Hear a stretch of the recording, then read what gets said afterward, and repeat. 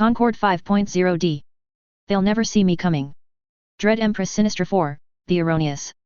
Taylor had once told Roland that the swiftest path to passing the threshold of a building you do not belong inside without inviting retaliation was by presenting the appearance that you were no different from the residents. He followed the winding path towards the starlit cloister. The white robes of the clergy would be comfortable albeit plain were it not for the coat he had stowed away beneath them. They presented an austere outer front to the world that did not match the mask Roland wished to wear. He passed the imposing fortifications leading up to the walls, the gardens lit by moonlight, and scaled the staircase to the doors. Roland's initial foray into the starlit cloister was for the purposes of reconnaissance. While he would attempt to find the records Taylor desired, it was unlikely that his attempt would yield results. It was almost impossible to discover more about the complex's interior without being invited into it. The building was closed to all but the faithful and a select few others.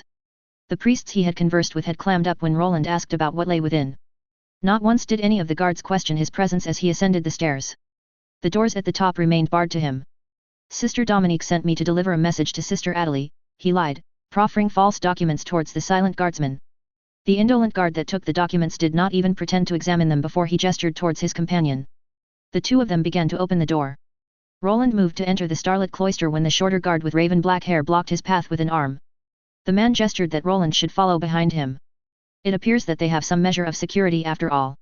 Roland fell into step with the man, all the while he plotted how to lose his attendant. The guard took a passage to the right, past an enclosed quadrangle and into a series of administration buildings. They turned once more and entered an otherwise deserted corridor beside an indoor garden. Roland tripped, falling to the floor before the guard. The man reached down to help Roland to his feet. Roland ignored the offer for assistance for a moment and used the excuse of injury to brush his fingers against the bangle set with garnets on one of his legs through the robe. The rune triggered. Roland reached for the proffered hand and accepted it. A calming energy seeped from his palm into the palm of the guard. The man fell to the ground as a lassitude stole over him. The sands of the hourglass had begun to fall. Roland dragged the man behind a bush and lost the false documents that he no longer had any purpose for. This would serve to hide his deeds until the man finally woke up. He stepped away and began to prowl the starlit cloister. None questioned the presence of just another priest wandering the halls, provided he walked as if he had a destination in mind. He withdrew trinkets as necessary from his coat in his effort to uncover the documents Taylor required. Locks were shattered, buildings were searched, and the starlit cloister was gradually mapped out. The further Roland explored, the less confident he was that he could find what she sought. The building was a maze of stone that had grown over centuries. It would take weeks to find the correct room in the current circumstances. The window of time he had to investigate the starlit cloister was much too brief without information that he did not possess. Less than an hour later and a bell tolled. Roland did not know what the bell indicated, but from the alert expressions of a priest he passed he could guess that his deception had been found. His first foray within the starlit cloister was coming to an end. Roland followed a small gathering of priests up a flight of stairs onto the second floor until he found a passage that branched off into an empty chamber. He stepped off the beaten path into the room, slipped out of the robes and into his normal regalia. He left the domed chamber not long after slipping on his final ring. There would be no doubt in the mind of a priest that he was the invader if any saw him now, but trickery could not take him much further. It was time for subterfuge of a different sort. One of the priests noticed him and called out. He broke into a sprint. A silent guard loosed an arrow. It struck against a pillar just shy of his head. Roland suppressed the urge to yelp.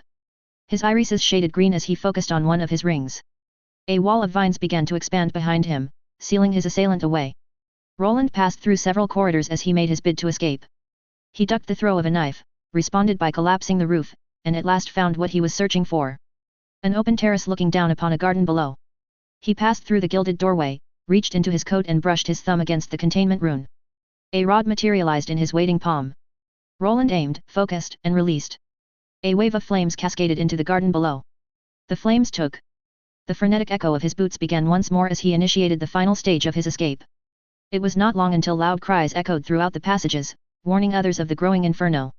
Roland found another terrace, this one facing outwards towards the walls, and materialized a rope. He tied it to one of the gargoyles leaning over the walls, then lowered himself onto the ground below. Roland sprinted towards one of the large, bulky staircases leading up onto the outer walls. While he would have preferred to leave through the tower gates, he was wagering they had already been closed. It was best for him to escape using less guarded means.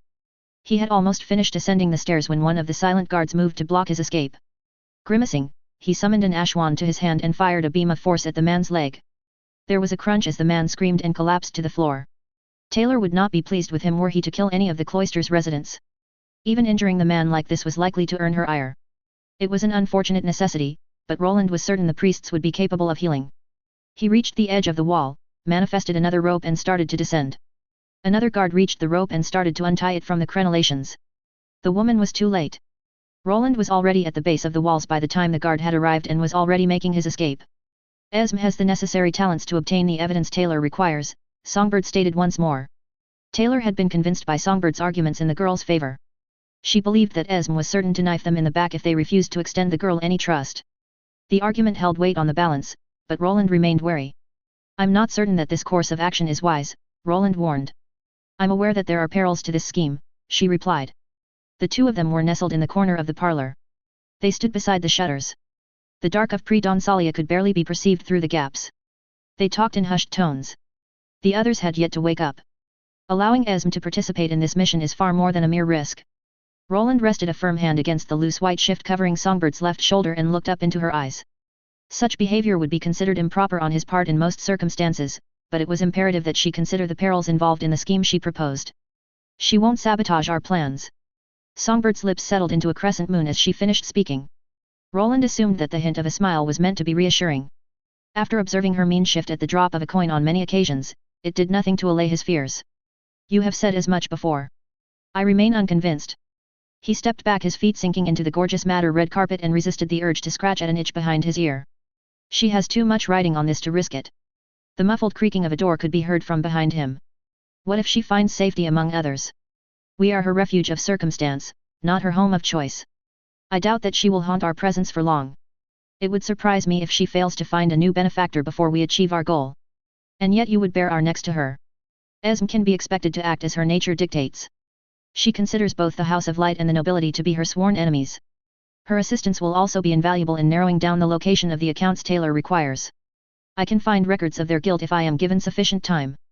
How long would it take you to map out the starlit cloister while hiding from the priests? Roland did not answer. While he had succeeded in bypassing the walls on one further occasion, it was true that Roland had failed to make any headway in his attempts to unearth the accounts in the starlit cloister. The defenses would become tighter with each additional attempt that he had made. He might have already succeeded were the place any smaller. Instead, the home of the Holies was akin to a fortress. He would require far too many attempts for it to be feasible to properly canvass the complex without a guide. Songbird had been surprisingly nonplussed by that revelation. She had acceded to his request without complaint and asked Taylor to petition for a tour of the starlit cloister, even if the need to do so had entangled the story that Songbird had woven. I dislike the shape of it. Roland gave in and attended to the itch on the back of his neck. Consider her to be an ally of circumstance in our current endeavors. For her to betray us is to betray herself. And what of all the secrets that she comes to possess? Taylor desires for only the least of what she has shared with us to be kept in confidence. Taylor also expects us to question her judgment. The changes she has wrought have far-reaching consequences. While it is often wise to hold a secret close, in times so troubled it is wiser for her to divulge what she knows than to keep it to her chest. A secret cannot be reclaimed once shared. She had clashed. Songbird's voice cut off, her caramel eyes darting towards the parlor door. Roland followed her gaze past the pine green chaise lounge beside them and the leather couches beyond it. His eyes fell on the amaranth door as it creaked open. The brilliant white aura that suffused the room with a pleasant warmth was the first sign of who was entering the room. Taylor's steps were firm. Where once she had been aimless, every action Taylor undertook now was filled to the brim with purpose. It was one of the many changes she had undertaken that Roland found so alluring. She was dressed in a tight woolen shirt and trousers that highlighted her figure. She was tall, strong, her russet eyes were alight with a mesmerizing zeal, and her hair gleamed like the sun. Roland drank in the sight of her. He had known once he had begun to court her that even should he succeed, her love for him would never surpass her love for the gods. She had offered up her soul to them, and they had accepted her into their service. Being second love to the divine was acceptable in Roland's eyes. But no, Roland had made one misstep too many. He turned his eyes away. It left him drowning in bitterness. His only consolation was that Michelle had no interest in the fairer sex. Taylor had been admiring the duelist in much the same way as Roland had been admiring her. No, it was better for his thoughts to venture into other lands. You're awake early, she paused, smiled, and evaluated the room. Plotting. Not even a morning greeting? You know, someone could get offended. Songbird deflected with her usual grace. Good morning, Roland. Her voice stiffened when she greeted him. They had yet to talk about the lapse he had made in his care of Yvette. He had made more than one attempt to broach the subject, but she continued to brush him off. That's more like it. You know, I think you should get changed before your tour. I heard voices. What's happening? Taylor turned his way. Songbird affected an amused grin. I was questioning the wisdom of allowing Esm to assist with our heist. This again. She sounded exasperated. Even if Esm was not a villain, she has done nothing to earn any degree of trust. If the others would not speak against this decision, then Roland would take the burden of ensuring Esm did not damage their group upon himself. He understood that some flexibility was required when dealing with other names, but there was a difference between flexibility and the abandoning of caution. Look. I don't trust her and I don't like her, but I promised I would try to help her. She needs to feel included. We need to erode her barriers. Digging up dirt on the priests is one of the few things she can be trusted to do. We might as well let go of her if we aren't prepared to trust her with this. If this is out of a sense of obligation towards the friend you once knew, Roland cut off as Taylor began to speak over him. It's not. She doesn't remind me of Lisa at all. I'm helping her because it's the right thing to do. There's nothing more to it. The argument gained momentum, but there was neither heat nor venom in the words that any of them voiced. It amused Roland how firm Taylor had been in refusing to fill the role of an angel. She did not appear to understand what it meant that she herself was a minute sliver of divinity granted the gift of awareness. Roland could follow the furrow of Taylor's thoughts and predict what lay beyond. She would follow the road of redemption until she had reforged herself into a virtue. The motivation the gods had given her made that outcome assured. Taylor would deny it, she would decry it as either blasphemous or impossible, but Roland believed that one day in an age shrouded by the mists of time there would be one more angel in the heavens above. The first angel of a new angelic choir. For was redemption not a virtue on its own? Esm's bare feet were numb from the cold. Remember, Taylor looked at Roland critically, no magic. I don't think it can break my invisibility, but best not risk it. Connect Roland, believes Taylor, is not intending to go against orders. Does not like or trust Esm, intends to watch Esm. Believes Esm will betray all of them. Connect Taylor, has concerns, but believes that earning Esm's trust is more important. Trusts that Esm won't betray her. Believes that helping Taylor is in Esm's best interest. Esm swallowed her desire to sneer. Taylor proved herself once more to be incapable of true heroics. She did not lance her problems at first sight, instead allowing them to fester. Esm would have rained justice down upon the clergy if she wielded even half the power Taylor had at her fingertips. I have taken your warnings to heart, Roland replied. I'm serious. You've worked the Starlit Cloister up into a frenzy. Sister Adderley almost denied my request. It puzzled Esm what the man saw in a hero so ineffective as Taylor was. I am not so foolish as to sabotage my own hull, Esm retorted scathingly. Esm would take no actions to betray either of them. Taylor was right to believe that they were united in purpose so long as they worked towards undermining the House of Light, anyway. Esm had no intent to make her stay with them permanent, or of following any more of Taylor's bleeding beyond what was required to not see herself evicted. Esm would find shelter with them only so long as it took her to find a ship to call her own. No thefts either, and remember to muffle your steps. This is a fact-finding mission. We're not stealing anything. Taylor continued to lay down rules. She was one of many examples of why good had yet to triumph over evil. So much power and no willingness to put it to use. Taylor muttered a prayer and both Esm and Roland were shrouded in light, before vanishing from sight entirely. Taylor concentrated once more. It was only a heartbeat later that Esm's sight was overlaid with a second sense of vision. One that was shrouded in reds and blues. Both Roland and herself were lit up under this odd light as stark silhouettes of scarlet. All three of them embarked on their quest, following the road that led towards the Starlit Cloister. Taylor had agreed to a tour of the cloister, citing an interest of joining the other sisters there in seclusion, and one of the holies had been eager to accede to her request. Half the sand had run out of the hourglass when they at last drew close to their destination. A dull rage simmered in Esm's belly, much like the promise of an oncoming storm on the horizon at sea.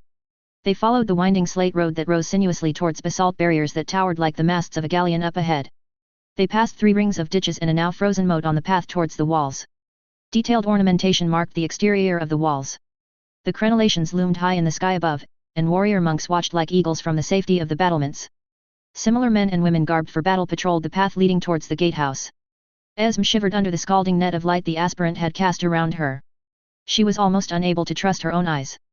She could not believe how easily they had sailed past the defenses. Esm would never have agreed to see this folly through without assurances as to Taylor's pure intentions. The faithful took one look at the aspirant and allowed her entry without question. Esm's lips curled up in distaste and reminded herself once more that this task was a necessary step if she wished to enact her own brand of vengeance. While Taylor would only take her ship so far, there was nothing preventing Esm from sailing the remaining distance on her own. Immaculate hedges tended with ceaseless dedication lined the road on the other side of the walls. Stairs rose towards the clouded heavens. Despite the turn of the season, not a speck of snow tainted the verdant gardens of green. Esme swallowed her fury as all three of them approached the sprawling basalt complex ahead. Why were these monsters in white allowed such niceties when she spent days being chased down like a beast? A dull throb had set into her legs by the time they had reached the thick double door. She thought she had grown inured to time spent on her legs during her flight on the streets, but it appeared that her beliefs were unfounded. Ems wished that she could voice her protests. It was a pity that she needed to hold her tongue. Taylor was made to wait in the atrium. It was a large open room with sweeping stone arches, supporting pillars, and walls gilded in gold. The tiled mosaic on the floor depicted a scene of battle at the base of the tower that Esme presumed was from the First Crusade. Not even the roof of the atrium remained unadorned. It warms my heart that you accepted my invitation, Sister Taylor, a fair-skinned green-eyed woman clad in white and gold greeted Taylor, her voice laced with warmth. Behavior Sister Adelie, relaxed, but eyes focused.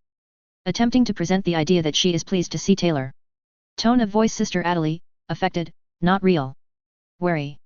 Word choice Sister Adelie, accepted my invitation compared with to see you.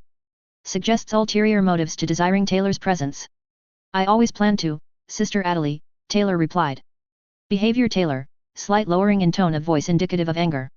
Word choice Taylor, planned, not, intended. No affirming supporting words. Taylor does not desire to accommodate the desires of the holies at all. Sees meeting with them as nothing more than a means to an end. Esme relinquished her glimpse on Taylor's inner thoughts. It was nothing that she had not already grasped in the recent past. Shall we begin our tour? She gestured towards a passage on the left of the entrance. Let's, Taylor nodded her agreement. All four of them began their investigation of the starlit cloister. They traveled past the secluded quadrangles and their pristine gardens along a tiled floor that told a story from one end to the other. Their journey through the religious bastion was slow enough to be considered glacial. Sister Adelie insisted they have frequent stops as she expounded upon one religious artifact or another. From reliefs depicting scenes contained within scriptures, to relics once owned by one hero or another. The course Sister Adelie charted took them up stairwells to viewing platforms above, past more than one room for prayer and contemplation, down the stairs once more. They inspected vast dining halls, dormitories, and even animals out to pasture. The starlit cloister was a small island sequestered away within the larger sea of Salia where all who lived in residence were devoted to serving the gods. Taylor's delight was plain for all to see. She smiled openly and hung on to every word the woman said. Esme could read the fury that simmered deep behind Taylor's eyes despite her cheerful facade. It was the only trait Esme shared with the otherwise ineffective hero. Esme was a hero despite Taylor's words. She had set out to right the many injustices she perceived within the Principate. The Saint of Swords took justice into her own hands. Esme saw no reason why she could not wield a blade of her own. What happened there? Taylor asked, pointing towards a blackened courtyard. A ruffian set light to the courtyard during their failed attempt to spirit away artifacts from the starlit cloister. Sister Adelie answered. Behavior Sister Adelie, the minute pause in her answer indicates that she knows what she says is false. Speculation, Sister Adelie is probing Taylor to learn if Taylor is involved. She doesn't know what the goal of the break-ins was, but is attempting to learn more. She suspects more attempts will be made. Sensitive information is being moved. Esme was not certain whether the knowledge she had fished made it more advantageous for them to strike during this scouting trip if the opportunity presented itself, or if they should wait until they were better prepared. The longer they waited, the more time the holies had to determine their ultimate goal. I see. I apologize for the state of this section of the tour. The garden would be a delight to behold at any other time. Fine. A bell must have passed before they made any headway on their quest.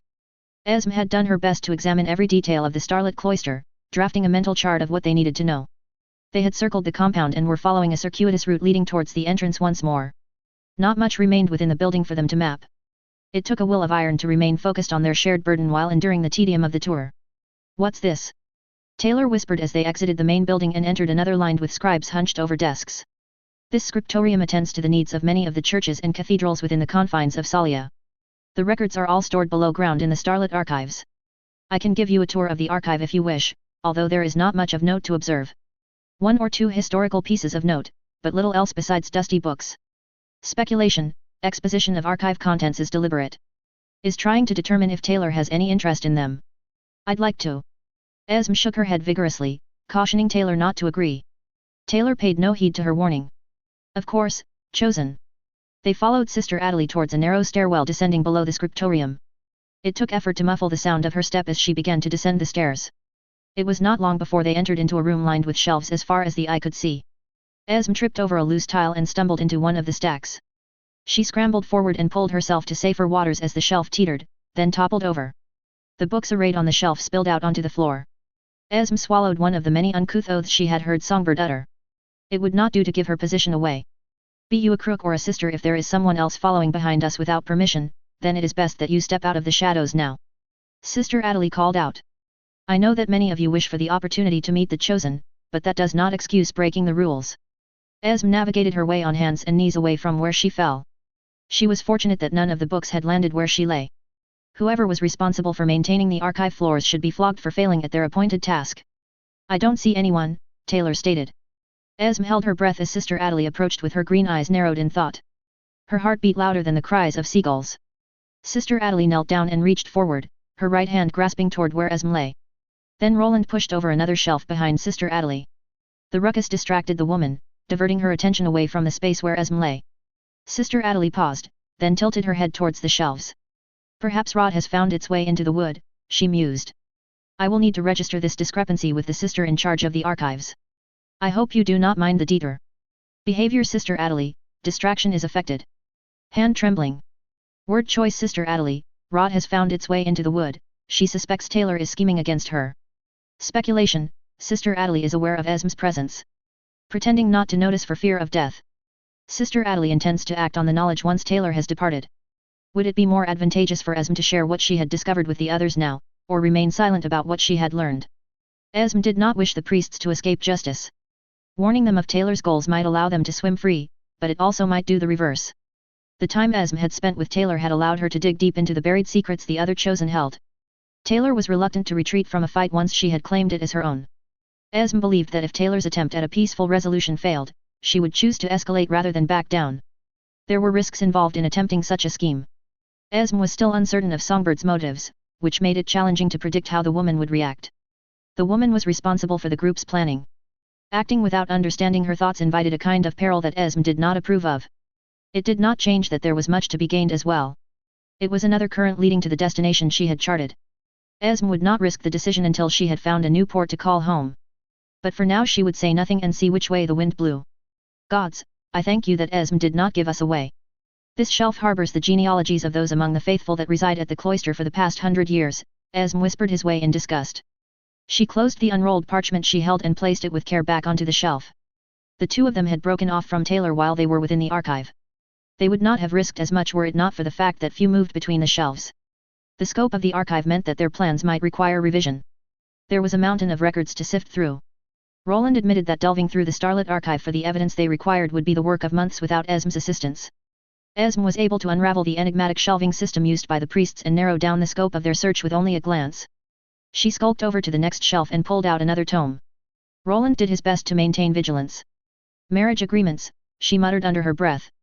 She strolled to the other end of the same shelf and withdrew a thick tome, took a brief look inside and then honed in on the details. Once more, they relocated to another shelf. Once more, Esme voiced her disappointment. Taylor and Sister Adelie delved deeper into the stacks in the distance. There were scrolls dating back to the founding of Prusser that Sister Adelie wished to show Taylor. The two of them did not have much time to narrow their search. A few heartbeats later and Esme stiffened. None of these shelves contain the records we require, she stated with confidence. She pointed at each of them from one end of the archive to the other and gave a brief explanation of what each would contain. Nothing she indicated was more recent than the past decade. Excellent work, Roland praised. Esme flushed a deeper shade of purple. Do you have any hints as to where we can find the records we need? I suspect that they are held somewhere above ground in an office, or in one of the more secure vaults. We will need to follow through with the remainder of the tour to learn more of the lay of the place. They picked up their pace and rejoined both Taylor and Sister Adelie at the other end of the shelves. Roland listened with one ear to her narration of the history of the cloister as she pointed out one historical text or another. The bulk of his attention was focused on ensuring that Esme did not break from the shelter of their invisibility a second time. It was not long until Sister Adelie escorted them above ground once more.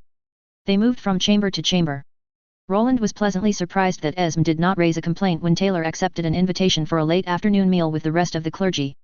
Sands fell as they waited for the feast to end. Roland stiffened when he felt the hidden hand of Esme rest upon his shoulders. He turned towards her and saw her gesture towards one of the corners of the room. Hackles rising, he followed behind her. I've been following the currents of their conversation and have determined where the records we seek can be found, Esme whispered. We should use this feast as an opportunity to claim what we seek and then make good on our escape. Roland considered the proposal for a few heartbeats. Should anything of importance be spirited away during Taylor's tour, it will implicate her in the act. He denied. I suggest that you point me to the location of the documents, and I seize them at a later date. The two of them bickered back and forth in hushed tones while the meal progressed.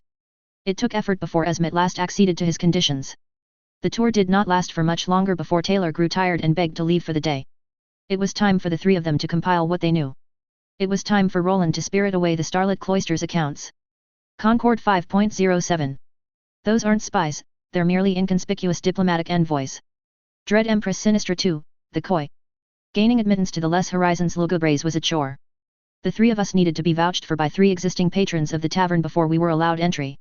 Songbird arranged for our invitations to the establishment. She had also insisted that she attend the meeting, although I was not entirely certain of why. I could have forced my way in by dint of reputation alone. A glance my way was enough to let people know that I was a hero. I chose not to do so. I was intending to act as the face for heroism in the future. A heroism that obeyed at least some semblance of the laws. It didn't matter that those rules for heroes would be different to the rules that everyone else had to follow. It didn't bode well for following other laws if I couldn't follow guidelines this simple. I wouldn't have cared about attending the establishment at all were it not for Songbird's recommendation. She had done some snooping and discovered that Louis de Sartrons frequented the place. We could have arranged a meeting through his intermediaries. Songbird suggested that we show up uninvited while he was holding a meal instead. Songbird, Esm, and I entered the sleek restaurant. The other two were garbed like a lyrebird and a peacock, respectively. They wore elaborate dresses that would not look out of place among members of the nobility. Songbird's red hair hung loose over her shoulders for once. She almost looked regal, standing tall as she was with her back straight and her chin up. An attendant with a perpetual storm cloud hovering over them dressed like a chessboard met us near the door with a scroll in hand. "Greetings, madams," he bowed low, then stood back up. "This is a place for people of refinement." His piercing grey eyes ignored the other two and lingered on me as he spoke. "Here is our proof of invitation." Songbird stepped forward and passed a series of documents across to the man. It surprised me how deft he was at handling them without dropping the documents that he already held. "Very well then," his lips pressed into a line as he examined the contents, "it appears that you have earned your admittance. However, you have not booked a table in advance. That won't be an issue. Another patron should be expecting us." Songbird's brown eyes twinkled with mischief as she reclaimed our proof of admittance. The man frowned, then looked towards his parchment. "I'm afraid that none of the attending patrons denoted the presence of guests." The tone of his voice dipped. He sounded almost consoling. "We are here to settle matters with that shark, Louis de Sartrons," Esm interjected, the lines on her face becoming more haughty as she spoke. "We are not here to argue with one of his cronies." Esm presented a strong front, but even I could tell that she was terrified. Her posture was stiff, and her hands were balled into fists. Her eyes kept darting towards the snow-dusted streets beside us. The man looked bored. I doubted that it would be so easy to make him rise to the barb. After a few moments, however, he paused, stiffened, then narrowed his eyes. "None of the souls in attendance go by that appellation," he protested. "Are you certain of that? We only wish for him to be informed of our arrival. He wouldn't appreciate what would occur if the message arrived late." Songbird warned. "Allow me a moment to check the manifests," the man stated before vanishing into the building. I was certain the manifests were on the desk directly in front of the entrance, not in any of the rooms or balconies further back. It didn't matter. We knew Louis of Sartrons was here. The attendant knew that we knew. I'd let him maintain his polite fiction if it was something that was expected of him. "Still not sure that this is a good idea," I muttered to Songbird while the three of us lingered outside the open doorway. About not letting him control the interrogation. Seems antagonistic. It's also necessary. I know, I sighed. Songbird was right, and in this case I wasn't happy about it. We needed the Circle of Thorns to know that we could track them down if we needed to. There were a few reasons for that. I hoped none of them would ever become relevant. There was a possibility that Louis de Sartrons would either demand for a meeting to be set up later on his own terms somewhere else, or put us off entirely. Songbird had assured me that the man wouldn't do either. She was proven correct a few heartbeats later when the attendant arrived once more, then proceeded to escort us further into the building. The establishment boasted a kind of service that I had only ever read about in theory before and never witnessed in person. We passed through a maze of corridors and passages threaded between private alcoves. Each alcove featured a different theme. The attendant came to a stop outside a space decorated in greens and blues, with nets hanging from the ceiling and waves painted on the walls. The room smelled of brine. I felt like I was walking onto a beach as I stepped through the arched doorway. Louis de Sartrons and 2 others were seated at the far end of a table that looked like it could play host to more than a dozen. All 3 of them were making quick work of 3 individualized platters of fish. Hake, tuna, trout, some mussels, and calamari as well as a few other sea delicacies that I did not recognize. "It's so good of you to join us, Chosen," the skeleton rapped his knuckle on the table, then raised his wineglass to me. "We're here about Esme." The girl in question bristled from beside me, but said nothing. Louis de Sartrons pursed his lips. "Would you like to take a seat?" He put down his wineglass and gestured towards some empty chairs. "Sure." All three of us moved towards some unoccupied seats. The man gave his friends a lingering look before turning his attention back towards us. "Anthony, could you depart to my office and return with both the documentation pertaining to the affairs of Adele d'Anneuil and the pouch belonging to the Chosen?" The blonde beside Louis rapped her knuckle on the table, then addressed everyone. "Very well, Louis. I will be taking my leave then." The black-haired man beside her did much the same. Both of them stood up. The man picked up 2 of the platters and removed them from the table as he departed. The woman simply left. The man returned and was in the process of removing the 3rd platter when Louis spoke up once more. "This discussion is likely to become involved. Would any of you care for a drink? I'll have some tea. One of the blends imported from Yan Tea, if you have any," I requested. "This place is so fancy that I doubt they don't. I know Cordelia drinks them. I might as well enjoy the experience if this man is paying for it. You are fortunate that Les Horizons Lugubres still has any exotic teas in stock. All imports from the Baelite hegemony have already dried up. Trade between Calurnia and the wider world has stalled recently due to conflicts arising beyond the shores," my interlocutor informed me. My stomach tied itself in knots. I hoped that the disruption to trade wasn't my fault, but I wasn't willing to wager on it. "I'd appreciate an Arlecite Red," Songbird commented. "I've been informed that the 1305 vintage of Priorat de Fou is currently in vogue among the upper nobility," Esme sniffed. The man who I was assuming was one of Louis's friends or equals took note of what we desired and left. It surprised me. I was tempted to ask where the waiters were, but decided against it. It wasn't much longer until Anthony returned and placed a stack of documents in front of the man and a pouch in front of me. I opened it and checked the contents against what I recalled should be there. I cheated with Yvette's notes and paged through them, then compared the length of the new memory to the length of the older existing ones. It wasn't enough to guarantee that nothing had been changed without a more thorough examination, but it was the best that I could do. Nothing appeared to be missing. Anthony departed the room once more. "I'd burn any copies of these notes," I tapped on Yvette's notes for emphasis. "I assure you that no duplicates of those texts were made." "That's not reassuring. Our finest sorcerers were unable to make heads or tails of what was written within them." The man returned with a teacup, a steaming teapot, 3 bottles of wine and 3 wineglasses. The beverages were placed to the left of each person respectively. It wasn't long until I inhaled the fruity, fragrant aroma of the tea. I took a small sip and sighed unconsciously. The bitter taste was bliss in my mouth. "I'm giving the warning all the same." Songbird had suggested we waited until they were back in our possession before we passed on a warning, but that we did pass one on just in case. I agreed. It was better to cover all of our bases than to risk the notes presenting a problem for us later. "Shall we move on to other matters then?" Louis raised an eyebrow in question. "Let's." Louis de Sartrons began to ask Esme a series of involved questions relating to a large pile of documents. Her answers were reticent at first, but she quickly gained confidence. I did my best to pay attention to the discussion, going so far as to use Innovate to follow along once it moved on to subjects that I didn't quite understand. The interrogation lasted a while and appeared to be related to foreign trade agreements. I wasn't certain of why there was so much interest being placed on these trade agreements, but Esme seemed not only willing but also eager to answer. It wasn't long until she was volunteering information unasked for and putting together connections based on presented evidence that nobody else had reached. I suspected that Esme had learned something about this interrogation that made it far more personal for her. Personal in a way that made her happy to help. "Can you explain to me what this is about?" I interjected. "The reason the Circle of Thorns sought out Adele d'Anneuil is due to investigation into her family's business relations with mercantiles. We have been investigating the allegations raised by Cordelia Hassenbach in regard to the activities of the Privis Bank, among other concerns. Her family is one among the nobility that is implicated by evidence which we have acquired.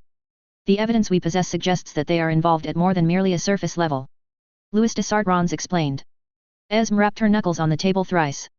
Loyuza's lips raised up into a razor-thin grin. "I have cast aside my name of birth and instead go by the name of Esme," she declared. They picked up their discussion once more. It steadily became more and more involved. Time passed. The hour grew late. More refreshments were brought in, along with additional piles of documentation.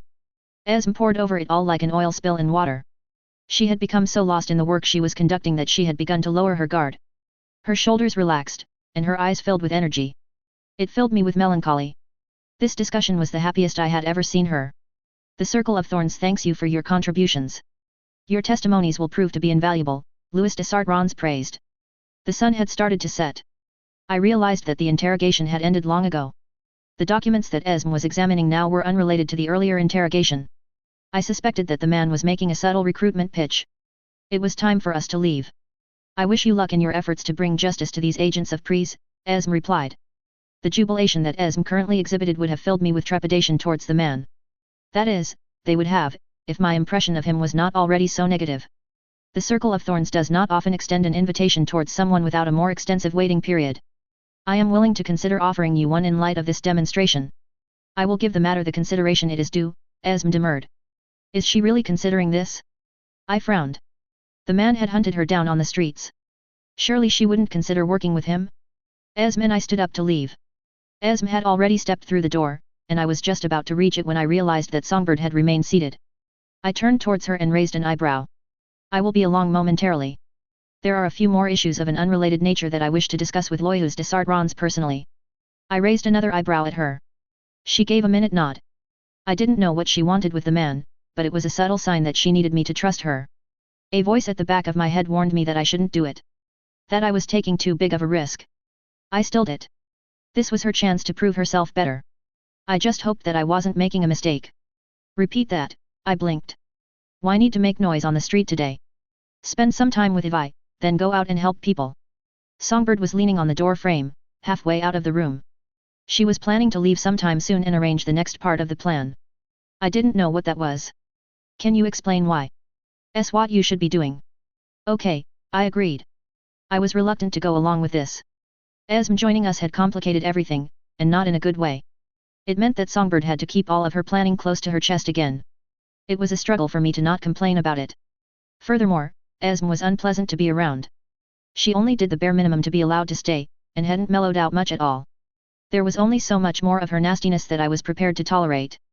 I'd given her some leeway due to the circumstances that led to her seeking shelter with us. That leeway was only going so far. I'll be around, Songbird left. I made my way to Yvette's room and knocked on the door. Having an excuse to spend more time with her was still a positive, even if I hated sitting around. Songbird wanted me to fill a specific niche in the story she was trying to weave, and that niche wasn't the role of a rogue. It had made the entire tour of the starlit cloister awkward. I'd needed to ask myself what actions I would take if the others were not there. I wasn't there in the role of an infiltrator, I was there in the role of Taylor the priestess. Good morning, Ma, Yvette greeted me. Her hair was a mess and her eyes were still grungy. It appeared that she had only just woken up. She'd started to put on a growth spurt. I suspected that in a couple of months she would at least come up to my nose. Yvette's birthday was in spring, and I was still deliberating on what to do for her. The people of Purser did not celebrate birthdays, but she was my kid and I wanted to do something for her. It might not be a tradition that she was used to, but she would probably appreciate the gesture regardless. I'm going to be spending the day with you again. I'll be out in the afternoon, but is there anything you want to do with me in the morning? Yvette's eyes lit up. Yes, there is. Now that I've got my notes back, I'd love to. She paused, took a breath and then continued. Yes, there is. Now that I've got my notes back, I'd love to see if you can replicate the tabula rasa effect. It isn't quite the same thing as what you were doing before, but it's close enough to help my research. I don't think it's safe for me to do that, I pointed out. I wasn't even sure if I could achieve that kind of effect, either. It would take a lot of light to renew the fabric of the pattern that way. As much as the others liked to tease me about it, I wasn't actually an angel. Oh, well, that's okay, she mumbled. Her eyes dropped to the floor. I'm allowed to conduct more experiments though if you're providing oversight. I think we should wait on those until you have a proper lab, I smiled at her. The owners won't be happy with either of us if you're blowing holes in their establishment. Fine, she pouted. So, what are we going to do today? Leaving the decision to me. I can't think of something to do, she admitted. I want to progress my own research, but I'm not able to do that unless we are either out of town, or we settle down somewhere permanently. You promised that one day we'll have our own place, and I'll have space to myself. I'm holding you to that. I winced. Our constant traveling had not been good for her research. She never had the opportunity to conduct experiments with proper equipment. I suspected that she would work wonders once she had access to specialized tools. How about we talk and browse the shops? Songbird wants me to be out and visible anyhow. This can double up as both duties. That sounds good. I'll just get changed. I'm a real mess at the moment.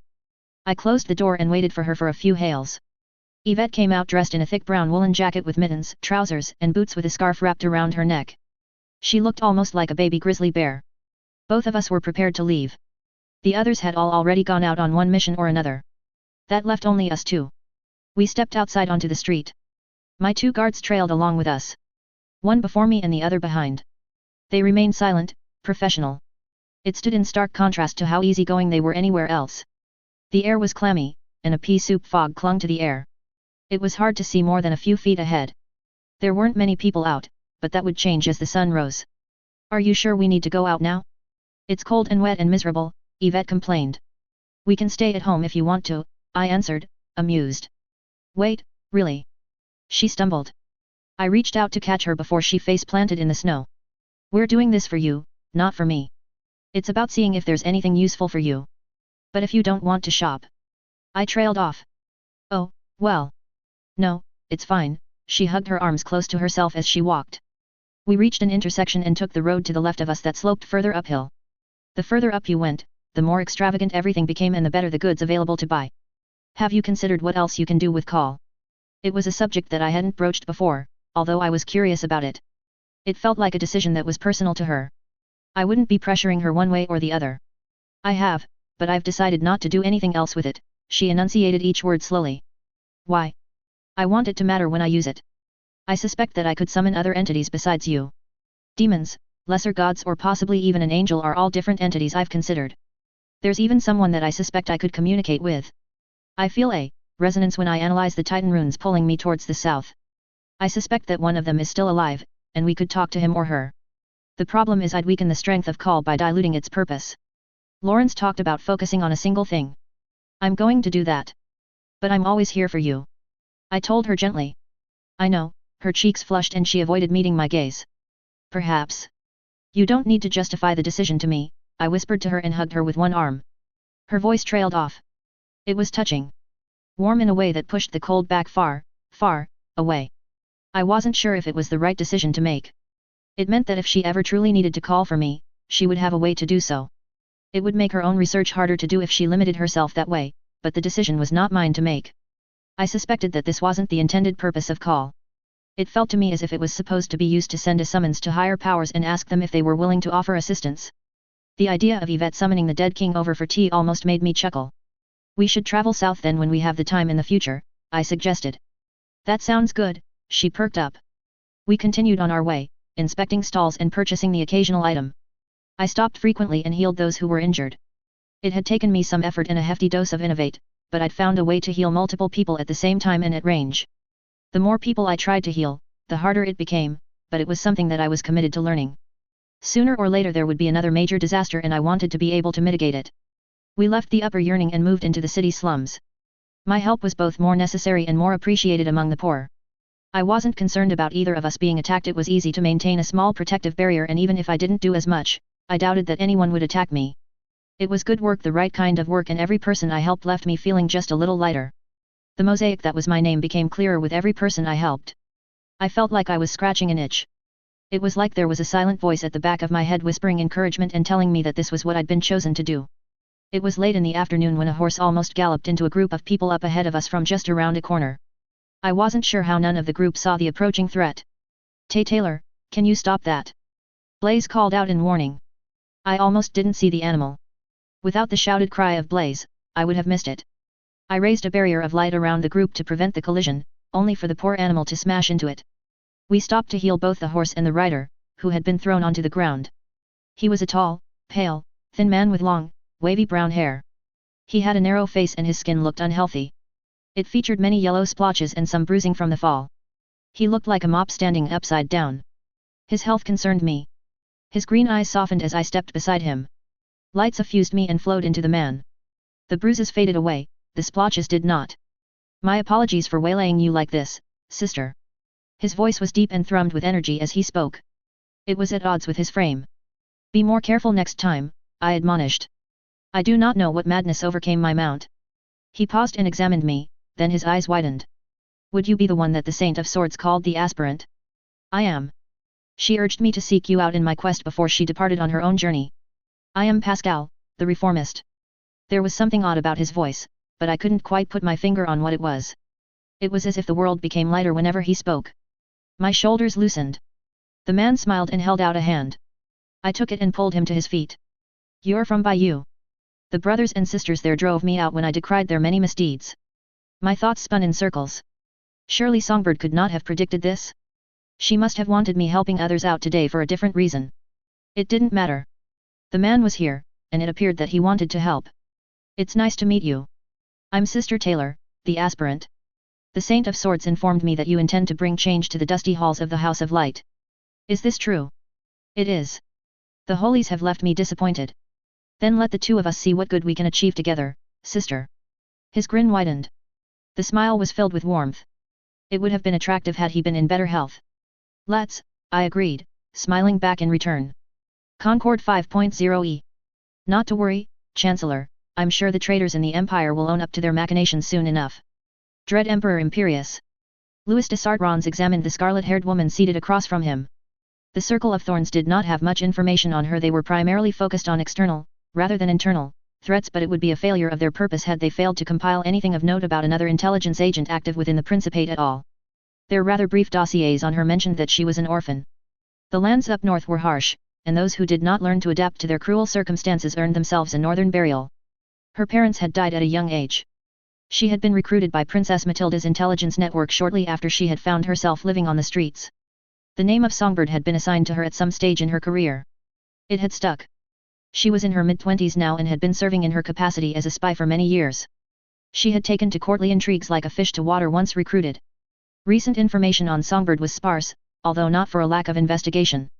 She had dropped out of her service to Princess Matilda seemingly overnight, before appearing again in the service of one of the more recent of the chosen to wander the Principate of Prussia. The decision was marked as anomalous. People in their trade were not known for having abrupt flights of fancy. Louis decided that it was her and none of the others within the group that had arrived uninvited who was the one responsible for the unearthing of the Circle's establishment of choice. The evidence suggested that she would have been made aware of their headquarters during her tenure in service to Princess Matilda. That knowledge was no less dangerous because it had been acquired by means that had since been closed to her. It was unfortunate that the Circle of Thorns would need to relocate in the wake of their discovery. Songbird's subtle message was not appreciated, but accepted in the spirit that it was given. Songbird did not consider the Circle of Thorns to be an enemy. She would not have provided forewarning by appearing at their door if she felt otherwise. They would most likely have all perished by poison if she saw them as foes. It would have been a mistake for an opponent to alert them to their presence in this way. It gave the Circle of Thorns a more accurate read on what she were truly capable of. I suggest that you find more gentle methods of persuasion in the years to come, Songbird stated. Your current employer disapproves of our current approach to interrogation. It was the most reasonable conclusion to draw. She's more durable than the Saint of Swords and about as dangerous. Unlike other heroes, she has an active interest in involving herself in the political landscape. It is in your best interest not to earn her ire because sooner or later she will achieve the ends she desires. I take it that you would prefer for the transition to be less bloody. The news was disquieting. While it did not come as a surprise that one of the chosen would disapprove of torture, particularly one of Compassion's children, it was no less of a complication to the duties they strove to undertake. Do you wish to play out the full song and dance, or would you rather skip the pleasantries? The woman asked him, tapping her fingernails on the table. There is a service that you wish the Circle of Thorns to perform for you, Louis de Sartrons surmised, raising his half-empty wine glass to his lips once more. It was easy enough to deduce. Where once, Songbird would have had the ability to call on the services of the Neustrian intelligence, she was now limited to whatever she was able to cobble together on her own. The fact that she had waited until her employer had departed before broaching the subject implied a vulnerability in their relationship, but not one that Louis was presently interested in exploiting. Those who put their hands too close to the fire of the heavens had an unfortunate habit of erupting in flames. In part, she agreed. I'd appreciate it if the Circle of Thorns would be prepared to perform a minor favor for me. Opening their negotiations by requesting a favor was an intelligent decision on her part. People felt better about themselves when they were given the opportunity to perform a service for others, leaving them more amenable to a long-term relationship. The request for a favor implies that you are in a position where you are able to return something tangible to us, he replied. The Holies will be discreetly transporting a large collection of sensitive documents near the Starlit Cloister sometime in the near future. I would like to be notified of the precise details surrounding the relocation. Internal conflicts within the Principate fall outside the duties of the Circle of Thorns. Louis de Sartrons lowered his glass and steepled his fingers on the table. There may be intelligence within their records which assists with your current investigation. That will be taken into consideration, Louis replied. It was a clever ploy to encourage the Circle to act, but he was not so easily swayed. I would advise against recruiting ESM, Songbird changed the topic. Is there a reason for this beyond being a well-meaning suggestion not to pouch the employees of another? ESM is counted among the damned. The aspirant is attempting to redeem her, but the road towards anything resembling redemption is long. Songbird leaned forward. She has not committed any noteworthy felonies. Several minor thefts that could all be brushed aside should she serve the Principate faithfully. I suggest declining when she appears outside your door to accept your offer. Her sole motivation is her vengeance, and she is prepared to knife anyone in the back to achieve it. The Circle of Thorns is nothing more than a means to an end to achieve her desires. You have proof to support your allegations. The burn on her cheeks is from direct exposure to the light. It is likely that when she shows up to accept your offer, she will come to you with information on the inner workings of our group. She will claim that what she knows is sensitive and intended to be kept secret from outsiders. The implication was that Songbird believed it not to be. It might be a transparent ploy to cast doubt on the words Esm might speak in future, but it may also be genuine. There remained an easy way to determine which of the two it was. It was also the less important revelation. It was imperative that all who were in the employ of the Circle were loyal to the Principate above all. Willingness to betray a previous benefactor was an obvious indication of the willingness to betray another in the future. The offer of employment had been made in front of Esm's current guardian for that reason. It was both a courtesy and a precaution to avoid further complications. Then you would not be afraid to speculate on the nature of what she might divulge. Louis de Sartrons doubted that Songbird was lying. It would be foolish for one in her position to attempt deception where the bluff was easily called. It wouldn't be an issue at all. Taylor's goals aren't a secret, because that would defeat the purpose of them. She requires legitimacy above all else, which means she cannot claim what she wants by either deception or force of arms. Songbird began to speak. She outlined the broad strokes of Taylor's plans, as well as some of the specifics which had already been set into motion. The long-term ramifications of her schemes did not concern the Circle of Thorns, provided that Songbird was telling the truth. Louis de Sartrons thought on their discussion long after she had departed. The offer to Esm would remain open only so long as she remained open with the aspirant and departed on amicable terms. The girl had a talent which would prove useful within the Circle of Thorns if it was correctly nurtured. However, it was an ability only as useful as whatever other positive qualities that the girl might possess. Furthermore, she would only be accepted among their number so long as she anticipated this discussion on the part of Songbird. Esm might not be aware of the machinations that she was embroiled within, but that would be no excuse for a lapse in her vigilance. The Circle of Thorns never saw the face of its foes in the games of cloak and dagger that it played. It had surprised Esm how easy it was to escape the presence of the other chosen. Taylor had sailed off with her guards early in the morning. Songbird had returned soon afterwards, but the unnerving woman had made no mention of Esm leaving the tawdry establishment. The laxness of the other hero's security would have been enough to steer Esm into considering departing, had she not made up her mind already. She had contemplated the offer that had been made to her for over the span of a day and concluded it was one that she wished to take up. Esm was willing to concede that while Louis de Sartrons had been responsible for her state of distress, the blame lay in part with her. She had misread the Circle of Thorns' intentions. It stung to admit fault. She had not held the man's interest so much as what she was able to divulge about her family. Sharing what she knew had opened up new opportunities for her vengeance. The tacit invitation to join the Circle of Thorns was an opportunity to escape from the smothering unwillingness to act of the other hero. She had seen enough of the Circle of Thorns to intuit there was no weapon they were unwilling to wield in order to chart the perilous waters of foreign espionage. Esm had initially dismissed them from her thoughts. She considered them to be an inappropriate knife on account of her focus being more insular. Circumstances had led her to revise her opinion. The corruption within the nobility extended as far as the lands abroad.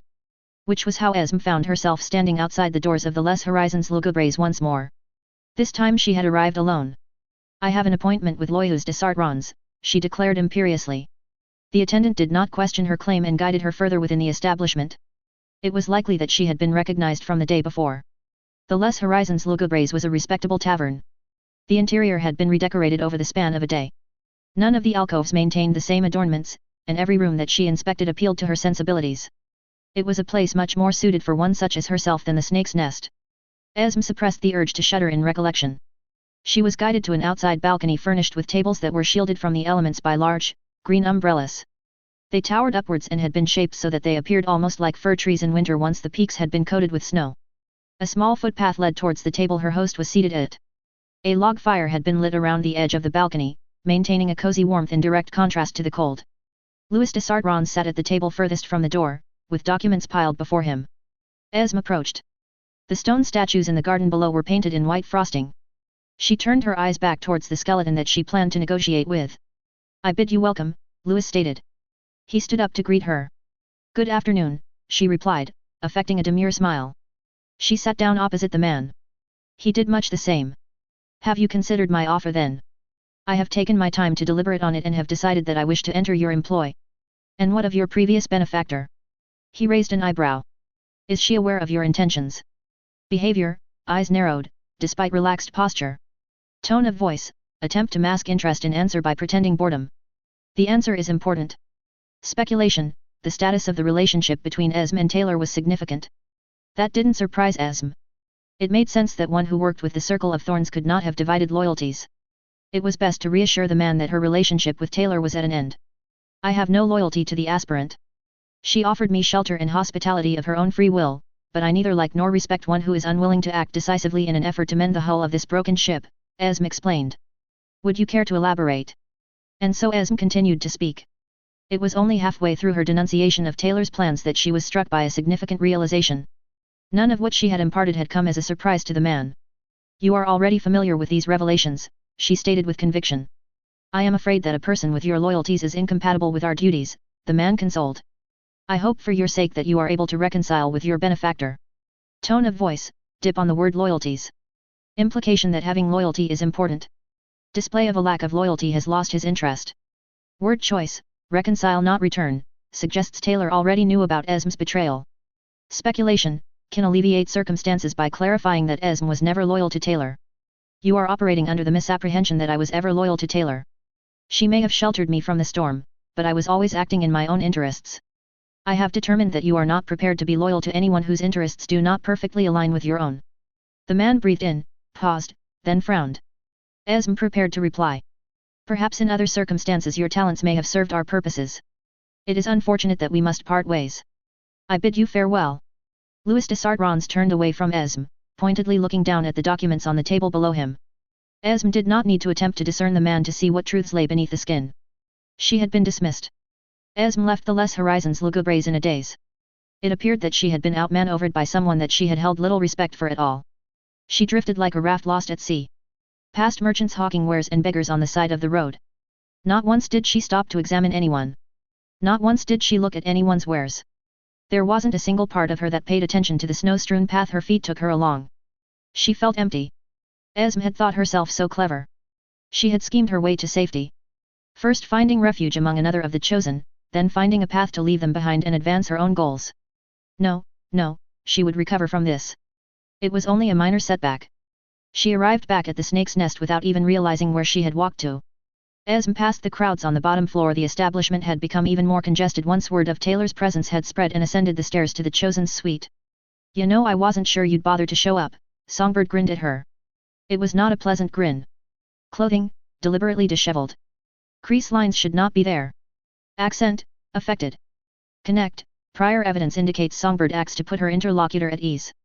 Current circumstances contradict that. Speculation, Songbird is attempting to annoy Esm. Would it cost you too much to wear one of your other masks? She bit back. Nah. Don't think I will. Why see, I've had you pinned right from the start. Knew you were gonna try something like this. Word choice, knew, not suspected. Suggests this outcome was planned. Esm ignored the information.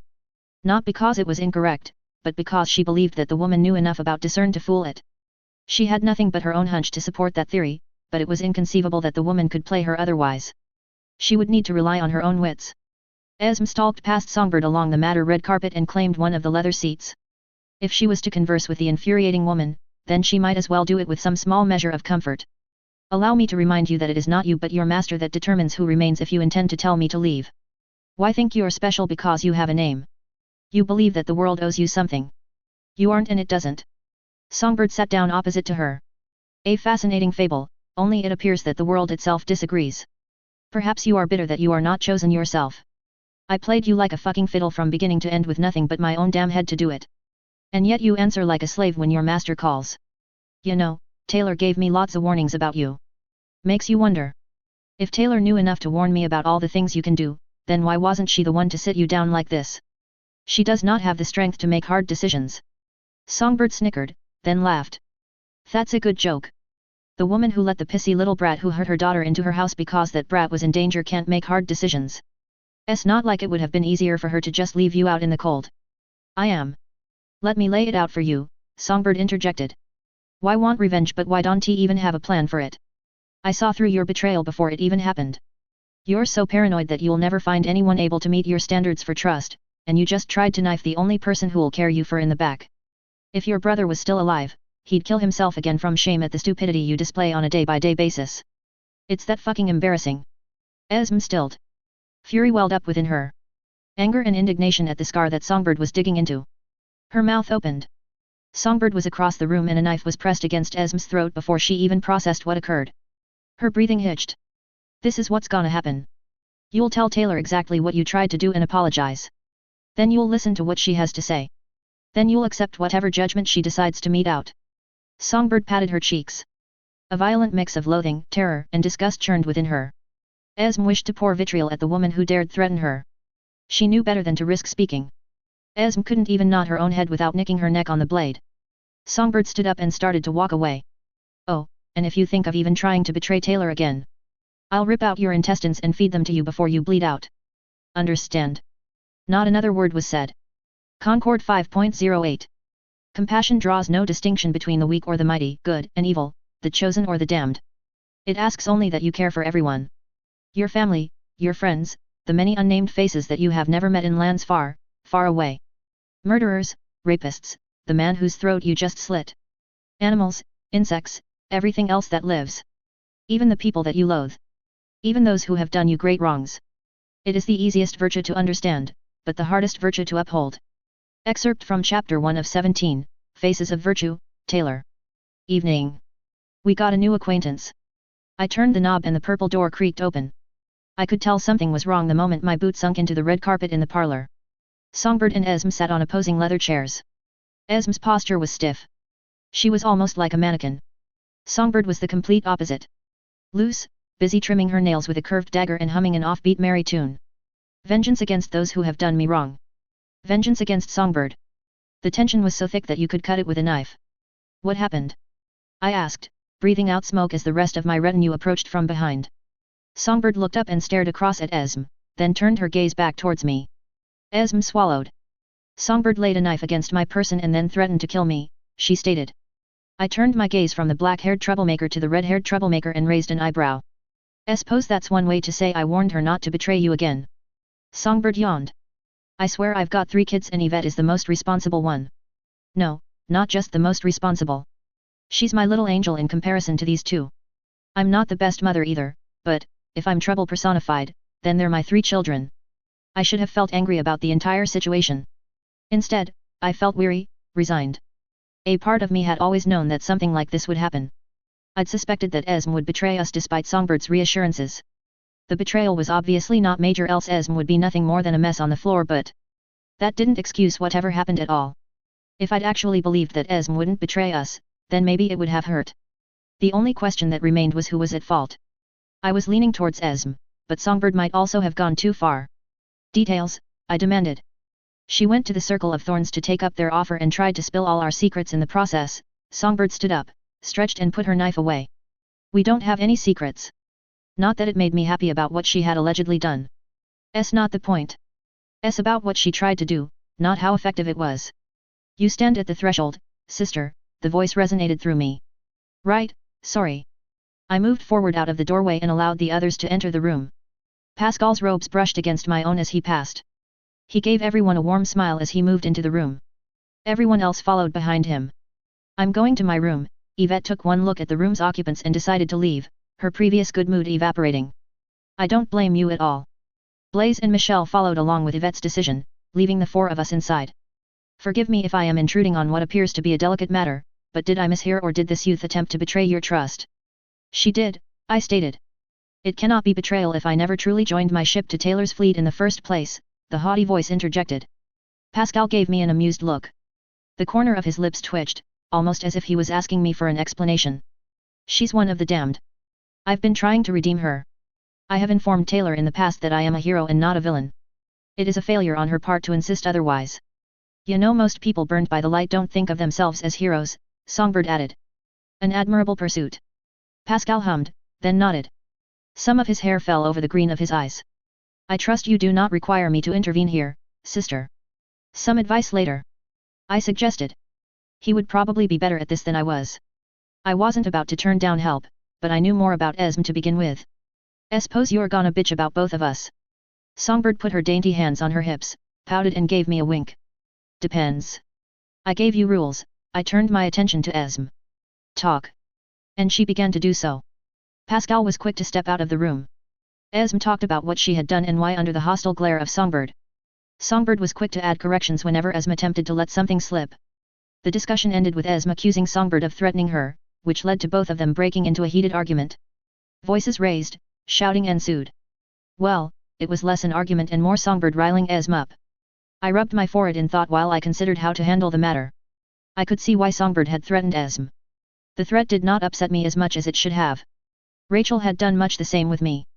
I could understand why she did it, even if I did not agree with it. My main problem with her making the threat was the added complications. I was trying to pull Esme out of her downward spiral. This argument just gave me more work. I cleared my throat. Silence fell over the room. Songbird, help Pascal settle in. I'd like a moment alone with Esme. I should have begun lancing this wound sooner, but I hadn't been confident in my approach. Esme was far more prickly than Lisa and not half as clever, which made talking to her as dangerous as swimming through a polluted bog. You know how you're gonna handle this? I'm not planning to threaten her with something I don't intend to carry through, I snapped at her. Songbird shrugged, then departed. I sunk into the chair opposite to Esme and took a moment to think. I didn't believe that I was able to de-escalate the conflict between Songbird and Esme in the short term.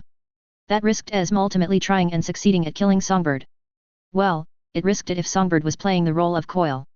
The problem was the circle of thorns. They complicated the story because I was not sure if they were Coil, or if Songbird was. Songbird could also be playing a whole host of other roles. She could be Faultline or Cauldron. We'd started off with a story that I knew, but now I wasn't sure where the pieces fell. The wisest choice would be to cut ties with Esme now. She'd had her chance and she'd burned it. The trouble was that she hadn't crossed enough lines for me to be anywhere near comfortable killing her, and that letting her loose on the streets risked her coming back to haunt us later. I also still cared a smidgen about her, even if that care was buried under a mountain of anger, exasperation, and irritation. I remembered what it was like to be a kid so far out of my league trying to do what I believed was right in a world that was so much bigger than I was. In many ways that was still true. It was just that I now had a much better appreciation of exactly how insignificant I was. Do you intend to berate me tonight, or shall I return to my chambers? Esme interrupted my thoughts. Thinking, I raised a hand to forestall her leaving. I am not the ghost of your lost friend come back to haunt you, she bit out. It was true. She didn't share much in common with Lisa. Except for maybe the joy she exhibited in being the smartest person in the room. That might explain why she was always so morose. Actually, that could work. I let the light flow through me, and the bird's eye view of a city began to coalesce between the two of us. Esme visibly recoiled. I winced internally. The light was actually bright, I just didn't notice it. I toned down the intensity. Esme liked to be the smartest person in the room. So I'd let her be clever until she hopefully drew the conclusions I wanted. This was the city of my birth. Brockton Bay. In the year 2011 according to the calendar we used I went out onto the streets for the first time and tried to be a hero. She studied the image, before turning her attention back to me. This digression holds little relevance to the earlier argument, her voice was thick with derision. It's a puzzle for you, I answered. I tried to give her an encouraging smile, but it took more effort than it was worth. My lips fell flat. The moment that I reframed the map as a puzzle, her entire demeanor shifted. I've got you pegged. The image began to change. Lines appeared across it, splitting the map into territories. This is the docks, I pointed to a section that then changed in shade from the comforting white to a mix of red and green. It was controlled by a group called the ABB. The details of what that stands for don't matter. Think of them as a small group of villains. The other ABB territories also changed color. I'd do my best to make this challenge as fair as possible.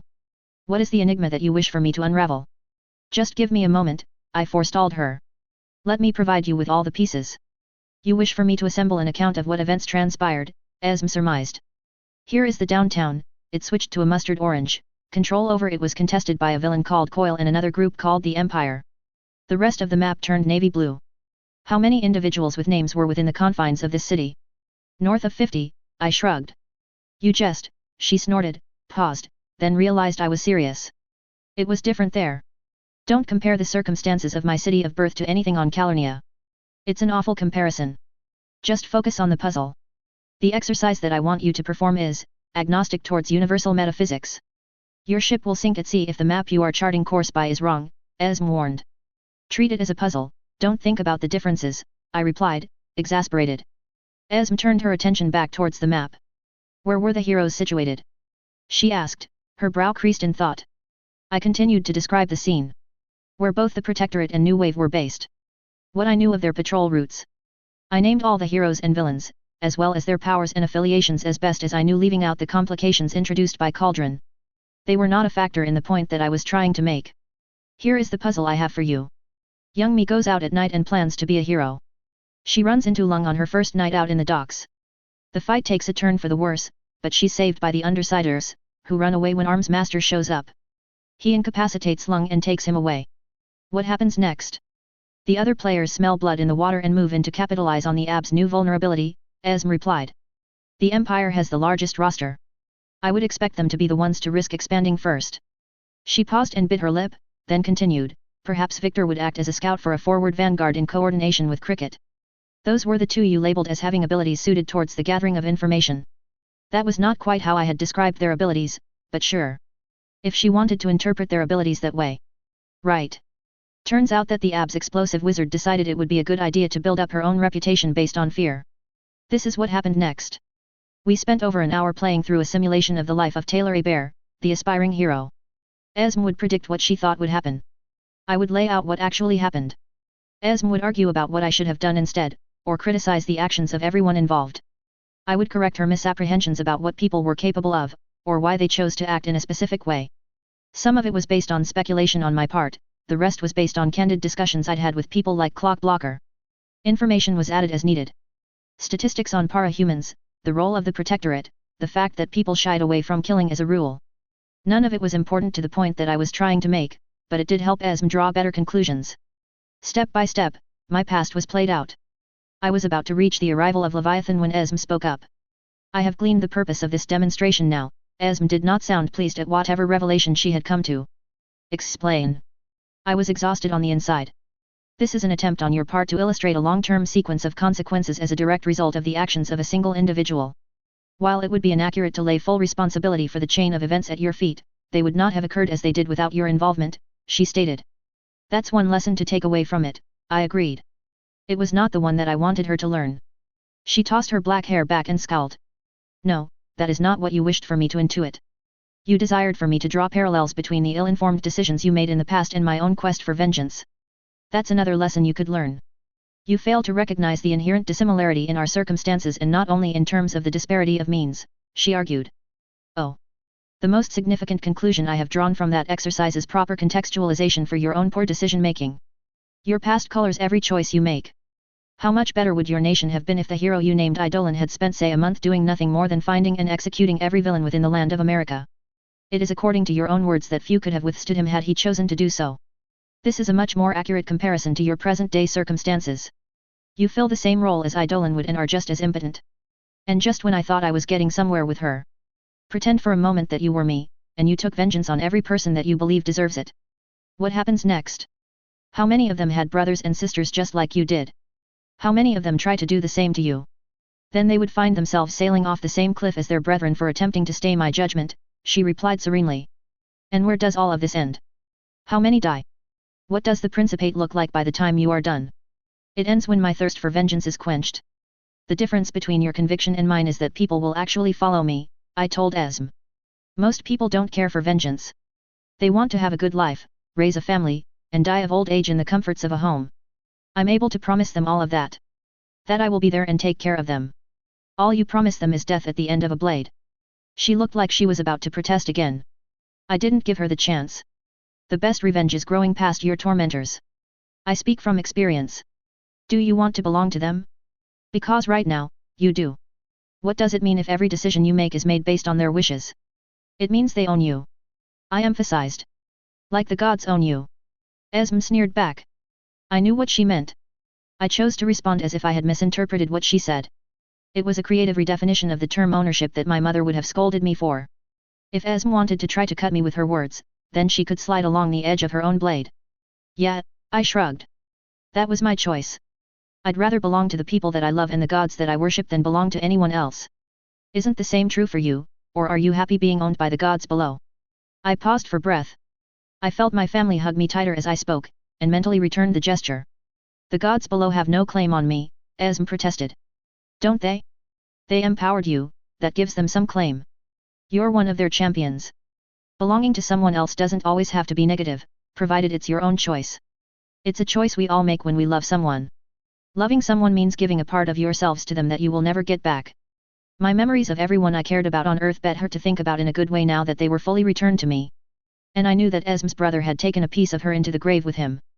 Esm stilled. When I told you that there was nothing you could say to me that would hurt me, I meant it. What would your brother want for you, Esm? Would he want you pursuing this endless quest for vengeance against the world, or would he want you to try to find peace? Do not drag his memory into this discussion. Esm did her best to keep her voice steady, but I could hear the warble. What would he think about you now? Would he be happy that you have no friends and are attacking the only people who are trying to help you? Esm gripped her legs tight and her face had gone stiffer than stone. Do I risk it? Her quest for vengeance had not changed, and I doubted that it would any time soon. Songbird had been added to it, and everything had been complicated by that. I wasn't certain of how I would untangle the mess that had been made. But it was evident to me that she wasn't going to be the one to reach out. I would have to be the one to push this. So I got up and knelt down on the ground beside her chair.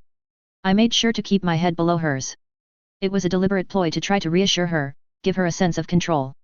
I knew that she would be able to read through it, but it should be no less effective because of that. Then I tried to give her a hug. She flinched at the contact and pulled away. This is a blatant attempt to do me harm, she fumed. I raised an eyebrow at her. You don't need to worry about me trying to harm you. I don't like hurting people. I'm not going to use anything you tell me against you, or share it with anyone else. Nothing we talk about leaves this room. I'm just trying to make you feel better. Promise. It could be a ploy to earn my trust and then backstab me later. This girl is so paranoid. I've been tortured. Broken my spine. Lost my lower body once. Lost an arm more than once, been blind, died twice and spent over a week in a state of non-existence.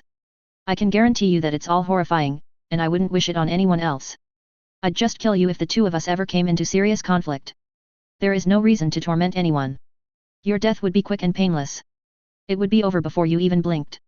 Esm did not look convinced. Nobody worth knowing is going to judge you for accepting a hug from me, I cajoled. Unless you're trying to pad your reputation with something like too evil to be hugged by a hero of compassion. She caved in and accepted the hug. It was awkward with the elevation difference, and it felt a bit like hugging a feral cat that wasn't sure if it was about to be attacked. I sent a silent prayer of thanks to my gods that Esm had accepted my attempt to comfort her. It was so convenient that most of the time I was able to be nice to people and have them just take my words at face value. Granted, it was inconvenient when I needed people to consider me a threat. But having the reputation of a hero of compassion was so useful when I was actually trying to help someone. You do not lie when you claim that I am one of the damned, she hissed as I let go. The words sounded like acid on her lips. A single tear worked its way down her right cheek. Took you long enough. The light burns you, I agreed. I would rather take justice into my own hands than not have justice at all. Tell you what, I offered her my palm. Let's make a bet. I'll bet you that if you follow along with my advice and try to fit in with the others, you'll find that you don't actually want vengeance. Esm looked at my hand as if it was a venomous snake. She reached forward hesitantly, paused, then clasped it with her own. I win. I swore to myself that one day I would have vengeance. There is nothing you can do to sway me from that path. You are a kind-hearted fool, and when the time comes I shall take my leave from your company. I won't join my ship to a fleet which is destined to sink. Esm continued to pontificate. I listened with one open ear. It was rude of me to do, but I was far too distracted. Her choice had me smiling to myself madly on the inside. I could do this. I could redeem Esm. It would take time. It would be an uphill battle. I was sure that redirecting her anger at Songbird would be a challenge on its own. But I knew that in the long run if she just kept following this road then I had already won. This was a story. And she decided to take the hand that I offered when I had extended it to her. I went searching for the others once our talk had concluded. Esm went to sleep. Yvette was in her room, Songbird was downstairs involved in some debauchery with Michelle and Blaise, and Roland was still out on his current mission. Pascal had gone to sleep at the first moment he could. His trip on the road had allegedly been fatiguing. I was looking forward to talking more with him in the future. I interrupted. Songbird pulled her off the lap of a man I didn't recognize and dragged her upstairs. It may have been late in the evening, but I wanted to take a moment to talk about whatever plans she had. It wasn't long until she was throwing knives at a target while we talked. Thunk. The beginnings of a dream had seeded itself within her. Her dream felt bubbly, almost flirtatious. Tell a lie so big that the world itself believes it.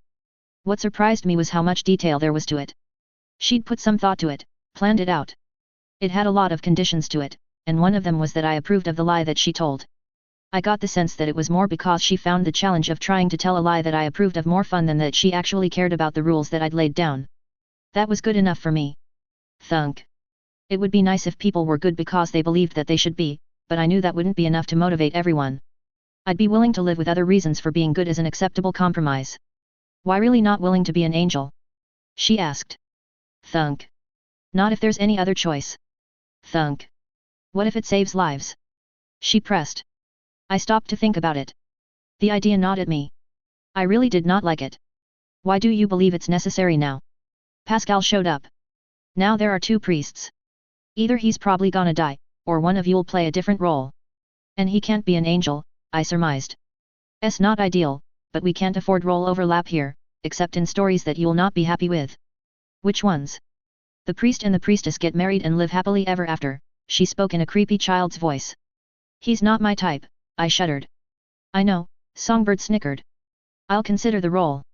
Only if you can't think of anything else. Only if it becomes necessary to keep people alive, I sighed. Both of us paused when we heard a rattling noise from the shutters. We turned towards them. Songbird readied a knife. Roland fell through them into the room with a grimace of pain on his face. I was across the red carpet and beside him before I knew it and busy healing his wounds. Both his leather jacket and hair were scorched. Pockets were torn, the silks he normally had draped over his shoulders were in tatters, and his eyebrows were missing. His face was a mess of yellow and purple bruising, and blood stained his trousers. What happened? I demanded. I didn't bother asking about his choice of entrance. He obviously believed that he could not afford to be seen. It would take some effort to repair his improvised door, but it could be done. The security around the Starlit Cloister is far more alert than during my previous attempts at spiriting away their accounts. I was able to infiltrate the compound and follow Esm's instructions, however it appears that the contents of both the offices and the vaults were relocated elsewhere. I do not believe that I will be able to bypass the defenses on my own another time without taking lives during the heist, Roland explained. My attention drifted towards Songbird. "It's not gonna be a problem." She had sat down on the furthest chair, crossed her arms and folded her legs. She did not look concerned at all. My blood started to boil. Less because of Roland's injuries, they were just a part of our line of work, and more because of Songbird's attitude towards them. "This seems like a problem to me," I retorted.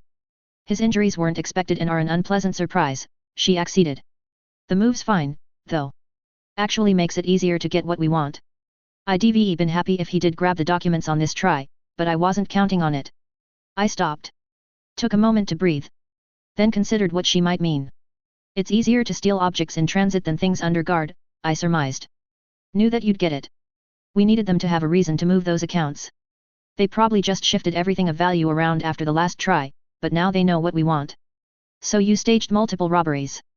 It is a more convoluted scheme than I would have opted for on my own," Roland added, wincing. "The idea has merit. You provided them with a motivation to relocate their accounts by allowing them insight into what it was that I sought to obtain and demonstrating that I am capable of stealing it. We need to know where they're being moved to," I interjected. "The idea was only worthwhile if we could capitalize on it. Why don't you need to worry about that part?" Songbird's smile could have sliced through steel. "I've come to an agreement with the Circle of Thorns.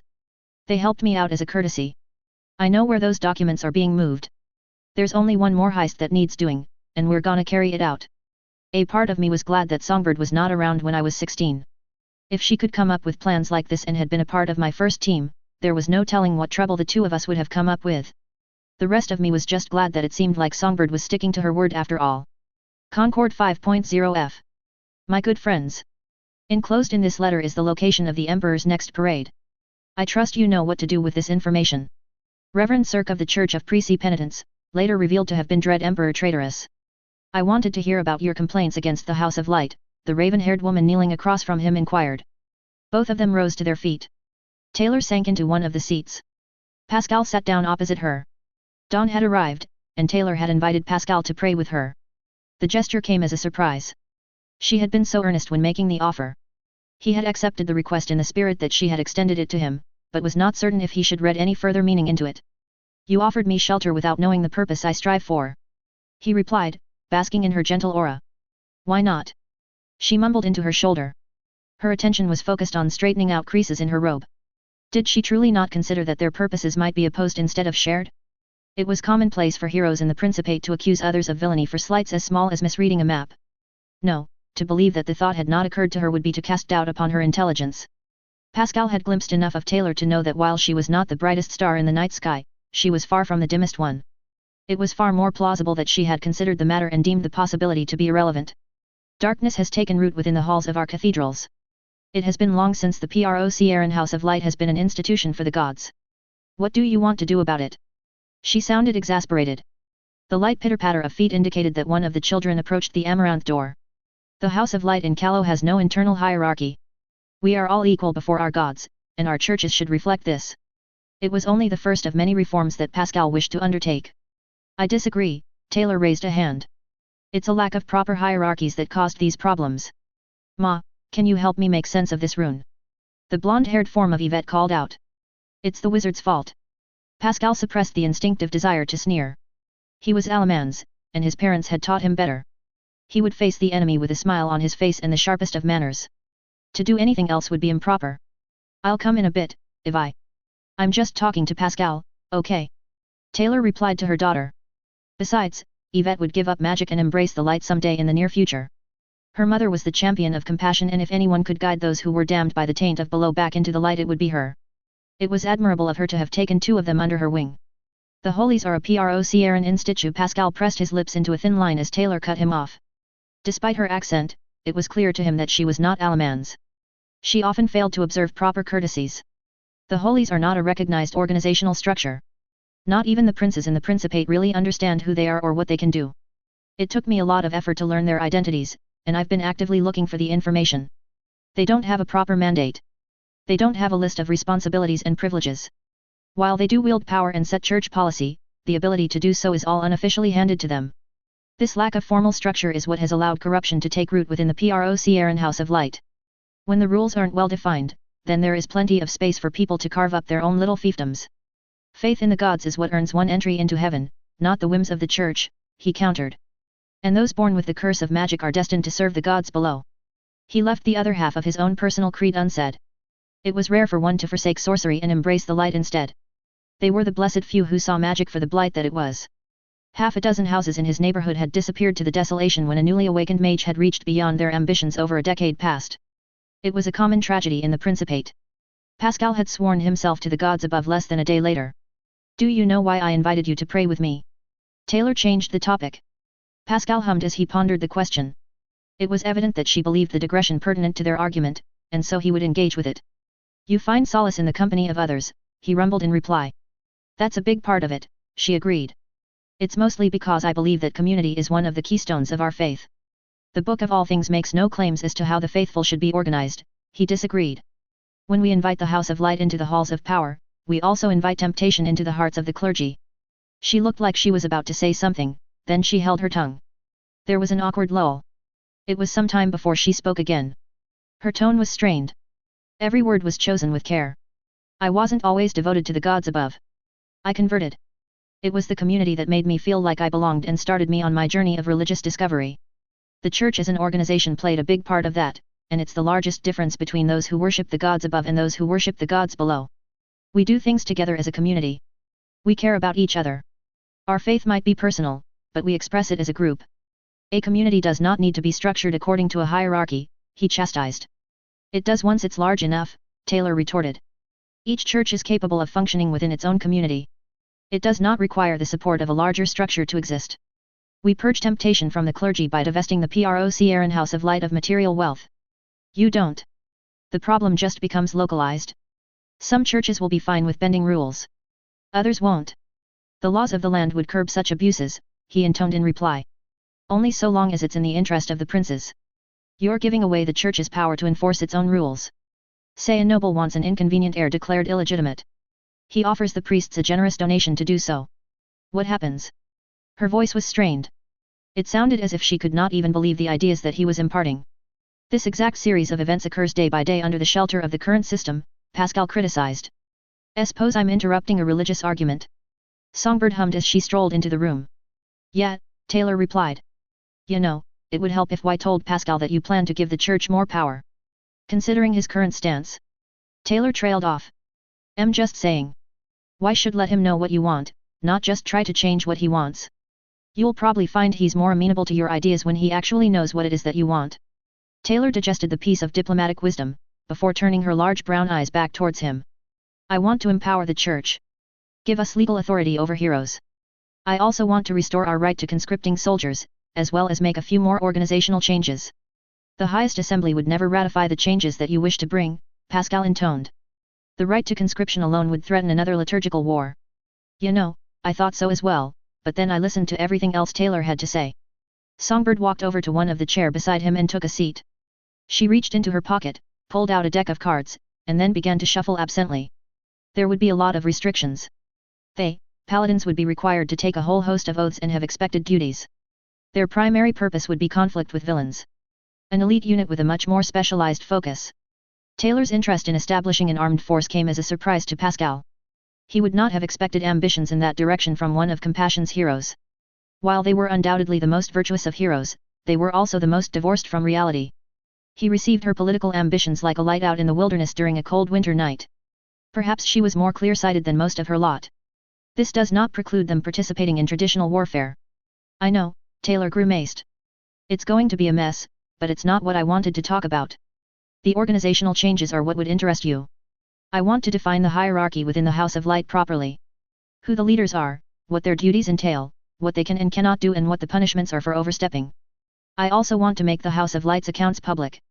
We are here to serve the people, and that involves some level of transparency. Their discussion continued. Pascal listened and asked questions. Taylor clarified what it was that she intended to achieve. They were not the kinds of reforms that Pascal had set out to accomplish, but they were an acceptable set of alternatives. He was willing to entertain the idea of an empowered House of Light solely because of its potential effectiveness in rooting out sorcery. Mud obscured the pool of his thoughts when he considered whether such an authority could purge the corruption from the church. It was half a bell later when Songbird reminded Taylor of her promise to her daughter as well as her scheduled meeting with Sister Adelaide.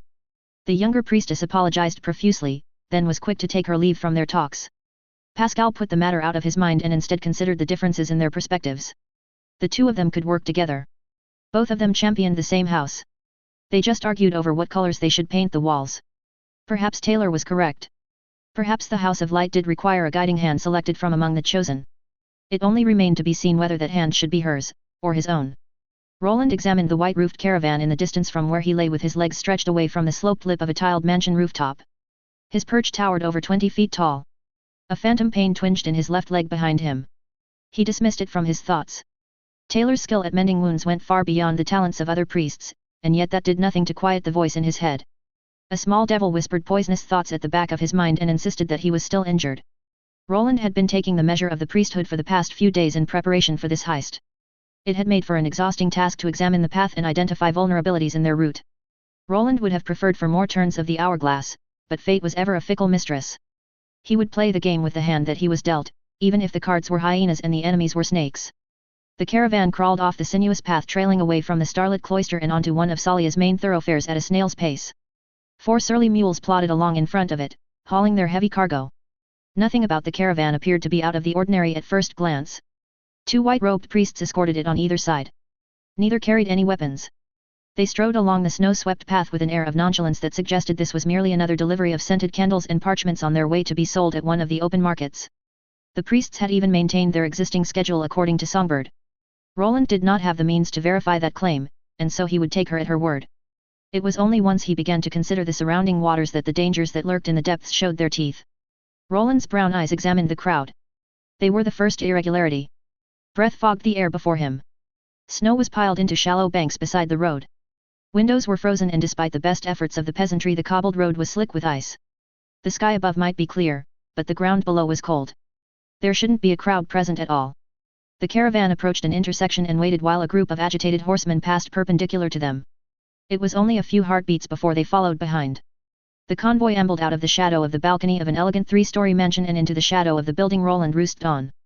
It was time for him to set the balls rolling down the mountain. Roland only prayed that the avalanche did not claim him as it began. He reached into his now scorched coat and touched his fingers to a rune, then pulled out one of his last remaining vials from refuge. It contained an acrid yellow dust that the concoctor had warned him not to inhale. Roland held his breath, removed the stopper and tossed the powder. It traced a path that was almost imperceptible as it arched through the air down onto the snow before the caravan. Blinding vermilion flames erupted less than 10 heartbeats later. The mules reared back and drew to a halt. Roland began to worm his way across the rooftop. He slithered in the direction of the caravan, chipping away at the distance between himself and the prize that he sought. The conflagration was the signal for the distraction that he had hired. 8 rogues walked out of the crowd and onto either side of the street. Half stood on one side of the convoy, the other half on the other. Roland's purse was far lighter than it had been a few days before. Not many were willing to earn the ire of the clergy. "My friends," one of the rogues spread her arms and declared mournfully, "business is lean this year. This road costs much for us to keep safe, and we're here to collect our fee. I will only warn you once, rapscallion. Stand aside. You risk more than the prince's justice for interfering with our mission," the leading priest retorted. The rogue puffed out her chest, raised a hand and flicked the feather of her hat, then shook her head. "I'm afraid that I can't do that," she said in a cheerful tone. "Move in, boys and girls. It's time to see what tribute the priests prepared for us." A score of warrior monks stepped out of the surrounding crowd to support the priests. Conflict erupted between both parties. Light flashed and barriers materialized. Roland knew that he had not bought himself much time, and thus he needed to act with haste. While the priests would not harm any of the rogues, the same could not be said for the monks. Roland looked over the edge of the rooftop towards the caravan in the distance. He fished a silver ring with an amber gemstone socketed into it out of his coat. It was of Pelagian make and bestowed lightness upon any who offered it a gift of blood. Roland withdrew a needle next, pricked his finger, and allowed a drop of blood to fall onto the gem. The magic within it thrummed as he put the ring on. A comfortable blue orb seated itself within him, then blossomed only heartbeats later. He called upon it with use, then climbed to his feet and took a running leap off the roof. It often surprised Roland how rare it was for people to turn their eyes to the sky and watch for trouble above. He sailed through the heavens avoiding the melee below entirely and landed with a light thud on the caravan's roof, then summoned forth his dragon oak rod. It was not intended for the purpose he was intending to use it for, but it would achieve his ends nonetheless. A wide cone of flames extended from the tip and punched a wagon wheel-sized hole into the caravan roof. The interior of the wagon shook as Roland dropped in from the entrance he had just carved. There was a single guard situated within the caravan. The man did not even have time to bellow a warning before a knock to the head left him out cold. There were many containers stacked neatly one on top of the other within. Roland was quick to open them and examine their contents. The accounts that Taylor searched for were safely contained inside. Satisfied, he reached within and began to pull them out and spirit them away into his storage space. It was not long before the conflict outside the caravan came to an abrupt end. Roland sent up a quiet prayer of thanks when the combatants outside chose not to investigate the interior of the convoy, and instead ordered the mules to begin plodding along once more. It seemed that Providence was with him today. Roland's nerves frayed. There were more books than he had expected, and the hourglass had already been turned. It was a tense few moments as he gathered the evidence that Taylor sought. A few hundred heartbeats later and the convoy came to a halt once again. The steady thud of footsteps approached the caravan door. The final book entered his densely packed storage space. Roland hoisted himself up through the hole in the roof, then jumped off the side and sprinted down a narrow street. The raised voices of angry priests echoed out as they discovered his theft. All of them broke into pursuit. A barrier of light manifested before him and was blasted aside by his rod. Another wall of light appeared. This one was thicker and absorbed his blow. Roland touched his hand to a rune on his coat, and the rod disappeared. A sapphire ring manifested on a finger in its place. Roland grimaced and cradled the orb in his mind gingerly. The ring cracked as heat scalded through his body. It was a flawed enchantment, and this was its final use. His feet left the ground.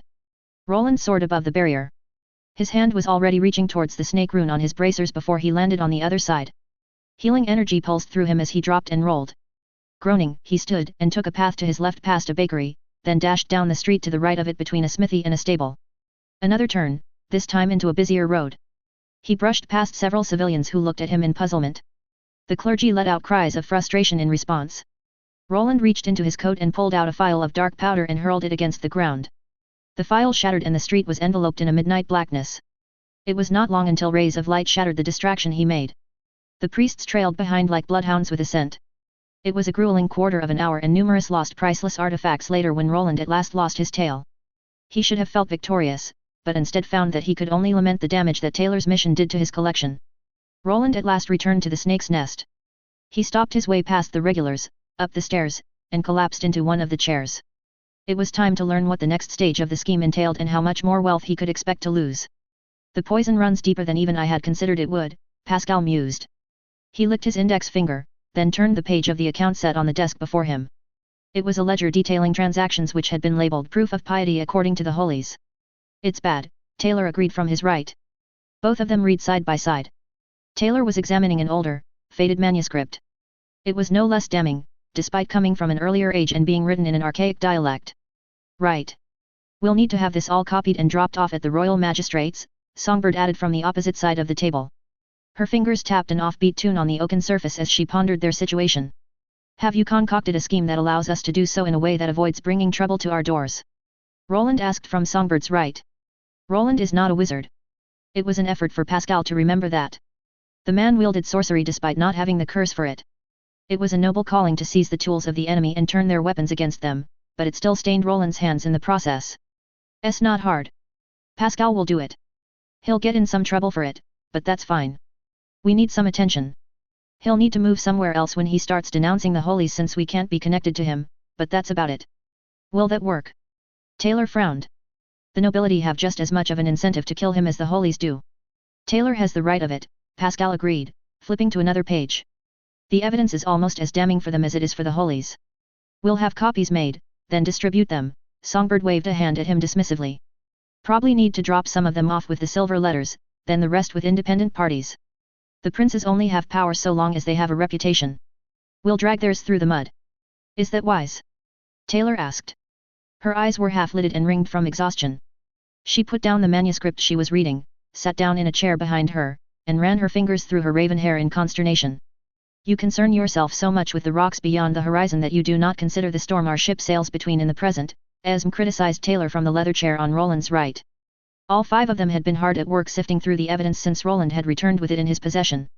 The sun had long since set, and they read by the light that Taylor emitted. Prussia is already in a state of civil war, Pascal told Taylor gently. We are not capable of making the situation worse than it already is. So the plan remains the same then. Taylor sighed. It's not like we need to change anything, Songbird smiled at Taylor. Why knew there was something wrong with the holies, now you just know what. I wasn't expecting so much of the House of Light's income to come from bribery and corruption, Taylor muttered, then shook her head. Proof of piety, remember, not bribes. Gotta call it by the official name, Songbird chortled to herself. And yet now that you have ample proof of the muck below the waterline, you are still unwilling to clean the bilge water from the church. Esme criticized. It's not much about it that surprises me. Actually, I lie.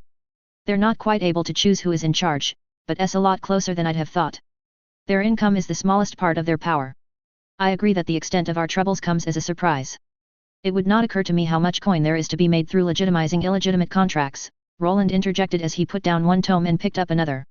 However, I hold that a more measured response would be more appropriate. Does the idea of performing similar investigations into the nobility interest you at all, Roland? You have finished fishing the waters of the church, why not cast your net into other waters? Esme leaned in close to Roland and laid a dainty hand on his charred coat. We have enough troubles on our wagon to occupy us for some time. We do not need to burden ourselves with anything else, Roland pulled away from Esme. Esme flushed and turned away, hiding her head behind her hair. You know, there's a better way to punish them than killing them, Esme. Send them up north. They'll hate every moment of it and actually do good helping against the dead king. I'm fine with that, Taylor stated, then paused. Sorcerers should also be allowed to heal. I want to revise the archaic restrictions on wizard healing. They're superstitious and do more harm than good. It took effort for Pascal to hold his tongue. It had come as a disappointment to Pascal to learn that none of his compatriots shared his disdain for those tainted with magic. Sorcery was surely a curse from below. Pascal held that those who wielded profane powers should be extended no more trust than they already possessed. The Diabolists to the east have wrought great evils with sorcery. Perhaps it is best to adhere to the wisdom of the past and allow those restrictions to remain in place, Pascal suggested. Everyone around the table stiffened. You know Yvette and Roland both use magic? Songbird asked, putting her hands on her hips and looking at him. While I do make use of the magic of others, it is not truly my own, Roland protested. Magic tempts all who possess it to serve the gods below. The chosen who wield it are the few who can be trusted to be responsible with it, and even they are not beyond reproach, Pascal asserted. Taylor muttered something incomprehensible about Martin Luther and Jews under her breath. Pascal did not follow the lay of her thoughts.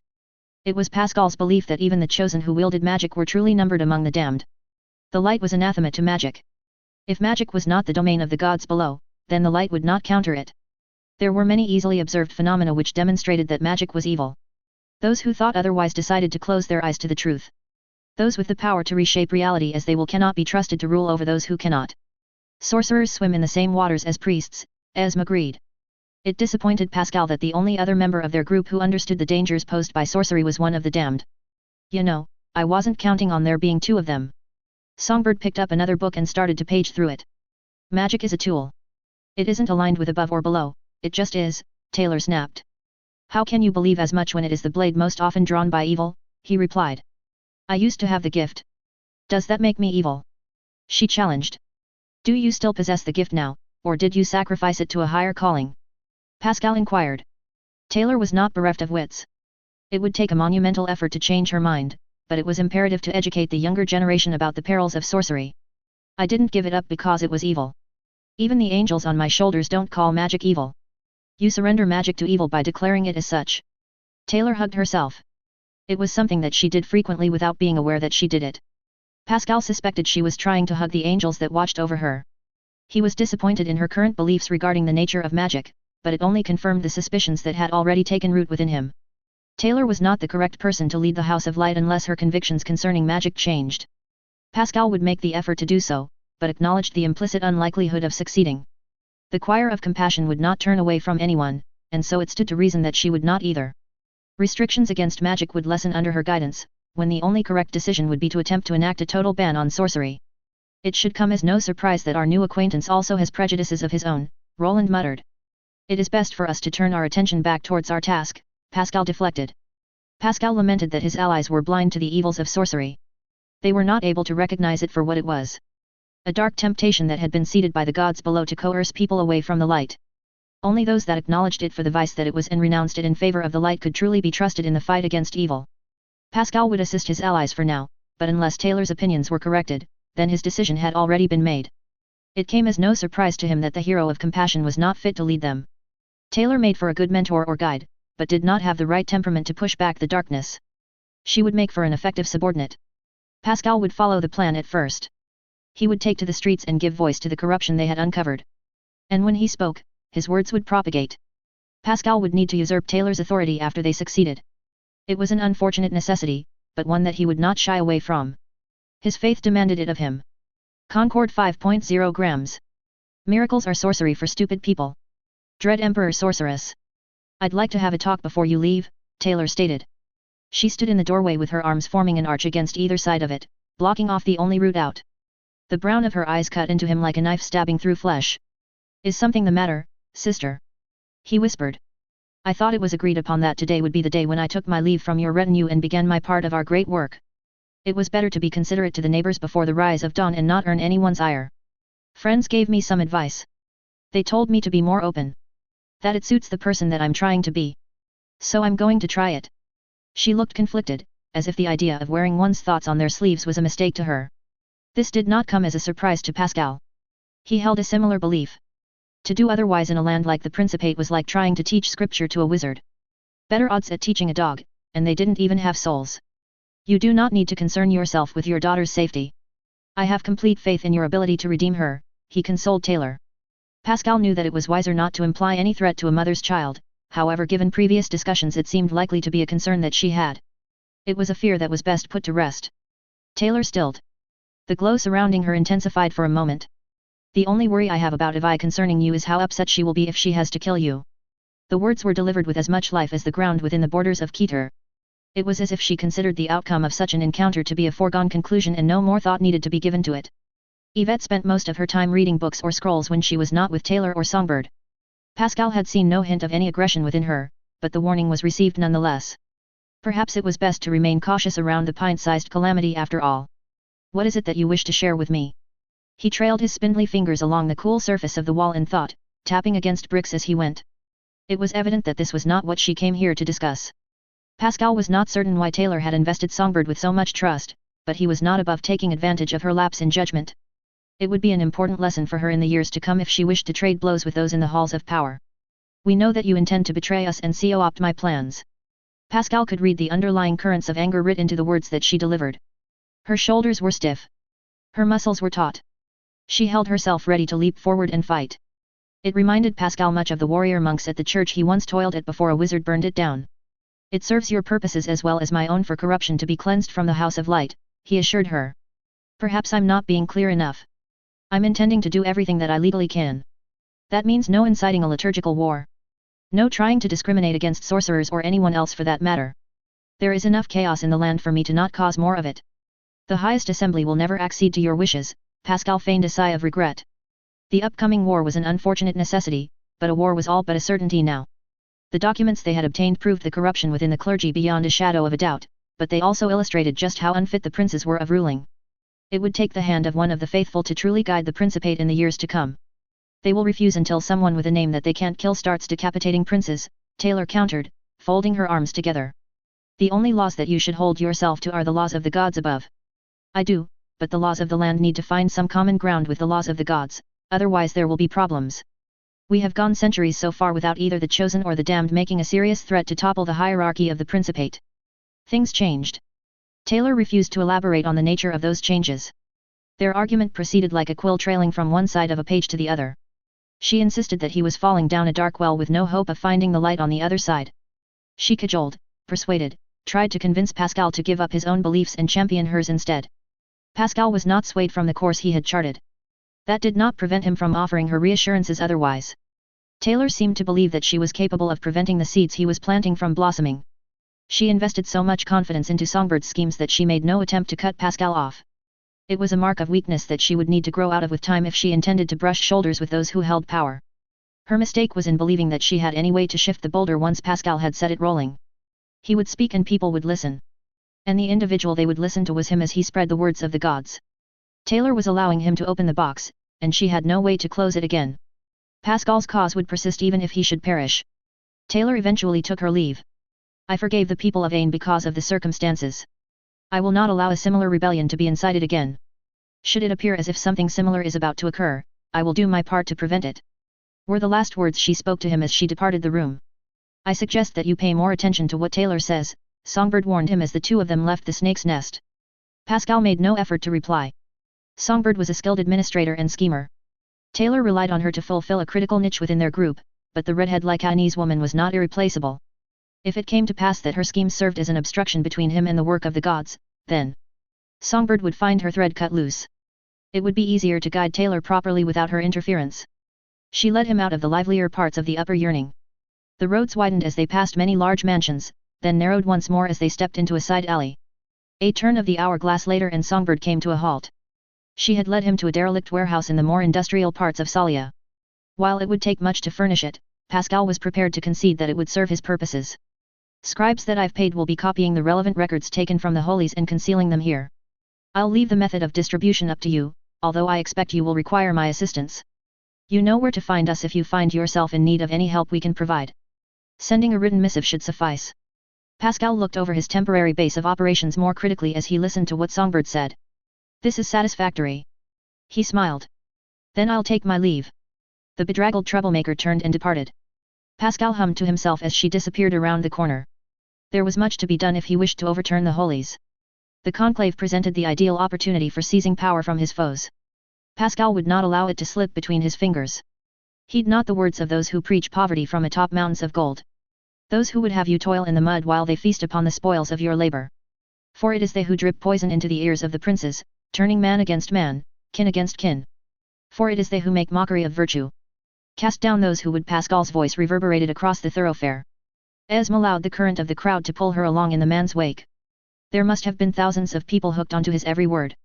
The pale man stood tall upon the back of an open-roofed wagon and preached to all who would listen, shaking his fist to the clouded sky above as he spoke. Two surly mules pulled his transport forward across the cobbled road. Songbird had requested that Esme trail Pascal and hear his arguments for herself. She did not know why Songbird had insisted on it, but with little else to do she had found herself heeding Songbird's odd demand. This was the fourth time she had done as much this week. The more she had observed Pascal, the less she came to like him. He reminded Esme of her parents and the other nobility. He claimed to be a hero, but was nothing more than another fish of the same breed as those who had ruined her life. Pascal was a schemer through and through. Being faithful and following the gods did not make the man good. It surprised Esme how many bought into the story that he told. It had not taken long for him to incite anger among the faithful. Many flocked to his cause. It hadn't taken Pascal long to appoint trusted helpers who could be seen darting between the crowd like hungry piranhas. They distributed texts that had been copied among the masses and helped build excitement. One way or another, this storm would die out before the sun set. The day of the conclave had dawned at last. Esme listened with one ear to the man's rhetoric. Her thoughts were adrift, unmoored. They had been ever since the day that Taylor and Songbird had taken her aside and talked to her. There had been many similarities in what the two of them had said, which made the differences so much more telling. Both had summoned forth the memory of her dead brother. Songbird had used it to bleed Esm like a stuck pig. She had wielded it to harm Esm, demanded that Esm feel shame. Taylor had not done the same. She had cast the pebble of her thoughts in a different direction and asked Esm to think on what her brother would have wished for her. The ripples that had followed had not cut in quite the same way. It was the stark difference between the two ocean currents that left Esm in a daze.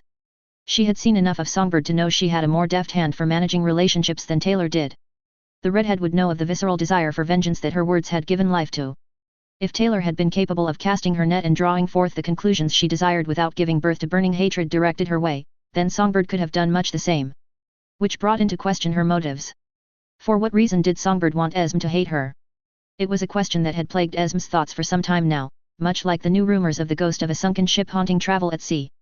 The cart slowed as it approached the cathedral where the conclave would take occur. Priests moved to intercept it, but were waylaid by the crowd.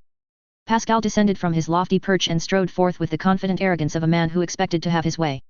Esm turned down a deserted side alley and started to leave. She had seen enough of his poisonous rhetoric to satisfy her curiosity. It was a while later when a voice let out what sounded like a battle cry up ahead. It was a familiar voice, one that she knew well, and her pace accelerated before she even realized it. Soon Esm was sprinting. Her hand reached towards the knife at her belt and she was quick to pull it loose. She passed an abandoned vegetable stall and stepped into a cul-de-sac. Circumstances: 5 men, 3 on the ground either fatally wounded or dead, 2 more engaged with Songbird. Songbird backing against a wall is deliberate. Cutting off the other approach. Condition: Songbird, cuts on arms, superficial. Blood-staining tunic. Suggests a stomach wound. Likely a gut wound. Fatal without treatment. Condition: fighters, heavily wounded. Are also likely to perish. Songbird deflected another blow with one of her short swords as Esm took in the scene, and then returned a jab of her own. Her movements were sluggish, but she still took the man in the gut, then pushed up, before pulling her blade loose. He let out a strangled gasp, then fell to the floor. 2 more similar exchanges with the final fighter and Songbird was alone. She staggered back, then slipped on a pool of blood and fell towards the ground. Time almost seemed to slow. Esm's fingers twitched once more. I don't even need to do anything. I just need to leave and I'll have vengeance. Esm stood there frozen as she considered what to do. Nothing pointed to her being present. It was a gang of 5 who had sprung upon Songbird. She didn't have enough details to put together a full understanding of what occurred. It might have been nothing more than chance, but Esm was prepared to wager on foul play being involved. She breathed in and out, gripping her dagger tight by the hilt. What should she do? Leave, her mind called out to her. Just sail away. It would be so easy, but what would occur next? Connect. Taylor relied on Songbird for strategy. Pascal knows this. Knows that the best way to disarm Taylor is to remove Songbird. Pascal is contesting Taylor for leadership of the church, and thus has motive to remove Songbird. Her grip tightened. The cold bit into her fingers, but her focus was elsewhere. This decision was too momentous for her to decide on a whim. Taylor's plans would all unravel if Songbird died. Pascal might take over the House of Light. That could play out in multiple ways. He would almost certainly die if Taylor believed that he would cause a war. He would die if Taylor learned that he killed Songbird. The war might break like a storm, regardless of if he lived or perished. A liturgical war presented plenty of opportunities for vengeance to come to all of her foes. Esm merely needed to. Your death would be quick and painless. It would be over before you even blinked. Esm shuddered involuntarily. Memories of that terrifying moment surfaced once more. Memories of the stark sincerity that the words had been delivered in. It was as if she was stating that the sun rose at dawn, or that the tides moved according to the moon. Taylor had been trying to be comforting. She wasn't. Esm's life would come to an end if Taylor ever discovered that she had left Songbird to bleed out. However, her vengeance would be all but assured. Was this not an acceptable trade? Her life for the vengeance that she craved? But Taylor would be inconsolable in her grief. She would blame herself for the failure. Blame herself for extending trust like this to another person. Taylor's relationship with Songbird reminded Esm of her relationship with her brother when they were younger, shortly after one of their fights. This was her opportunity. Her fingers tightened around the hilt of the knife. Esm tried to find it in herself to hate Taylor. It didn't matter if she would be hurting someone else the way her family had hurt her, this would be vengeance. Vengeance was what she was due. She just needed to walk away. Her feet would not move. Despite how much disdain Esm had for Taylor's vision, her stubborn belief in a peaceful resolution, she did not wish the woman any ill. She found it beyond her. Even discern told Esm that the raven-haired priestess was sincere. She was not scheming, backbiting or corrupt. While she often harbored dark thoughts, she never allowed them to leave port. Taylor cared. Even when she should not. Songbird will owe me for the rest of her life. That counts as vengeance, right? Esme sheathed her dagger and released the hilt. She took one step forward. Then another. Then the next. Time sped up. It was not long before she found herself beside Songbird. Injuries: Songbird, heavy bleeding. Cut off blood flow. Staunch wounds. Don't move, Songbird. Prevent loss of blood. She reached towards the woman and followed the instructions in her mind almost mechanically, calling out for assistance while she worked. Knew you'd do it, the redhead slurred. Knew you'd help me. You are the barnacles on the hull of my boat, Esme replied. There was no heat in her words. Songbird's eyes were clouded over. Her skin was sweaty. Behavior: Songbird, delirious, rambling, confiding more than she would otherwise. Speculation: Songbird expected this attack. Set up Esme to find her. Esme could not even find it in herself to hate the woman for that. Songbird kept rambling while Esme worked. She had cut loose parts of Songbird's ill-fitting coat and did her best to dress the wounds with torn-off pieces of her own sunflower yellow dress. Discern kept complaining about the possibility of long-term illnesses, but Esme dismissed the warnings. It was only necessary to delay Songbird's demise until Taylor was able to mend the wounds. It was not long until one of the guard patrols stumbled into the side street. Esme shouted out to them. Told them where the snake's nest was. Told them to find Taylor. One of them ran off. The rest chose to remain. A blonde-haired youth moved in to assist. It was not even a quarter of an hour later when a searing sphere of blazing light descended from above and Taylor arrived to heal Songbird's wounds. She looked at Esme, her eyes softened and she smiled. Esme did not need to reach for her gift to know that Taylor trusted her. You did the right thing. Pascal was responsible for this attack against her. Go to the cathedral, Taylor pointed in the wrong direction. That was fine. Esme could find the cathedral on her own. This girl is a witness to the crime that occurred here. She needs to be taken to a magistrate to report the events, one of the guards interjected. Esme will do that later. Taylor's brown eyes met those of the guard, unblinking. You will escort her to the conclave. The woman shrunk away from her gaze, then nodded her approval. Go to the cathedral, Esme. You'll know what to do there. Might as well finish up Songbird's scheme. I can guess the next part. Taylor's grip on Songbird's arm tightened. I'll deal with this fool who thinks plans involving getting herself stabbed are acceptable. She knew that I'd never approve of this stupid scheme if she'd told me of it, even if it's definitely heroic. The last words were shouted out in a tone that was both possessive and fond. Esme followed behind the guards as they led her off. Her mind was blanketed beneath a thick fog. She had helped someone who she had sworn vengeance to. She had helped them and had felt good about it. Had she made the right choice, or was this a decision she would come to regret? Her hands felt clammy, sweaty, and it wasn't from the blood that stained them either. The blood almost felt clean. It felt as if it belonged. Esme doubted that it would ever come off. The guards led her past the crowds of Pascal's supporters who watched them like hungry sharks. The streets outside the cathedral were so packed with people that they needed to shove their way up the stairs. Her escort hid their nervousness well as she passed beneath the church bell and opened the double doors. Like a fog bank at sea, the pews which in other circumstances would seat men and women from the streets were instead crammed with priests clad in white.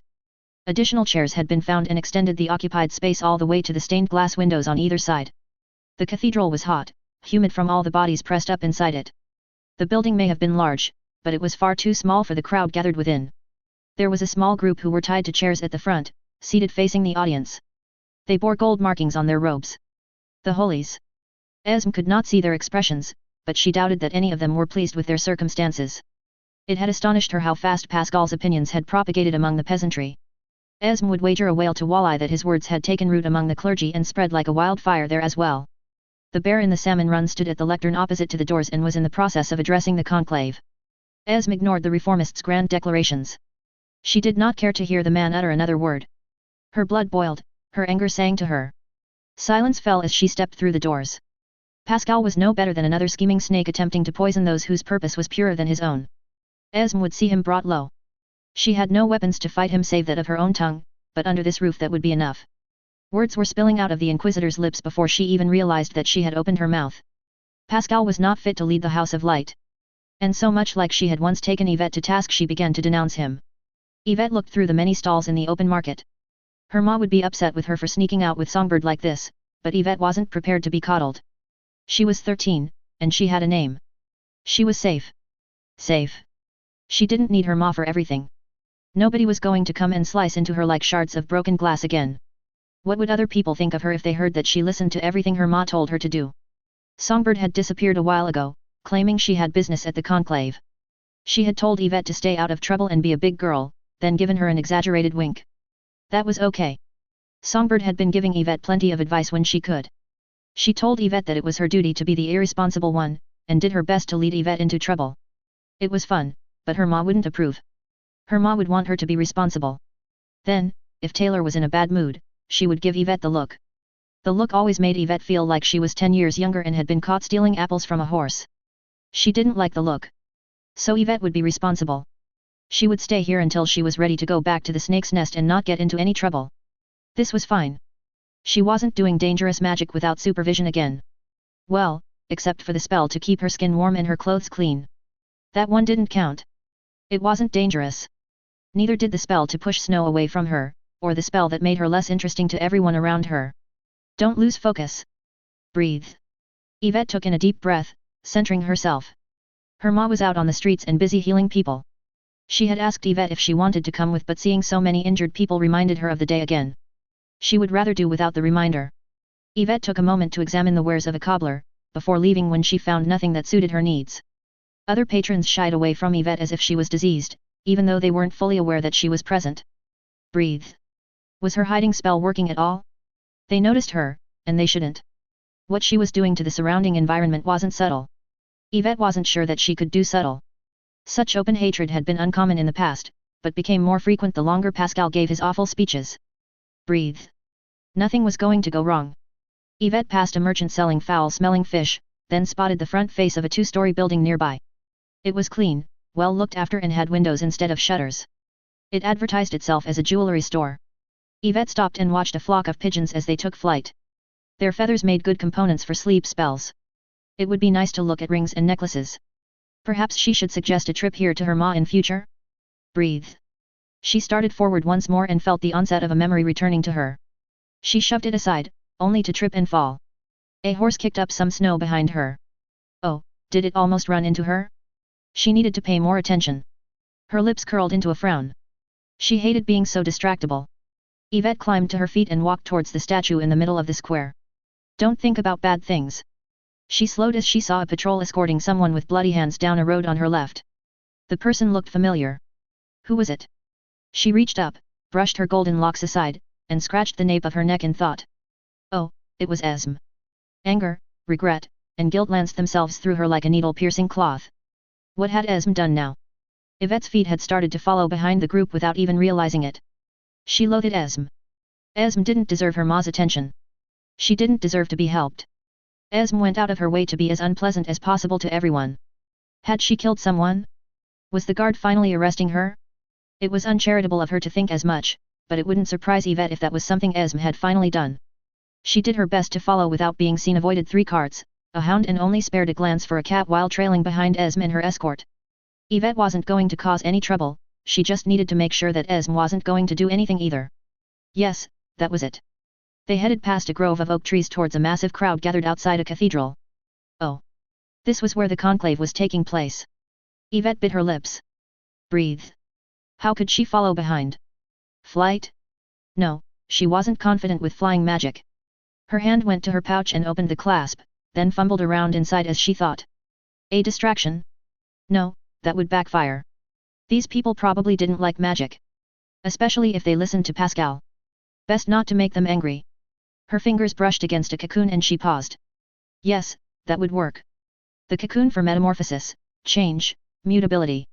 A tiny hourglass for transience. A broken fragment of a mirror for a broken perspective.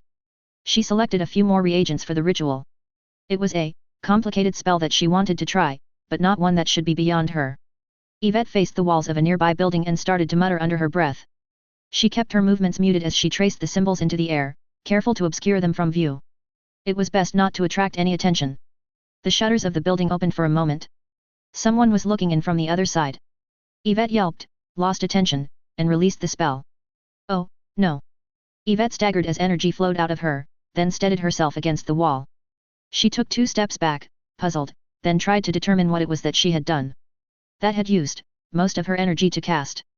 Reality rippled. An understated shriek echoed that was simultaneously louder than the wail of a child burning to death in ain, and quieter than a feather touching the ground. The sound spread no further than within a few feet of her, as if it obeyed laws of its own. A region of space 3 feet wide and 6 feet tall shattered. Breathe. This wasn't what Yvette had wanted to do. She had only wanted to pinch space a little. Connect where she was to the roof of the cathedral so that even a single step could bridge the distance. Her ma had told her not to attempt teleportation, but she hadn't been trying to teleport only to reorganize the world so that it suited her better. She hadn't succeeded. A desolate landscape occupied the space on the other side of the tier in reality. So that was where the desolation happened. Good. At least it wasn't in the town. Yvette looked further through the fissure. A cold, harsh, wintry landscape occupied the other side. Oh, no. Was this a gate to Arcadia? She had wanted to spend some time studying Arcadia. Her ma had mentioned the possibility of wizards being sent to investigate Constance's scar, and was hoping she could be one of them. It was a good opportunity for her to learn more about magic and perhaps make some headway on the runes. The decision would need to wait until after the Civil War ended, but Yvette thought that it would end soon. Breathe. This was fascinating. The breach would fix itself in a few hundred heartbeats. It was the perfect opportunity for her to take a step into Arcadia and see what it was like inside. Yvette's chances of encountering one of the Fae were slim to none, and she wasn't going to get another opening like this anytime soon. She took a moment to reinforce her warming spell and then stepped through the gap into the desolate landscape, then examined the area behind her. A dense deadwood forest loomed in the distance. Breathe. Yvette turned once more. Another break back into reality was beginning to form. It was only a few steps ahead of Yvette. She ambled over and looked through a pinhole-sized gap into a large open room packed with people wearing white. They were probably priests. Maybe it was the cathedral? So her spell hadn't failed completely, just succeeded differently. The portal continued to grow. This wouldn't do. Somebody might notice it. Yvette's fingers danced as she used the last of her magic to weave a mirage, obscuring the portal from view. So long as Yvette didn't say anything or step through, nobody would notice that she was listening in. Pleased with her limited success, Yvette almost stumbled when she heard voices from the other side. You make a mockery of the very faith you claim to uphold. Far be it for you to denounce the words of the holies when you yourself scheme to undermine the deeds of another among the chosen. You hide in the depths like a predatory fish and knife your own allies to promote your own purpose. There is Esm continued to rant from the other side of the tier. The denouncement she gave echoed out through the portal. Hear me now, my brothers and sisters, you should pay no heed to her words. She comes before us today as one of the damned and seeks to undermine the very foundations of our faith. For it is only. Pascal was there as well. It sounded like the two of them were arguing. She didn't have the mental capacity to focus on all the details of what they said, and so focused on only the important bits while she observed the tier. She needed to remember to leave it on time. Esm accused Pascal of working to undermine Taylor. Pascal argued that Taylor would make a good subordinate but bad leader. Esm accused Pascal of stirring up another liturgical war. Pascal argued that sorcerers deserved to die. The two continued to fling accusations at each other, and Yvette only listened with half an ear. Yvette wasn't certain of who was winning the debate. She also wasn't sure of whom she wanted to win. She suspected that Pascal would succeed because between Esm and Pascal he was the smart one, but that wasn't saying much. Both of them were awful people who said awful things. Why hadn't the priests killed Esm already anyhow? It wasn't like they couldn't just spear her with the light and nobody would blame them for killing one of the damned. Oops. Had she said that out loud? An awkward silence fell in the room before her. Esm began to turn around. I see you, little mouse, an eerie voice called out from behind Yvette. She yelped and stepped through the portal beside Esm, then looked behind herself and dismissed her mirage. There was nobody there. Yvette wanted to take a moment to complain about the Fae, but realized that she had bigger problems to deal with. She had just stepped through a portal into a cathedral filled from one side to the other with priests.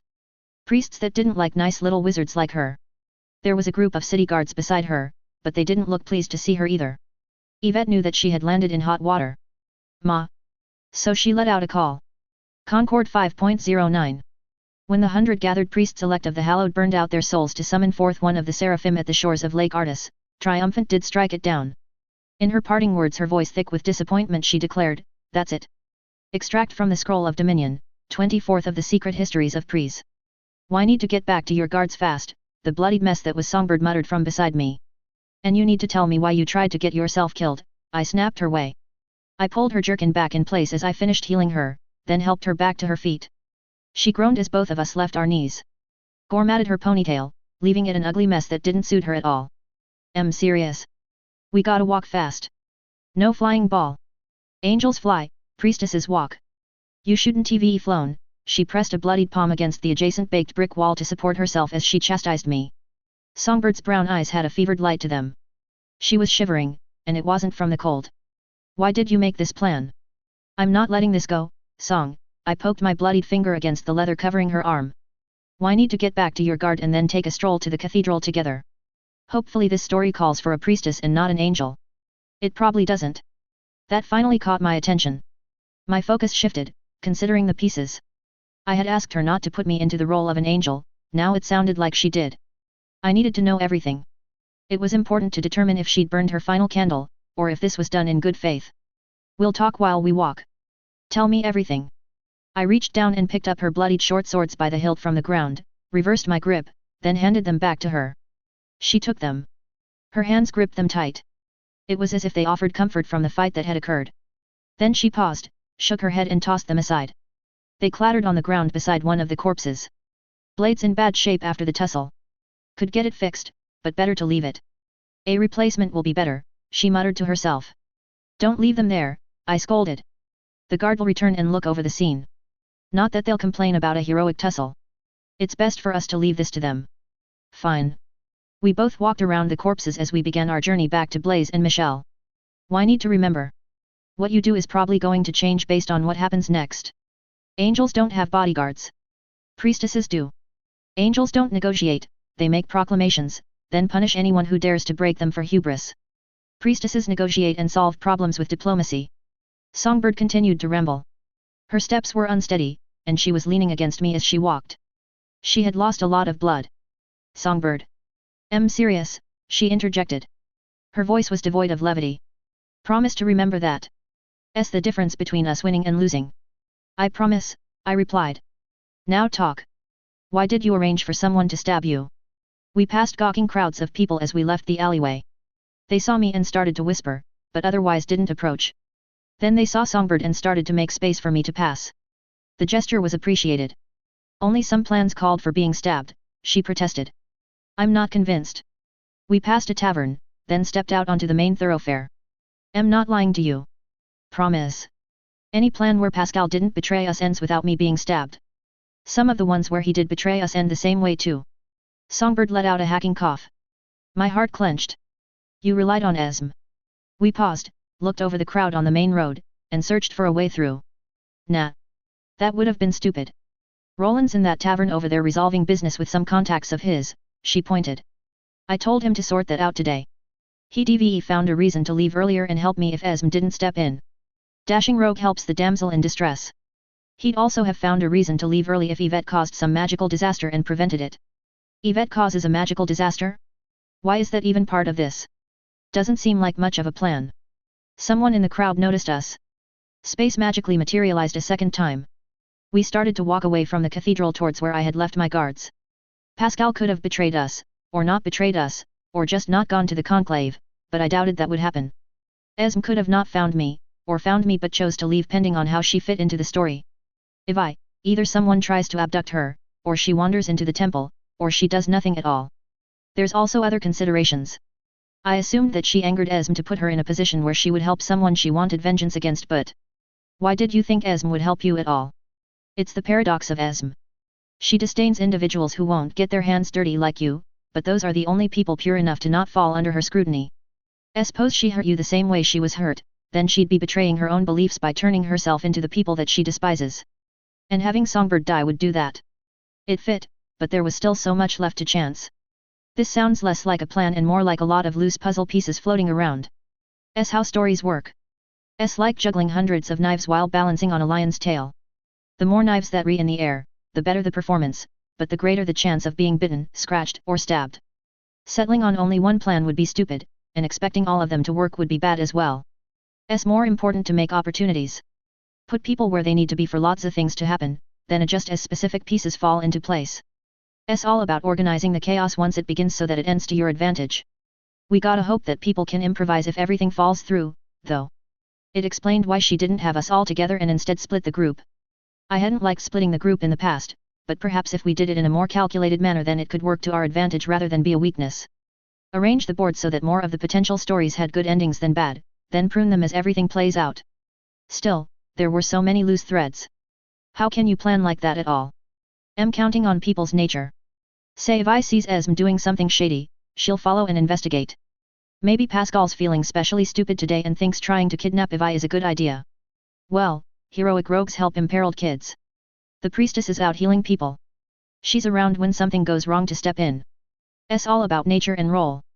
Songbird waved her hand in front of her theatrically. The effect was spoiled by all the blood. Why did you set me up as an angel? Would you rather be an angel or risk a liturgic war? I grimaced.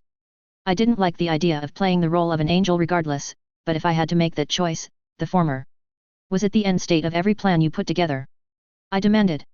The crowd thinned out as we drew further away from the cathedral. I hadn't been helping that close to the conclave, although I had been within a reasonable distance of it. Large crowds were excuses for people to become violent, and so I had decided that it was best to remain close enough to at least hear shouts of pain. Course not. It was a contingency. Esme's the Inquisitor. She's good at dealing with heretics. Dunno if she's good enough on her own. Didn't want to risk her failing, then not having a solution. Where Evi comes in. She can pull off an angel summoning. If Esme succeeds, then why don't I need to worry? Okay. Any other advice on being an angel? It was best that I be prepared in the event that I needed to. Plenty. Angels do big miracles when they appear. Angels don't lie, or debate mortal politics except where they intersect with the divine. They focus on their duty and don't talk about themselves. Why can't invite one over for tea? They would invite people over for tea if they were capable of it and if the tea would help alleviate the person's problems. That's not the point. Why should also declare everything you legally want to change? Just tell people how you plan to organize the church. They'll go along with it as is, if you're careful enough. I get that you didn't tell everyone this with potential traitors around. I don't like how much of it relied on luck, but, in future I'd like to know more. I'm not sure if that's a good idea. Why? I only told you all of this because it's really easy for you to mess up and end up as a priestess instead of an angel. I'm pretty sure stories will be stronger if you fit into them without assistance and aren't walked through them step by step. I suppose it's only natural why don't I entirely trust them given the circumstances, but you'll need to learn to. We'll see. Why should also consider doing the whole dramatic speech thing? Pretend you're Alamans. You've got the accent, now you just need the theater. I expect you to start writing bawdy songs about our adventures at this rate, I muttered. Oh, that's probably a good idea. There once was she let out another hacking cough and stopped singing. I reached towards her quickly and tried healing her again. Nothing wrong, just lack of liquids. You need to drink. No exerting yourself. Suppose I'll save the songs about roaming eyes and desires unspent for later, Songbird teased. Just give me more advice, I sighed. Songbird continued to tell me about the different elements of her plan as we searched for my guards. I wasn't happy with her being stabbed or with my potential summoning, but her explanation did mollify me. Over there, Songbird pointed out the two figures standing beside a dingy shop. Our pace picked up. Then I felt an invisible tug. Ma. The words called to me from far away. Great. It seems I'm being an angel after all. My mood soured. I allowed the call to pull me to where I needed to go. It felt like flowing along the current of a fast-moving river. I recalled Songbird's advice. I need a miracle. Something suitably impressive to step into the role. What would work? Contrition forced people to feel contrite.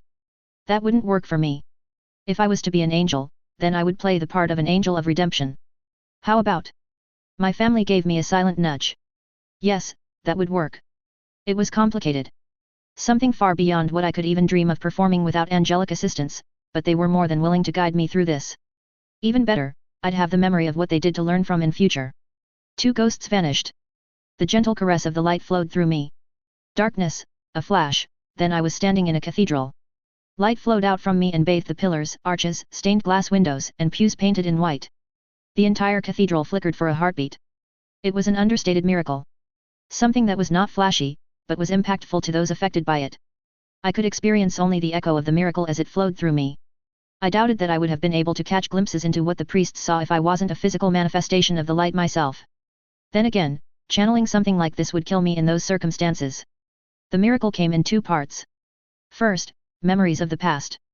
The lives of those subject to it lived through one moment at a time. For every selfish decision that was made, a question was asked. What if? I wasn't pleased with what I perceived. What if they hadn't allowed the noble to disown the child for an additional donation to the church, or if the coin was used to help people rather than for personal fulfillment? How might their lives have gone? How many people might have been saved and what friends may they have made along the way? Then the questions that were asked were answered. I wasn't sure if the answers were real or only hypothetical, but they were plausible enough that either option could be true. Chains of causality, following through the lives of the priests and extending out from birth all the way into the now. For but a moment they could glimpse time as a tree branching off and see the satisfaction they might derive from making the world a better place. The child was inconvenient. He refused to scheme to fit the nobility's ends, and they would not tolerate this. Better to bribe the clergy and have him disowned. But the priests refused. The child was deemed worthy. The nobility ignored the statements of the priests and tried to proceed without approval. The peasantry learned of their actions. Their reputation was soiled. The child rose into prominence and took over. Coin was invested in the church in thanks. He died from drinking a poisoned wine during a trade agreement with a peer among the nobility. It was still a tragedy, but more good was done during his brief tenure than in the now. Another what if? What if one of the holies did not drive a wizard to poverty for attempting to charge for healing during their youth? The event branched off, played out. How many lives were saved, how many were ended? What would the world have been like if the choices the holies had made were less self-centered? And another. What if the priest hadn't advised Prince Dagobert to try for the crown? The priest believed that extending the war was in the best interest of the House of Light. Every death during the war eroded faith in the nobility and provided more leverage to the church. That people would reach for the gods during times of troubles, so seeding disaster was the best way to grow the power of the church. The war may have ended a full decade earlier without that priest's interference. I was horrified. The visions continued. There was no judgment, no demand for the clergy to do better. Redemption couldn't be forced on someone doing so, stripped it of all meaning. They had to decide it for themselves. There was only one question, repeated over and over into eternity. What if? All of them caught a glimpse of the lives they might have lived. How much happier they might have been. The rewards they might have earned and the friends they might have made. An entire life's worth of memories, condensed into a few heartbeats and somehow made comprehensible. Things that could have happened if the priests had chosen to do the right thing instead of the wrong one. It was almost like a mix of clairvoyance power, Tattletale's power, and Dinah's power blended into one harmonious whole, with the sole purpose of extrapolating an alternate past following the lives of better versions of every priest. The miracle came to an end. Everyone inside the cathedral trembled. It took effort for me to remain standing up straight. I clasped my hands together behind my own back to hide my own shivers. The source of mine was different. The miracle had taken much from me in its complexity. It was the kind of divine working that I could only dream of performing on my own. I started to speak. Redemption is a road that begins but never ends. What if all of you had been better people? Now you know the answer. Let every action you take make the world a better place. Strive to further the cause of our gods because it is right, not because it enriches you. This is your charge, your duty, your burden. I hoped that this was enough. That Pascal wouldn't contest me. I took a moment to examine the room. Yvette, the guards, and Esme all flanked me. Esme stood tall and proud, with bloody hands, her black hair flowing over her shoulders, and a haughty expression on her face. It hadn't cracked, despite what I had unleashed in the room. Yvette trembled. Her eyes jumped from one person to another, and her fingers twitched like rabbit's ears. It was as if she was preparing to cast a spell. I wasn't sure why she was worried about the other priests. Only the silent monks would resort to violence, the other priests were all sworn to pacifism. Actually, a group of silent monks were in the process of approaching. Their progress had stalled when my miracle was deployed, but there was at least some evidence of hostile action. I turned my eyes towards the stage. The holies sat tied to chairs at the feet of the stairs, facing towards the audience. All of them looked miserable. Pascal was behind them on the stage with an organ towering behind him. He stood tall, unbowed, with his hands gripping the sides of a lectern tightly. A fevered look sparkled in his eyes. He wasn't about to gracefully bow out of this contest. Nobody said a word. It was as if the entire room was collectively holding their breath, waiting for me to continue speaking. Declarations, not negotiations. I felt my family blanketing me in warmth. It did nothing to quell how queasy I felt stepping into this role. I'll pray for forgiveness afterwards. This ends here. The words reverberated across the hall. Greetings, sister. You are late to follow us in our righteous cause. Pascal raised his palms in greeting as he spoke. His voice was strained, and his fingers shook, although he tried to obscure both signs of weakness. Talk over him. An angel is not going to engage him in a debate. I lifted a finger that weighed a mountain, and pointed it towards the holies. Those who claim to be most holy have been found guilty of perversion of divine purpose, spreading of strife, corruption, embezzlement, misallocation of church funds among many other wrongs. They will strive to earn redemption serving in the northern principalities, helping to drive back the undead. I turned my attention towards the reformist. This was where matters became more complicated. Don't talk about evidence of guilt. Evidence implies room to negotiate, and that's a mistake. It is good that we are in accord, sister. This villain seeks to undermine the very foundations of our faith. You should. My finger wobbled upward towards Pascal. Don't mention mortal politics. Angels don't care about mortal politics. This man is guilty of perverting divine purpose in his desire to further earthly pursuits. He sought to wield the House of Light as a weapon to champion his own personal vendetta against sorcery. The gods above have not declared possession of an innate talent for sorcery to be evil. I spoke over him. It is not your place to judge me, sister. You hold no more authority than I do. All of us are equal under the banner of our gods, and my cause is just as righteous as your own, Pascal stated. Ignore him or smite him, one of the two. Figuring out how to blow up someone with the light hadn't taken me very long, although I hadn't put it to use yet. Should I do it here? I didn't like the idea of killing him, but I had made my peace with the possibility. I'd made more than one attempt to change Pascal's mind, and if I was choosing between a liturgical war and his life. No, he hadn't quite stepped past the line yet in the eyes of the other priests. I'd risk making him a martyr if it wasn't done at the right moment, and I couldn't afford that. It would mean spending years rooting out his poison from among the other priests. I needed to convince everyone that he was in the wrong before I attempted to do something like that. It was also tempting to challenge what he said, but I managed to hold my tongue. The moment I engaged him in an argument, I would cease to play the role of an angel and instead play the role of a priestess. We were not equal at all in the story that I was trying to tell, and I shouldn't trade words with him. I needed to bait him into saying the right thing with my own declarations to undermine what he was trying to build. Those of you who remain, I made a wide, sweeping gesture to those seated below before hiding my hand behind my back again, will toil to purge the rot from the House of Light. You will strive for redemption in your own way. We can work to restore the house to the position it rightly deserves now that those who pervert our purpose have been pulled down from their lofty posts. The accounts of the House of Light shall henceforth be made available to the public to scrutinize. The House of Light is an institution in service to the gods, and its funds should be used appropriately. I ignored Pascal. Some holies looked aghast at that declaration. None were stupid enough to protest. Wisdom is shown, Pascal intoned. Compassion is not the sole virtue of above. You would do well to heed my own guidance in matters related to war. This is frustrating. He knew better than to contest my position as a hero directly. Pascal made himself look more reasonable by supporting some of my declarations, and it wasn't possible for me to say anything against him in reply. The Procaren House of Light will not be waging war against those with the gift of sorcery. Being born with magic does not make one evil. It is known that the choir of compassion fails to draw distinctions between good and evil. They only strive to ameliorate harm.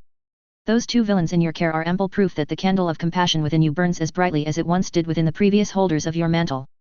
There is much to be admired about your convictions, but they are not the principles which should be used to lead us in times such as these. Taylor will bring the wrath of the gods down upon you if you attempt to incite another war. Does that make her a villain? Esme interjected. She shied away from me and her skin was an uncomfortable shade of red. Despite her clear discomfort, she was doing her part to help. That counted for a lot. Bless you, Esme. She must have realized that I couldn't afford to argue with him and stepped up to assist me. The House of Light will allocate a portion of their funding to accumulate resources for the benefit of heroes within the Principate. Books to advance their knowledge. Tools to use. An effort will be made to document name lore for the express purpose of guiding their journey. I couldn't create the police force I wanted without approval from the highest assembly, but there was nothing preventing me from helping out heroes that already existed. Well, unless some new laws were passed. Whilst in Prink. Yes or no? Does that make her a villain? Esme looked irritated at herself for interrupting Pascal, but went ahead and did it regardless. Should you be proven correct and Taylor does stand in direct opposition to me on this matter, then she furthers the cause of below. You show as much care as a ship navigating an unknown reef when you choose your words. Esme's lips curled into a snarl. No different from the other white-robed snakes slithering throughout these halls. Fly your own flag when you sail for once in your life, you spineless eel. Don't hide beneath the surface of the waters. The ancient rituals and requirements for the first prince of Persir to abase themselves before the holies at the Starlit Cloister will be repealed. The same holds true for many other archaic traditions, which serve no purpose in the present day. I continued to proclaim the changes that were to come. While that was a change that had to be voted on within the highest assembly to pass, I couldn't imagine it not passing if the House of Light were the ones who brought it up. The faithful were the ones that were responsible for the requirements still existing, the princes were not. They would pounce on the opportunity to not need to humiliate themselves. I would have liked to be able to proclaim that the House of Light would be setting up an order of paladins. I couldn't. If I declared it and I failed to get approval, it became immediate grounds for a war. It was disappointing, but it would need to be a petition made to the highest assembly without the weight of this story behind it. There was too much at stake to risk it. To stand in support of sorcerers marks one as graceless, Pascal tried to evade once more. And so if one were to follow the net you cast, they would find that you declare a hero of compassion to stand without the grace of the gods, Esm pressed. That is a deliberate misrepresentation of T. You have challenged the righteousness of one sworn to an angelic choir. For the span of a heartbeat, the cathedral drained of color. Pascal turned whiter than bone. You are attempting to. His attempt at verbal trickery was not quite good enough. You have the conviction of a sea snail and the righteousness of slime. Even the damned are worthy of more respect. Esm sneered. Don't push your luck, Esm. There was a crack. An angel reached towards Pascal. It felt as if a flame within him had been snuffed out only a moment later. The light. I hadn't realized that I could sense the capacity to wield the light inside of others. It made sense. I was made from the light. It was like detecting a part of myself nestled within someone else. Color seeped back into the room. Every eye was riveted on Pascal. Would killing him be a mistake? This was a real judgment from a real angel. They had stripped his name from him. Judging him a second time might be overstepping. I didn't receive any sense of warning. Nor did I receive any guidance. I'm not taking the risk. There was a flash at the lectern as I embraced the light. A scintillating pillar descended from the ceiling and scoured the stage. For a moment, there was an after-image that flickered in and out of reality. Pascal. Eyes wide open, mouth scraping the floor, and hands raised up to the ceiling. It disappeared only a few heartbeats later. Pascal was gone. Only an empty stage remained. Nobody said a word as I walked into the air over the crowd on platforms of light and took my place where Pascal had once stood. I wasn't going to parade him in front of people. I wasn't intending to hold him as a prisoner and then allow the law to handle him, either. Both were forms of unnecessary cruelty, even if they might have made for a stronger story. The princes of Prussia were creative in their punishments for treason. Either option also created the opportunity for Pascal to escape and turn into a villain. It wasn't worth the risk. Perhaps I had just made him into a martyr. I wasn't sure. I was aware of more stories where a living Pascal caused more tragedy than the reverse. This story was not as clean as I'd like.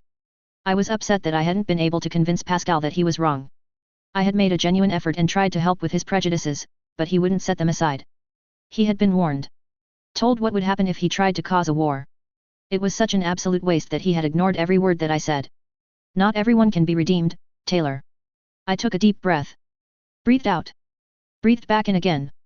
The holies are not an officially recognized authority within the church and will be dissolved. The internal hierarchy of the PROC House of Light will be made clear to all outsiders, with roles and responsibilities assigned. Each position will be assigned based on necessity and nothing more. The purpose of that authority is to help further the will of the gods, it is not to enrich the priests. Those who abuse their power will be removed with appropriate haste. The Principate had no laws against the House of Light having an official leader, it only had laws against what that hypothetical leader could do. There was nothing stopping me from being in charge, so I'd put myself in charge. I had a plan for the actual hierarchy I wanted to put in place, but right now wasn't the time to go into minutiae. It could wait for later. Who will lead us then? Somebody called out from the audience. Is this the right moment? Yes, yes it is. Songbird had suggested dramatic Alaman's declarations. So I'd give them one. I will do my utmost best to serve the House of Light as its high priestess in the troubled times to come. I will shine as the final fire on a stormy night. The torch that guides those lost to below through the murky swamp of their souls back into the service of above. The light that pushes back the darkness when all other hope is lost. When the time comes that I am no longer required, I will step aside and make room for whoever comes after me. I do not seek power for my own sake, but only to further the purpose of our gods. May they strike me down if any word I uttered was untrue. I stepped out of the shoes of an angel back into ones that fit my feet. No raging fires descended from the heavens. None of the other priests contested my claim. I tried to smile at the other priests and priestesses while my hands shook behind my back. It took far more effort than it was worth. I knew that out of the political fights to come, this would be one of the easier battles I fought. I was a named priestess with a lot of power and a much bigger claim to authority than anyone except for possibly a white knight. The question was never whether I could take control of the House of Light, it was whether I could do it in a manner that others deemed acceptable.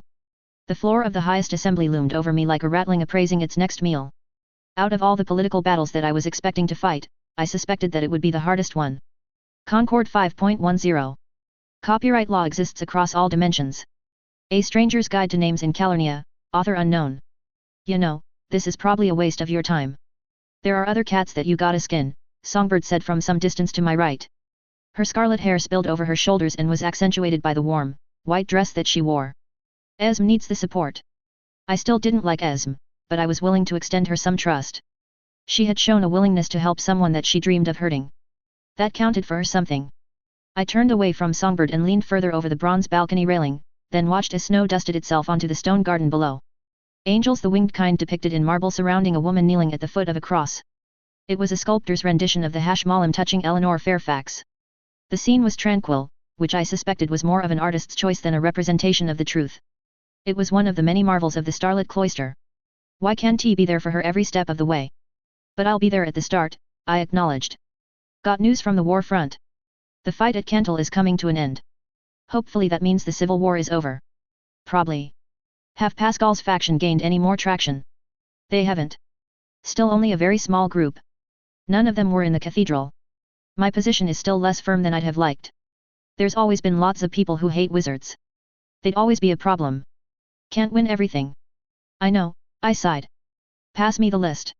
I reached over to her and grabbed the bundle of parchments out of her fingers, then started to look at the questions on them. Told you that you'd end up living in the starlit cloister. This is temporary, I protested. I flipped to the next page and started to skim the text. The calligraphy was neat despite the lack of lines, penned by someone with a far defter hand than my own. Suppose that means it's permanent. We need to organize the hierarchy first. Why should VE move the church's seat of power to Ain? Would have made for a better story. Narrative decisions need to be made within reasonable budget constraints, I repeated for what must have been the 10th time by now. I'm pretty sure the House of Light can afford it, Songbird chortled. She was right. The House of Light would still be a prosperous institution even after we'd finished purging corruption from it. It was only starting to occur to me now just how much power I had while I worked to consolidate it all. There were towns that existed because there were churches there. Every noble in Prisor was raised with at least one priest as a childhood advisor. The House of Light owned land. Not as much as the princes did, but more than anyone else. It didn't have an army, but it was still everywhere. In every institution from top to bottom. You know why we can't do it. The fact that the House of Light could threaten war should have clued me into just how much power it had. I might not have an army at my command, but I had a kind of power which was just as terrifying. People would answer the call if I gave it, and it would cripple the nation of Prisor. That awareness more than anything else was what made me certain that we couldn't afford to move out of Salia. It would make for a powerful story, but we would be splitting the heart of power of the nation between two different locations. If I wanted to be in charge of the Procieran House of Light without causing a catastrophe, then I needed to be careful about what I did. Still think why should VE risked it? Would have made for a story about a house working to redeem itself. Or it's the story of a rift between the church and the state. Not like that rift won't already exist after you try pushing your changes through. I finished paging through the list of questions and turned my attention back to Songbird. Why are there questions we already have the answers to? Name, age, friends, and family. The process of deciding who we wanted to fill out the key positions within the House of Light was time-consuming. I could have left the administration alone, and until I was done reorganizing I was doing just that. Most of the holies were leaders but not administrators, but I didn't want to take the risk long-term. It was better to clean the house out once, thoroughly, than allow my own lapse in vigilance to haunt me later. The first round of the reorganization of the administration had been simple. All we did was ask those who were present and held a position of authority to nominate the people who they believed had the correct skills. They did so by dropping anonymous notes into boxes that I had designated for each position. We then took the responses and asked each person that had been nominated if they held any interest in occupying the position at all, and eliminated those who did not. It was important that they actually cared about performing whichever duty they had been nominated for. There were flaws with our current approach. The first set of leaders that I would establish would be biased entirely towards those who were currently present in Salia. It would be nice if I could just skip to a system that represented each principality's interest fairly, but, for now I couldn't afford to. The situation would change in the future as people stepped down from positions over time and new people took them up. Until then, I had to make do with the world as it was now and not the world that I wanted to make. They're calibrating questions. Designed to elicit reactions. Esm works better the more she knows about how someone thinks. You're the one who wanted advisors who were both good and competent. It's not possible for Esm to do all of this by herself. We'll work on building her a team. An inquisition. She should have the skills to manage one. For now though. She'll need to do this on her own, Songbird nodded. Come on, I passed the documents back to her. The two of us departed from the balcony and made our way down the corridor. We walked beneath the arched rooftops and down the staircase to the lower floor, tiptoed past a room filled with priests in prayer, and across a plaza to a series of office buildings on the other side. Nobody disturbed us as we proceeded. The silence of the place was restful. At last, we both arrived outside our destination. A smattering of people stood lined up outside an aged wooden door. None of them spoke, and all of them had an aura of competence about them. Songbird seized the iron rung and pushed. Both of us stepped into an understated chamber with a mahogany desk set at the other side and another to the far right beneath a curtained window. Mayfair wines grace your sails, Taylor. Esme rose out of her straight-backed chair as we entered and gave me a full-on curtsy. Evening, I called out in reply. The smooth surface of her green velvet dress rippled in the light I emitted. Blank parchments were stacked into neat piles in front of her, and an inkwell rested beside her left hand. I imagined that all the plain pages would all be littered with details by the time that we were done. Esme had been downright deferential towards me ever since the confrontation in the cathedral. Her attitude remained just as abrasive towards anyone else. It wasn't as if she'd had a sudden change of heart, and so I wasn't sure what to make of it. Had my execution of Pascal truly earned her goodwill? This is your performance, I told her. I'm just here to provide moral support. Nobody would dare to question her presence within the starlit cloister while I was in the room. I doubted they would do anything regardless of that, but, after seeing how bothered my daughter had been, I figured the least I could do is sit in. Songbird walked over to Esme and passed her the papers. Both of them started to talk them over together. I walked over to the desk on the right and started to look over the documents stacked on top of it. Good, everything that I was working on before was all accounted for. All of it was daunting to consider. I let out a sigh. If I want to actually lead the church, then I need to be prepared to do the work. I can't just foist the job onto someone else, Taylor. That means going through all of this and doing my best to make sense of it. I reached out to the rough draft of the reorganization of the internal hierarchy that I'd been sketching out. Once I had a skilled administrator that I could trust, I'd have them examine my work for holes, then hear their suggestions on how to improve the system. Some parts of it were final and those positions I could already fill in, others were not. Songbird finished her discussion with Esme and sat down beside me. It would have been preferable if I could sit next to her, but I didn't want to make her uncomfortable. You're ready? I asked Esme. She rang the bell beside her in reply. A woman in white walked in. She didn't say anything, just paused and turned her grey eyes towards me. She's performing the interview, I told her. Tell us your name, Esme demanded, her lips turning down. She looked like a slab of misery. She wanted the woman to greet her first. It would be a show of deference from someone in a lower position of authority. Paloma, she grated out towards Esme in reply. My eyes dropped from the figure that Esme was interrogating, back towards the conundrum on the tabletop piled with papers before me. One edict. Only, it had many variations. Which one was the correct one? 2 votes per principality, or should the votes be determined by population? 1 vote for every 100,000 citizens? The latter is more fair to the people, but there are so many reasons that make it impractical. The former is biased, but it's biased towards the northern principalities. I could also allocate votes based on how many members the church has in each principality, but that would heavily skew the votes towards the south. The north are the ones that have to combat the real threats. Biasing decision-making in their favor might be the correct decision. Songbird flicked my right leg. I stopped tapping the floor with my boots and found myself biting my lower lip instead. Tell us about your existing relationships with your friends and family. My mother was a draper and my father died not even half a year past in the war. Her voice cracked. I felt a pang of sympathy for the woman. This was the second round of interviews. Esme was doing her best to eliminate those who we were certain did not possess the skills we required, or possessed ulterior motives. I made a short note on a page about what her dream was. It would help Esme put together a better picture of the woman later, then tuned her voice out. I continued to mull over the details of my reforms. There's also the organizational issue. It isn't hard for me to arrange frequent meetings for 2 representatives per principality. Arranging for hundreds would slow down our capacity to function. It would also grind decision-making to a halt when so many people have a voice. Then again, the House of Light in the South might rebel against my authority and split off from the rest of us if they don't feel they are given fair consideration. It wouldn't surprise me if they felt it to be unfair to pay for projects that they'd never witness. Ugh, make up your mind, Taylor. It would be so much easier if I was worried about the smaller positions of power rather than the actual positions of leadership in each principality. I'm happy with the responsibilities I've assigned to them outside their duties as representatives, but not with how many of them there should be. If it was day-to-day problems that concerned me, then I'm confident that I could afford to make a mistake here and then fix it later, but it's not. It's a decision that I cannot afford to mess up at all. I need to get it right the first time. The interviews continued as I deliberated. Every so often I would look up and make a note of their dreams, then turn my attention back onto the draft. The process had almost drawn to a close by the time I had made up my mind. I leaned back into my chair and sighed as the last person walked out of the room. Have you decided how you wish to organize your fleet's crew? Esme inquired. I'm going to give the final draft of the edict to the right people to look over, I agreed. Do you want to bet on what she settled on for the people up top? Songbird asked Esme. 2 representatives from each principality, elected by the priests within those principalities. They have a long list of responsibilities. I tapped the draft of the edict, but the most important part is their ability to vote on future church mandates. They meet once a year in Salia to vote. I retain the right to veto decisions if I disapprove, or issue edicts of my own. Only me or an appointed representative can put forward any proposals in the highest assembly. I interjected.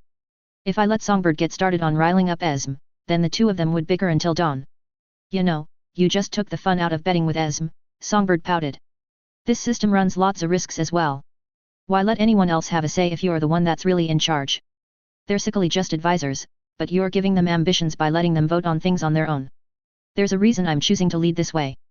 The Alzites have different concerns to the Lycaonese, who also have different concerns from the Alamans.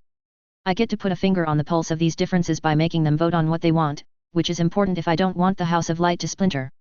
I'm also not going to give my opinion on most matters, only the ones that I think warrant intervention. Why should ignore what everyone down south says and turn your attention to the undead up north? What term lengths have you decided on for the representatives? Esm inquired. A decade. Each principality will have its own administrative division which will keep records, which will be returned to the central authority in Salia once a year to be consolidated. The annual financial results will be made available to the public and audited. There will be rules governing how discrepancies should be handled, but those will be left up to my eventual financial advisor to determine. The only question in my mind was whether the audit should be internal or external. I was leaning towards an internal audit. While that was prone to problems of corruption, I trusted the nobility far less than the priests. Well, that and if I gave the authority to audit House of Light accounts away to the princes, there wasn't a way to reclaim it afterwards without a war. And there was the other looming issue that I was trying to avoid causing. Even trying to give that kind of authority away to outsiders would likely cause a religious schism. Do you intend for them to budget for themselves, or have you charted a different course? This is something I intend to take up with the treasurer once we decide on who should occupy the position, I evaded. Do you mean to tell me that you have not given this any thought? Esm pursed her lips. I have, but this is something that I know will require review from an expert. My initial thoughts are for each House of Light to maintain their own budget and keep between 20 and 50% in excess of the coin they require to function as a margin of safety. The rest would be allocated towards larger church projects that fall under the mandate of the House of Light at large. I spent some time dissecting the church accounts and noted taxes of both finished goods and raw materials taken from those on land belonging to the House of Light. Candles, metals mined out of the ground, produce, furniture. What of them? Goods will be categorized depending on a number of factors, including whether they will perish and how liquid they are. Those categories will then be handled on a case-by-case basis. Here is the full documentation I made for accounting. I picked up a stack of parchments detailing budgeting and walked across to Esm. She took them with her blood-stained hands and began to read. While I wasn't certain how good her education was among the nobility, there was no harm in allowing her to inspect my work. The more people that reviewed it before implementation, the safer my plans potentially were. I knew that the nitty-gritty details of budgeting for an institution this large was beyond me. Fortunately, it was not the role that I intended to occupy. Suppose you've got plans for your paladins in there somewhere. These, I said, walking over to the table, picking up a dense stack of worn sheets and dumped them in front of Songbird, are for you. A Stranger's Guide to Names in Calurnia, her brow furrowed. Not plans for paladins, she complained as she leafed through the draft. I sat back down once more. Better to stay far away from Esm. She didn't deserve to be burned. It's a summarized outline of the general shape of every story that I know from my old life. It also contains some commentary on local stories and parts of my diary, I agreed. I want that copied, turned into a set of books, and then distributed to a priest from each principality. At least half of the pages had just been copied out of my diary and translated to Shantan. It was more a collection of ideas than a proper book. That wasn't important. Other heroes and villains didn't record the lessons they learned for fear of those lessons being turned against them. This was my attempt to break from the mold and hopefully help heroes to win just a little more in the process. Suppose this is why you hadn't sent for scribes yet. There's lots of pages here. It took me a while to settle on the final manuscript. Right. Oh, and don't put my name on the final copy. Thought you weren't ashamed of your past. I'm not, but I gave up my right to those stories. I'm not sure if there's a risk of something bad happening if I claim ownership of them. Pfft, Songbird snorted, you're being ridiculous. Not like these notes are full stories, just brief explanations. It also contains remnants of stories that aren't mine. I don't want to present someone else's work as my own, either. Not like the author of those stories is gone across dimensions and shank you. You never know. Do you think that the guard from your old home will teleport into the church if you copy someone else's book? You're making it sound like copyright law exists across all dimensions. I am unfamiliar with copyright law, would you mind shedding some light on what it is? Esm added, looking up from the documents she held. Not important. A very bad, concise explanation of them that works in this context is that they're laws relating to the ownership of text. Suppose if you won't put your name on the book, then I'll just put that where the author's name goes. Songbird's voice was laced with just a hint of mischief. I narrowed my eyes. Put what? Copyright law exists across all dimensions. Don't. I'll put it on the contents page, then, she sang. Song. Why should give the House of Light your blessing so that they can copy the book? That's not how it works. Just in case. When will the third round of interviews take place? I changed the topic. Once we've finished eliminating candidates that don't fit. It's gonna be the biggest time waste. I've messed up leadership before, I breathed out. This time I want to do it right. That means I need to have advisors and listen to them. The problem is that I can't fill every role, and whoever advises me will always know a lot more than I do. I'm not even the right person to judge if they're the right person in a lot of cases. For this to work, I need to be able to trust people, which means that you're gonna be anal about the selection process. I get that why want the best people for each job, but having every candidate set a test for all the others is taking this too far. It really isn't. Only a shipwright can properly criticize another man's boat, Esm agreed. And what happens when they get crafty about this? Score each other low, or set a test that only they can pass. They can try. It won't work. Esm can catch them out. Playing by the spirit of the rules is the most important part. And after disqualifying anyone who tries, we create an aggregate score across every test, weighting each test equally. The remaining candidate with the highest score is the one who earns the position. I'm pretty sure this system will cause problems. Why? Takes forever to choose someone and it's not possible to game it easily. Nobles that joined the church but were still used to being listened to aren't gonna be happy. Especially when they don't get the jobs. Second round eliminates most of them anyhow. The process will also be refined for the future. That cuts down on the time. We're eliminating anyone that you think I won't be able to work with, remember. Anyhow, I'll handle this. Songbird raised the pile to me and departed the room. I was about to return to the actual paladin proposal which I intended for Cordelia to look over for many reasons first when Esm spoke up once more. What would be the appropriate manner to apologize to your daughter? Each word crept out of her mouth slower than the drift of the continent. They still took me by surprise. Talk to her and be sincere. I know which apology gifts would suit a peer among the nobility, but am not aware of the correct protocol governing gifts for heroes. She stood, pushed her chair in, walked over and stacked my proposal neatly beside me. A gift isn't going to earn her forgiveness. A magical treat written by one of the Gigantes just might, but I didn't want to send Esm off on a harebrained quest to find one. Observing proper courtesies is about showing respect to whoever you are communicating with, she emphasized. That's not how emotions work. It will be hard to earn her forgiveness, but I think it's good that you want to try. I felt like I was standing alone facing the oncoming storm when I argued with Pascal in the cathedral, she whispered. I heard that she wondered out loud why the priests hadn't killed you. I wasn't alone. Had I not acted against Yvette in haste, the two of us might have been friends. I wish to make amends. She sounded wistful. I didn't know why, and I wasn't prepared to ask. Earning her trust will be a long journey. Then it's best that I raise the sails early. Concord 5.11. One makes more appreciable gains through the failures of their enemies than through the successes of their allies. Dread Empress Militia. Why should stop pacing so we can start, Taylor? Found a place for me yet? I reached the paneled wall of the room, then turned and faced the seated redhead as I continued to pace. Suppose you're not letting that go. Definitely. You're gonna be up here whenever you're working, she huffed. Working and living are different. If I would feel uncomfortable. It's why she is staying with Roland back in the city. It is only appropriate for the captain to have quarters of her own, Esm added from her table at the far end of the room. I came to a stop behind Songbird at an artist's rendition of a priest I didn't recognize crowning one of the princes, then turned once again. Fine. I'll find somewhere for you. Good. You should stop procrastinating, Esm chastised. Speaking of Roland, I ignored her good advice. I know he's spent a lot of money helping out. I'm sure the House of Light has some old magical artifacts confiscated and stored away somewhere. They're probably accumulating dust and not doing much else. He'd put them to better use.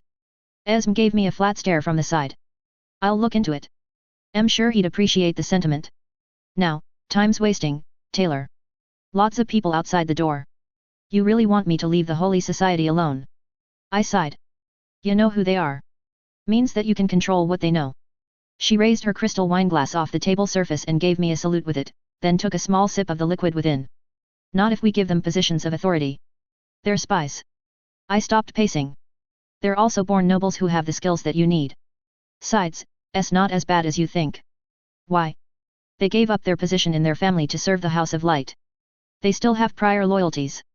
Family ashore gives crew hope when faced with the darkest of storms. A split crew only matters when there is more than one captain aboard. Think about what it means, Songbird argued. I stopped pacing and considered Songbird's words. The Holy Society was not the same as Holies, although there was some overlap between both groups. It was an informal organization of former nobles within the House of Light who had for one reason or another renounced their noble title and joined the House of Light.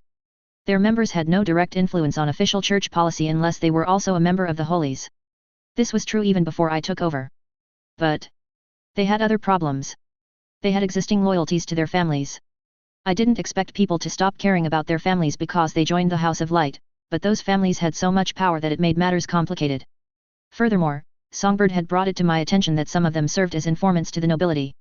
Even though I wasn't trying to keep my goals secret, I still didn't like the idea of keeping somebody who was loyal to someone else so close to me. The idea of giving them a position of leadership was even worse. There was more to it than that. Some of them left their families due to bad blood. Others out of ambition. They were too low on the family totem pole and felt they could achieve more in the House of Light. A smattering of them joined the House of Light because they were genuinely faithful. It left me conflicted when taken as a whole. Fine, I sighed. Recall, Taylor, that the remaining candidates who are also members of the Holy Society showed themselves to be exemplary in the prior 3 stages of interviews. All of them have surpassed your expectations. Come sit down, Songbird pointed to the chair beside her. I did as much. Songbird stood up, dusted down her ankle-length white dress, and proceeded to open the door. The first of my potential advisors strolled in. With close-cropped silver hair, an angular face and wily features, Brother Simon of Gorgalt looked like an aged fox. For someone who I guessed was in his early 60s, time had been kind to him. He was the leader of the Holy Society, and it was certain that he would share what he learned of me with friends of his among the nobility. On the other hand, he dreamed of peace, and he was certain to be competent. Your presence brightens the house, Chosen, the man sketched a bow. Morning. Have you come to a decision regarding my eligibility for an advisory position? There were a few people who had excelled to a similar degree after the 3rd round of interviews. I'd decided to take the top 3 in each category and spring their first actual major problem on them. All of them were talented enough that I would be happy with any of them advising me. I was doing the equivalent of dropping a natural disaster on top of them and seeing how they would handle it. The one who performed best would be my final candidate. This is the rough draft of my planned hierarchy for the House of Light, I pointed towards a pile of papers. I want your opinion on it. Songbird picked it up and handed it to the man, then returned to her chair. There were a tense few moments as he flicked through from one page to another. I foresee several issues with your proposal, he began. Go on. The tap of my boot against the cold stone floor rang out my impatience. The first is the conflation between positions of leadership and representatives for voting on overall House of Light mandate. Before I explain how I think you should resolve this, could you shed light on your intentions? I was about to retort that this was his chance to show what he could do and not his chance to interview me, but chose to bite back the words. Whoever ended up advising me would need to understand my intentions if they were to offer good advice. I needed to share my thoughts, even if I was predisposed to dislike the man due to his existing loyalties. I have the final word on all major decisions, but the day-to-day running of the House of Light is managed in each principality by the representatives. There are 2 representatives to create the opportunity for different perspectives from within the same principality to clash with each other. The representatives are elected from among the clergy in the capital city of each principality. It would have been better to elect them from across the entire principality, but it was also not feasible to do. The people involved in the voting process would need a way to recognize the candidates, and there wasn't an easy way to do that across such a wide area. The capitals had the most influence, which made them the best compromise.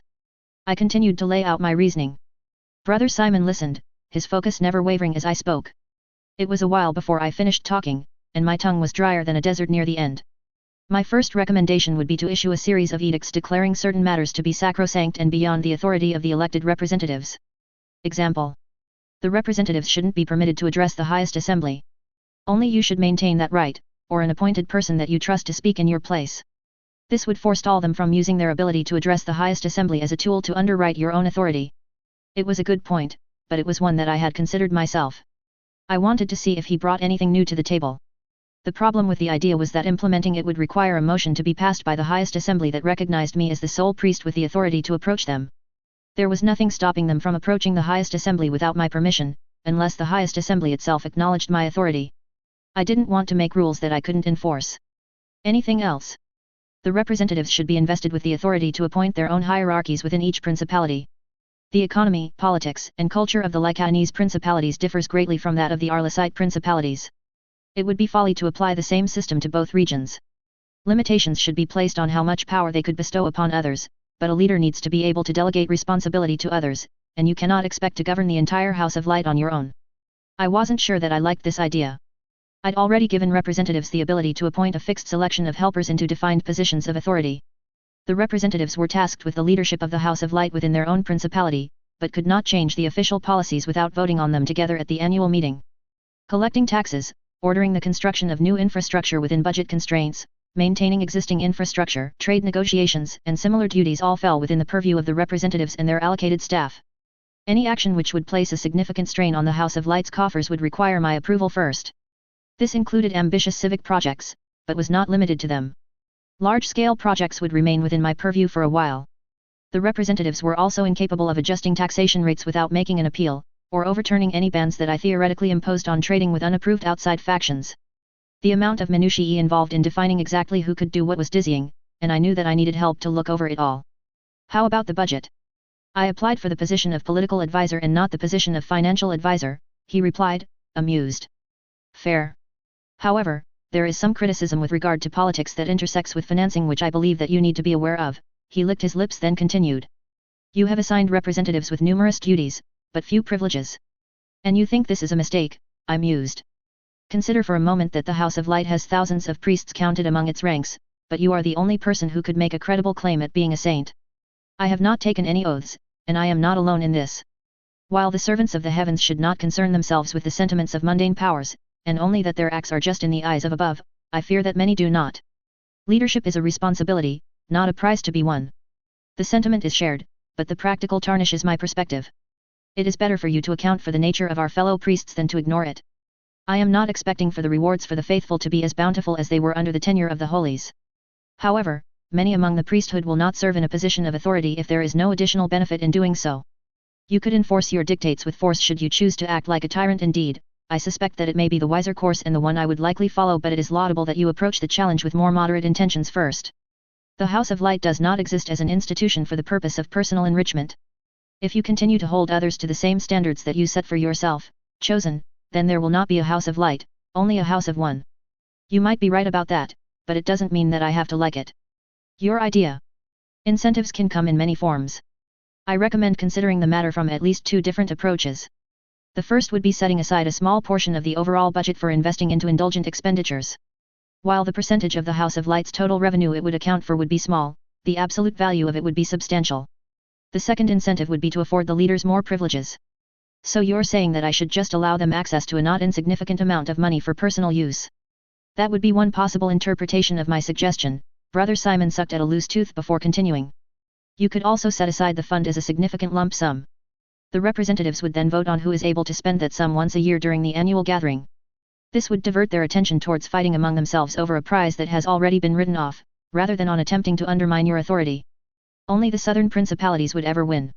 I doubt that the north would care for it at all, he shrugged. If you intend for a more fair distribution of this fund, then you could cycle it between principalities on a 24-year cycle, or divide it equally every year. Is there any benefit to doing this at all? This just seems like a way to sow strife. I'll think about it. Next, I suggest reducing the number of representatives per principality from 2 to 1. Having only a single leader would increase the efficiency of the system by preventing any potential disagreements at the highest level of authority. It isn't the highest level of authority. I am, and I can step in if squabbles ever boil over. You think that outweighs the benefits of having different perspectives? There is nothing preventing those perspectives from being retained by insisting that the leader of each principality has advisors representing the interests of their people. The advisors aren't a direct challenge to their position of leadership, though. Is he right, or would more representatives be better? It would force all decisions to go through a coalition, which while requiring more work would be less prone to corruption. You should consider appointing the leaders of each principality yourself, rather than requiring the priests of each capital city to elect them. The amount of paperwork organizing a vote like this would create is not insignificant, even when restricting the elections to occurring only once a decade and without insisting that every priest votes. I was hoping that Cordelia's wizards managed to reverse engineer scrying. It would be a long time before it became commonplace, but having access to rapid communication would open the doors to proper voting, among other things. They can still make a more informed decision than I can. Appointing them yourself would grant you a tighter degree of control. Those who were appointed would feel some measure of debt towards you, be less likely to turn on you, and have a higher chance of meeting whatever personal criteria you have for them. That's true. Is it worth it? I don't think so. Giving the priests the opportunity to vote on their leaders gives them the illusion of control. It doesn't matter if they aren't able to pass anything I disapprove of, if they can come to agreement on less pivotal matters of governance. Besides, I can step in if it becomes necessary. I'm more likely to make a bad choice when selecting leaders as well, because there is no way for me to spend enough time around all of them to learn who should be in charge. You must have dedicated an extensive amount of time towards outlining the process of removing representatives, considering how detailed it is. Your checks and balances in the form of both the Inquisition, yourself and rival candidates are adequate. However, the lack of a procedure to appoint another leader to your own position is an oversight which it is imperative that you correct. There's a reason for that. Brother Simons gave me a flat look. There will come times when you need to travel, or are otherwise indisposed, and another individual will be required to fill your shoes. This would remain true even if you were immortal. Okay. Brother Simon continued to criticize my work for another half hour.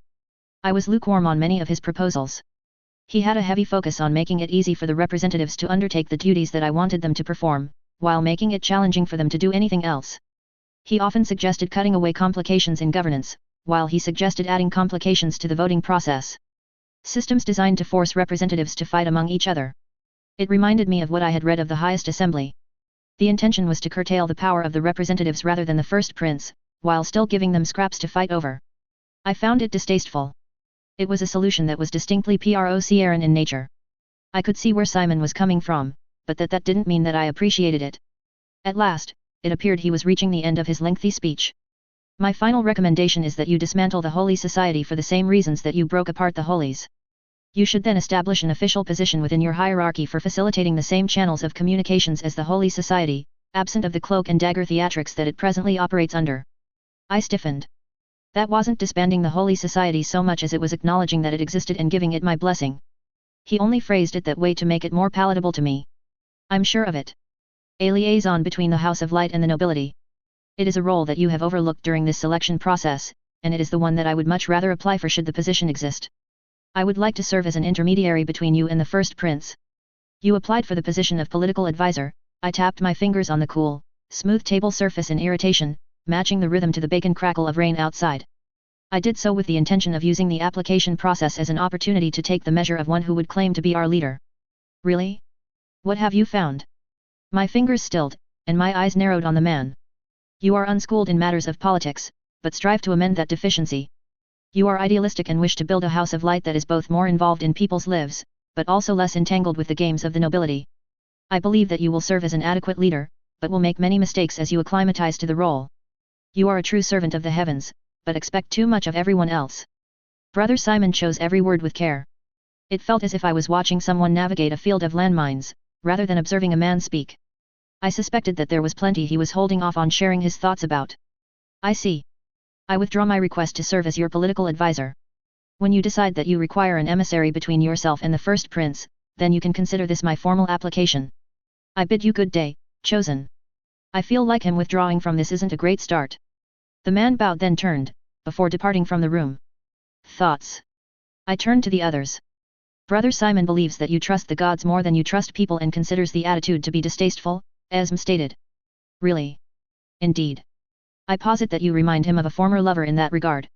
Sister Dominique, Songbird piped in after rustling around in her dossier on the man and holding a crumpled page my way. The two of them fell out at some point. Probably because of that. The man can dislike me but still do a good job. Do you think his advice was offered in good faith? Brother Simon is sincere when he speaks of his conviction that the House of Light should serve the gods. However, Brother Simon is loyal to the nobility above the church and thus has cause to undermine your authority. I suggest that you remain cautious around him. Brother Simon holds you in high regard. He's conflicted because you remind him of his girlfriend before they broke up. Some of his biases shone through because of that. He was using this as an excuse to say things he would have wanted to say to her at the time, since they were tangentially relevant to your proposals. Why should consider his advice? Songbird grinned at Esm. Why does it not surprise me that Taylor's pet snake suggests making her bed in a nest of vipers? Esm scowled. Suppose it's only fitting that our token dunce. I will consider what he said, along with the advice of every other candidate today, I interjected. The two of them finalized their notes. Esm glared at Songbird while she gave her appraisal of Simon. Songbird hummed a merry tune. It was only a few moments before the next candidate was called in. The process was slow, but we gradually made our way through all the applications. They were each presented with the same set of proposals. I didn't make adjustments based off of previous advice, as it would be unfair, and I got a glimpse of the kind of advice that each of them would give. The criticism of my proposed hierarchy was the harshest, but adjusting my plans to account for it would require by far the least amount of effort. It was when the first person applying for the position of financial advisor started to tear into my ideas that I at last acknowledged just how much I would need to delegate if I wanted to succeed.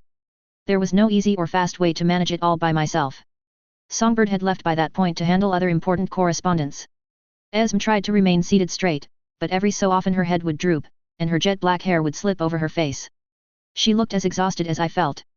Insisting that every church maintains a margin of safety is idiotic, Sister Jade complained. I'm trying to. I don't care what you're trying to do, and I'm not going to be nice about telling you this. If I let you think that you're in any way qualified to spend the House of Light's money with proposals this absurd, then we'll run out of coins before the year is out. Her sapphire eyes bored holes into my robes. What do you suggest? Sister Jade had been one of the archivists in the Starlit Cloister. Her knowledge of finances was mostly academic and had been established over time from handling the older records when they were filed away. Despite lacking a noble upbringing, she still excelled in the interview process. Having an emergency reserve set aside is a good idea, but it should be maintained by whomever you appoint as leader of each principality and not the individual churches. Why? Most of our lands and holdings can sustain themselves. They don't require outside funding to function, and when they do, it's in times of emergency. Famines, plagues, earthquakes, wars, and the like. Having money on hand won't do anything when the world around them is falling into one of the many hells. It's likely that the coin would just go missing instead. The individual churches can petition for relief in times of trouble instead of sustaining a fund themselves. What about the risk of funds being misused? It's easier for you to scrutinize the work of a single person responsible for managing the finances in each principality than it is to observe every House of Light. It also costs less and involves less busy work, which would help save on the final budget. It's still a single point of failure. You can create a contingency for that contingency if you like, but excess preparation would be a form of stupidity of its own. What else do you disapprove of? Your inquisition is a good idea, however it will take time for them to learn the necessary skills for proper investigative work. You need to organize the House of Light such that their burden is minimized. You cannot afford for them to always be gallivanting across the entirety of Purser if you want them to be effective. I suggest that they perform routine visits at each appointed leader, then randomized visits throughout the decade. There is also the... In terms of budgeting, I raised my hand and interrupted. She raised a wrinkled hand, pushed back her graying blonde hair, and gave me another glare. You seem to be under the misapprehension that we are able to consistently tax all church holdings. The Starlit Cloister only contains records for Salia itself. There are many places that cannot be taxed for one reason or another. This could be because they are too small and too far away for it to be cost-effective, but there are other reasons. Smaller agricultural holdings under our purview produce enough to sustain themselves, but little more. Some of our lands also have income that varies dramatically from year to year based on elements outside our control and will be taxable in some years but not during others. The Church owns no land in the Lycaonese territories and are not allowed to collect taxes there either. Do you understand the point that I am trying to make? I already accounted for the Lycaonese. I acknowledged that they have to pay rent to the princes, and it wouldn't be sensible for us to treat them the same as anywhere further south. It's on page 15 of my proposal. Agriculture is on page 22.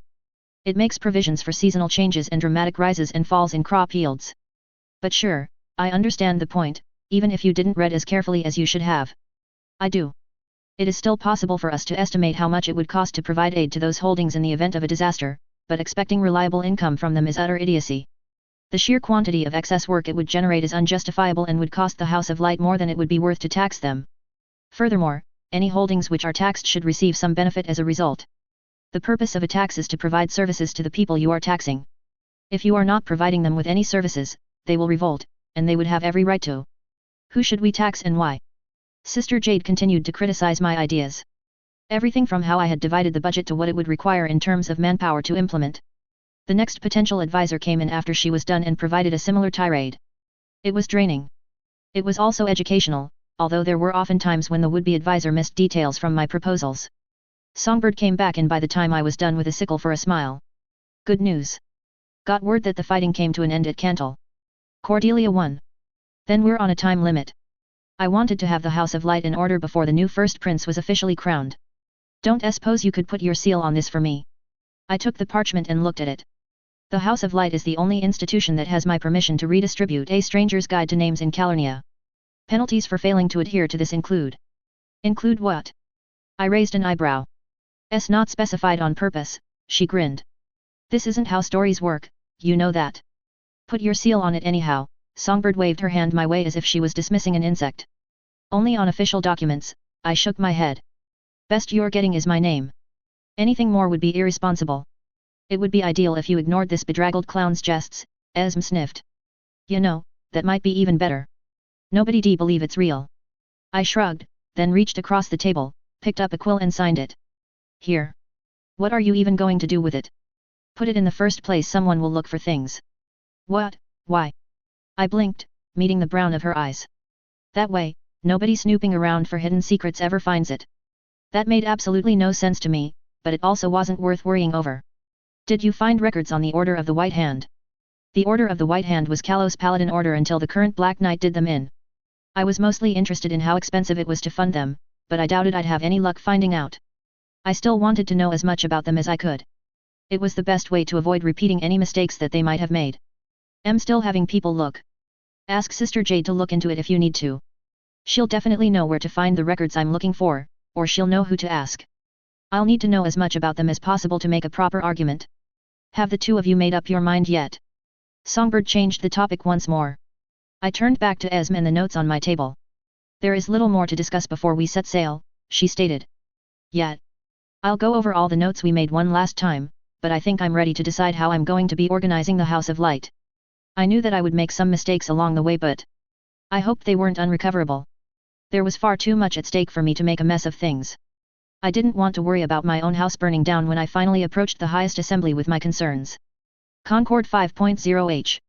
There isn't a problem so large that it cannot be solved with plenty of lies and violence. Catherine Foundling. Jacques' watch was almost at its end. Soon, he could retire to the land of dreams and let another poor fool take a turn on the walls. And for what? It wasn't as if the northern savages were going to breach the defenses. Fools, the lot of them. Only they were mad enough to make war during the heart of winter. Prince Arnaud didn't even need to give battle. The city had more than enough supplies to last out the season. They only needed to wait. Wait and laugh, while the Lycaonese froze and starved outside the walls. Then, when the season ended or the stragglers surrendered, they could raise the gates and search the corpses. His patrol of the battlements brought him to one of the midway towers along the northern wall. He turned and started to make his way back towards the gatehouse. Nothing happened. There was naught to see, and still he was damned to guard the walls before the sun had even seen fit to rise. Not even the Lycaonese were mad enough to sally forth during a night like this one. The wind howled, screamed like the lost souls of those who were sacrificed on the altars to the east. Snow piled thick below the battlements. The moat had frozen over. Even the warmth of the torch in his hand offered little relief against the cold. It flickered like a lazy candle. Every serious gust threatened to snuff it out. A horn bellowed from somewhere further along the walls. One of the other guards had given the alarm. Jacques came to a halt and stared through the arrow loops. Torches, as far as the eye could see, some 30 feet below and over a mile out. The muted glow was doubled over as it reflected off the frozen waters. The enemy soldiers were forming up under dawn's light on the left of their camp. Just past the neat rows of tents nestled behind a ditch and a stockade, in the gap between their fortifications and the shores of Lake Levant. The northern savages were forming up. They were outside their defenses. It appeared that not even winter's bite deterred them. Were they insane? He could just make out the shape of an odd curved reflective surface in the distance. The Lycaonese engineers had been working on some manner of esoteric piece of siege equipment for the past few days. It wasn't a machine that any of their own engineers recognized. It looked more like the work of a pre-sea sorcerer than anything that belonged in the Pro-Sierran heartlands. Jacques turned away from the savages and started to march across the top of the wall towards the spiral staircase leading down into the gatehouse. Crunch! Crunch! Crunch! His boots against the snow. Clink! Clink! Clink! His boots against the smooth stone stairs. He squinted in the dim light. The door to the gatehouse creaked as he opened it. The hearth crackled heartily, casting off shadows that danced throughout the room. Over the chairs and tables, along the bedrolls on the floor and across the bleeding-out bodies of his comrades. Betrayal. It had to be. But what was their goal? The gate mechanism, it had to be. Open the gate, then jam the mechanism. Only a few small steps, and then the traitor would allow the northern savages within the sanctity of their walls. What should he do? He owed Prince Arnaud nothing. There was no reason for Jacques to bleed and die for a fancy ass on a throne. The prince was unpleasant and there were rumors about him. Rumors about girls who would visit, then disappear soon after. Why the fuck should he care about what someone like Prince Arnaud would order?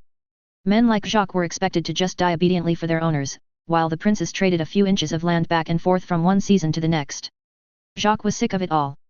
He was tired of seeing friends, kin and distant acquaintances die from season to season in this utterly pointless war. He hesitated for a moment as he considered what to do. Jacques was certain he would die if he decided not to act and his inaction was ever discovered. If Jacques had to choose between his current master and the northern savages, then, there was only one real answer, wasn't there? At least his current master was civilized. The metallic cry of his sword rang out as Jacques prepared for a fight. The flame of his torch came next. He snuffed it, dropped it to the ground. It would do him no good below. He proceeded with caution, made his way past the bodies, then down the wooden staircase towards the room housing the gate mechanism. Jacques wasn't sure which was louder. The creaking of the stairs or the thumping of his own heart. The clanking of the mechanism muffled his own steps. He picked up his pace. Jacques couldn't allow the savages even this small victory. 4 figures were focused on turning the rusted iron crank. They were so invested in what their current activity that they didn't even notice as he approached. Jacques dashed forward. He brought up his sword, then brought it down on the neck of the first. They let out a shriek and shoved him back. He stumbled, came to a stop against one of the room's supporting pillars. Need to even the odds. Have you no pride? Why betray us to the Hassenbach? He called out. His enemies' blades rang out as they cleared their scabbards. The 3 of them started to approach. The 4th whimpered and clasped at their own neck. They tried to rise, then collapsed onto the ground. Better the North holds the crown than allow this farce to drag on further, the middle figure replied. It was familiar. Somebody he knew. Bertrand? Was that Bertrand? Jacques righted himself. His foot hooked into the legs of a brazier. He pushed against it. It tumbled over, spilling hot coals onto the ground between him and his foes. One of them yelped and shied away. He started to pedal backwards, keeping his eye on his foes and his blade raised. They spread out. Traitor, Jacques spat out. We need to hurry.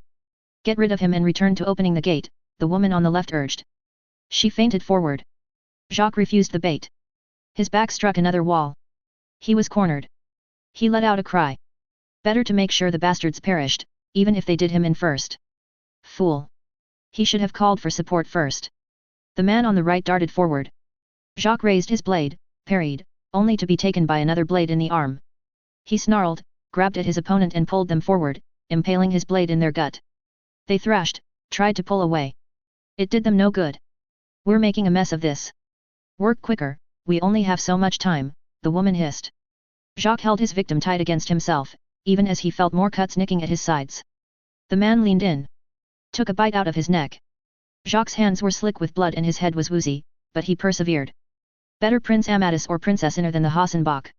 He let out another cry and then ambled forward, falling against one of the other assailants. It was Bertrand. The man stumbled, dropped his sword. Jacques grabbed it, panted, he was short of breath. Damn you, stop fighting, Jacques, Bertrand exclaimed. A glint out of the corner of his eyes. He raised the blade. Met the oncoming sword. There was a loud clang. He trembled from the impact. It was hard to maintain his grip. Dizzy. Lightheaded. He needed to what? I'm going to die, aren't I? The words in his mind were muted, distant, as if they echoed out from across the lake. Then it was best that he take as many of them with him as possible. Give his last moments some meaning. Make them matter. The woman struck again. This time, her blade buried itself in his gut. Jacques leaned into it. Her eyes widened as he grabbed her and pulled her close. What are you? No, no, no. Let go of me. She protested, shaking her short crop of crimson hair from side to side. Jacques felt the sweet sting of her blade as he welcomed it inside himself. Felt it, then let it pass. He brought his own blade up, buried it inside of her.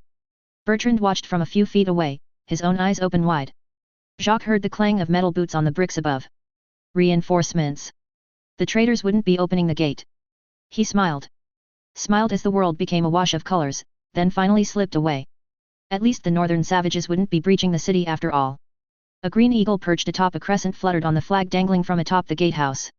Klaus Poppenheim lowered the looking glass from his eye. The drawbridge remained closed. He cursed, then spat at his right into a bank of snow. That plan had always had long odds. His niece had informed him of the presence of supporters within the walls who could lower the gates. Klaus hadn't counted on that scheme for success, but it would have made the entire affair a whole goddamned less messy to clean up. Sabotage would have made breaching the walls a lot less bloody. If the second plan failed as well, then out came the ladders. Then it would be a conventional siege and well, then, even if they scraped through to the other side, it would cost them dearly. He will win. On every path he wins. The words that had damned him to this southern slog haunted him. Mornings this far away from Hanover had been indolent before winter had set in. It was easy to see how the Alamans had become so soft. Now the biting mist and howling winds dug deep into his men, keeping them awake and spry even at the earliest hours of the morning. His niece was a cast iron bitch. Tough as nails and harder than steel. She did what she believed was necessary, but nobody would ever love her for it. Forced marches through the harshest season had taken its toll on his troops.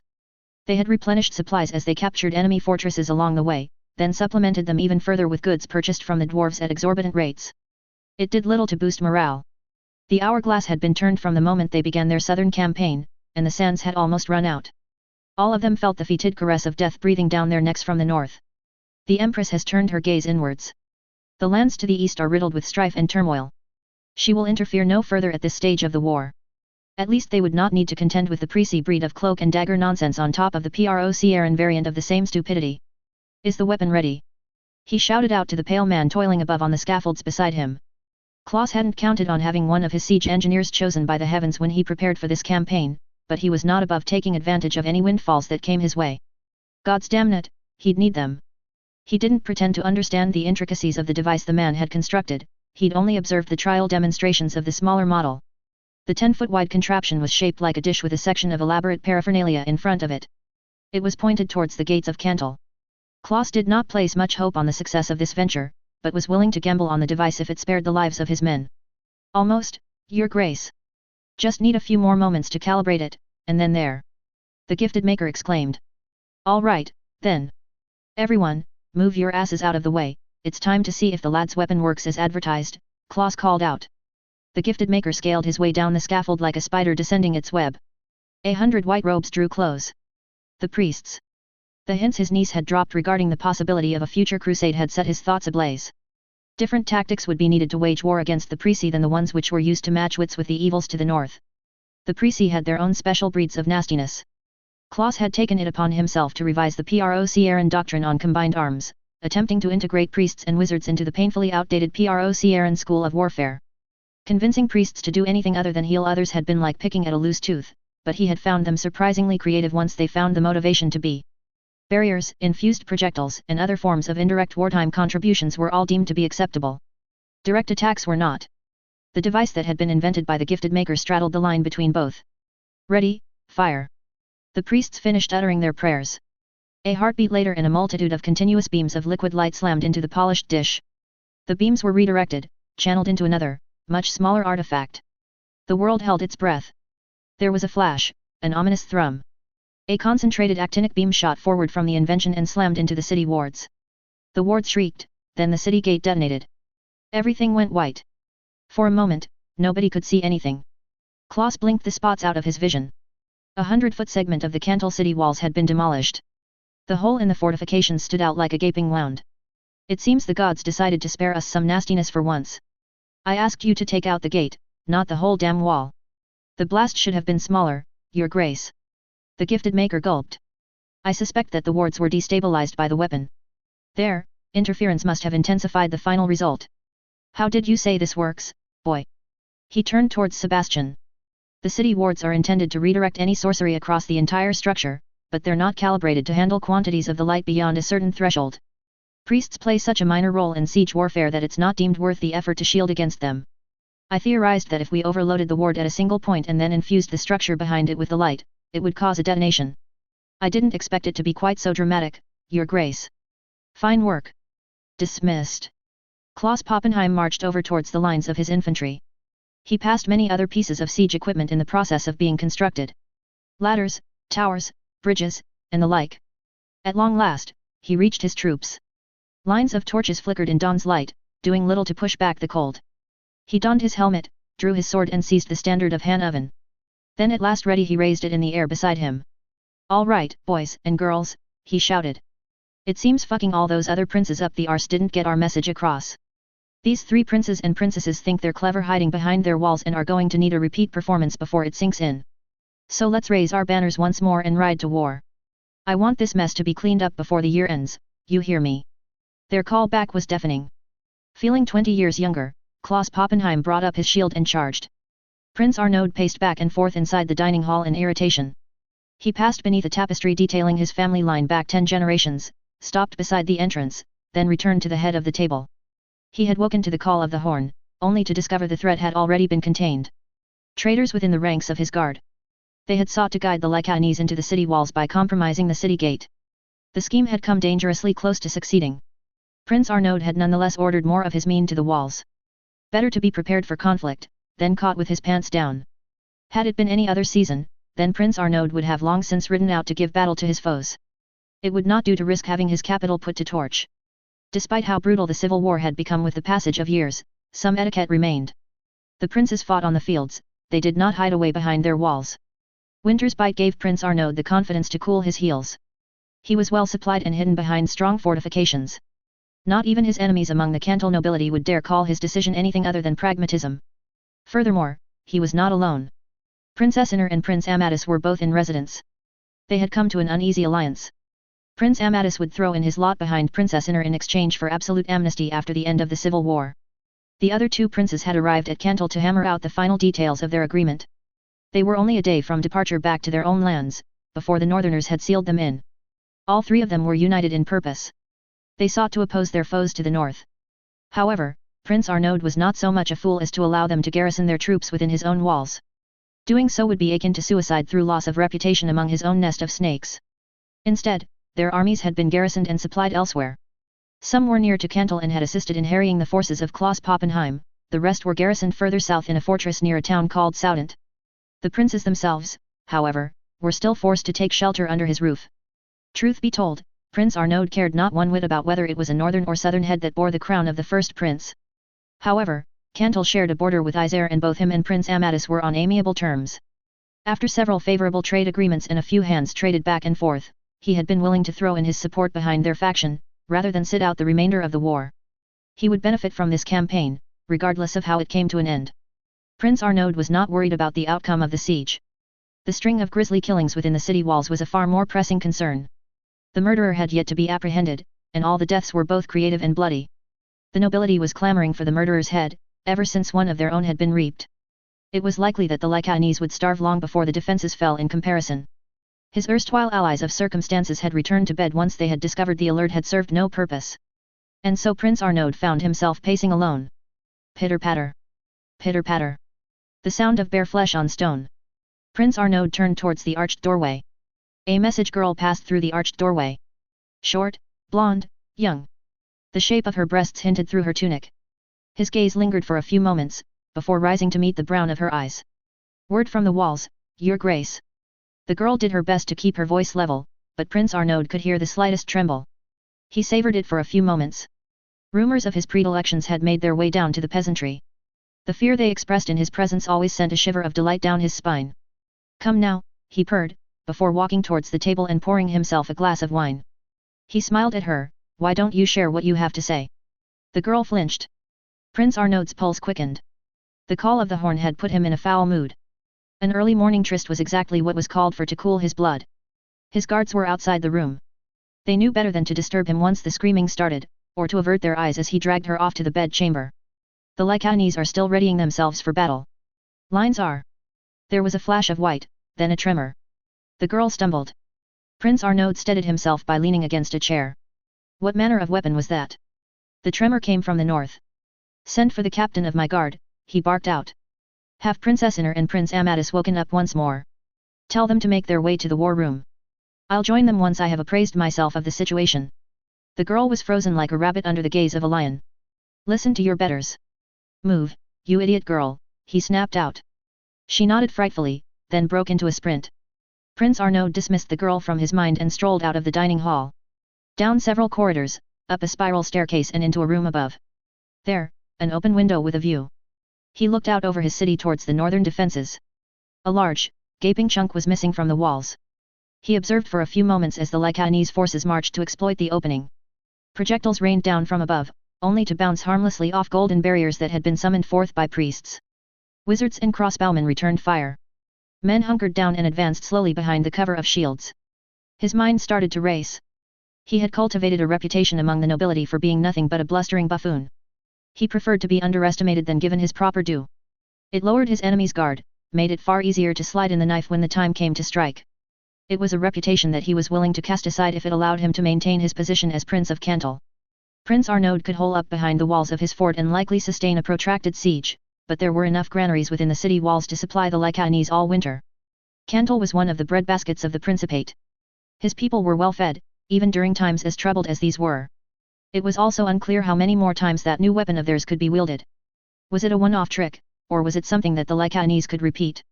Allowing the Lycaonese free reign of the capital would see him removed from his position, even should they eventually be forced to retreat. It did not even matter if the weapon could be wielded again. That realization was enough to help him make up his mind. If he wished to retain the seat of his power, then he needed to make peace with the northerners. Make peace, and convince them to leave. He departed from the tower and called out for one of the servants. Asked them to bring up a specific vintage of wine from the cellars. It was a bottle he had set aside for occasions such as this one. Then, he asked another to find him the antidote. It was fortunate that he had 2 other crowns to bargain with. Concord 5.12. One is not born either good or evil, one is simply born. It is insulting to imply otherwise. Our tyrants and chancellors strive just as hard to be evil as the most diligent good kings or most virtuous of saints.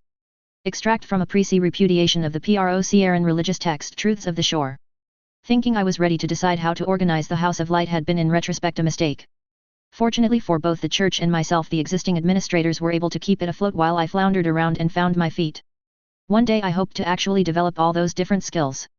That day wasn't today. I tried to make the habit of picking up new skills whenever I could. Just because it was unlikely that I would ever need them didn't mean that I should dismiss their existence. It had been reviewing the historical costs of fielding knights that had convinced me that perhaps I should delegate more. It was over 10 times cheaper to train and arm crossbowmen than knights. That wasn't even counting how long it took to train knights. Knights were not what I wanted for my paladins. For one, I didn't need them to own horses. I also didn't need them to come from among the nobility or possess many of the skills that a knight would typically have. However, there were other costs that ordinary knights would not have. I wanted my paladins to be able to wield the light. I also wanted them to have equipment that was protected against sorcery. The plate armor worn by Kalos paladins had been inscribed with scripture and allegedly guarded against magic. Those additional requirements among a few others made up for the savings in traditional knight training. There was just too much that I did not know to manage this all on my own.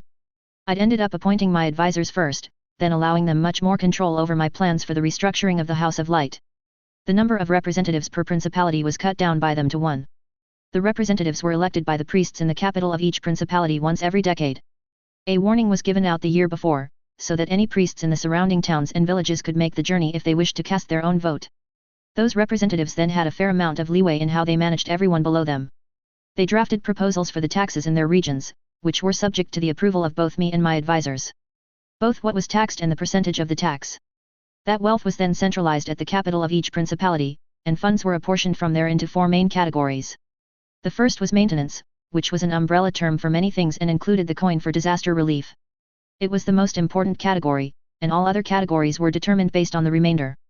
The second was projects undertaken within each principality on the recommendation of the people living there. The third was for trade investments, and the last portion was for greater church projects. Those representatives then had assistants who were expected to draft and publish an annual church account that was available to the public to review. ESM had people under her authority who were responsible for auditing it. Once a decade, when the representatives changed, there was a review of which church holdings were eligible for taxation made by the new representatives. Any church holdings that felt were being unjustly treated by their leaders could also raise a complaint to the Inquisition. I had also decided that I wasn't going to control the representatives by playing them against each other. I didn't believe it would be right to do so. It would be establishing the exact kind of system that I was trying to remove. Instead, a complicated system of rewards and incentives had been developed by my advisors to encourage the representatives to do the right thing. Funding for pet projects provided they meet the right criteria, personal allowances, ancillary privileges, and the like.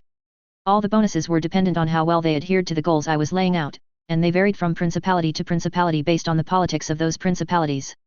Representatives could then vote on greater church policy once a year, or bring any petitions before me. That served as the carrot. The threat of me descending on them if they strayed from the path of good served as one stick, but I was hoping to find myself another. I hadn't realized just how much of a relief it would be to delegate responsibility of the minutiae to someone else until I'd gone ahead and done so. There was still a small niggling at the back of my head. A part of me insisting that I should be responsible for everything. But I was doing my best to ignore it. There's no need to subject yourself to this, chosen, one of the sisters said deferentially from beside me. It's about respect, I replied. I'll take my leave then, she bowed. I watched her depart the indoor garden along a path of soft sand, threading her way between rose bushes, past lavender, and then through the arched concrete passageway. Turning, I stared at the pool of water behind me with the same enthusiasm as a cat preparing to bathe. Nothing to it, Taylor. I pulled off my robe, then stripped myself of my small clothes and bundled everything beside the edge of the water into a tidy pile. At last, I dipped my toe into the water. It was about as bracing as I expected it to be. The temptation to heat the water up rose once more. I squashed it. Cheating would defeat the purpose of this. I took a deep breath, then plunged into the frigid pool. C. Cold. I turned towards the hourglass at the side of the pool and flipped it with a bit more vigor than necessary. I glared at the sands for a few moments, before reaching towards the soaps and oils. It was miserable. Not even the light of the sun helped stave off the chill. Step by step, I cleaned myself. None of this was strictly necessary. I could have decided to do otherwise. But Cordelia was going through the same process. It was required of the would-be first prince when they met with the head of the House of Light in the days leading up to their coronation. I'd informed her that I wasn't expecting her to follow through with this process. She'd told me that she would follow the letter of the law. Even if the law in this case was a stupid tradition that should be overturned. I'd already drafted a proposal for the highest assembly to do so. It wasn't high on my list of priorities, but if something was both easy to do and beneficial, then, it should be done. I left the pool an hour later wet and miserable. After toweling down and changing into an austere white shift, I walked briskly towards the chamber where we would be meeting and took my place at the head of the table. I was alone in the room. The crackle of the hearth behind me did much to offset the cold. Cordelia Hassenbach was led into the chamber a few moments later. Duty. Forge the Principate into a tool that can withstand the evils to the north.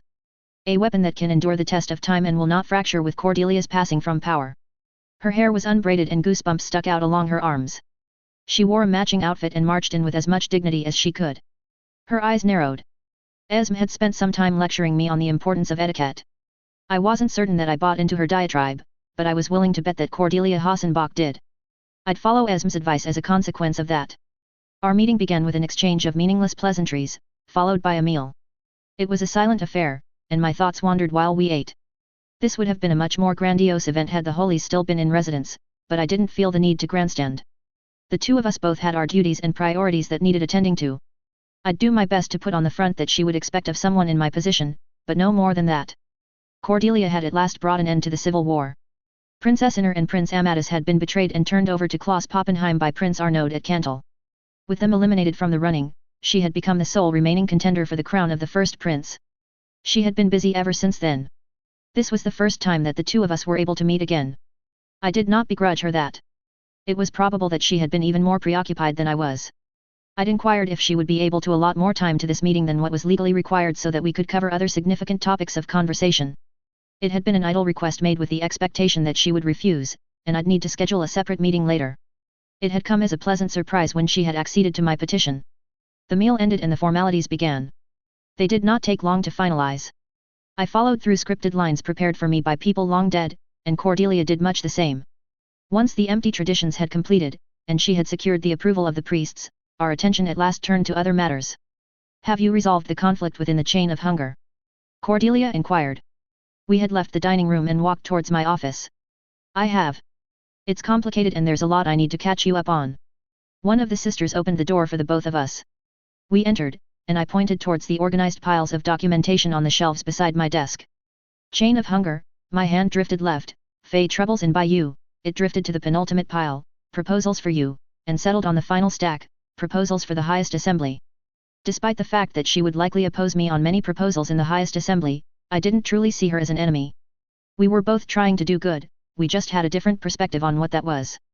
I wanted to try to maintain a cordial relationship as a result.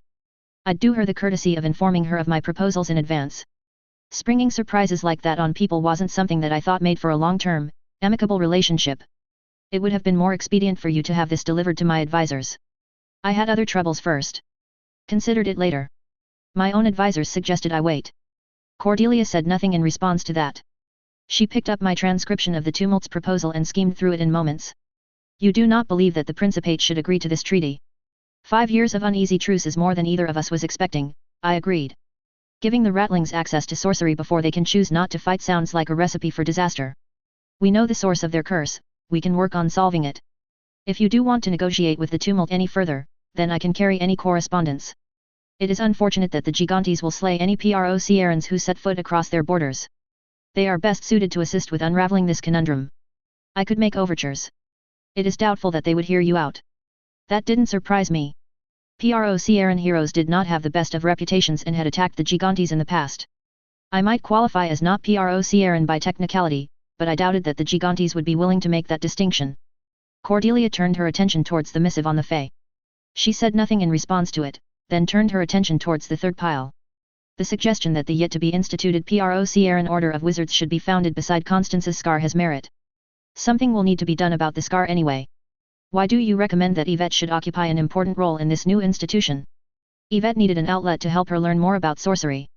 She'd reached the end of what I could teach, and this was an opportunity to discover more on her own.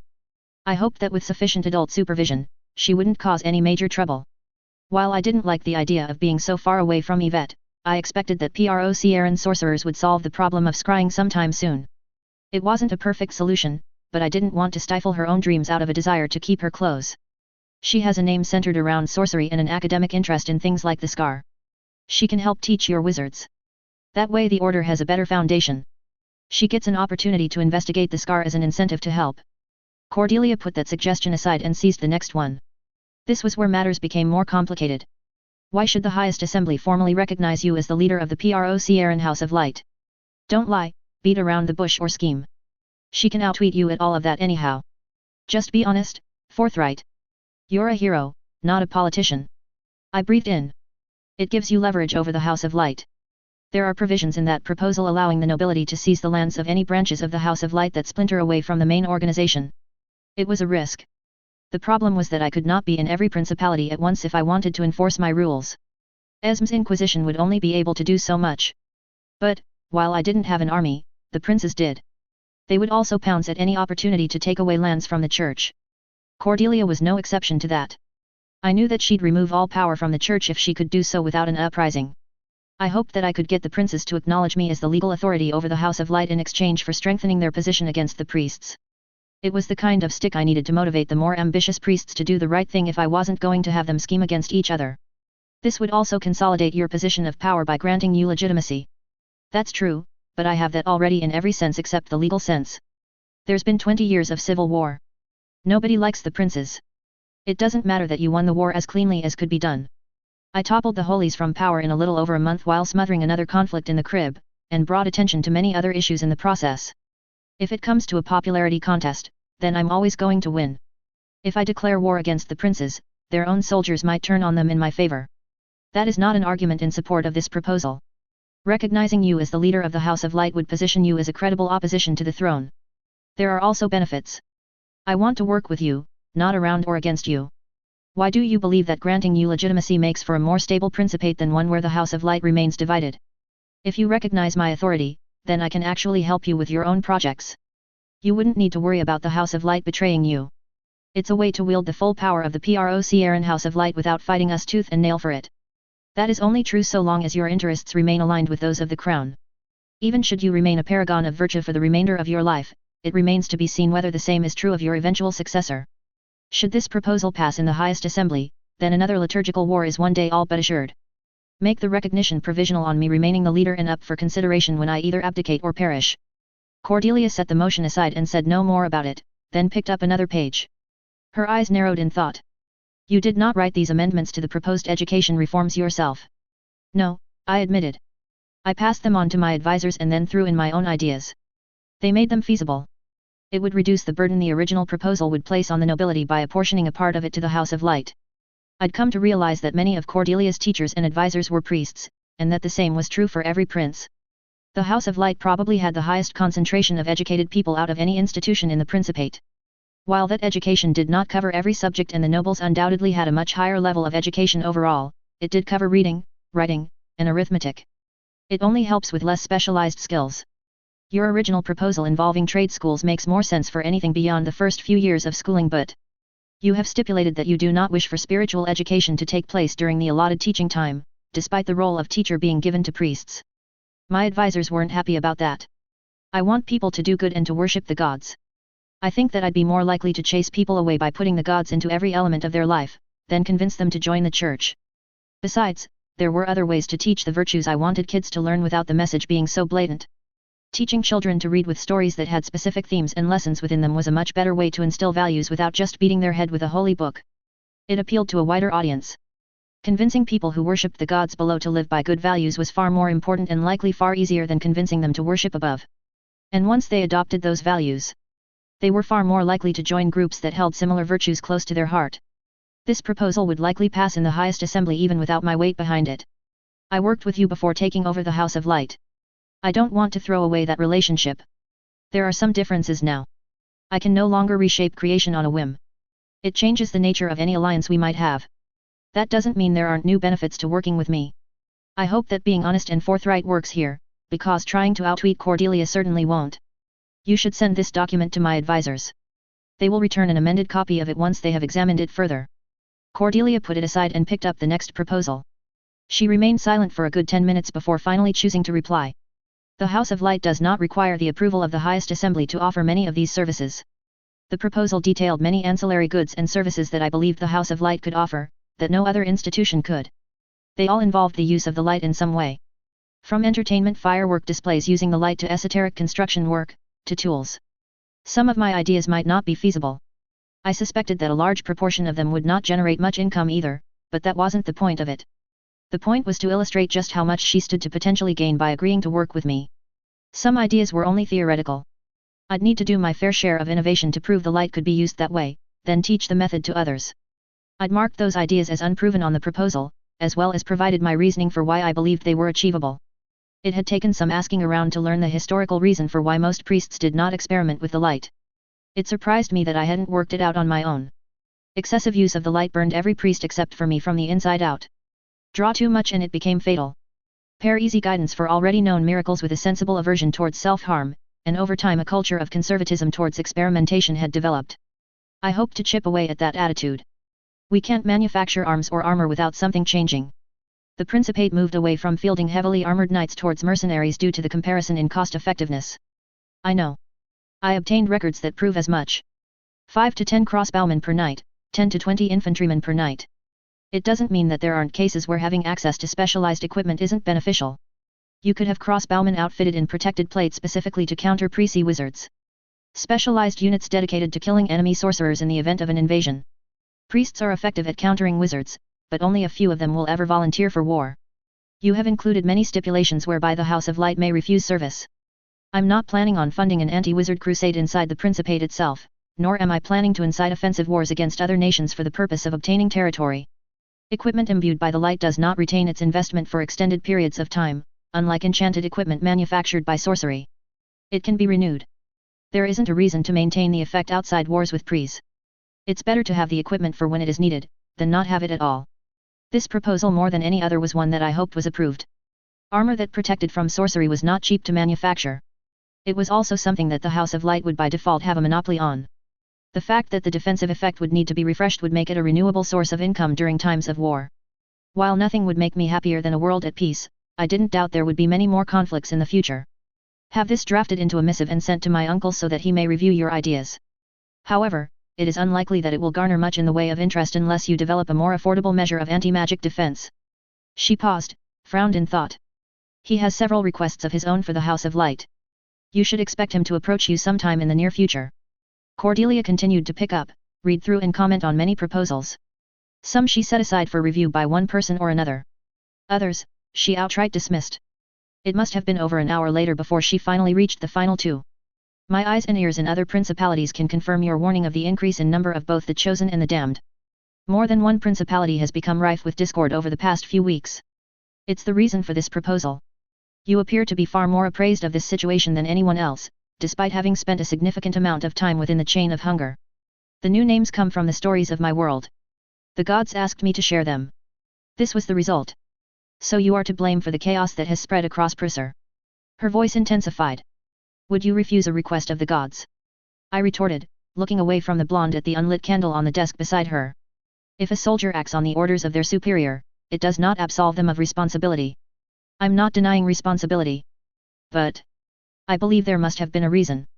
Some good that came of this. They wouldn't have asked otherwise. In fact, I can confirm as much. There's a hero. A bard. She's immortal, and I don't even have the faintest idea how old she is. She planned to blow up the continent, and my decision ruined her plans. Considering how detailed her scheme was, I'd have given her a good chance of succeeding. There is no way for anyone to verify the veracity of the claim, while the chaos that plagues the Principate is evident to all. It also wasn't possible to verify that I was to blame, but that was not the point. I wasn't going to avoid responsibility. I know, my voice was subdued. It's everywhere, not just here.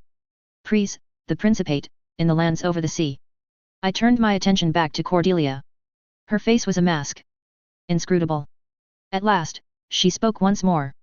You should understand that the reason for the ban against the House of Light maintaining a standing army is to prevent further conflict. That shouldn't be a problem with me in charge. There is also no reason why your proposed policing force would need to fall under the control of the House of Light. Heroes wouldn't listen to the princes. Your argument is founded on the preconception that many of both the chosen and the damned will pose a lesser threat, and are thus containable by those without a choosing of their own. Should that be true, then there is no reason for that force to fall under the authority of the Church. The principle would remain the same. Only those who pose a sufficient threat would require the intervention of heroes.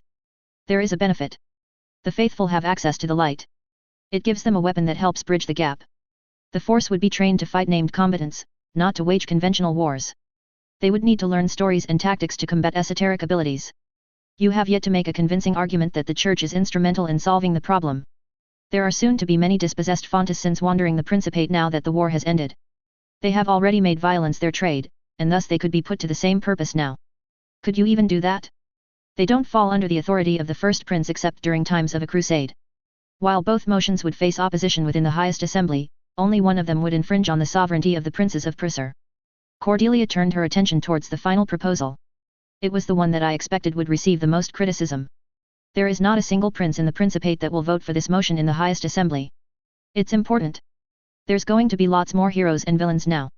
If you want me to hold heroes accountable, then they need legal permission to hold princes accountable. This is the Principate of Prusa. We mete out the same justice to the highest soul and the lowest. Agreeing to this proposal would be tantamount to a declaration that the chosen and the damned stand above the law. It would undermine the principles that this nation has been founded on. Heroes do stand above the law. If I walked into the highest assembly and killed everyone there, nobody except the gods would be able to stop me. Pretending otherwise is a lie. I'm offering you a way to make it less of a lie.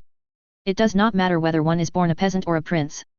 From highest to lowest, we are all taught one truth. Our nation is one where the laws are fair and all are treated equal when they stand before the magistrate. We often fail at achieving this, but the belief is still there. Not one person from the gutters in Isare to the throne in Salia will entertain this proposal, for it is anathema to the truths that we hold most dear. You're the first person I'm approaching. I'm going to be trying to convince the others of the necessity of the agreement as well. This measure would be more likely to pass were you not the leader of the House of Light, not that it has any hope of succeeding, irrespective of your standing. It is a short step from being the leader of the House of Light to leader of the Principate once you have the right to depose the first prince. Then that's fine.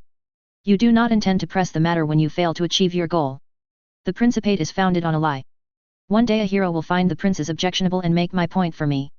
All I'll do is withhold judgment against them until you amend the laws. You would consign the Principate to the fire only to see your point made. One day Prusa will die. Not because I have anything against it, but because one day something better will replace it. That's just the way things are. Not so long as I remain standing. That wasn't a threat. I'm not planning to move against Prusa. It's just that, time changes everything. Only one of us plans to live forever, Cordelia. And it isn't you. A few more courtesies were exchanged before our meeting came to an end. Cordelia departed the starlit cloister not long afterwards. Concord 5.13. It is deeply ironic for a nation that is said to have been founded on the principle of consensus that it repeatedly proves chronically incapable of agreeing on anything. Extract from The Ruin of Empire, or, A Call to Reform of the Highest Assembly, by Princess Eliza of Solomons. Why should stop worrying, Taylor, the redhead fussed from beside me. I'm not. I looked down from the twinkling lights shining down from above, towards the table before us. Plain tablecloth, weights, simple wooden chairs all arranged on manicured grass. Esme, Roland, Yvette, Blaise, and Michelle were spread out around the feast. You've got that look of yours. Look of mine. One that says something's wrong. Clank. Clank. Clank. Conversation paused as parts of Cordelia's parade marched along the thoroughfare beyond the walls of the modest estate. I could only just make out the tips of their helmets from the top step of the veranda. Nothing's wrong. Just thinking. About what? All of this, I gestured towards the others, is the calm before the storm. It's not like it isn't nice. Yet. I joined the others at the table. After a brief prayer, the meal was served and all of us started to dig in. This place. You outdid yourself, Song. You know, it surprised me how many church properties have unused estates on them. Figured this would do for you. She gestured with a chicken wing towards the building behind me. Eat with proper decorum, you layabout, Esm sniffed. I'm told you've prepared to present your case before the highest assembly. Roland inquired from next to Esm. I have. Have you considered what you might do should they fail to pass? Then I'll do the best I can within the limits of the law. How much do you believe yourself to be capable of without official support from the first prince? A lot. I paused and pointed towards a teapot beside Roland. He proffered it to me. I accepted it with a small thanks, then poured myself a cup. Cordelia can't stop Taylor from putting out a call for heroes or from trying to help them. She'd probably be laughed out of the highest assembly if she tried. Even if something like that passed, she has no way to enforce it. I suppose it would mean Taylor might need to give up on her idea of paladins for now, though. I'll do the best I can to help people without them if that's the case, but I expect that failing to pass that petition will come back to haunt Cordelia later. There are many Fontessins who now find themselves without a ship to sail. First Prince Cordelia Hassenbach has proven herself to be a capable leader and will contain the problem using them. Have you considered how you want to train these paladins, chosen? Blaze inquired from beside me. The proposal is in my office and has been heavily reviewed by my advisors. They have annotated it with several recommendations on how to improve the idea's feasibility. Frankly, I'm more concerned about getting it passed first. Are you going to join me at Constance's Scar, Roland? I think there's a lot for both of us to learn there. Ma told me that she's found a place for me there. Isn't it exciting? A chance to study the Fae. I intend to. I tuned Roland and Yvette's discussion out and turned my attention back towards Songbird. I've done what I can. Brother Simon assures me he did his best. Appointing him liaison between yourself and Cordelia was smart. I'm sure the people he sent to bring your proposals to the other princes did their best. I assure you that sometime within the next decade that man will set fire to our port and I will be tasked with putting out the flames, as muttered darkly. Conversation halted as the sky lit up. Bright lights and illusory banners crafted from the light fluttered above. They were crude and lacked the finesse that I would have used to achieve the same effect, but they still elicited a smile. You know, your idea could use some work but I think it's good. Yet. It's a simple use of the light. Almost every priest knows how to make basic illusions. Figured it would help with the mood during the celebrations. They just don't for some reason. I smiled at her. Still think you should have stayed for longer at the big celebration. People were paying more attention to me than to Cordelia. I shook my head. Better for me to disappear early. It's not good for me to undercut her authority. You've said as much twice before, but I still think it'll help strengthen your argument later. Also figured this out, I changed the topic. I took a moment and channeled the light through me, then sent a silent blessing towards Songbird. The effect was complex, drawing upon what I'd learned so far from the angel's miracle in the cathedral, combined with a delayed timer based off of healing. It asked, what if this person's dreams were pleasant? What? You'll see later tonight. Do you mean you figured out how to give me amorous dreams? Songbird grinned. I figured out how to bless people's dreams, I corrected. Without the miracle in the church to innovate on, I would still be busy with figuring it out.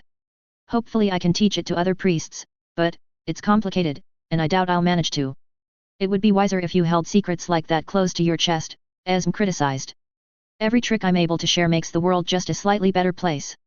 Once I figure out how to turn it into a persistent aura, then nobody within range of me will have nightmares anymore. You know, I think you shouldn't put the crown on Cordelia's head. Delegating that task to another would have ensured a liturgical war sometime within the next decade, Esm argued. Nah, Songbird sniffed. The first prince and Taylor are both hard-headed but reasonable people. They'd talk it out.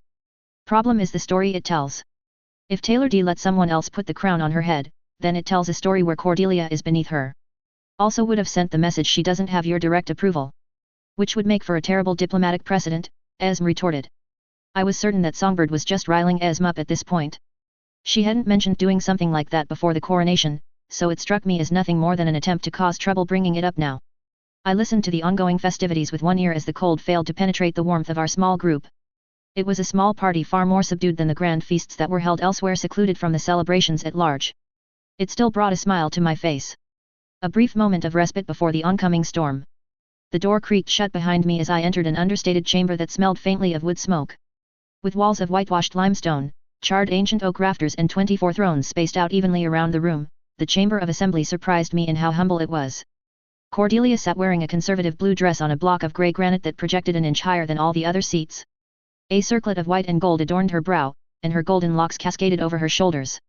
Behind her to one side was another seat covered in a silk banner displaying a crowned bronze mountain peak on deep blue. Other seats sat empty. The throne of Equitan and Isare, for one. Lang and Bruss had youths ensconced within them. Don't do anything, Taylor. They're dreams, not reality. The assembly recognizes the chosen, Taylor a bear, a white-haired man announced in a thick, Lycaonese accent. The Master of Orders. I'd been made to wait outside the chamber of assembly while other proposals were considered first. According to Songbird, the highest assembly had been considering a proposal put forward by Cordelia requiring for all loans taken by princes in excess of a certain sum to be publicly declared. Both the quantity of money taken on loan and who the loan was taken from. It was an attempt to try to prevent a repeat of the Civil War. It remained to be seen how effective it would be. By ancient oath, let every word I speak ring true, I declared. There is so much ceremony to remember. I hope this speech pays off. I put in the time to include additional theatre just to appeal to their sensibilities. At least Cordelia hadn't tried to prevent me from addressing them at all.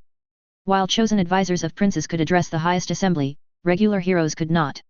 The House of Light was also permitted to petition the highest assembly, however, there was nothing requiring them to allow me to step inside these halls. It was possible that she could have tried to deny me the right to speak on a legal technicality. I wasn't sure if such a trick would work, but it was the kind of tactic I expected from her if she was planning to fight dirty. You were heard by these hallowed grounds, the Master of Orders replied. Let no lie mar your tongue, no heresy your soul, and may the heavens grant you righteous purpose in this exchange of words.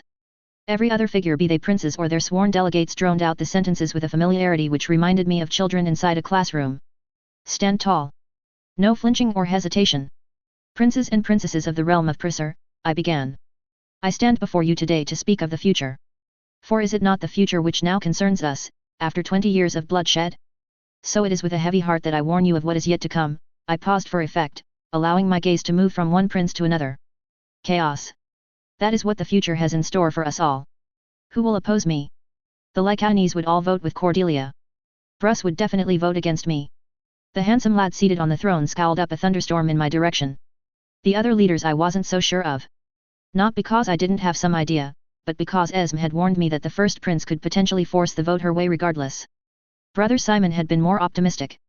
He'd taken the time to correspond with the others. Everyone here already knew what I was proposing. This was just a formal resolution of something that had been debated in the shadows. The southern principalities, I'd been informed, were all likely to throw their weight behind my first two proposals. It was the last two which were the problem. Do not mistake this for the dire prophesying of a woman otherwise bereft of wits. Already the first seeds of discord will have blossomed within each of your borders. New heroes and villains both. With seemingly no rhyme and reason, they have materialized from the wind and sown further chaos to lands that teeter on the brink of ruin. A time of trouble lies ahead of us. Does anyone dare to claim otherwise? There was a murmur of agreement in response to that. A particularly odious man seated on the chair for Cantle drowned everyone out while proclaiming his approval. I didn't know who he was. Something about him beyond just his sleazy dreams made my skin crawl. And so I come before you to offer you hope of salvation. 4 requests for formal petitions to be presented to the highest assembly in an attempt to stave off the oncoming storm. But before I regale you further, I would make a request that both the votes at the end of each petition and the preceding addresses for all petitions be entered into the formal public record. My voice echoed throughout an otherwise silent chamber. I doubted that anyone had expected this request. The hope was that if my proposals failed, then the people of Prisar would be aware of who voted against the proposals and what the proposals were. Then when trouble did eventually come, well, it would be much harder to deny me a second time. As per law, such a request can only be granted by the first prince of Prisar, the Master of Orders said. I now put the question to Her Most Serene Highness, First Prince of Prisar, Princess of Salia. Cordelia inclined her head. I grant the request. Good. Brother Simon had both suggested the idea and reassured me that she would not refuse the request. Denying something like this so early into her reign would be an indication that she was not as secure in her power as she presented herself. And so we come at last to the heart of the matter. How should we combat the chaos to come? My answer is deceptive in its simplicity. Once, long ago, she who called herself triumphant walked these lands, and it was only through uniting that she was laid low. The answer to today's problems remains the same as it was back in the days long past. We should unite. Work together to push back the darkness. I paused and looked them all over. The first petition is for the highest assembly to formally recognize me as the legitimate leader of the part4 House of Light. Let all members of the clergy who contest this proposal forfeit the right to their lands to the principality they fall within. For to stand divided in the times to come is to fall alone. We cannot afford for petty conflicts or confusion in the many years to come. The eyes of many of the princes seemed to light up with greed at the latter part of this proposal. It didn't surprise me. The opportunity to seize lands from the House of Light was one that all the princes would pounce on. The assembly recognizes the Princess of Ain, the Master of Orders announced. Princess Clotilde inclined her head before speaking. I second the motion. The assembly recognizes the Princess of Brus, the Master of Orders announced. What makes one such as you, who made sport of honor in the swamps of Brus, fitting to serve as the leader of the House of Light? Honorable battle, the kind from a children's story. How best to approach this? Talk about myself or challenge his argument? I think the latter is safer. I could extol my own virtues. Tell you that the House of Light is a religious institution first. That every member claims to put the will of the gods before everything else. I could ask you who better to lead the House of Light than a hero. Those arguments and many more would have all made for fine rebuttals. I paused. Instead, I will answer your question with one of my own. When I confronted the Prince of Brus in the depths of the swamp, I warned him of what would come to pass should he fail to heed my words. I begged him to turn aside, to seek another solution to end the conflict. The man was deaf to my pleas. Where is the honor in sacrificing the life of thousands for the sake of his own vanity? There was a murmur of approval from Princess Matilda. There is both honor and glory to be won fighting a battle in service to one's lord, Prince Frederick retorted. Then is there honor in shielding a son who is a rapist from reprisal when the child attempted to lay his hands upon me? Is there honor in insisting on spending the lives of his men when the outcome is already known? The Prince of Brus could have insisted on a duel to settle the matter if he wished to die at the end of a blade. He could have negotiated a treaty with Cordelia Hassenbach. Instead, he chose to sacrifice his own people. There is no honor in how he acted. No virtue in the choices that he made. Only ambition to a fault. Prince Frederick Goethel looked apoplectic. I suspected that he was about to raise another argument. I forestalled his chance to speak. You wish to know what makes me the right candidate to lead the part4 House of Light? There are many reasons. I have no interest in accruing power save for the sake of helping others. I do not wish to rule, nor do I have any taste for war. There is no chance of me threatening another liturgical war because one would be anathema to my own interests. You need not fear that I will politic in the shadows or drive a knife into your backs. Furthermore, there is an additional consideration. There are many stories which I am unable to take an active role in, some which involve positions of leadership in organizations such as this one. You prevent the development of those names by formalizing my position. Another representative was announced, and more criticisms were raised. My legs became tired as the dissection of my arguments continued, but eventually it drew to an end. The Prince of Rhenia moves for vote over the motion, Cordelia stated. One by one, the various princes and princesses or their delegates voted on the motion. I swallowed back my nervousness. These were without a doubt the most important people in the Principate. I didn't like them. I suspected that if I caught them at the wrong moment, I'd execute them without a second thought. Unfortunately, I couldn't do their jobs for them should that come to pass. The motion succeeded, but it was only the first. It wasn't surprising that it succeeded. It was both the least contentious and the one they stood the most to gain from. While it would have been nice to believe that I succeeded on the merits of my argument, I suspected that human greed was the primary motivation. There came a time in days long past when men and women sworn to the gods took up weapons and fought for the right to rule. Many laws were passed in those troubled times. Restrictions governing the production of arms and armor. We cannot know for certain what troubles the future may hold, but we can draw some inferences. The evil to the north lies dormant, not dead, and one day it will wake up. The civil war within the Principate was fueled by the tyrant in the tower, and soon a reprisal is due. The smarmy man in the seat for Cantal let out a loud bellow of approval, then began to clap. Nobody else joined in. I averted my eyes from him and returned my attention to Cordelia. Would you rather be woken in the dead of the night with a blade on your throat and death breathing down your spine, or face those evils forewarned and forearmed? With weapons imbued with the light of the gods and armor that shields against sorcery. The second proposal the House of Light petitions to the highest assembly for is rescinding existing bans placed on the right to manufacture arms and armor. Let us play our part in the battle against evil when they march towards the Principate once more. The process of criticism began once again. The assembly recognizes the Prince of Rhenia, the Master of Orders announced. The restriction on the manufacture, stockpiling, and sale of arms and armor does not prevent the House of Light from performing these tasks in service of another. Smiths may hire priests to perform the duties you propose, provided that the finished goods do not end up in the possession of the Church. If there was any market for the wares you seek to manufacture, then the opportunity for profits would have been seized years ago. The argument that priests could have undertaken the same duties in the assistance of artisans outside the umbrella of our organization fails to take into consideration the scale of production.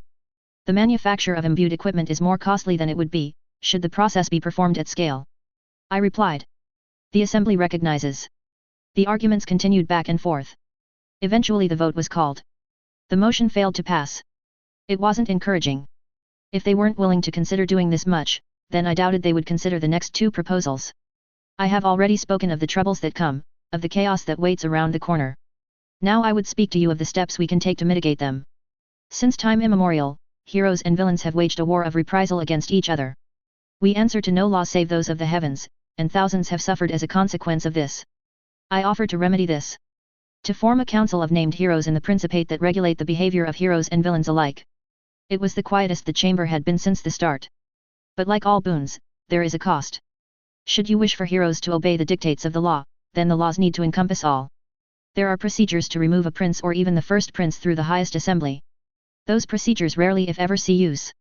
Poisoning kin to avoid the sting of justice is the avoidance of justice, not the meeting out of it. Each of you received a written proposal detailing a series of laws I wish to pass, detailing conditions whereby a hero may judge and execute those who hold the seat of power. The assembly recognizes the Prince of Cantal, the Master of Orders spoke. The advice of those chosen by the heavens is always such a delight, the man smiled. While I wouldn't hesitate to pass such an enlightened motion, I suspect the wisdom of why may be lost on everyone else. This man is such an ass. I'm simply acknowledging the world as it already is, then doing my best to change it for the better.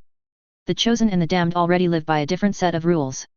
The White Knight who called down an angel of contrition because the first prince of the time intended to bargain with the dead king at the start of the Seventh Crusade was never held to account. Lawrence de Montfort once slew the salutary alchemist and the Prince of Valenciennes and walked free. The Fey enchantress murdered two princes of Prusa before she was laid low. In some cases the fates of the princes were earned, in others they were not. If you wish for the opportunity to hold the chosen and the damned to account, then the law needs to hold in both directions. The assembly recognizes the Prince of Rhenia. Saliente's graces have declared all men to stand equal before the law since the founding of the Principate of Prusa. Passing your proposal would not only make a mockery of the story of our nation, but it would in effect be passing the reins of power from the hands of the princes to the House of Light. Justice applies to both the high and the low, should those in the seat of power be found guilty. Do they? I asked quietly.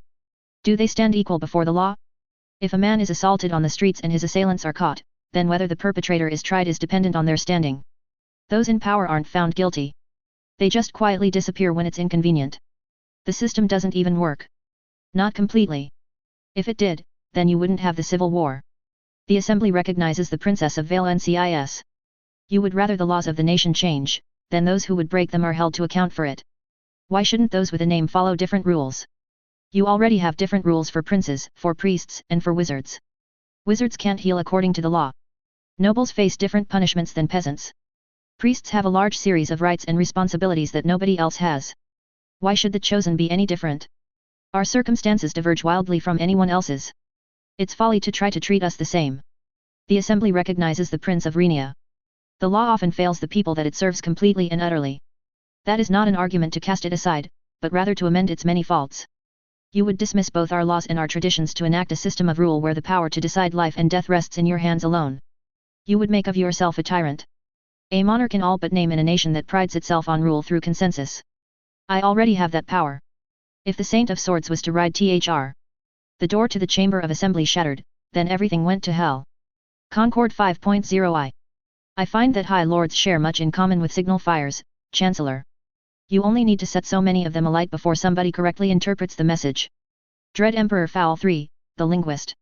The assembly recognizes the chosen, Taylor Hebert, the Master of Orders announced in a thick, Lycaonese accent. The white-haired master was one of her own Rhenians, one with a talent for languages she'd put into place soon after she'd ascended the throne. In this battlefield of courtesies and ceremonies, there were few advantages more precious than an arbiter of ceremonies entirely loyal to her. Cordelia Hassenbach considered the chosen before her while she appraised the room. The aspirant's revelations into the deeper workings of the House of Light was a boon that Cordelia had not expected, but was eager to capitalize upon. The House of Light had ever been a thorn in the foot of every first prince from as far back as the founding of the Principate. Cordelia would strive her utmost to see the institution have the last of its claws pulled out. She would allow the proposal acknowledging Taylor as the leader of the House of Light to pass out of strategic necessity. Refusing the petition would weaken her position among her peers by denying them an opportunity to seize lands from the Church, while seeing it through damaged the foundation of Taylor's argument for further authority. Once the leader of the House of Light existed as a legal entity within the laws of Prusser, the position would come with certain expectations that Taylor could not hope to fulfill. Some dispossessed Fontissons could be provided with incentives to relocate onto lands owned by the House of Light. They were sure to bring about strife now that they were bereft of purpose. Taylor was ill-equipped to manage the disruption that they would cause. It would not take much to convince the other princes to keep their hands to themselves. Patrols could be relocated in lands belonging to the church, security could be made more lax. The House of Light would request assistance once the Fontissons turned to banditry. Assistance that would then be denied. A sufficient rise in tensions within church lands would pressure smaller church holdings into seceding from the House of Light at large. They would deem it safer to renounce the rights to their own lands in exchange for protection, than allow their lands to become ungovernable. The House of Light did not have the ability to safeguard their own lands without the right of recruitment. That alone would provide sufficient incentive for every other motion to be denied by the highest assembly, even ignoring all other considerations. Another leader of the House of Light might go so far as to threaten a liturgic war in response to such an obvious retaliation, but doing as much ran against the grain of both Taylor's plans and her nature. Without both the means and the will to enforce her authority, Taylor's foundation of power was nothing more than a castle of sand built before the oncoming tide. Attempting to claim more privileges for herself so soon after being legitimized would be seen as a grave overreach of power by everyone else within the Chamber of Assembly. It would be the work of years to further reduce the influence of the House of Light, but Cordelia was confident that she could slowly whittle it away. And while the matter of the House of Light was a problem of some import, it was not the sole contender for Cordelia's attention. Cordelia had already discussed her ideas for Calais with Louis de Sartrons, and the first seeds of rebellion were ready to be sown. Insurgents within their eastern neighbor would be provided with both part4 and intelligence into the operational procedures of the revolutionary in addition to some ancillary assistance towards their goals. It would be some time before those plans bore fruit, but she had assured she would see proof of her investment before the following winter. Spring was almost upon them, and yet the northern borders remained silent. The chain of hunger could be expected to remain still for the next 5 years if Taylor was to be believed, and yet that did little to explain the uncharacteristic stillness from Keter. It felt like the calm before the storm. News from Mercantise made Cordelia's hackles rise. The Ravel Bank had materialized out of thin air and poured seemingly limitless coffers of coin onto the streets of the city of bought and sold. While it bore all the hallmarks of legitimate mercantise coinage, something about its origin struck Cordelia as off. Declaring mercantise currency illegitimate was fraught with many risks, but she suspected that failing to do so might have long-term economic repercussions for the Principate when the House of Cards toppled over at long last. The dwarves had continued to provide material assistance as per her existing agreements with them after the end of the war, however her spies had informed her that there was an undercurrent of trouble brewing below the surface. Cordelia did her best to put that complication out of her mind, for any trouble involving the dwarves extended far beyond her ability to contain. It was the Arlesite principalities that would prove to be the biggest obstacle to her long-term ambitions. The potential wealth to be gained by repossessing House of Light holdings would only occupy their attention for so long before their ambitions returned to the throne. Cordelia had considered using their southern neighbors as a distraction for the Alsites, only the borders with the Dominion of Levant were quiet for the first time in years. The attention of the nation had turned inward shortly before Cordelia seized the throne. By ancient oath, let every word I speak ring true, the brunette declared. Let us see how much you have learned. Laurence de Montfort sat atop a mount as weary as she was. The beast of burden trotted along the open road with no set destination in sight. The currents of fate would see her to her destination. Post-coronation celebrations continued unabated even into the late noon of a new day. Her time drew close, she could feel it in her bones. Her strength had continued to wane. Soon, the world whispered to her. Soon, the thread of her story would be cut loose. Taylor had confided the broader shape of her vision to Laurence. A world where both named and the princes were truly held to account. Where heroes could not weasel and connive like part4 and royalty and villains had no place at all. It was a pretty dream, but one that could not be forged without large swaths of the old order fueling the fire first. So Laurence had embarked on a journey from one principality to another before returning to Salia. She had learned what she could about each prince from their people in the time she spent on the road. Some principalities she had no need to cast a shadow over. Those she was already familiar with the leaders of. Should the worst come to pass as Laurence expected it would, then the Lycaonese rulers could all be spared the kiss of her blade. Her brief visit in Ain had left her with a positive impression of Princess Clotilde as well. The further south she had travelled, the more assured of the path she had chosen she became. Laurence did not know where she needed to be, but she knew that it lay somewhere close. She could almost feel the shape of the story. The jubilant crowd parted around her like a head from a corpse. It was the heavy smell of a brewery that alerted her to the arrival of the wandering bard. Laurence's focus narrowed, honed itself into a point. Her friend only ever appeared when the hour was darkest. Going somewhere, old friend? A voice called out from beside her. One last swing, then it's time to bury the hatchet, Lawrence replied. Her wrinkled hands tightened on the reins. Her dappled mount slowed. Dark blonde hair, narrow face, and clothes of a like that Lawrence had never seen before were dismissed as quickly as they were noted. It was the familiar flask and lute which marked her friend for who she was. It's been tried a few times, you know. The wandering bard matched her pace to that of Lawrence's horse. They both cut their way through the celebrations, ignored as if both of them were no more than ghosts. What has? The wandering bard was her senior in name lore. Every word she spoke could be mined for nuggets of wisdom. Her advice would be invaluable when navigating the chaos in the years to come. Reforming both the Principate and the highest assembly through diplomacy. Princess Eliza Alliger was one of the last to give it a good go. She appealed to the common folk first. Tried to build popular support. When that failed, she appealed to the House of Light, before finally turning to the nobility. Many of the books that she wrote still exist in some form or another today. How did her life end? The bard broke off from their jaunt and headed towards a palace in the distance. Lawrence trailed behind. Her attempt at reforming the highest assembly failed. What little support that she had vanished. Then her own family turned on her.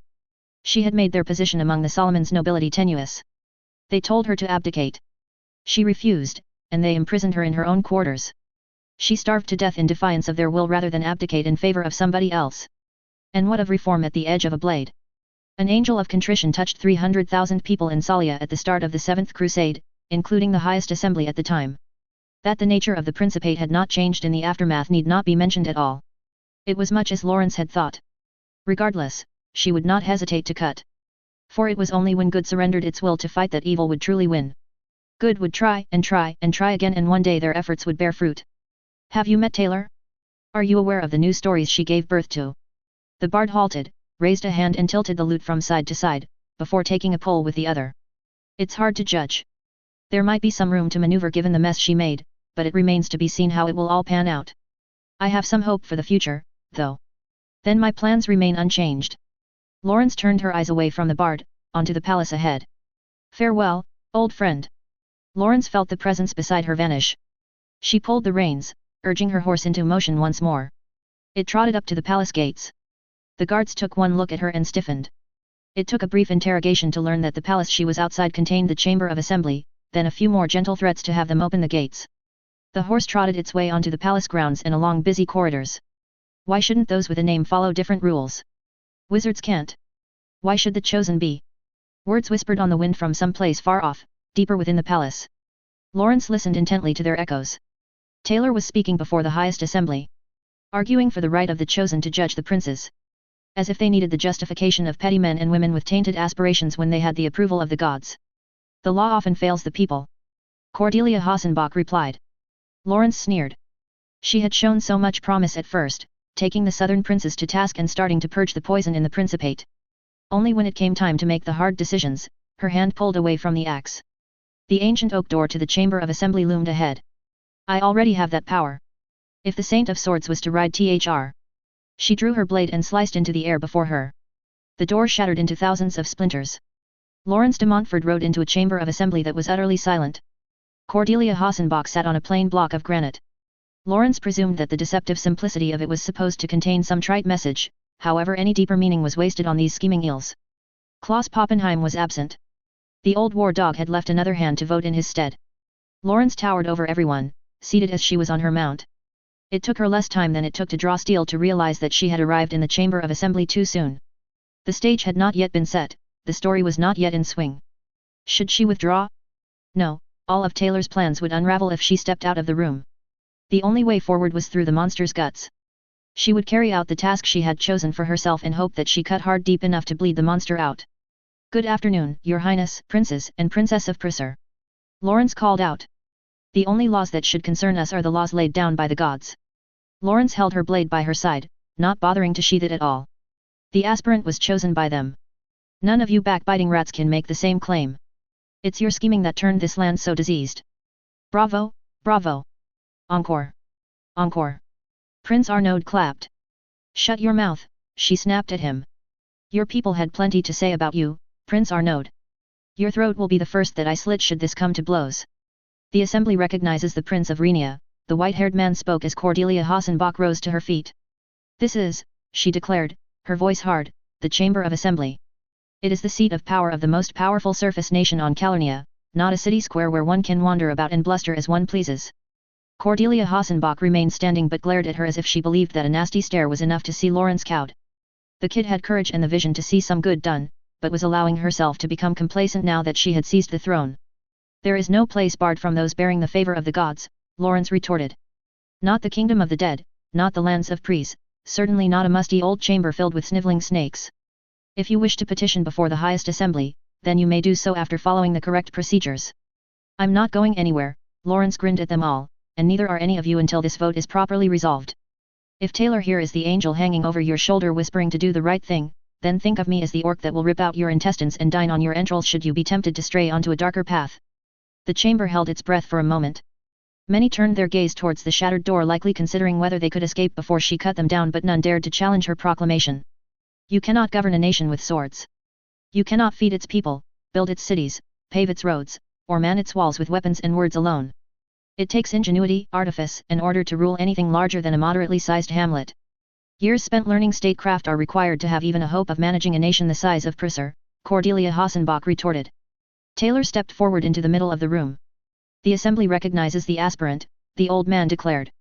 It is fortunate then that I am not requesting the right to rule the Principate, only the right to mete out justice within it, Taylor challenged her. All of you have received a draft of my proposal before this motion was brought forth.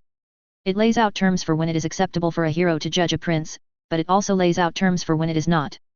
The right of execution is only given for heinous crimes including but not limited to rape, torture, conjuring forth demons, and a few other specific acts as defined by existing laws.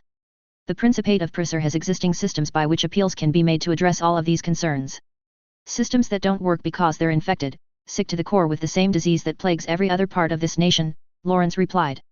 While all of those skills you detailed and many more are required to lead a nation, they do not grant the princes the right to treat the citizens of Prusa as nothing more than cattle to be used. Should the citizens of the Principate find reason to oppose the governance of their princes, then they are already able to give protest. The capacity to complain does not equate to the power to enact change. Cordelia Hassenbach took her seat on the hard granite block once more. She considered the two white-robed heroines before her. It took effort to keep the distaste from her lips. She had thought for but a moment that the arrival of the Saint of Swords had been some scheme by the other chosen, however only a glance spared in the aspirant's direction had shattered that illusion. She was as taken by surprise by Lawrence de Montfort's arrival as everyone else in the Chamber of Assembly. The untimely arrival of the Saint of Swords also did not bear any of the hallmarks of Taylor's approach to politics. While the aspirant was ill-equipped to fight within these halls, she had shown a modicum of respect and abided by their traditions every step of the way. Her uncle had called Lawrence de Montfort a hard woman who always means well. It would be unlike her to draw her blade against the highest assembly without sufficient provocation, but her presence might convince the others to reconsider their votes. Agnes would have warned me if death threatened these halls, unless something else has occupied her. The assembly recognizes the Prince of Brus, the Master of Orders declared. You claim to have no aspirations for war, and yet you marched alongside Princess Matilda against the forces of Brus. You claim to have no thirst for power, and yet even now you claw at the authority of the princes of Prusa. Is this all there is to you? Are you nothing more than a nest of contradictions with pretensions of virtue? None of my actions are contradictory, Taylor denied. I stopped a war when both sides were prepared to give battle. Thousands of soldiers lived who would otherwise have perished. I'm also not asking for the right to make new laws or to overrule the highest assembly except in specific extreme circumstances which are outlined in the written proposal, only for the right to render judgment. She's not asking for the right to render judgment, the Saint of Swords snapped from the back of her horse. She already has that. The gods gave that to their chosen, and none of you little shits have the power to take it away from us. She's telling you to recognize both her place as judge and executioner and your own as the accused. Taylor's expression was as open as a book to all here who could read it. She was not pleased with Lawrence de Montfort, but did not speak against her for fear of weakening her own position. The assembly recognizes the Prince of Renia, the Master of Orders declared. Cordelia Hassenbach rose to her feet once more. Upon appointing yourself leader of the Procaren House of Light, you took it upon yourself to restructure the internal hierarchy of the institution. You have delegated individuals to positions of leadership, determined the allocation of funds and taken it upon yourself to define internal House of Light policy. You claim that you have no intention of ruling, and yet your every action since returning from the north gives lie to those words. She sat down again and waited for the aspirant to respond. None of my proposals grant me the rights to govern any lands save those which already fell within the possession of the Church. Taylor paused. Her too wide jaw stiffened, then she changed her approach. There is currently no viable method for a prince of the Principate to hold a hero or villain to account. I'm not asking you to put me in charge. You're more than welcome to pass a law declaring me ineligible to rule. I'm asking you to recognize my right to mete out justice. Cordelia could have argued further, but doing as much would have been counterproductive to her own cause. Taylor had deflected from Cordelia's point, not challenged the body of it. She did not realize that none of those present would be fooled by the digression. The assembly recognizes the Prince of Neustria, the Master of Orders declared. The woman's green mail rattled as she rose to her feet. She had never been one for courtly intrigue and had come to the highest assembly dressed for an altogether different kind of conflict. You did right by us in the swamp, girl. I'll acknowledge as much.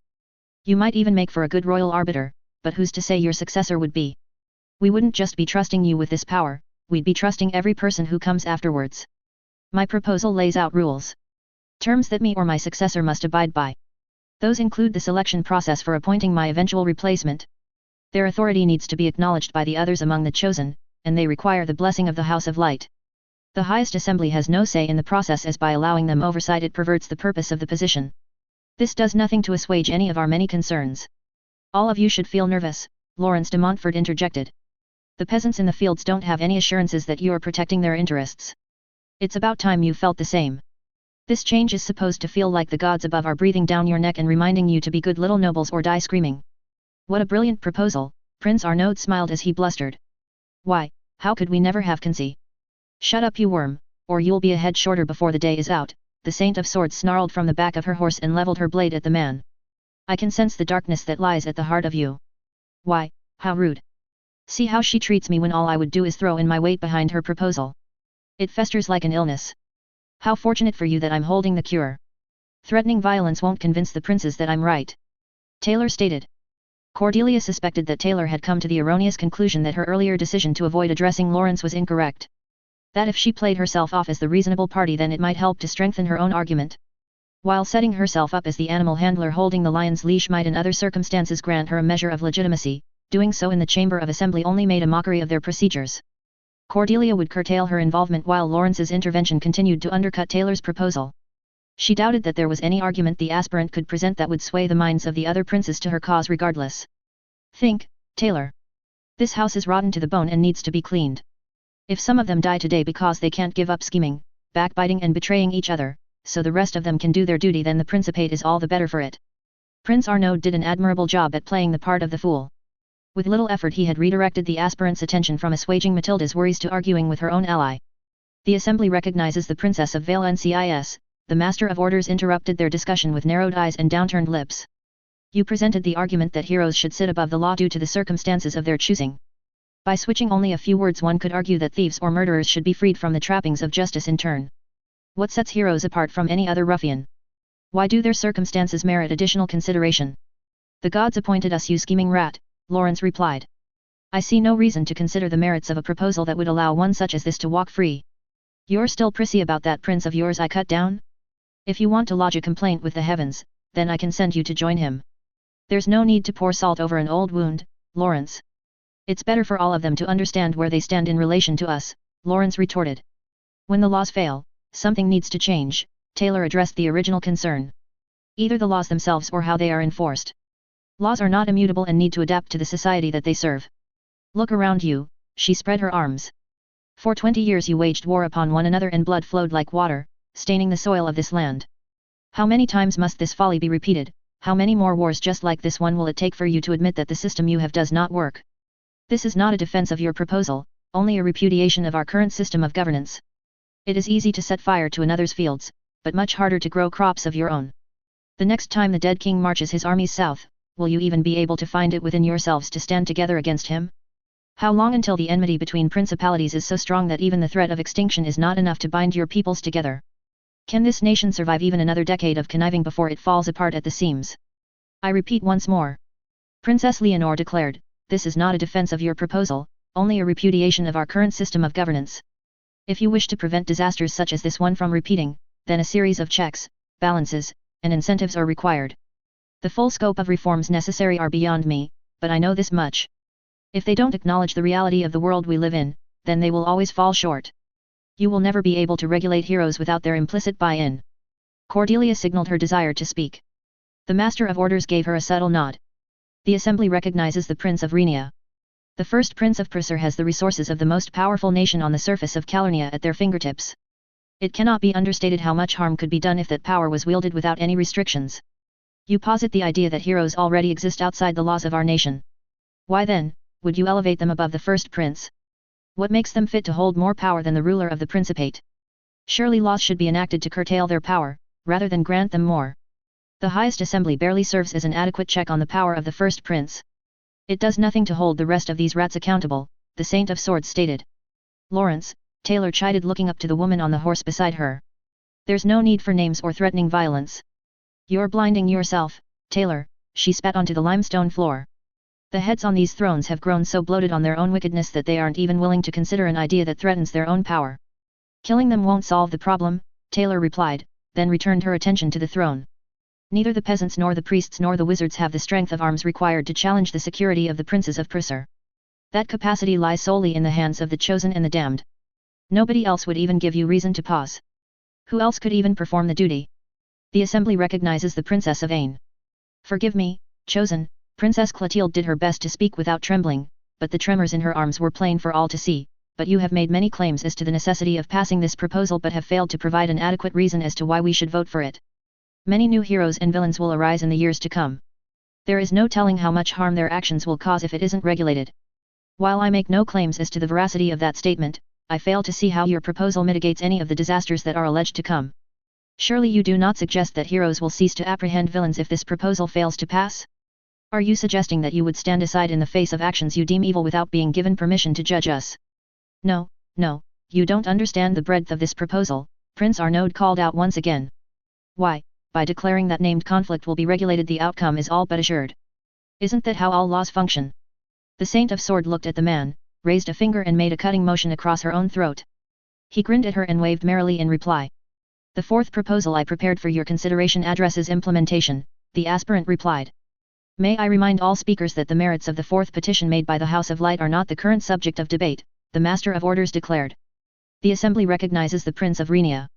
The Principate has existed as a nation since the fall of Triumphant, and in that time thousands of rulers have graced these halls. Less than 100 of them have died at the hands of heroes and villains both. Historically, heroes have proven a less effective form of deterrence than the existing methods for unseating rulers. Why then should they be granted the rights and privileges that you have petitioned for when there is no historical evidence to support your claims? There can be no evidence to support the proposed alternative because it relies on a different series of systems which currently do not exist. Cordelia Hassenbach listened with both ears as the proposed motion was dissected on the Chamber of Assembly's floor. Agnes felt out of place as she moved around the bare garden within the palace walls. With only a handful of bare trees, a broken headless statue of a man that Cordelia insisted was first Prince Clother Merovins, and two uncomfortable stone benches, this garden was the closest she came to feeling at home. She felt it, sitting down on the bench beside the statue, the moment that the music played wrong. The broken child found their purpose in the north. A guardian of flames, the lighthouse keeper. They returned to warn of the oncoming storm, only another tried to contest their place. The conflict was brief. A new keeper is chosen. The flame was lit. Now, the storm approaches. The lighthouse shines bright in the darkness, but the ship has not yet sailed into port. Dawn arrives and cuts through the clouds. Only it arrives too soon. A false dawn. The fire is extinguished.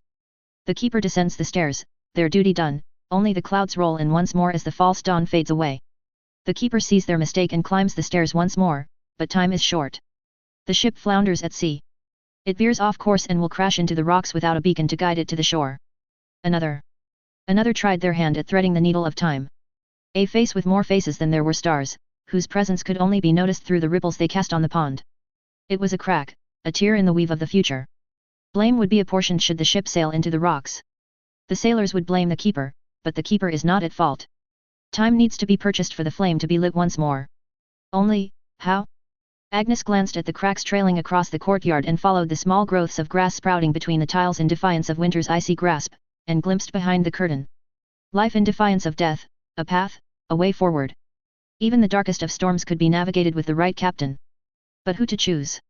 Agnes could not determine what it was that her unnamed partner sought to achieve, but she could discern the edges of the shadow that hovered over Cordelia. Should the augur not intervene, then of those aboard the ship she was favored for captaincy.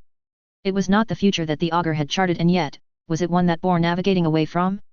It was difficult for Agnes to peer around the curtain that shrouded the stage. She looked and she looked. Deeper and deeper. Her eyes clouded over, and her breath became shallow from the toll it took. Careful, danger, some part of her whispered. And there, at the last moment, she caught but a glimpse of strings. The abyss beckoned. Agnes pulled back. Out, out, out of the maelstrom. Her breath caught. No, that was not a current that she could countenance. Her cousin, wrapped tight in strings, dancing to the tune of another. She had placed her trust in Cordelia, not in some unseen hands hidden above the stage. Was there another path? The dagger with no handle? Where an old path failed, a blade could be used to carve a new one. Carve a passage through the reef. Her mother had said as much, at least. Hadn't she? Agnes shook her head. She needed to pay attention. She could not afford to become lost in the then, she needed to stay in the now. No, it would always cut both ways.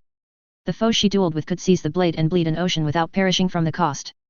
Besides, no matter how she positioned the blade, her hands would always be stained red when she decided to cut. The lead wick candle? Where an old light dies, another could be fanned anew. There lay possibility. The candle burned in many colors and brought smiles to even the dourest of faces. But no, it could not shine bright enough to guide the way to the shore. Its fumes were toxic besides, and only her foe could afford to inhale the smoke. How about? Yes, that would work. The fool had yet to claim a place on the stage.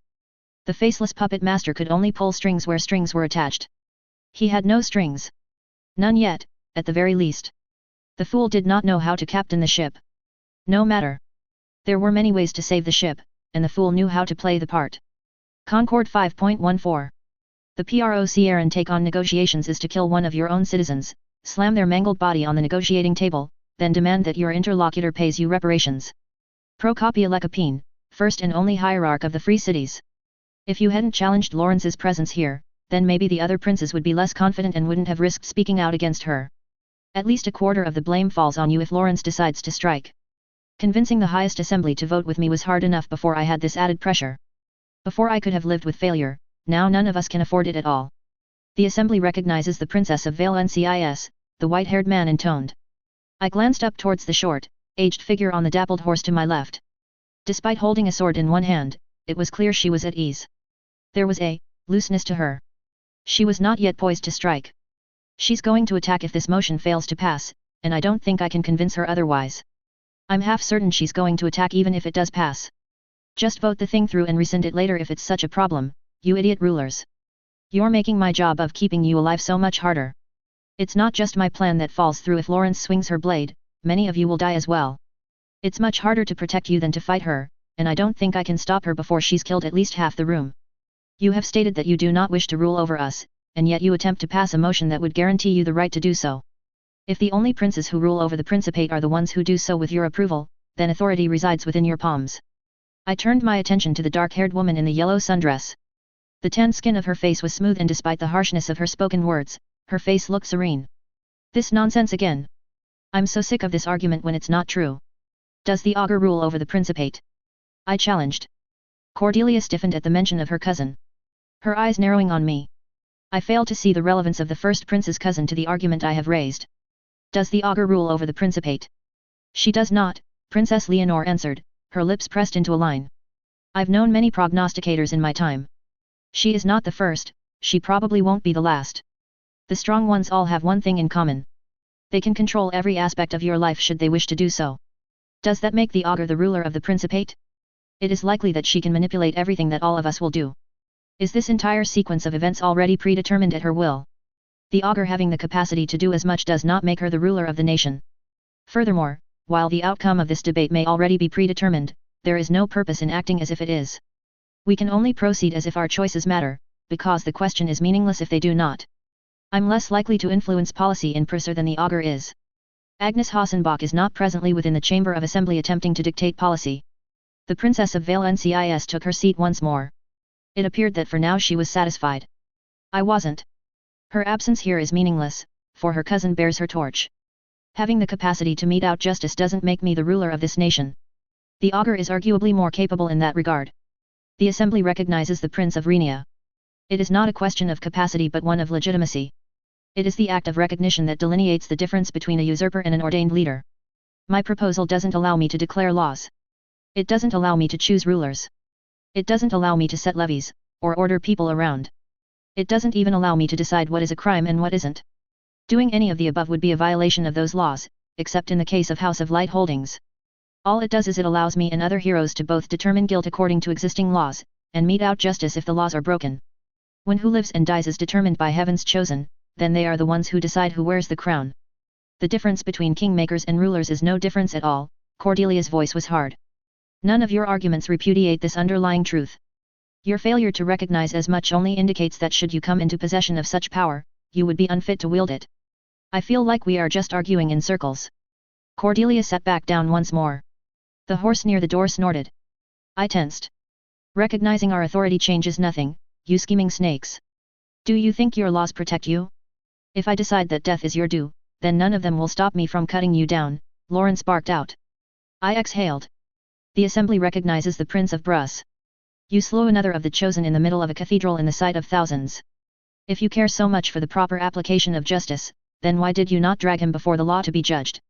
I'm arguing for giving the chosen the right to mete out justice.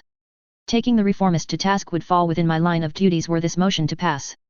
What crimes was the man guilty of? Prince Frederick challenged. Pascal made multiple attempts to incite the House of Light towards violence against both sorcerers and the state. Many of his speeches were thinly veiled arguments for declaring a liturgical war, which falls under the treason laws. The law requires all cases of treason to be tried before a royal magistrate. Had I apprehended him and brought him before a magistrate, it is likely that he would have used the opportunity to incite a religious war. My action saved thousands of lives in the process. If anything, it is a clear example of why I should be trusted to give judgment. Do you have any proof of your allegations? Pascal was never judged before a magistrate. Why should any of us take you at your word? What would you have me do, challenge him to a duel? I asked somewhat sarcastically. Duels fall within the bounds of the law and are an honorable means of settling disputes. It's not like that would have done anything. Pascal would have just declined and continued with his vitriolic rant. Wait, why am I even bothering to argue with this kid? The purpose of this petition is to evaluate the merits of my proposal, not to cross-examine my past actions, I challenged.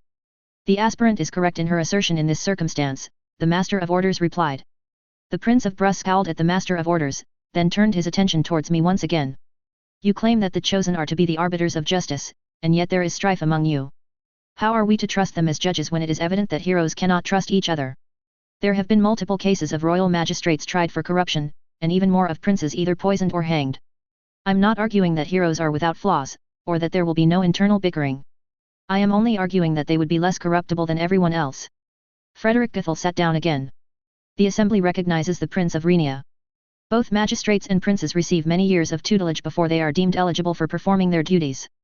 Few of the chosen are schooled in matters of law. Furthermore, the perspectives of the chosen are all colored by their relationship with the heavens. Thus, they cannot be counted as either capable or impartial judges. There is nothing preventing them from developing those skills, and it is one of the stipulations I have placed on their authority to render judgment on the nobility. As it currently stands, not even royal magistrates can truly call any of you to account. The accusation of heroes not being able to be impartial is laughable and is one that can be levied against every single person in creation.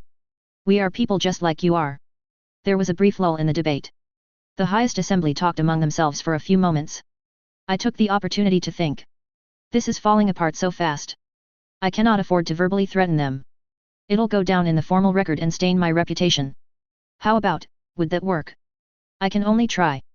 I'll leave Cordelia for last, since she is the one most likely to ignore the implied threat. She has both the survival instincts and the tenacity of a honey badger. The light flowed through me for less than a heartbeat. The prince furthest on the left was struck with a vision of Lawrence dueling the Horned Lord, followed by my ironclad belief that she would kill him if the vote did not pass. The man stiffened. The effect was subtle enough that it would not be noticed unless I was called out for wielding the light in the room. It was when the effect touched Prince Arnaud that I finally struck gold. I wasn't sure if he was trying to be helpful or not, but his words assisted me nonetheless. The assembly recognizes the Prince of Cantal. Lawrence tensed beside me. My esteemed friends, the creepy middle-aged man rose to his feet and stroked at his beard. In the interests of revitalizing this riveting debate, I've taken it upon myself to summarize the points raised by the aspirant and the Saint of Swords so far. He paused, straightened out his purple robes and gave everyone a mocking grin. The aspirant's first pearl of wisdom is truly the most self-evident. We can't hold heroes accountable for anything should they question our judgment, so why should we even attempt to do so? If you don't stop your insidious blathering, then I'll carve you like a stuck pig, Lawrence snarled. Why, Lawrence my good friend, you wound me, the man gasped. I was only moments away from declaring that it would be far more sensible to leave determining guilt in your competent hands than to concern myself with the impossible. Try anything clever, and I'll end you. Quite right, he beamed at her. After all, as the aspirant alluded to earlier, we already have exceptions for both sorcery and the House of Light, why not declare one or two more? Why, the gods decide whether we live or die on a whim, and aren't the chosen their mortal agents? They're champions, here to intercede in their interests. Best we step aside and recognize our places. After all, it would be hubris to deny them their due. Railing against fate will only see us be smote. You're creepy, and probably evil and likely only speaking out of enlightened self-interest, but for now thank you nonetheless. Even if I'm probably going to end your life later after an investigation is done. Your point is received. I'd forgotten my audience. They're greedy, self-interested, slimy, snakes who won't do anything out of the goodness of their own heart. The only argument any of them care about that has been given is that they'll die if they don't follow through with my proposal. Unlike the vote to put me in charge of the House of Light, I haven't given anyone a selfish reason to approve this idea. I signaled the Master of Orders. The Assembly recognizes the aspirant, the aged man announced. I do not believe that by passing this motion the highest assembly would be electing me as leader, but let us assume for a moment that it was in fact the case. The question then becomes what would change as a result. What do I have to offer as a leader of the Principate? I paused, licked my lips. Princess Leonore gave a derisive snort in the interval. I can see what people can dream of, I stated, then pointed towards Cordelia. She dreams of duty. Of forging the Principate into a tool that can withstand the evils to the north. Of making it into a weapon that can endure the test of time. One that will not fracture once she dies. I swiveled, changed the focus of my attention and pointed towards Prince Arnaud. I am being very creative in my statement of your dream, and I hope you appreciate as much. Doing so makes me feel dirty, but Lawrence would likely kill you if I didn't, and then this would all collapse. He dreams of the thrill of exerting power over others from a safe and secure home. Prince Arnaud gave me a sunny smile. Don't press your luck. I'm having you investigated the moment that I can. My finger moved towards Princess Matilda Greensteel. She dreams of the North being at peace at some point in the far future. My hand moved over to the Prince of Bruss. He dreams of honorable battle. The kind of battle that only exists in stories, not in the real world. Frederick Goethel only shook his ringed, flaxen hair from side to side and gave me a nasty glare in reply. I dropped my right hand and raised my left. My thumb jerked towards Lawrence. She dreams of two things. The first is of being the blade that kills all evil. The second is of dying in a blaze of glory. Out of the corner of my eyes, I could see the Saint of Swords give them all a wolfish grin. A spark of realization seemed to light in many of the princes and princesses' eyes. I could go on. One by one, I could state the dreams of all of you. I've also been deliberately terse in some cases, keeping back some of the more private or sordid details. The point I am making is that I am restrained. I will only act with sufficient proof. I see everyone's dreams all the time, and I am not holding them all accountable for the things that I learn. Please get the message. Taylor here is a good sort. A much kinder soul than I am, Lawrence added, tapping on her blade. It gave off an unsettling ring that echoed throughout the entire room. You should be glad it's her and not I that is doing the judging. I doubt that many of you would survive past the next few hundred heartbeats. I turned towards Princess Matilda, raised my hand and turned it into light, then returned it to flesh only a moment later. You questioned me about succession laws. I'm immortal. I can afford to be both patient and selective. The Assembly recognizes the Prince of Neustria. So you intend to set yourself up as the dead queen? Another eternal ruler that nobody can escape from. Her lips settled into a firm line. I don't intend to maintain that authority forever. I denied. There are other people who could do the job better in other places that also need my help. Furthermore, my longevity means that the selection process for a successor could be meticulous. We only have your word that you would relinquish power. Then think of the other benefits. I could ensure a stable system for eons. My education will improve over the passage of time. I'll become more skilled at what I am doing. That allows for long-term planning on a scale that is otherwise impossible. That is merely an argument that it would become harder to unseat you as the years pass us by. How would people contest your authority if they were displeased with your rule? Kid, think, Lawrence interjected. Taylor wouldn't just hold the blade at your throat but at the throat of every dim fiddle to the south of you. She'd help keep their scheming in check. She would also be your best weapon against the dead king. Princess Matilda frowned. Her brow creased. I will consider the merits of this, she nodded at Lawrence, then myself. Princess Matilda's green mail clinked as she sat down on her throne. The Assembly recognizes the Prince of Renia. Please don't say anything stupid. I'd finished seating the visions between everyone in the room and included Cordelia at the end. If she intended to push against me despite that, she only had herself to blame for whatever happened next. You have come before the highest assembly and shared many dire proclamations of a tempestuous future to come. Explain the origins of your certainty relating to both ongoing events and the future troubles headed our way, Cordelia Hasenbach's eyes bored holes into me from up on the dais her throne was positioned on. Fuck you, Cordelia. I know what you're doing, and nobody will be happy about it. Not you, not me, not anyone else. This isn't a bluff you're calling. Lawrence will strike, and your stupid belief in the power of the highest assembly won't save anyone from the edge of her blade. You are making a mistake, I stated. If you wish for your proposal to be considered, then you need to substantiate all of your many claims. This line of inquiry does not relate to the proposal up for consideration. I turned to the Master of Orders. The proposal is founded upon the aspirant's assertions regarding future chaos to come. It holds no merit without proper justification of that assertion. The query is valid, he denied. I did my best not to glare at the man, then returned my attention to Cordelia. I traveled north into the chain of hunger. There the gods asked me to give up the stories of my home, so that others may claim them for themselves. Most of the new names stem from my decision to do so. So you claim that all blame for the chaos to come can be laid down at your feet? Would any of you deny the gods if they made a request of you? It isn't the gods, but people that rule Persur. Once again, I ask, are you responsible for the troubles that we face? It was a decision made out of faith. Tell the highest assembly what decision you would make should the gods present you with any further requests while you held power over the rulers of the Principate. The gods suggested that it would make for a better world, and I can confirm that at least one calamity has been averted that would have destroyed the continent.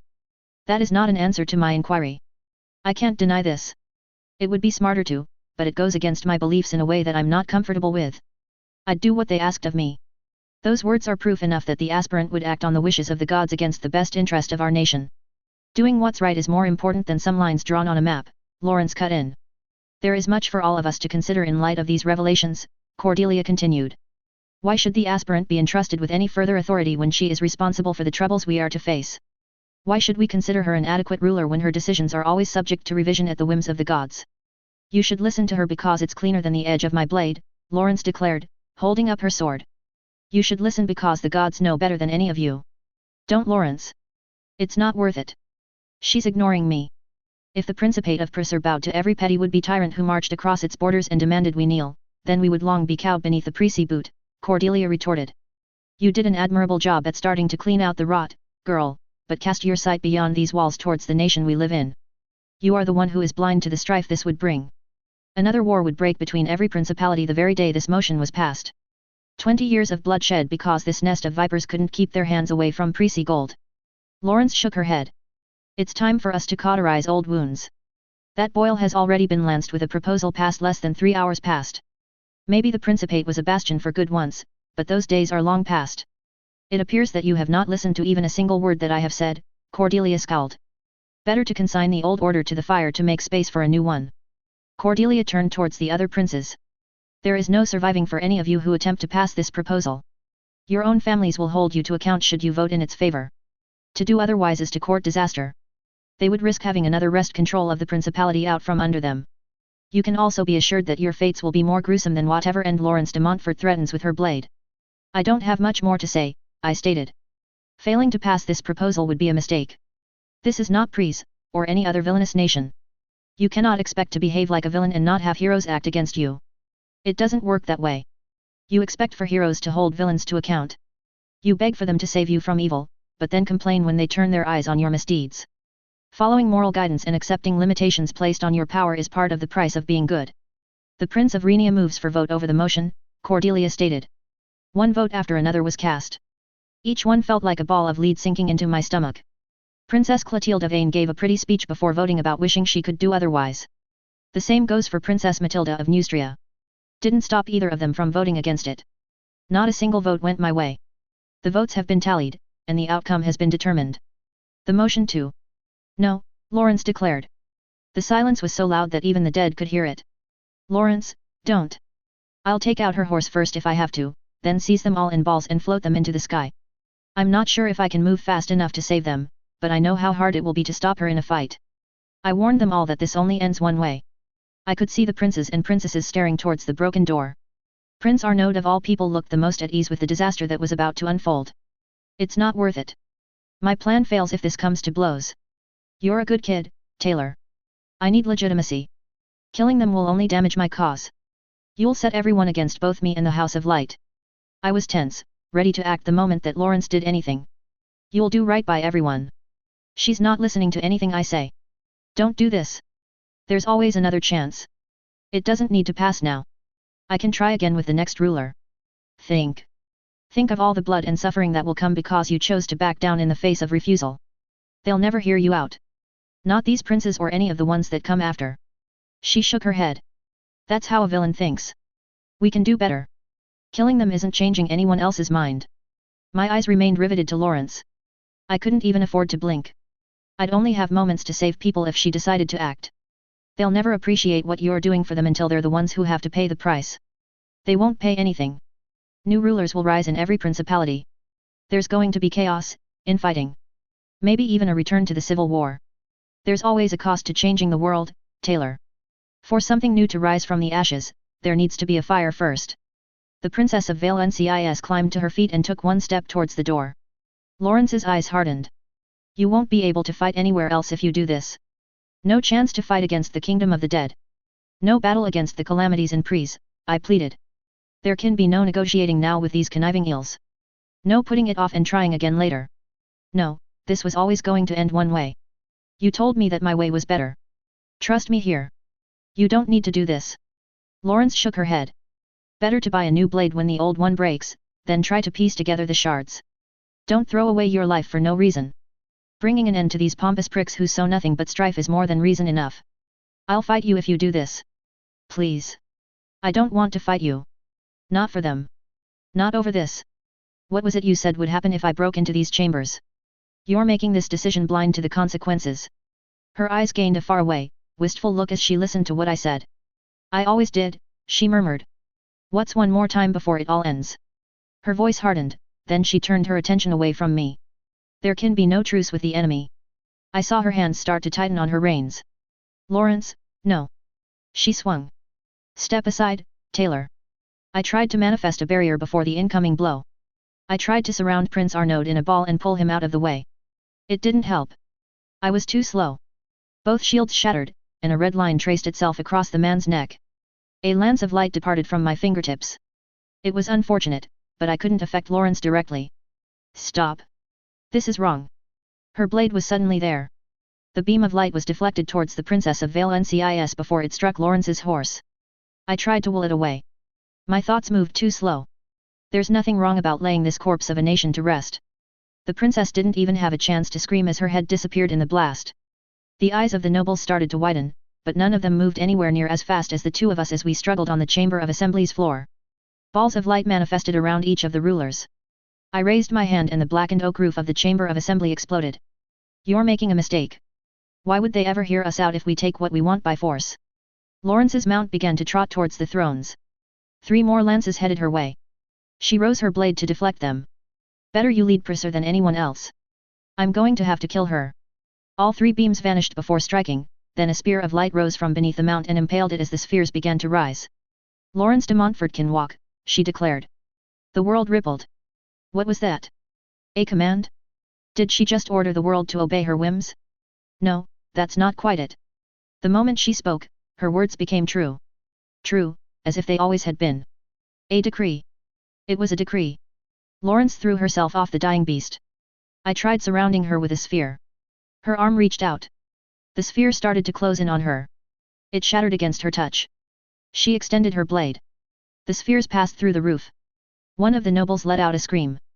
Nothing moves faster than light. The light touches everywhere. All places touched by the light are one and the same. I'm nothing more than the light made alive. I am where the gods need me to be. This fight furthers the cause of evil. Where do they need me to be? I felt a pull then. It was faint. Hard for me to even see. Invisible lines reaching out like a web in all directions. One of them tugged at me harder than the rest. I touched myself to it. I was in front of Lawrence. My left hand reached out. I slapped her blade. It shattered against my palm. Broken shards flew through the air. They passed through me. The wounds closed. Time slowed as the Saint of Swords brought down her arm. Reality let out a dying wail as it approached. I tugged on a line. Then I was somewhere else. Concord 5.15. 3. Look to the mirror to see the face of your own worst enemy. Remember to choose your words with care, no matter who you speak to or where the road takes you. It always hurts more to claim the life of a villain crafted by your own 2 hands, than to claim the life of a villain forged by another. 200 Heroic Axioms, author unknown. Flickr. The world blurred, then I was standing somewhere else. Light spilled out from me and lit up a dim chamber. The faint smell of wood smoke hit my nostrils first. The floor was uneven. None of the baked bricks matched in either size or coloration. Not that I could see much of it. The chamber was packed with people. The feeble stone supporting pillars interspersed throughout the room leaned over in a way that I imagined architecture would be designed if the building had been planned by a committee of drunk spiders. I need to get back. Which string do I tug? I can't tell where any of them go. The crowd stood on the floor several steps below. All of them had noticed my arrival and started to turn and stare at me. Rubble was flying away from my point of arrival in slow motion. What? I took a step back and looked at where I had appeared. I had materialized inside a what would have been a marble statue. A kraken swallowed my sinking heart. On top of all of my other problems, did I just deface an important museum piece? I was moving fast enough that I had the time to judge what the statue would have looked like had I not just shattered it. It would have towered over me, with an intricate, wide-brimmed marble dress and a crown adorning the head. I could only see the statue's back. The carving was faced towards the audience, but I could see enough to judge the skill of the craftsmanship. It almost looked alive. I risked a glance over my shoulder. There was a stone stele. Words were carved into the surface. I couldn't read what they said, but I took a moment to engrave the general shape of them into my memory. That way, I could hopefully find out where I had been later. All are free, or none. Ye of this land, suffer no compromise in this. The eyes of the audience widened in slow motion. Their facial expressions were complicated. Some were apoplectic. Some had tears leaking down their eyes. No two faces looked the same. I wasn't surprised. The atmosphere of the room felt almost frenzied. Great. Did I just start some major conflict? Was that a statue of a saint, or monarch of theirs? Couldn't I have arrived anywhere else? Did these people really need my intervention? I didn't ask for this. Forget it, Taylor. Focus on what matters. Either way, I'm not sticking around. Not my lair, not my dragons. I didn't like resorting to using this method of transportation. I'd come up with it through experimentation some time past, but had dismissed it after discovering its limitations. It had so many flaws that made it almost unusable. I could only move myself, for one. I also hadn't figured out how to transport myself anywhere reliable without using Persevere yet. It was possible for me to rely on the angels of compassion to guide me to where they thought I needed to be. It wasn't an effective way to travel. Their opinion on the most important place for me to be and my own weren't entirely aligned. I was not certain how they decided where I should be, but it wasn't one that helped me teleport to a targeted location. Trying to navigate on my own was about as bad. The strings were starting to fade. It's doubtful I'll find the right thread in time. I have to take the risk. A ghost vanished. Flicker. I was back in the Chamber of Assembly. It happened so fast, Cordelia mused. One moment, the aspirant and the Saint of Swords had been arguing, and less than a heartbeat later both Prince Arnaud and Princess Leonore were missing their heads. Cordelia's solace had only levitated half her body height off the ground before Taylor had vanished as well. The situation had only devolved in the time that had passed since. Lawrence de Montfort had taken 2 steps and backhanded Prince Manfred Reitzenberg, whose head bounced off his own throne. She then took a step to the left, and the Prince of Lyonesse was dead not a moment later. Gaspard, Julien, Etienne, Ariel. It is ironic, she thought bitterly, that it is neither Prise nor the dead king, nor even the Ratlings to the north who prove to be the greatest threat to our nation's integrity. Instead, it is the heroes that our people hold so dear that are cutting away at the very heart of our institutions. Cordelia started to climb to her feet. She was a Hassenbach, but had been raised by her mother on the ancestral words of the rulers of Hanover. And yet we stand. Cordelia Hassenbach would not face death lying down. She was too slow. Before she was even halfway to her feet, the force of nature had turned its attention her way. The aspirant appeared between her and Lawrence once more. There were several incandescent flashes. Cordelia dared not blink. Lawrence took a step to her left. Suddenly she was beside the Prince of Bayeux. Her wrinkled face was red, splotchy. It appeared that she was truly exerting herself. One of Taylor's blasts curved. Lawrence dodged, but the attack still took her through the arm. The Principate can't survive another war so soon. Taylor shouted. The words were spoken so fast, that Cordelia almost missed them entirely. It's not supposed to, the Saint of Swords replied. The Prince of Bruss had risen to his feet and was moving towards Cordelia. The rest of the highest assembly were heading towards the shattered door. Prince Frederick approached Cordelia at full sprint. Compared to the other 2 combatants, he appeared not to move at all. Consider the cost of this. The world shimmered. Translucent golden spheres started to manifest around all the princes and princesses. Another flare of light forced Cordelia to squint. Lawrence moved to the side, evading 3 lances, a cone of light and a spear from below. Lawrence swung her remaining arm. The sphere around the Prince of Bayou shattered. The man perished not long after. Space within the highest assembly almost appeared to distort. Distances no longer made any sense. Chairs connected to windows and the remains of the rooftop to the floor. The price would be cheap even if it were 10 times higher. Taylor closed in on her opponent even as a spray of blood stained the floor. Princess Louise's body started to fall towards the ground. The spheres continued to rise. Lawrence swung her arm upwards, then started to sprint into the air. Thousands of individual walls of light appeared between Lawrence and her next target. They did little to slow her down, but the effort of breaking them seemed to sap at her strength. They also unleashed soul-rending shrieks when struck by the back of the regicide's palm. Neither of the combatants let up in their efforts. Taylor continued trying to delay the Saint of Swords. She attempted both conflict and diplomacy. The latter continued to ignore the aspirant, except when she interposed herself in front of Lawrence's victims. Their arena shifted from the ground to the sky. Cordelia felt the ball around her move as Taylor started to direct the spheres outwards. Cordelia suspected that she was attempting to create as much distance between each of them as possible in an effort to delay the Saint of Swords. The Princess of Tenerife perished. So too did Ella Sermontes for Lang and Equitan. Taylor is cautious of being struck by Lawrence, Cordelia noted. The Saint of Swords was flagging as the fight dragged on. More of Taylor's blows landed against her opponent. Lawrence had amassed a collection of holes across her broken body. A particularly unfortunate strike forced Taylor to retreat once again. The surviving members of the highest assembly fell down onto the chamber of assembly floor a second time. She landed in a pool of blood and slid to the side. Something snapped. Her nails chipped against the marble floor. A dull throb pulsed through her leg as she rose to her feet. She bore through the pain, ignored the flakes of snow that were melting into the blue of her dress or the blood that soaked her right flank, and examined what remained of the room. This is intolerable. We are better than this. Less than 10 of their number remained. The chamber which had been constructed by first Prince Clother Merovins had been ruined. The oak trusses of the rooftop were gone, the chamber floor was cluttered with scorch marks and shattered wreckage. Holes had been bored through the walls. If I need to live forever to shield the integrity of the highest assembly from these idiots, then that is what I will do. Flicker. I appeared in a circular chamber that was partially exposed to the elements. An empty cot lay to one side. There were logs stacked into a neat pile in a raised pit in the middle of the room. A strong, bracing, salty breeze struck my nostrils. The ocean was visible far below through narrow gaps in the weathered grey walls. There was a rumble. Dark clouds blotted out the sky overhead. The wind howled. The crash of waves against the rocks below sent spray splashing against the walls of the lighthouse. I don't have time for whatever this is. I need to return to the chamber of assembly. Sorry, whoever you are and whatever problems you might have. I was about to spend persevere once more, when out of the corner of my eye something ominous caught my attention. Peering out as far as I could see, which was far considering how high up I was, sails stretched from one side of the horizon to the other. They were too far away for me to make out any further details. What is this? An invasion fleet, or is this ordinary sea travel? Do I have time to fly closer and inspect them? See if I can find a flag? Probably not.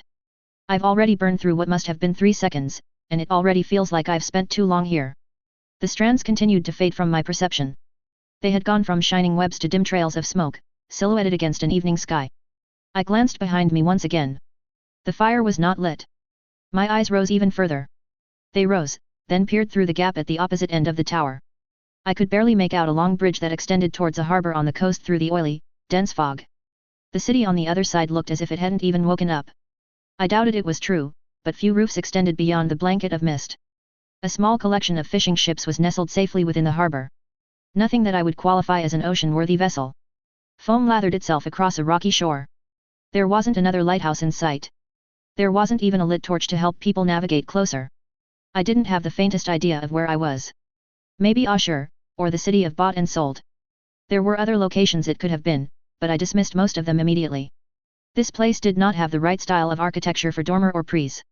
No, I don't think this is Mercantize. Probably Ashur then. My attention returned towards the unlit fireplace. Seconds could count. It doesn't matter if they are invaders, or friendly fleets. Both the people inside the city and the people at sea need an alert. I focused, channeled the light towards the pit. The logs caught light. There, that needs to be enough. The third ghost vanished. Flicker. The world became a wash of colors. I was in the highest assembly once again. All it took was a vote for us to make the floors of our most venerable sanctum into nothing more than a charnel yard. Frederick Goethel staggered, then righted himself in the brief window as his feet touched the floor. He spared a glance for his other companions in misfortune. Cordelia Hassenbach did her best to rise. She had fallen to the ground on his left. She looked proud, regal, even caked in gore. All pretty things are lies. Should he head towards the exit? No, Frederick Goethel would not make of himself a hypocrite. A crown is not a privilege, it is a duty. Were those not the words that you chastised me with once, Cordelia Hassenbach? I did my duty, defending what little remains of our nation after 2 decades of bloodshed. Now, I venture into the lands well beyond it. With this act, all debts between us are paid in full. The Prince of Brus started to limp towards her. He was cautious as he navigated the assembly floor. He took each step with care. 1 foot before the next. Pools of blood had spread onto the marble.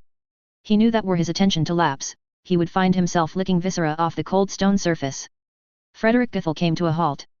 He surveyed the chamber of assembly, glancing past the broken shards of a blade and towards whoever remained. Boots on stone could be heard clamoring in the distance. The guard approached the chamber of assembly, not that he believed they would do much good. His eyes fell upon the Saint of Swords. With once white robes painted in meaty shades of crimson, Laurence de Montfort looked more monster than woman. She moved towards another prince with unearthly grace. So few of them remained among the living. So many of them now numbered among the dead. Prince Alejandro of Orense let out an anguished wail as the Saint of Swords severed his soul from his corpse. Matilda, Cordelia, Clotilde, and I. In the span of mere moments, Laurence de Montfort reduced us from 23 down to 4. Others lived on only through their absence. Mayhaps, that honorless hero was correct in her assertions, even if the solution she settled upon was without a doubt erroneous.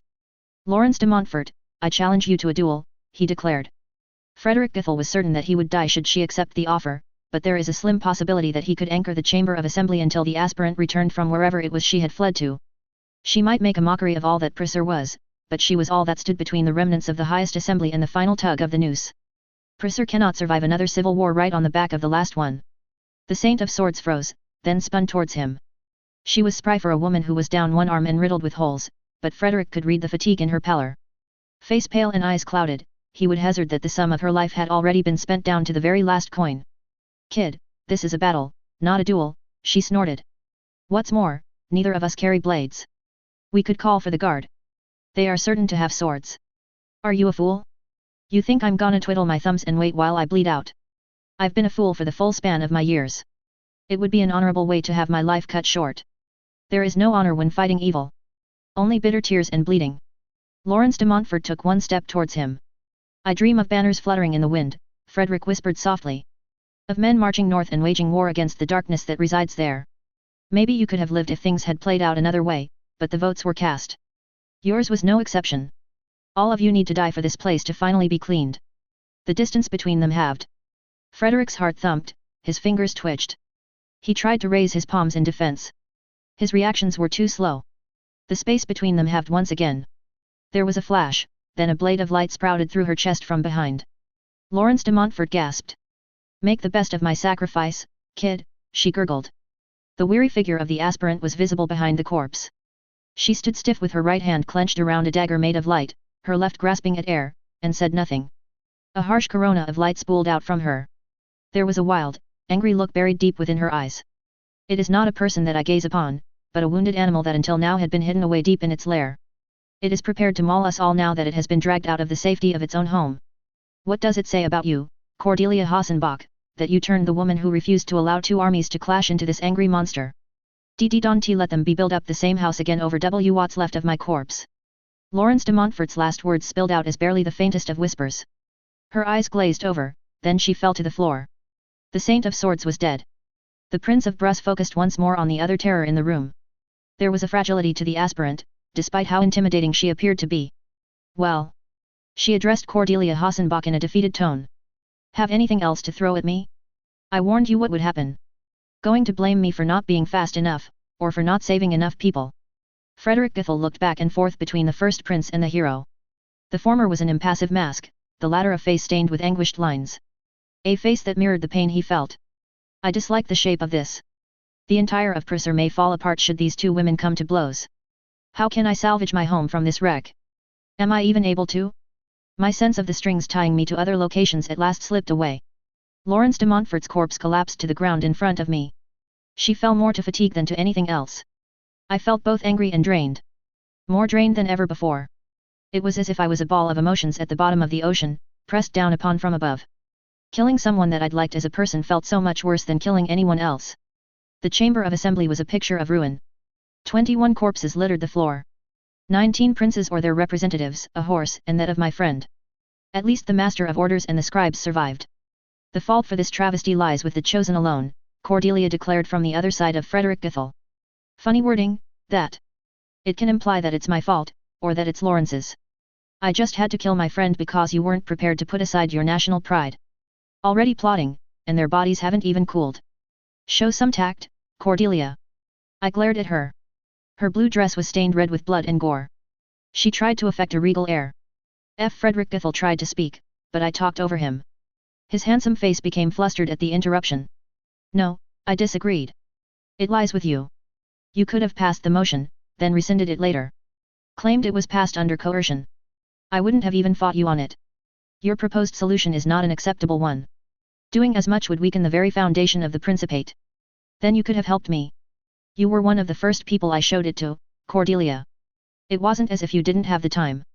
You could have amended any faults that you found. Instead, you chose to scheme around me. That's it, isn't it? That's what you're doing. I almost laughed at the realization. She was just another in a long line of untrustworthy schemers, wasn't she? She might have lofty goals, but when it came to deciding between holding power and helping others, the former would always come first. The responsibility for the contents of the proposal you presented towards the highest assembly lies squarely at your feet. That's nice, I waved my hand at her dismissively. I'm sure you can come up with many excuses, but everyone present, I stopped and pointed the glowing blade in my hand at the remaining princes, knows the real reason you did nothing. You saw it as an opportunity, a chance to undermine the House of Light. Your argument has ventured into the realm of pure speculation and in the absence of proper evidence has no foundation in reality. I read your offhand criticisms of the House of Light written as commentary within your solutions to my problems back in Bruss.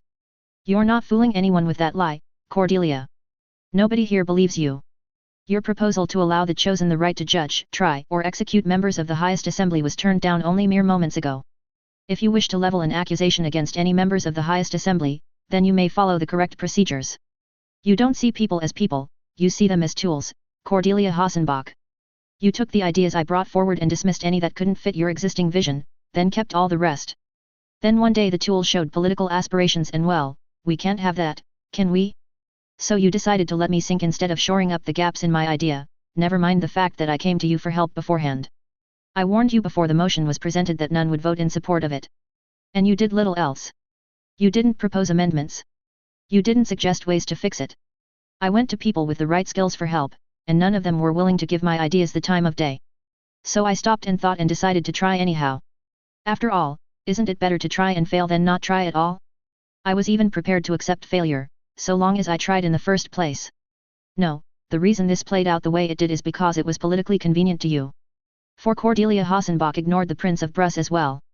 You are allowing rampant paranoia to shape your own perceptions. Alienating the House of Light would serve as a poor beginning to my reign as first prince. Ah, but you weren't going to alienate us, were you? Simply allow the aspirant to present a motion before the highest assembly that you knew that nobody would accept, then submit your own solution later. Your influence waxes, ours wanes. Then you've probably got some other plan to remove our power and claim our lands as well. If Lawrence de Montfort hadn't stuck her blade into the room, then your plot probably would have proceeded as planned. That's not just it, either. The clanking of metal boots heralded the arrival of the guards outside the chamber. They took one look inside, paled. The session has not yet ended, Cordelia Hassenbach declared, glancing their way. We are finishing the closing statements. The guards withdrew from the room. Just because I'm not politically clever doesn't mean that I'm stupid, Cordelia. I tried to do things your way.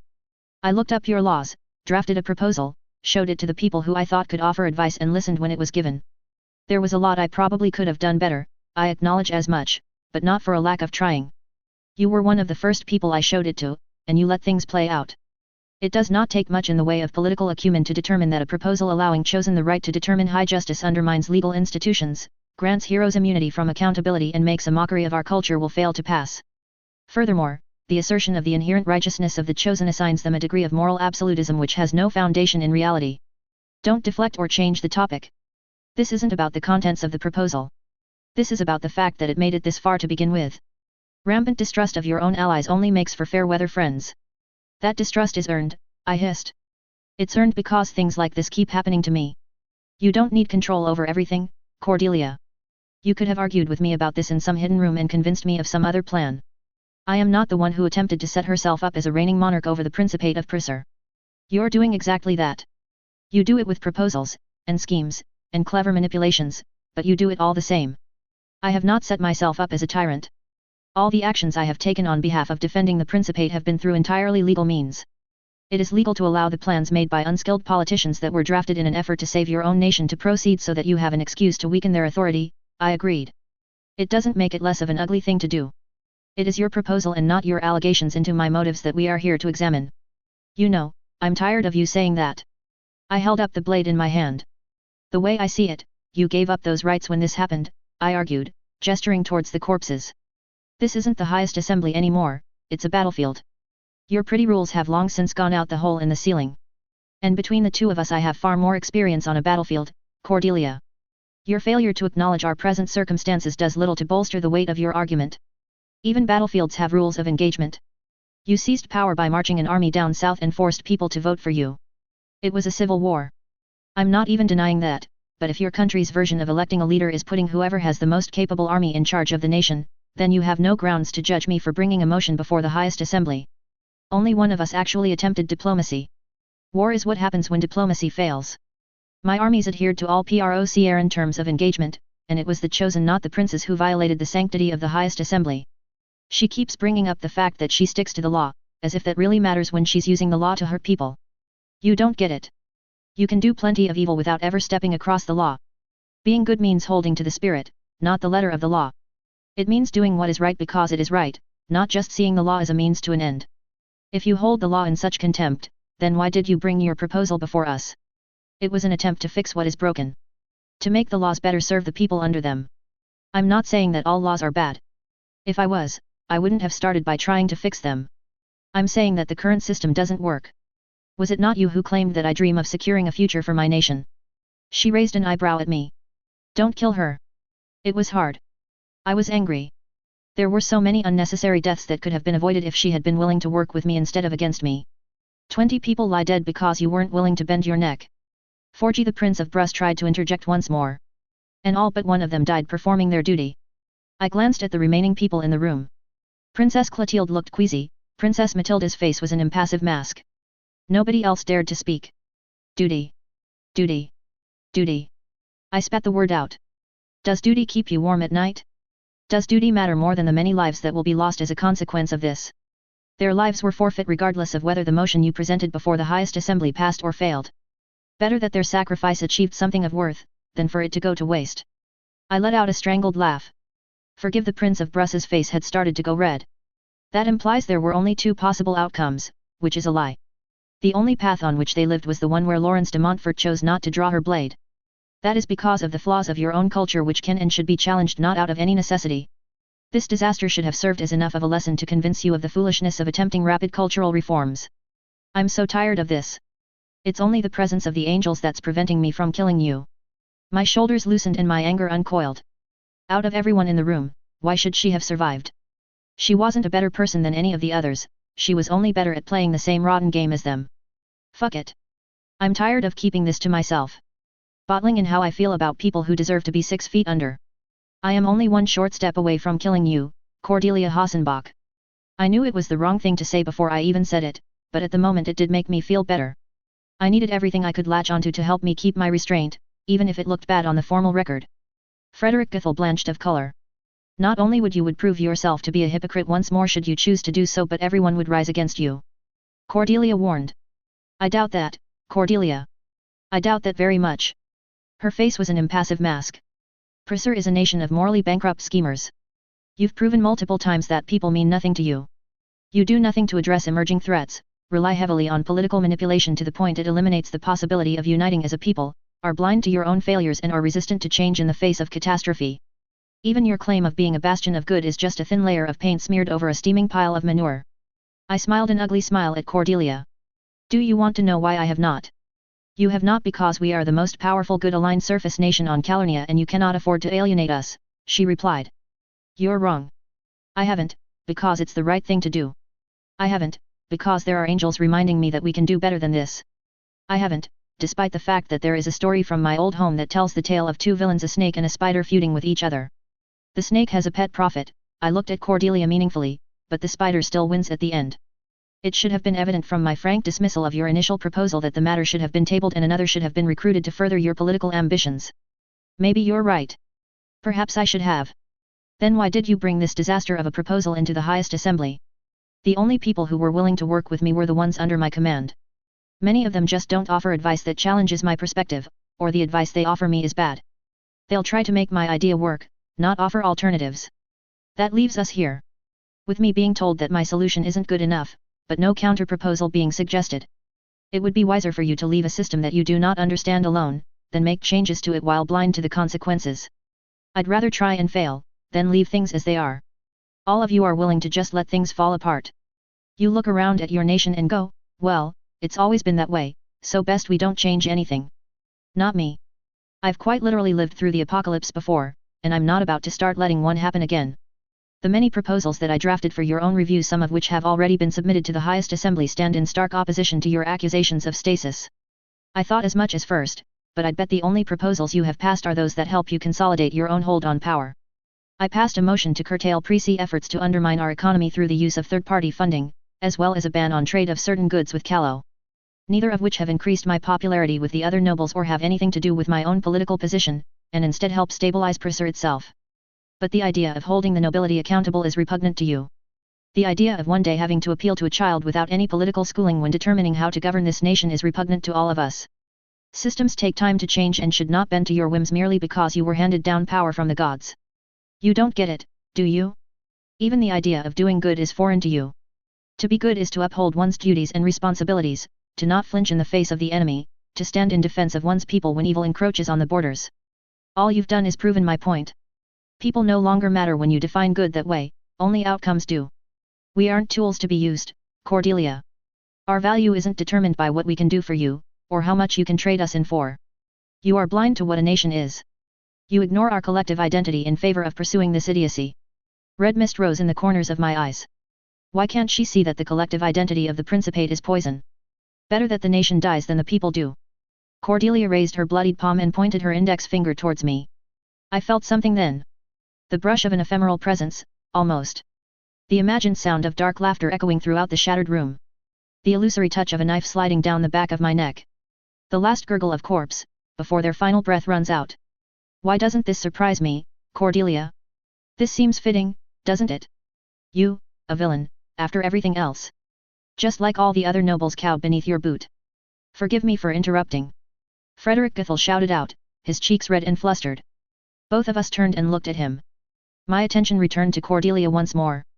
The shadow flickered, then faded away. Did she just refuse the name?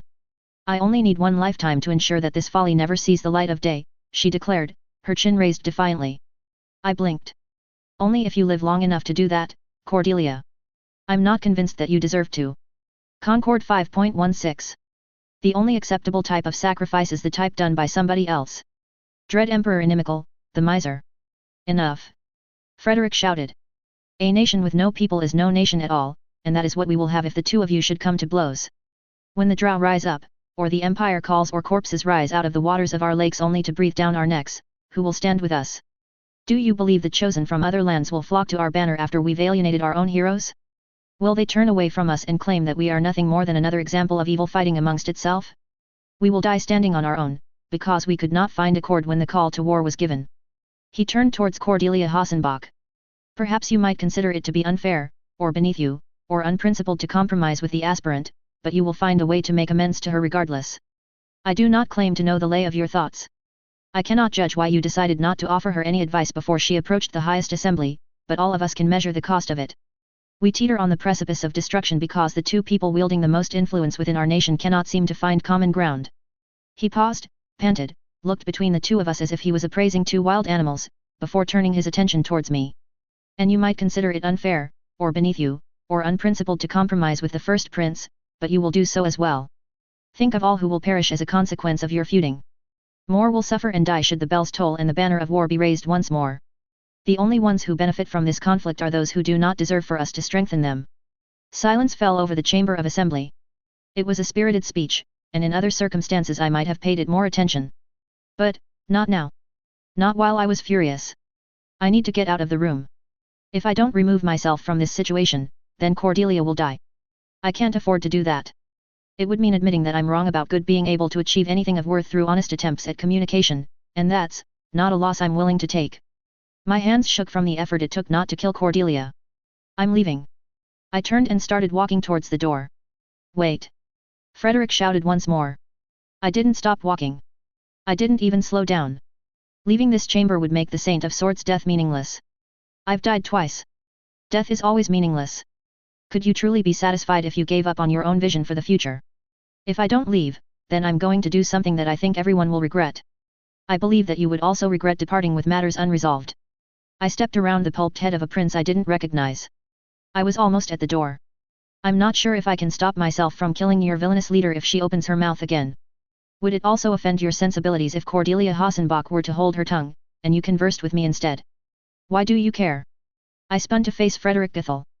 You're fine with throwing away an army of people simply because you were indoctrinated from birth to believe that it's honorable, with no consideration given to the lives of the soldiers under your command. If the two of you are unable to settle your differences, then the Principate of Prussia will fail as a nation, he murmured. I glanced at Cordelia. The stone-cold bitch's lips were pressed into a line. She still showed no sign of emotion, or even a sliver of empathy at the disaster around us. Lawrence is right, I clenched my fists. It's always failed as a nation. Let it die. Would the aspirant of yesterday be satisfied with the shape of your thoughts today? Fuck it. I'm so tired of all this. The aspirant of yesterday hadn't been forced to kill her own friend to protect a group of people she doesn't even like. The aspirant of yesterday hadn't been backstabbed by someone else she considered a friend. The aspirant of yesterday hadn't been accused of being a tyrant for trying to hold princes accountable. I paused, then glared at Frederick. There are a lot of things that I don't say. Not because I don't think them, but because they are utterly terrifying. Things that are so scary that nobody would look at me the same way once I started talking about them. Congratulations, you've reached the end of my restraint. You get to hear me rant about all the things that I'd do to you if I was a villain. I breathed in, then out. Let's begin with tyranny. You want to know what tyranny is? I hissed. Let me tell you what tyranny is. Let me explain the difference between what I did and what a villain might have done. You think Lawrence is scary? The worst thing that she could do is kill you. It would be so easy for me to mindfuck you into doing what I want. I could make you run the Principate the way I wanted you to. Worst of all, I could make you like it as well. But wait, I licked my lips, it gets worse. I started to pace to bleed off my fury. It was a distraction, and mostly an ineffective one. See, you've got laws against that, as that Ice Queen over there would point out, and well, we can't have me breaking those, can we? Fortunately, I don't need to. I just need to ignore the spirit of them the same way that she does. What would happen if I issued a proclamation? One that stated that any time two or more princes engage in war with each other, I would pacify their armies. Simply just, make them unwilling to pick up their weapons and fight. There are no laws against a hero doing something like that during a war, but the result would be the same. Cordelia had returned to her seat on the block of granite. I suspected its heart was warmer than hers. Princess Clotilde had gone whiter than the walls. Princess Matilda had morphed into a vivid shade of green. The floor was such a mess that it made it hard to pace. I started to shift the accumulating snow and rubble with panes of light, then moved it towards the edge of the room. The corpses went to the far left, aligned in rows on the right of the door. I deposited Lawrence's corpse on the opposite side. Best to set it apart from the rest. I'd be removing your ability to project force. If I was feeling particularly vindictive, I'd allow them to march their men all the way to the battlefield before I chose to act. All that coin spent arming them, feeding them, and getting them to the battlefield all gone up in smoke. How long would it take until no mercenaries were willing to take up a contract with the Principate for fear of losing their livelihood? In less than a year, every single person from one side of Prussia to the other would realize that I'm the person in charge. It would have involved no impassioned arguments. No standing before the highest assembly. All I would have to do is lower myself to your level. It was telling that Cordelia hadn't threatened to try to rescind the ownership of land belonging to the House of Light when she first saw my proposal. Without having a way to enforce the declaration, it would be completely toothless. I'd already pacified an army once and, well, it wouldn't surprise me if she considered it likely that I would do it again. Why are people like this? I'm just trying to help them. My eyes stung again. I hated everything about this. It feels like I'm sitting here waging a war with an ant, using a grain of sugar as a weapon rather than the heel of my boot. And those two things. I let out a choked laugh, they don't even make the list of the top 10 scariest tactics that I've considered. Think for a moment about what I could have done compared to what I chose to do. I'm tired. Tired of being told to eat shit by slimy assholes who were born with a silver spoon in their mouths. If you're truly so much better than the people born beneath you, then prove it by looking after them. I finished speaking. My anger snuffed out like a fading ember. A hollow lassitude took me. I felt empty, lost. I turned towards one of the empty chairs beside the scribes. There was a scraggly girl with long brown hair and mousy features seated beside it. She swallowed as I looked at her. Walked over. Sat down in the empty chair. I'm sorry Yvette, Max, everyone else, but I'm just not good enough. Every time I try to work with these people, it just ends the same way. I can't keep doing this. I wiped away my tears. It was no use. More continued to fall. If you wished for the motion you proposed to pass, you should have allowed for compromise. Perha. That was the wrong thing to say. You have no idea how much I've compromised already, I explained, cutting him off. You know nothing about me, about where I came from, or what my life was like. You have absolutely no right to judge me with what little context you have, and compromise implies that both parties bend their neck. I've bent mine a lot already, but you're expecting the Procran nobility to get what they want out of me without bending at all in return. I'm not going to stand here with my neck bent and lick dirt off the floor just to make you people happy. This is all so pointless. Paint me a picture of the land that you came from, Prince Frederick asked. What? I mumbled, resting my head in my hands. We're heroes, the sovereigns there. I don't see the point. We're going to go through the same motions all over again. I'll try to do the right thing. It will fail. I'll be forced to pick up the pieces.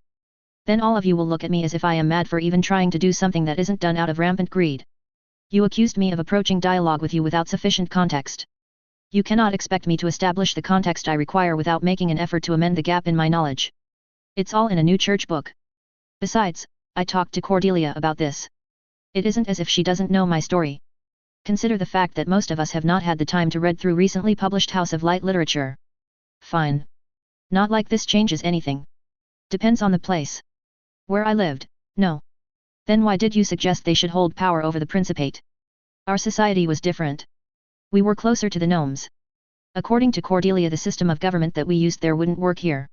I listened to her. I'm not even sure if it worked there, either. Can you shed light on how it functioned in greater detail? I looked up. Frederick was looking at me. He had a grin plastered across his face that I thought was supposed to be encouraging, but everything about it looked forced.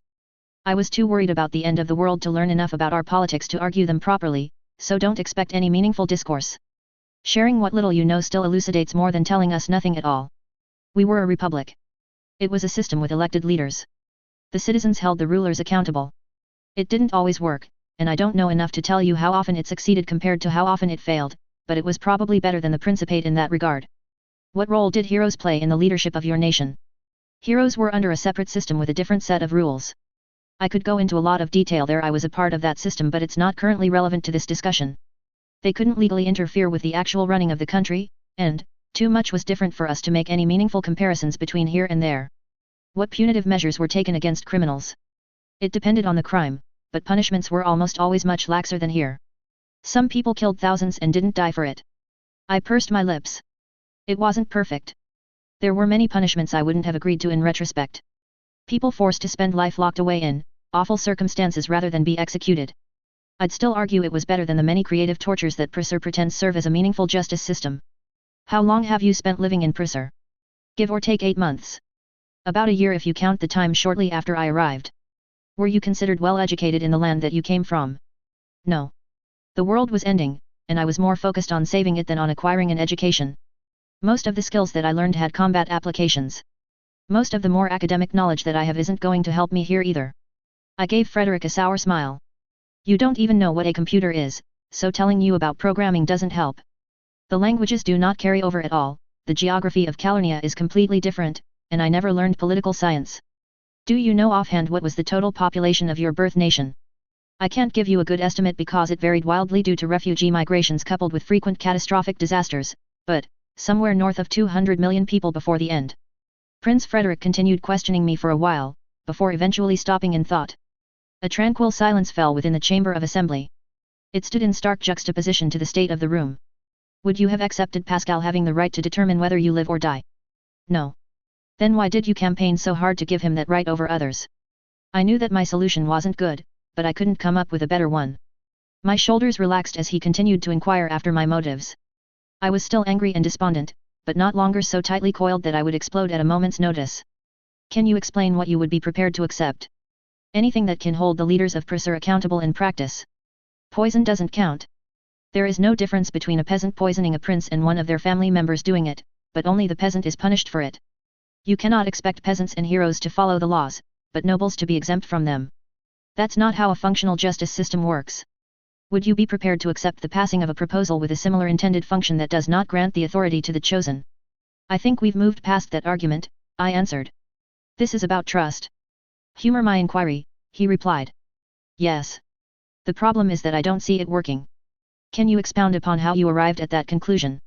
The system of governance for individual principalities is autocratic and in practice comes down to who has the largest army. The laws of our nation allow for the princes to be overthrown should the peasants find their rulers unlawful. The peasants can't hold the princes accountable because they don't have a big enough stick to hit them with. The rebellion in Ain provides ample evidence that this is not the case. That was an outlier. Everyone in the Principate knows as much. I tried to respect your customs. That's why I proposed heroes being the stick as opposed to changing your entire system of governance. I didn't suggest heroes were the enforcers because I needed to be heroes, I suggested heroes because I couldn't think of a more palatable alternative that actually works. I took a moment to brush falling snow off my lap. You are already aware about our thoughts on your original proposal. The system of governance in my nation of birth had systems to both judge and depose rulers or even lesser representatives, and the people within those systems were not by default the rulers themselves. Just because somebody can legally kill the prince, doesn't mean they're the prince. It means they're the person who can kill princes. Unless I'm in prise, but that's neither here nor there. I looked at the hole in the ceiling once more, before turning my attention back to Frederick. Look, that line of argumentation is going nowhere, so let's put it aside. I know that it feels like I'm putting a knife to your neck. That's the whole point. Rulers shouldn't have a sense of absolute security. I include myself in that. You want to pass laws against what I can and can't do? Go ahead. What prevents heroes from abusing this right in order to coerce rulers to accede to their demands? What prevents us from doing that already? I raised an eyebrow. If you want a more considered answer, then look at how this ended. 2 heroes lie dead so far. Both of them were killed by me. One of them was my friend. That should be proof enough. I've done my part. It would have been within my rights to stand aside and do nothing. I'm willing to hold heroes to account. What other show of good faith could you possibly want? And none of this really matters, since this is about trust, not about my proposal. My proposal failed, I'm fine with that. Now it's time to salvage the mess. What I'm not fine with is working with Cordelia Hassenbach after she knifed me in the back. Frederick turned away from me and faced the Master of Orders. The man had moved out of the center of the chamber of assembly and was seated among the scribes. His face was haggard. It looked as if he had aged a decade in the span of an hour. I request leave to address the first prince. He gave Prince Frederick a frosty glare, but nonetheless limped to the middle of the room. The assembly recognizes the Prince of Bruss. Prince Frederick turned away from me and back towards Cordelia. It is not my place to make demands of the first Prince of Prussia.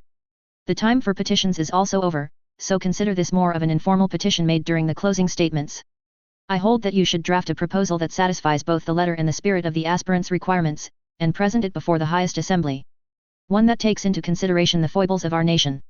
Failure to do so at this juncture will see us splinter as a nation, and we cannot afford to do so. The assembly recognizes the Prince of Rhenia. The blood-stained princess climbed to her feet. Drafting such a proposal would set the precedent that the first prince is expected to appease the whims of the chosen. Appeasing her is necessary for the survival of our nation. I signaled the Master of Orders. The assembly recognizes the aspirant. Frederick, I know that you are trying to help, but you're missing the point. I don't want to be appeased, I want a solid reason why I should consider working with Cordelia Hassenbach, or with you for that matter. He blinked at that, then shook his head. What have I done to earn such distrust from you? It's not about what you've done, it's about what everyone else in my life keeps doing. Would you be prepared to trust that I'm acting in your best interest? No. Your brother tried to rape me. Your father shielded him from justice. Prince Arnaud was probably a rapist, although he's dead, so it's not like we can try him for it. Cordelia stabbed me in the back. My trust of the Procieran nobility is at an all-time low, and that's saying something considering how low it was to begin with. Then I shall endeavor to prove to you that not all the princes of our nation are rotten at the heart. Good luck with that. Prince Frederick gave me a pitying look, then turned towards Cordelia Hassenbach. Did the aspirant truly come to you for assistance, only for you to spurn her request? The assembly recognizes the Prince of Rhenia, the white-haired geriatric announced. Cordelia climbed to her feet. While the aspirant did present her proposals to the Prince of Rhenia, she made no requests for further amendments and threatened to bring an end to the Principate should she not achieve her goals. Cordelia drawled. She almost sounded bored. Why doesn't it surprise me that Cordelia Hassenbach misrepresented what I said? Cordelia sat back down. I signaled that I desired to speak. The pretense at order was flimsy, but I would not be the one to break it. The assembly recognizes the aspirant. I told her that time claims everything, even nations. That isn't a threat, just an acknowledgement of reality, I snapped. The assembly recognizes the Prince of Brus. Did you make any further appeals to the first prince for assistance beyond that initial meeting, or attempt to clarify your position? Frederick asked me. No. I was exceptionally busy at the time, and I'd suspected that she would be as well, given that she ran an entire nation rather than merely the House of Light. My decision not to bother her was made as a courtesy. I thought of her as either a friend or amicable colleague and expected her to bring any major concerns to my attention in advance rather than to plot around me, considering the proposal intersected with both of our interests. Did you ever make a direct request of her or anyone else to assist you in reviewing the proposal? I asked my advisors more than once. They focused their attention on amending the legal details of the proposal to make it function in its current form, rather than changing it into something else. I furrowed my brow. I never outright requested that Cordelia assisted me with my proposal in this specific instance when I presented it to her. Do you believe that it was possible she misunderstood the nature of your request? No, I injected the word with some of the venom I felt. Cordelia is smart. Politically savvy and good at reading people. There were excellent reasons for me to believe that she would understand me, given that we have collaborated many times in the past and had an established rapport. Can you elaborate as to why you hold this to be true? I've run my proposals by her many times before. It was the foundation of our relationship to begin with. This is the first time that she supposedly misunderstood my intent. It's also conveniently the first time when there are any real stakes to misunderstanding me. It also looks like she's the one who benefited the most from all of this. Most of her rivals are dead, and she can pass whatever motions she likes until they're replaced. Did the augur help you achieve this, Cordelia? Is this your answer to my question about whether you intend to be a tyrant? Frederick stilled for a moment. He turned his gaze to the sky and watched as clouds passed above. Then he shook his head. Golden rings of hair danced from side to side as he seemed to search for his resolve. Are you done? I ground my teeth. Have my answers satisfied you? You do not lie, do you? He whispered under his breath. It sounded less like a question and more like him musing to himself. It felt as if he was ascribing more meaning to the idea than I would be comfortable with. I chose to answer it as a question as a result. I haven't sworn an oath not to. That is a very circumspect way of not denying my supposition. I haven't lied knowingly in a long time, but I did in the past. I confirmed. Even when being truthful is to your detriment. Yet. His shoulders settled. It felt as if he had made a choice, but I wasn't certain of what it was. The Prince of Brus said nothing more. Instead, he paced in thought. The assembly recognizes the Princess of Ain. The Principate is weakened after 20 years of bloodshed. I know. Should the House of Light refuse to share bread with the first prince, you would risk igniting a liturgical war. She was the one who broke confidence. I had every intention of working with her. Conflict between the House of Light and the first prince will only exacerbate the existing problems. Perhaps she should have considered that before she tried to stab me in the back. You would allow strife to run unchecked merely to accommodate your own ego. It's not about my own ego, it's about trust. Why should I trust her not to repeat her betrayal? How do I know that the next time the highest assembly convenes, we won't be looking at another stack of bodies? The highest assembly serves to check the power of the first prince. Why would any of you do that? She's got every reason to provide you with incentives to undercut the House of Light. It's in your best interest to work with her against me. Princess Clotilde quietened for a moment. What do you believe the principled decision would be to make? By setting yourself against the first prince, you risk fracturing the nation of Prussia. The first prince cannot afford to antagonize the House of Light on top of whatever disaster is about to unfold. We will not incite any hostilities, so long as we are not provoked and are prepared to open our doors to all, regardless of nationality. This remains true even now. I inquired as to why it's principled, not why you believe that it is a decision that you can afford to make by capitalizing on chaos. What was principled about betraying my confidence? You are right. It is not fair, or just, or principled, but only one of us is blessed by the heavens, and it isn't Cordelia Hassenbach. Why her? There is nothing stopping me from working with somebody else, should they take the throne. We cannot afford another succession war right on the back of the last one. She almost earned a villainous name, I hissed. Perhaps Prussia would be better off if it fell apart than if it was under her thumb. Tell me why I shouldn't just march outside this room and declare the House of Light unwilling to recognize a villainous first prince. Consider the tools you have at your disposal, she stated quietly. The House of Light could see Cordelia Hassenbach declared arch-heretic of the West if she truly slid into villainy. That alone is sufficient motive for her to avoid earning your ire. Princess Clotilde returned to her seat. The assembly recognizes the Princess of Neustria, the Master of Orders called out. Princess Matilda rose to her feet next. There was a rustle of mail as she walked into the middle of the room. She turned towards me. Look, I belong on a battlefield, not inside the highest assembly. Great, she's about as useful in this room as me, then. She put up a brave front, but I could hear the tremor in her voice. But even I know how ugly this could get. What happens if you, she pointed her thumb at me, actually follow through with that idea of Princess Clotilde's? The House of Light won't splinter over that. They'll see it as a chance to pull down the throne. Between that and all the other succession wars that are likely to occur, and, there won't be a principate by the end of the next year. Her voice was gruff and she spoke fast. It was as if she was pushing out her words as fast as she could. I'm not seeing a reason why I should trust her. Princess Matilda gulped. Come on, you're smarter than this. It doesn't matter what the first prince wants, you've made yourself into one of the keys to holding the nation. The deaths aren't the fault of either of you, but now they've happened. She needs your approval if she wants to have any hope of staying in power at all. The problem, I replied, is that there are very few threats that I am prepared to carry through. She knows that. She's already shown that she's prepared to exploit that. It feels like I'm in an unbalanced relationship where everyone I'm trying to help is the abuser, even though in every real sense they have less power than I do. Princess Matilda relaxed. I felt a laugh of hysteria well up inside of me. It only took those words for her to realize there's very little I can do to her that I'd be willing to accept, so long as she doesn't actually do something morally reprehensible. Look, I like you, Taylor. You did right by us in the swamp, but sometimes you need someone to make hard decisions. It's so tempting to just show every person in this room my memories of Cordelia Hassenbach watching over 1 billion people die and not responding at all. Let them see the stone-cold bitch that she is and drag her reputation through the mud. But, there is no going back if I do that. Might as well just kill her if I'm going that far in an effort to tear away her pretty mask. Cordelia Hassenbach would sacrifice the lives of everyone in Salia on an altar with a smile on her face, so long as it helped further her own ambitions. That isn't the type of person who should be deciding the lives of the people of Prussia, I glared. She's the head of this nation, you're the heart of it. Let the head concern itself with the thinking, worry about the things that you're actually good at. Wow, that is one insulting metaphor. I'm tired of having people tell me that because they're more educated than everyone else, that they should be in charge. Doesn't make it less true. That same argument was used by people in the world that I came from to oppress others. To take them, and lock them up in camps, and treat them as worse than slaves. Education makes somebody capable of ruling, it does not make them the right person to rule. This is Prussia, not Pries. How about the old Prince of Valenciennes? He did plenty. I raised a brow at Prince Matilda. I know you investigated Cordelia's principality. Did it strike you as being that way? Nothing she's done suggests she'd do anything like that.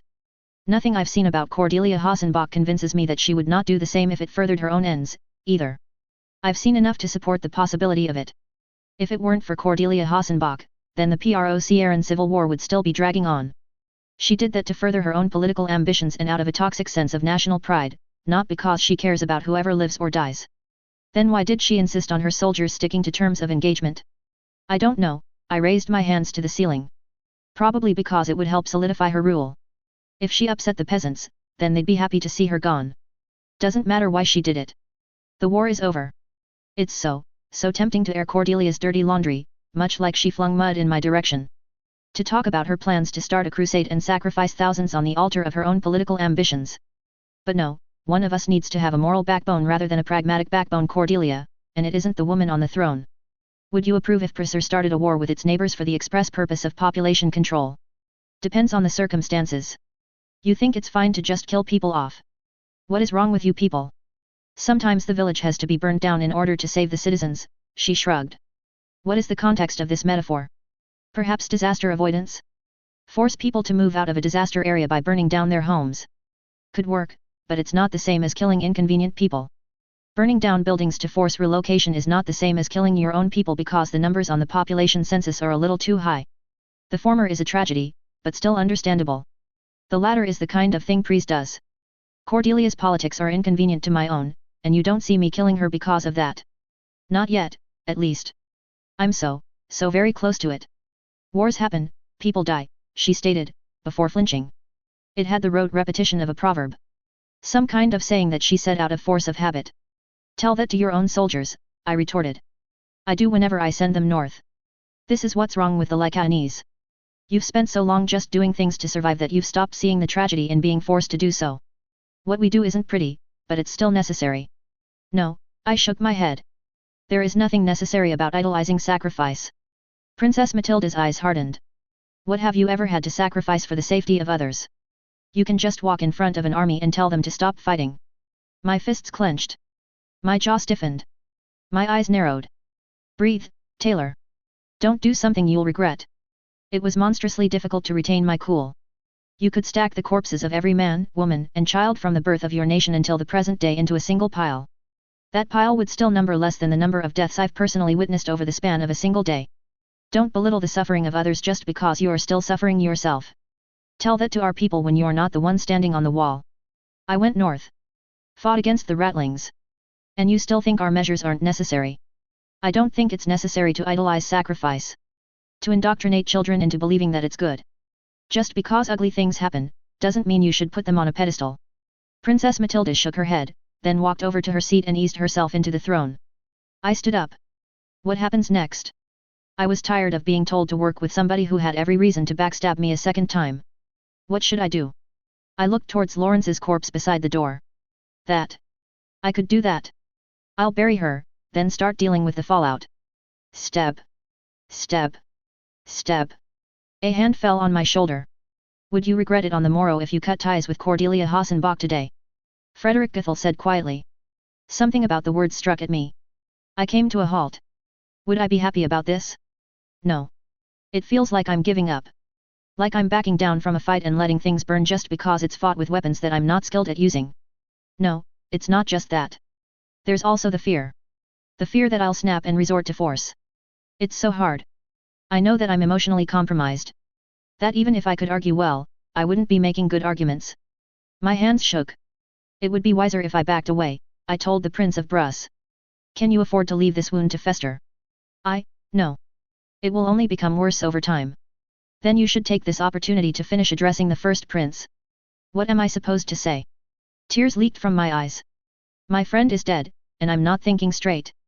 I can't argue my own position. I know that I can't, but I need to do it regardless. You do not need to argue your own position, Frederick replied. It's not like anyone else will. I would not be so sure of that. He almost sounded amused. Why don't you try asking the others who sit on the highest assembly? Make sure you ask them to amend your initial proposal, even if it is no longer why you are here. Prince Frederick returned to his throne. I doubt the 3 remaining members are going to argue my case, but there's no point in not giving it a try. It isn't worse than the alternative. In theory, they have the power to pressure the first prince. Not that I wouldn't be surprised to learn that that was a lie as well. The marble floor echoed as I marched back into the middle of the room. You forfeited the right to petition the highest assembly when you moved to exit the chamber of assembly, the master of orders declared. The only reason you have a job is that Cordelia needed a stooge to rule in her favor. I'm tired, drained and don't care to argue about this. This irregularity will be marked on the record. Kiss her ass some more. Maybe it will buy you entry into a nicer hell. You are deliberately misrepresenting the regulations that govern the highest assembly, I replied. I might be politically illiterate, but I read a book on the Chamber of Assembly proceedings just to ensure that I didn't mess up my courtesies before I presented this motion, and I'm literally incapable of forgetting the words. All proceedings within the highest assembly are considered to be emergency sessions when over 2/3 of the sitting members of the highest assembly have perished. They have different regulations for closing statements. Regulations that were passed after the Seventh Crusade and which do not call for the session to come to an end. Technically, this session does not close until all who remain seated vote on it. The closing statements have been given and Cordelia Hassenbach doesn't need to resort to this kind of procedural nonsense to beat me in an argument. So. Just. Stop. The assembly recognizes the Prince of Rhenia. I recommend that you depart from the Chamber of Assembly. This blatant attempt at arrogation of power by the chosen will not be tolerated. What are you going to do about it then? It's not like you can kick me out. It wouldn't even be legal to. I'm at my wit's end and I have nothing to lose. You called my bluff, now I'm calling yours. I'm not here to talk to you, I turned away from her, I'm here to talk to them. There are several matters of import including the potential collapse of the Principate which need to be addressed. Your tantrum on the floor of the highest assembly is putting them on hold. I ignored her. It was best not to engage her in an argument while I was still feeling so raw. Actually, it was best not to talk to her at all. Princess Clotilde and Princess Matilda looked at me from their thrones, then at Cordelia, then to the corpses piled at the door, then to me again. Both of them paled. Prince Frederick had the hint of a smile on his face and a twinkle in the corner of his eyes. I don't have much to say. I spoke quietly. You've all read my proposals, and you've also heard the reasoning behind them. Prince Frederick suggested that I give this a second try, so I ignored Cordelia and addressed the remainder of the room. You know what I want. I don't want to be in charge, I just want something that will work. You've heard about the trouble that I'm trying to prevent. I'm asking you to help me, because I can't do this on my own. I sighed, shrugged my shoulders, then continued. I don't have anything to bargain with. I can't promise you a prize for this. You only have my word that it's the right thing to do. Help me fix this mess of a proposal, and give me a reason to work with the first prince instead of doing something that I regret because I do not trust a single word that comes out of her lying mouth. The chamber of assembly was so silent you could hear a pin drop.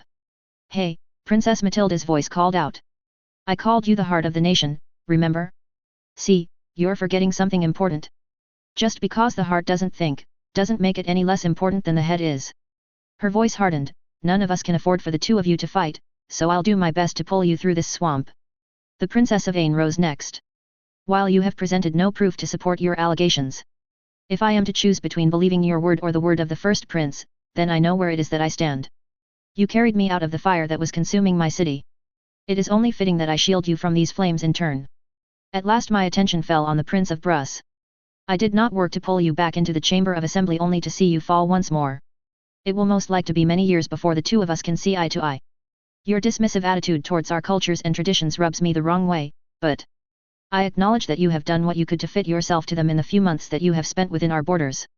The Principate cannot afford for the two of you to fight, and so you have my support. The three of them looked at each other. A silent agreement seemed to be reached between them. Cordelia Hassenbach looked like she'd swallowed a vat of acid.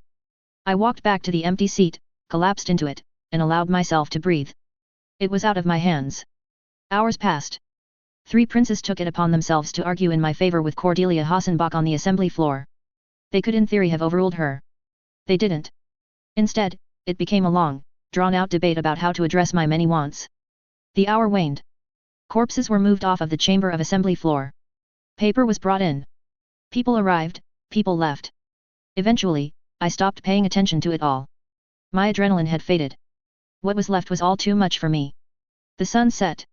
At long last something resembling a working proposal for mitigating the disaster was drafted, then passed. Considering it was done with minimal assistance from advisors and with barely any records to reference, I strongly believed that my suspicions had been correct. Cordelia Hassenbach had entered the chamber of assembly with a plan on hand for after her betrayal panned out. Her version of my proposal had needed adjustments. It wasn't nice. It wasn't pretty. She had needed to make changes to account for both my own demands, the remaining prince's demands and the deaths of the other princes, but the proposal could serve as a temporary salve over the wound in the Principate nonetheless. Cordelia looked like someone had poured cod liver oil in her breakfast cereal.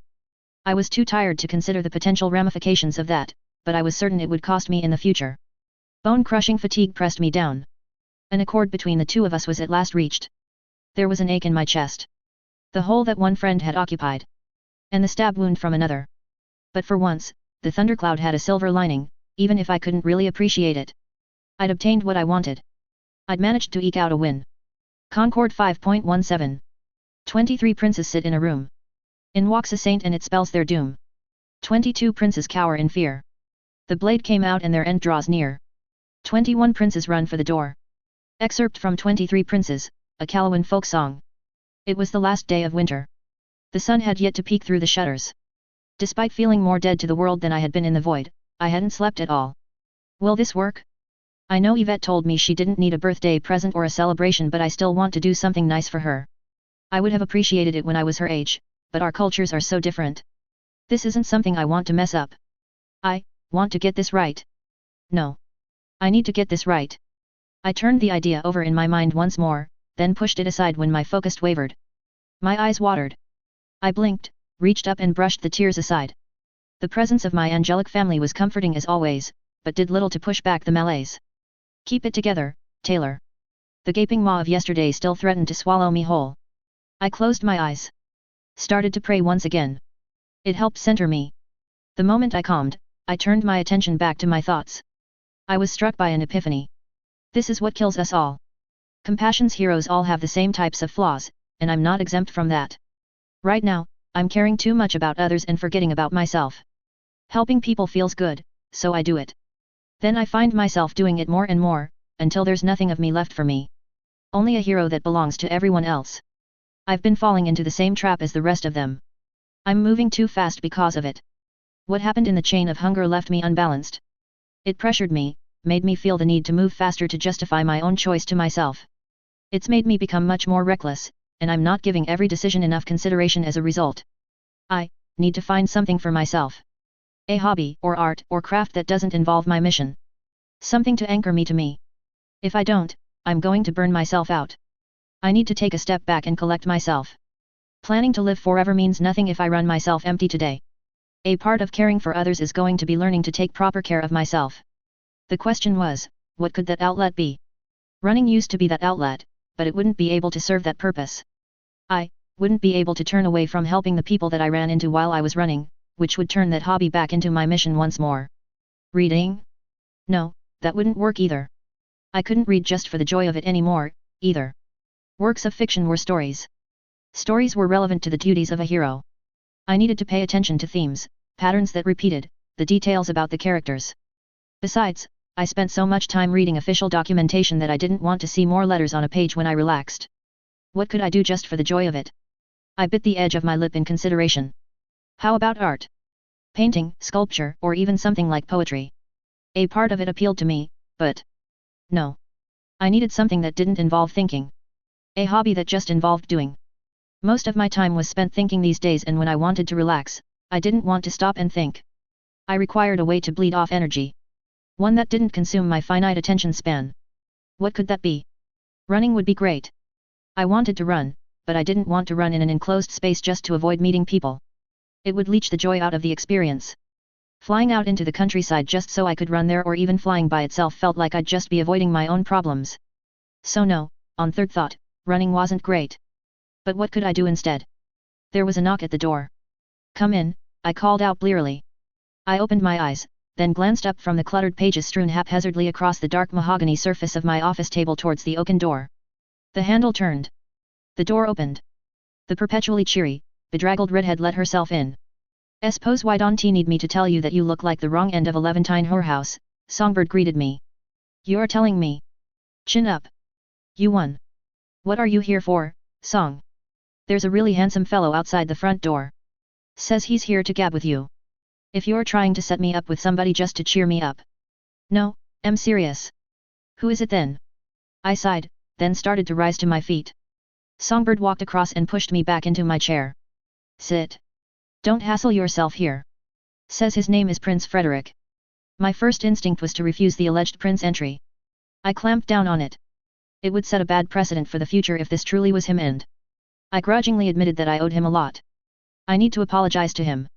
Him, and the other two royals who assisted me near the end. I owe them all for what they did for me when I wasn't in the right frame of mind. That's exactly the time when I should be hassling myself. Why don't he actually have anything fancy enough here to properly entertain him? I know. It wasn't like I was expecting princes to show up at my door when I settled on this place, I grumbled. Why haven't you sent him up, then? I'm not so sure about if he really is Prince Frederick. He looks the spitting image of the kid, but I doubt a prince would darken your doorstep. Is there a retinue with him? There is, but it's not proper for him to be calling on you like this. There are rules, courtesies, and procedures that need to be followed. They're all being tossed aside. Your two scary guards are keeping the crook waiting outside the door. It probably is him, I sighed again. Send him up, I owe him an apology. Songbird left, humming as she departed. I need to try to make myself presentable. There's no way he won't see through it, but at least I won't look like I'm falling apart. I looked around my desk. Noted the clutter. Grimaced. The room is not much better either. I pushed my curls aside, fixed my hair and wiped away the tear stains. Then I started to straighten the documents on the table. I didn't have enough time to do much more, so I did what I could. The arrival of footsteps outside the door heralded my illustrious guest. I rose. Opened the door. Forgive me for disturbing you at this ungodly hour, Chosen. You appear. He trailed off as if he was searching for the right words. I look awful, I finished for him, giving him a tight-lipped smile. Sorry about the venue. We can move somewhere more appropriate if. You do not need to accommodate my sensibilities when it was me that disturbed you, he waved his hand dismissively. I was about to say that you look like a warrior who has raised her blade in the name of duty one too many times. He trailed behind me, pulled out the chair for me, then placed a letter on the table and took the seat opposite me after I'd sat down. I'm sorry, I blurted out. Sorry for how I've been treating you. Sorry for the guards that kept you outside the door. I've been unfair to you. I know I have, but I'll do my best not to be unfair to you in future. You helped me in the highest assembly when you could have taken advantage of my anger instead. Walking out of that room wouldn't have ended well. It's no trouble on my part, he gave me a sad smile. In truth, I have treated you unjustly in turn. Allowing events to transpire on the floor of the highest assembly the way they did, was a travesty that should not be repeated. It wasn't your fault. He raised a hand and ran it through his hair, then grimaced. I come to you with a conundrum of sorts, he began. I'm not in the best shape at the moment, I admitted. It is not that sort of problem that darkens my door, Prince Frederick gestured towards the letter. I'd like for you to peruse the contents of this missive. I picked it up, opened it, frowned as I started to read it. It only had 3 words. Talk to Taylor. Do you know who sent this? The augur was responsible for delivering this missive to me. I've been troubled ever since. I stiffened. You want my thoughts on this? While my first instinct is to treat the missive with the suspicion one might reserve for a venomous snake in light of your revelations in the Chamber of Assembly, I cannot in good conscience do so. What does the augur want? Presumably whatever it is that Cordelia wants, so it's best to start by asking what she wants. What does Cordelia Hassenbach get out of this conversation? Conversation halted for a while as I considered the letter. Cordelia Hassenbach was clever, she was persuasive, she could be charming when she needed to, but she was also unyielding, manipulative, and prepared to do anything to safeguard her vision for the future. I drummed my fingers and thought. She's the idealized version of what Priscilla actually is. Cordelia Hassenbach is the best version of what lies behind the mask. She'll do her duty and protect the nation, but she'll scheme and connive like everyone else while doing it. She'll also sacrifice anything so long as she gets the things she cares about. I stood up, then started to pace. Frederick raised an eyebrow, but did not say anything. Who was Prince Frederick? He was well-spoken, charming, young, inexperienced, innocent. He was also. He's the idealized version of what Priscilla pretends to be. The good prince. The one who is honorable according to their code. He's stubborn, and I don't like a lot of what that code involves, but there's also a lot that I do like about it as well. What was the augur's game here? Begin by assuming that she wants Cordelia alive and in charge. She might not, but if that was the case, then I might as well throw everything that I know about both of them out of the window. She can't afford for me to oppose Cordelia in the long term if that's the case. Even if Cordelia did find a way to either kill me or wrest power away from me, it's likely that she'd kill the nation in the process. Prince Frederick started to hum a lilting tune while I walked. It was sad, mournful. The only question is why did she allow the disaster in the Chamber of Assembly to unfold? She either foresaw a way for Cordelia to take advantage of all of this, or she was tricked by someone else. The augur isn't the only seer I've run into, the tumult sort of counts as one as well, so, perhaps the latter is possible. I stopped in my pacing. Who benefits the most from the fallout? No, let's take a step even further back. At what point did everything go wrong for Cordelia? I'll assume that me failing to pass the motion was the plan. I'd have been unhappy, but I'd have lived with it. So, what next? I'm not sure how that would have ended in the long term, but I'd probably have allowed myself to be argued down much sooner if Lawrence wasn't in the room. Taking that into account, when she entered is the point of divergence from whatever the augur's vision for the future was, assuming somebody else interfered. Who benefits the most from Cordelia and I being at each other's throats? I asked the Prince of Brus. Pries, the kingdom of the dead, the free cities. I do not follow the lay of your thoughts, Prince Frederick admitted. Humor me. While there are many external actors who stand to gain from the Principate's loss, it's the part4 House of Light that has come out of this conflict with the most to show from it. It doesn't feel that way, I stated. What is your vision for the part4 House of Light? It's a religious institution. I want it to help people. Throwing the country into a state of chaos achieves the opposite. I'm aware that the Church has political clout, but you do not seek to rule over the Principate, Prince Frederick finished. Yet. Consider what transpired in a different light then. How might one view what occurred had seizing the reins of the nation been your intended purpose? 15 princes died, along with 4 representatives. Many of the princes have heirs, but there are still probably going to be many succession wars. That means chaos, the nation is weaker overall and turns its attention inwards. I bit my lip. The House of Light is stronger than it's ever been before. We're organizing, have a formal leadership and have purged our ranks of corruption. I paused. That's all I've got, I admitted. Do you have the minutes of the assembly meeting on hand? I don't. Esm is going to get a copy of them to go over with me later, but I can recall everything. What do you need to know? Turn your thoughts towards the speech you gave in the moments after my own. The one where I talked about what a villain would do. That was really a low point for me. The whole chamber meeting was. Indeed. Consider that you threatened to stand down our armies. I've actually stopped an army before, so telling them I'd do that holds weight. They need to consider it a real threat, rather than just a hypothetical one. Armies are expensive. I know that much, considering all the work I've put into attempting to build up my own. Nobody sends one out on a whim, either. They do it because it's cheaper to take what they want and then have the seized territory pay back the cost over decades, then pay the other party for what they want for decades or even centuries. Alternatively, they do it because they hate the other side's guts, but that is neither here nor there. They're worried about their borders becoming permanently locked if I choose to follow through with my threat. I see. Prussia has feasted upon its own tail for the past 20 years. It was not long before the House of Light began to consolidate its power once you arrived. You brought a proposal before the highest assembly with the stated intention of holding heroes responsible for their actions, then followed through on doing so even when your proposal failed.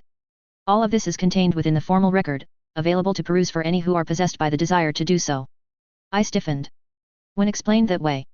If I tried to push to have the House of Light's seat on the highest assembly reinstated, they might have to capitulate. Not because they want to, but because of how much chaos refusing would cause.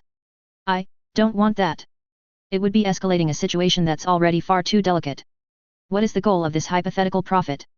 That is the question. Is this somebody trying to further the goals of the House of Light, or somebody trying to bring chaos to the Principate? Both are possible. Both could be true at the same time as well. Either way, if they exist, then their vision of the Principate and mine aren't the same. The Bard could probably do something like this, although it might be too fast to jump to conclusions. I need to talk to more people about her first. I've also just been burned for acting too fast, so. Better to approach that nest of hornets with extreme caution.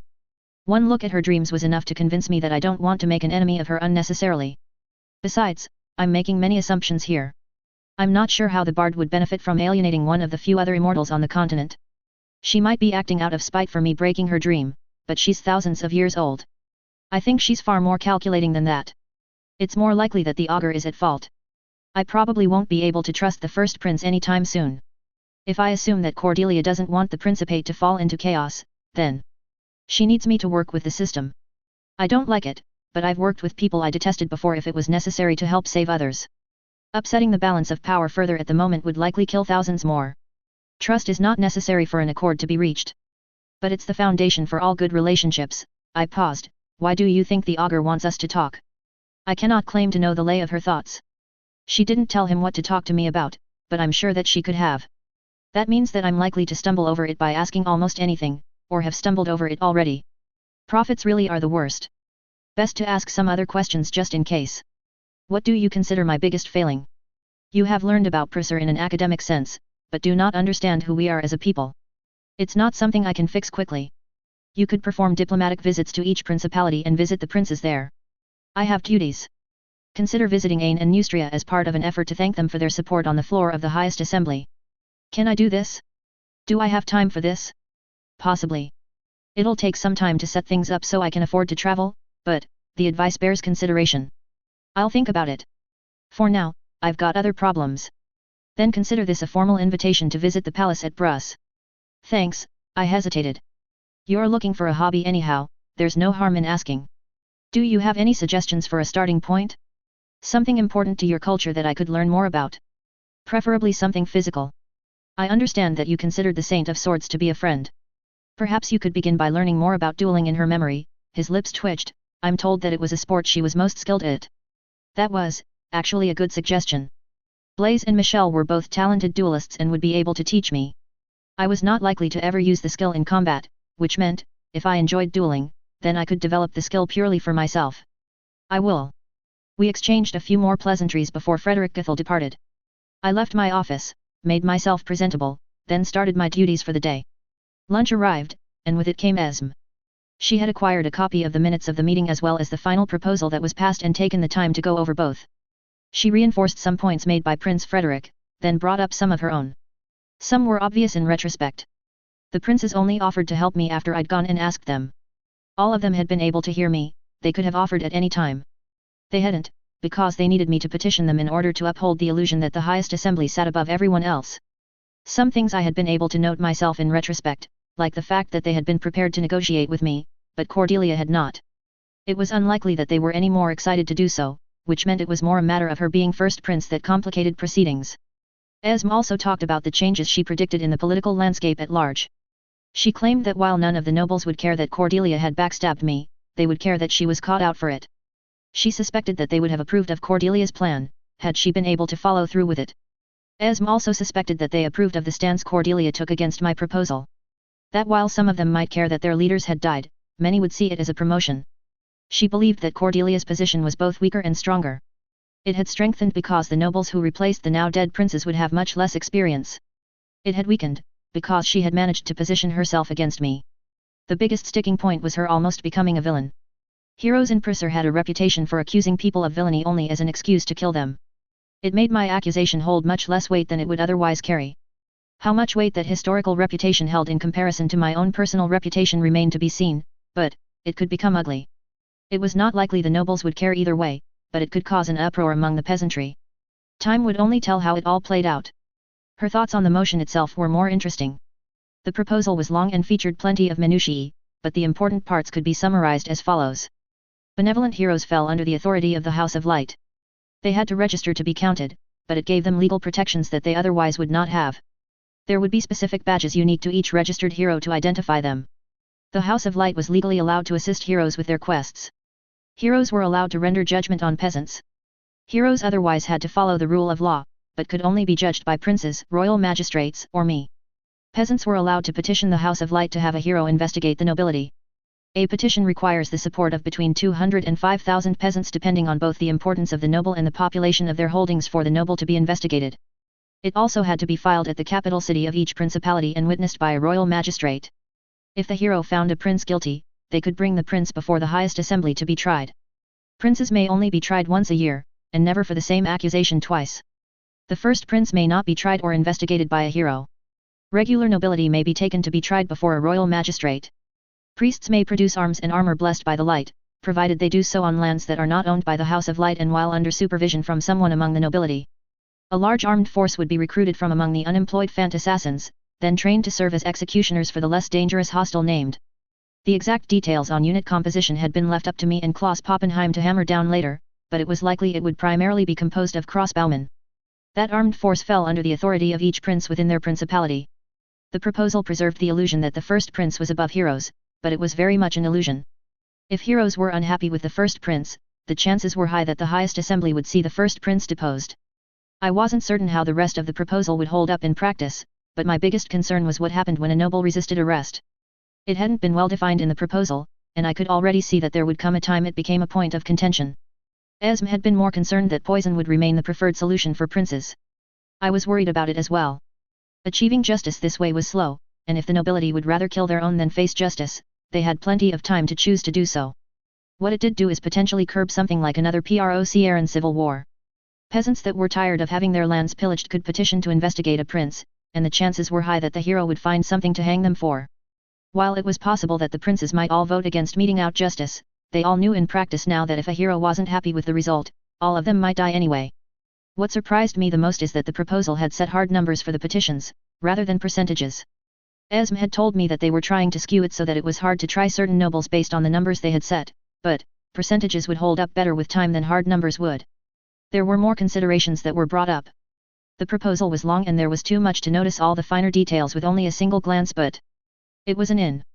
5,000 people banding together for a petition against the most egregious outlier was a lot, but it was much less than how many were needed to stage a proper revolt. Our meeting came to a close. The day marched towards its end. All 5 of us gathered beneath an aged oak behind my residence, clustered around a stone. 2 had nothing to say. They were simply there to offer support. Lawrence de Montfort made no compromises with evil. There was little noise, despite being near the heart of the city. Just the understated tweeting of birds from the bare branches above. She spent her life the way she would have wanted to, and made Prisr a better land with her passing. Esme smiled, then tossed back a drink. I thought that I didn't like her, but miss her now that she's gone, Yvette added. She was single-minded, uncompromising, stubborn to a fault and committed to doing good no matter what it cost her. She often frustrated me, but I cared about her regardless. I gave the grave a melancholic smile, and finished my own drink. Songbird, the perpetual pain in my boot, had suggested I invite all surviving princes to our little gathering. That idea had been promptly dismissed. I hadn't spent long thinking about what to do to celebrate her life. Not because it wasn't important to me, but because it was easy to work out. Lawrence lived an ascetic life on the road. She would have rolled over in her grave if I'd made an event out of her funeral. So I kept it small, quiet. I would have invited other people that she cared about if I'd known who they were, but I didn't know who they were, or where they lived. The sun set, night arrived. We all parted once more after dinner. I sat down in my office on the ground floor, considering my idea for a gift. My resolve firmed. I'd decided on the final shape. A ghost vanished, and 3 books appeared on my desk. One was empty. I picked up a quill and started to sketch on the first page. Is this good enough? It has to be. My sweaty palms and erratic heartbeat made the result far more messy than I would have liked. The night passed. Dawn rose. I ascended the stairs and made my way down the narrow corridor. Every step felt like a full journey. I stopped at the second room on the right. I knocked on Yvette's door. A bleary-eyed kid opened it and looked up at me from below. "Morning, Ma. Is something the matter?" "Nothing." I gave her a heavy grin. "Come on, I wanted to show you something." "Did you have to wake me up for this?" "I was working on refining my idea for spatial manipulation last night and didn't get much sleep. I think you'll like it. I promise." She stared at me dubiously, but still followed behind me. Both of us entered my office. "What are you wanting to show me?" "It better be important, because otherwise I want to go back to sleep. Some of us are still mortal, you know. So I know you said you didn't care about receiving a birthday gift, but it was a big part of my culture, and I wanted to do it for you anyway." I pointed towards the books on the desk. "Go on, take a look." She opened the first book. Squinted at the page, puzzled. "So, I spent a lot of time thinking about what would be meaningful to you. Finding new tomes about magic would be hard, and they lose their value with time, so I had to decide on something else. I considered exotic items of clothing and a few other things as well, but I realized I was rambling. The first is a photo album of some of my memories from before I arrived here.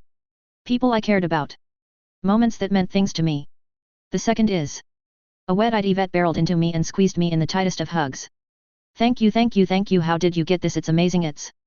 I experimented a lot with the guidance of angels." I patted her back awkwardly.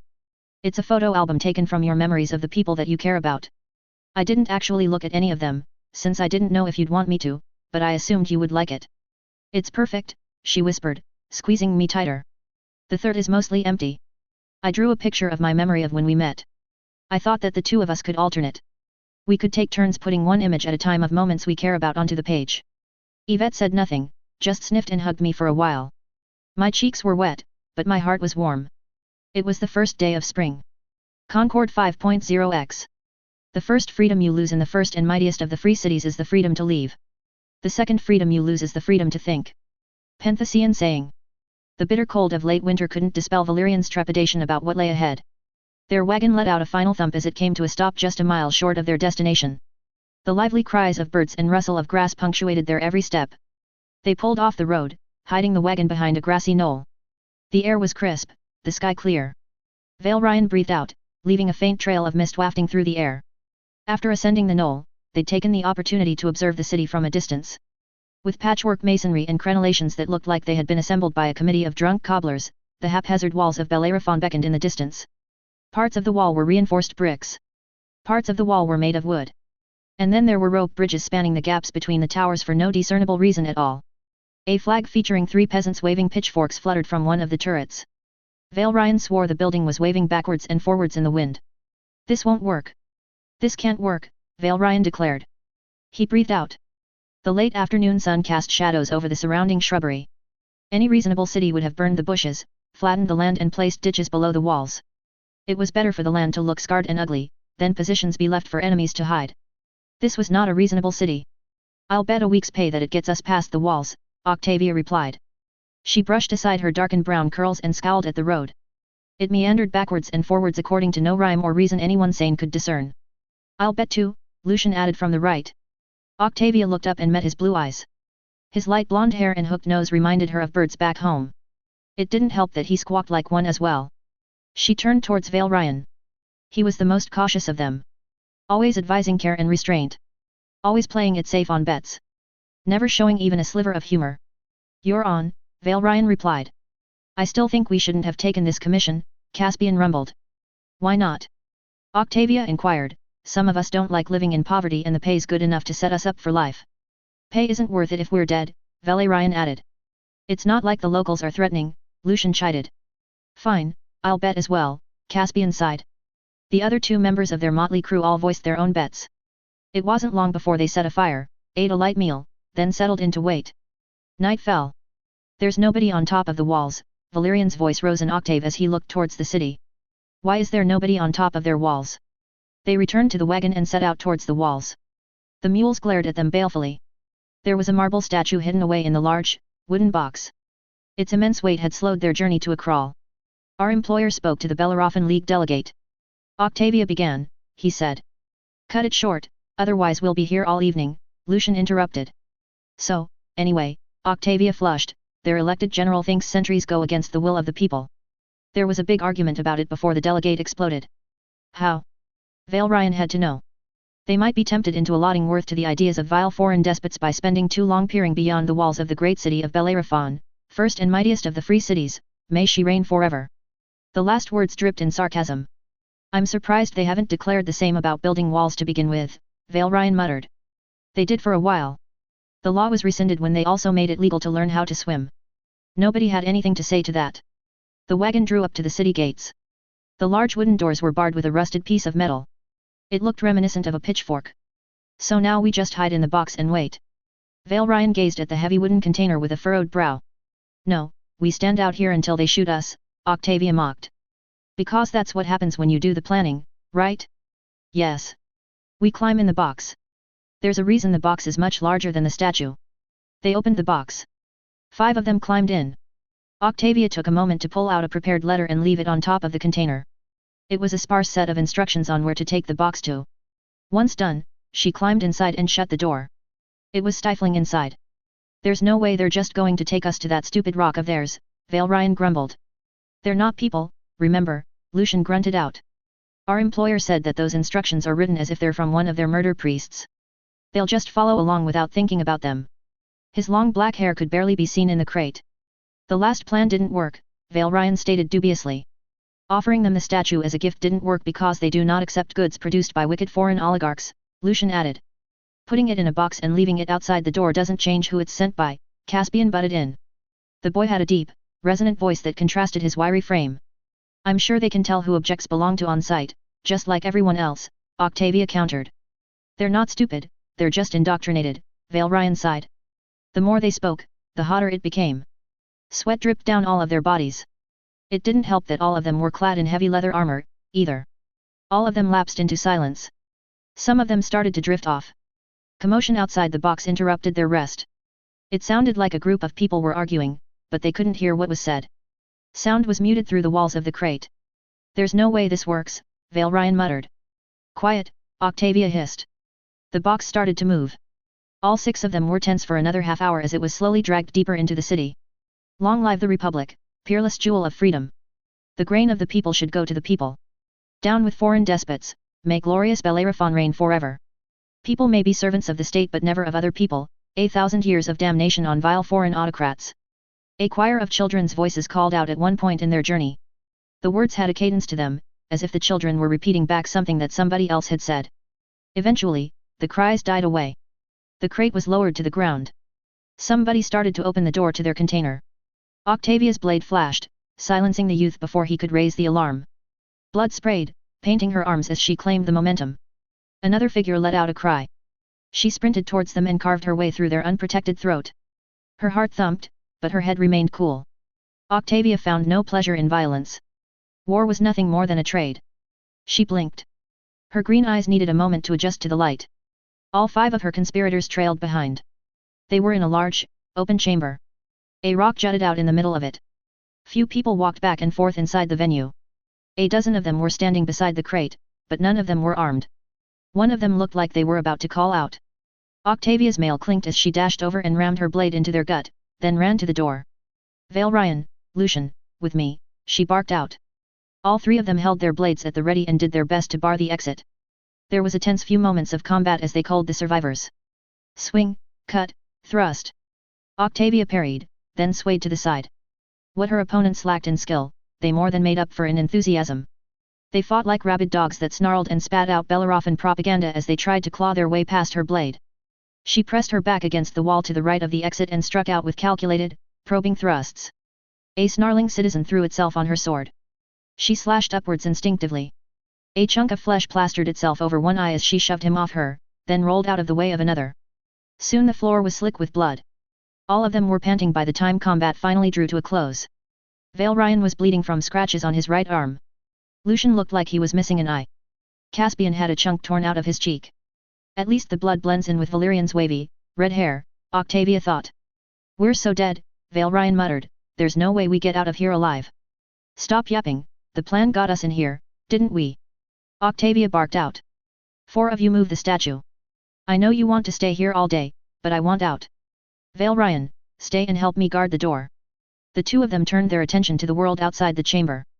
The streets sprawled in wild defiance of logic, as though the city itself were trapped between multiple competing visions of reality. Everywhere they looked, the architecture was off. On the one side there were buildings in the shape of triangles, squares, hexagons, as well as structures constructed with all kinds of odd geometry. On the other side, buildings were arranged in neat, orderly lines. We're done here, Lucian called out. Good. Drag the box over to the entrance. We're really trying the same trick twice. Did it fail the first time? Octavia raised an eyebrow at the others. No need to be overly clever. Octavia looked towards the statue that had been placed right in front of the pedestal. It was the first time she was able to catch a glimpse of it in proper lighting. Tired, early 30s. Likes cheap wine imported from Calais. Likes to laugh at her own expense. Prefers the company of men over other women, both as friends and as romantic interests. Not ambitious. Prefers a comfortable, quiet life, but is unable to live one due to her many vices. Not able to restrain her impulse to spend money. She.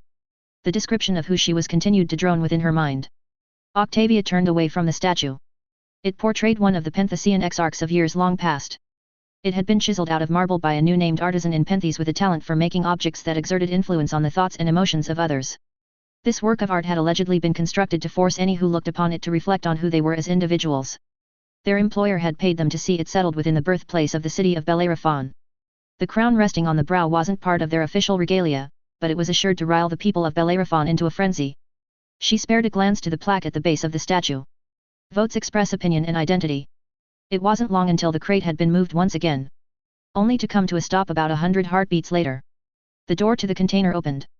They found themselves facing down an angry mob of Bellerophon soldiers armed with everything from swords to spades to pitchforks. Told you this wouldn't work, Valerian muttered. Surrender your weapons.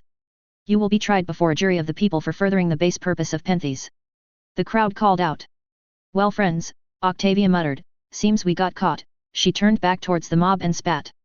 I don't think so, you crazy bastards. The crowd started to chant once more, but Octavia cut them off. Time to go out with a fight, isn't it? All 6 of them drew their weapons. The crowd started to close in. Blades clashed between the frothing soldiers of the free city of Bellerophon and the 6 mercenaries. Tension mounted. They had moved far beyond terror to an icy acceptance where death was taken as a given. No matter how many they killed, there was always another face in the crowd to replace the fallen citizen.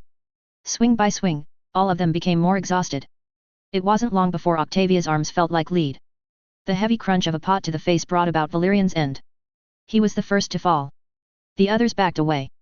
Step by step, they found themselves herded like animals. They tried to make a break for the gates. Another crowd had cut them off. Caspian was second to fall. It was the handle of a broom driven through the eye that finally did him in. The rest of them perished one by one. The dust settled. The fight ended. And a statue began to sow strife in the first and mightiest of the free cities. Anaxares watched the crowds fighting outside the heart of the great city of Bellerophon. First and mightiest of the free cities, may she reign forever. Those attempting to subvert the will of the people had taken shelter around the building, then erected staked walls outside. Citizens of Bellerophon on either side of the wall cast stones at those who opposed them. Many had sustained bruises, broken bones, or other more serious injuries. Freedom means freedom to think. One of the many traitors called out. The people have voted. You are to desist with further rebellion and submit yourselves to lawful judgment. Down with the wicked local tyrants. Another shouted. We are mere vessels for the will of the people. Anaxares and those nearest to him shouted in return. His blood boiled in righteous fury at this enemy action on the part of foreign actors. That Pentheus would dare to stoop so low as to undermine the very foundation of Bellerophon. He stood behind the lines, beside a sanctioned garbage fire burning on the side of the streets. It gave off a pungent smell.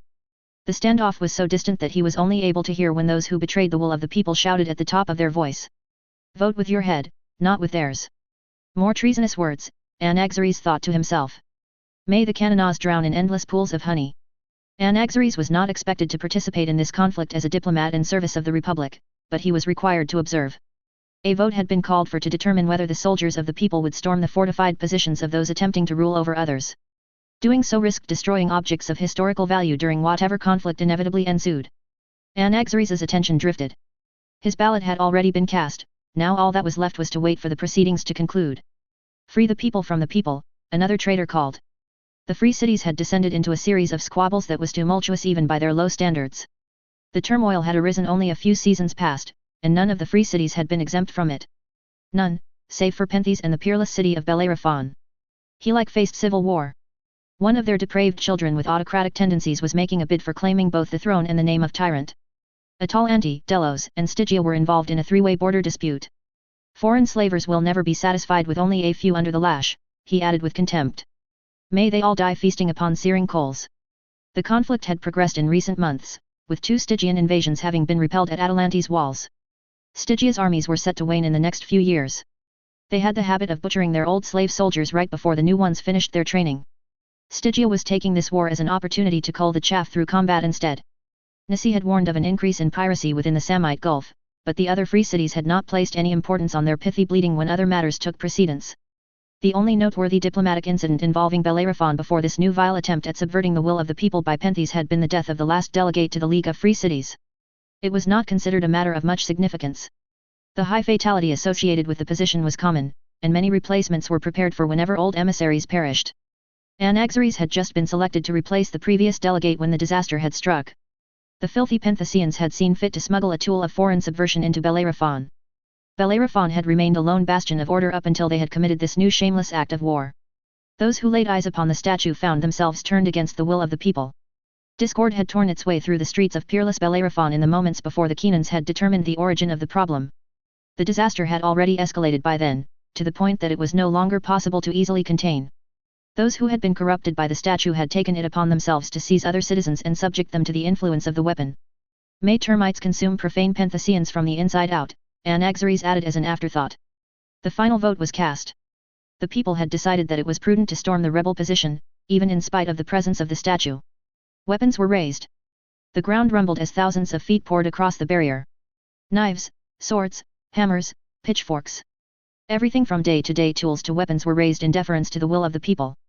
Anaxares could feel it rise up. He could feel it flow through him, even as far back as he stood. The meaty thud of wood against flesh, the crunch of steel against bone and the harrowing cries of anguish flowed around him like a river. It flowed with the people, and the people moved along with it. Anaxares trailed behind them, then ascended a stairwell so that he could observe how the conflict proceeded. A poorly aimed rock hurtled over the crowd and slammed into his shoulder. The soldiers for the people pushed back the traitors. They retreated into the oval building housing the founding monument of Bellerophon, then barred the door from the other side. The conflict stalled once again while the course of action for disposing of the statue was given consideration. It would likely be another half-hour before the matter was settled by vote. It was only moments later when the situation became both simpler and more complex. There was a flash of white from behind the bolted door. Silence fell inside the chamber. Those who would usurp the will of the people let out a wail of disbelief from inside their makeshift shelter, then started to charge through the door. The fight resumed once again. One of the rebels tore down the chamber door and used it as a ram, trying to push through the crowds. Another found an axe. It was some time before the rebellion breathed its last breath and died with a whimper. Anaxares turned away, satisfied that the matter was resolved. It had been less than 3 hours since Anaxares had departed from the great city of Bellerophon. First and mightiest of the free cities, may she reign forever. The walls were still within his sight, and yet he had already counted 3 separate counts of treason by Bellerophon law, and yet justice had yet to be carried out. He scowled. The city of Bellerophon had been stable before the interference of the vile Penthesians. The incident had come to a head when the vile instrument of foreign despots had been shattered by a mysterious new arrival. Witnesses who survived the spilling of blood claimed that for a brief moment a figure had appeared inside the statue in a flash of light and shattered it from the inside out. The intervention had likely spared days if not weeks of internal conflict within the peerless city of Bellerophon. Anaxares's role as representative for Bellerophon had been put on hold in favor of a different duty. He was to visit the free cities of Delos and Stygia and discover what he could about the identity of the unknown figure. Then he was to set out to find them, then insist upon them appearing before the people so that their actions may be put on trial.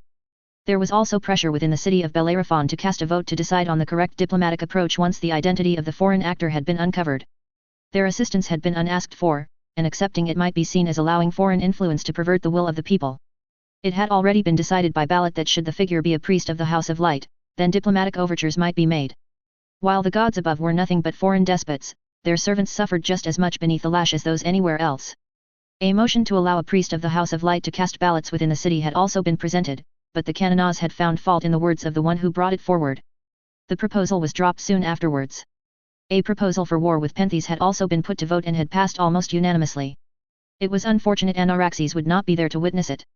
Perdition 6.00 A/N, this is my first attempt at writing Cather in Foundling and Arc 6 will be in first person from her perspective.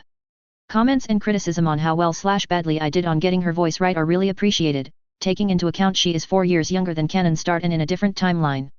Joining a rebellion is much like ordering a mystery meal at the Tower, Chancellor.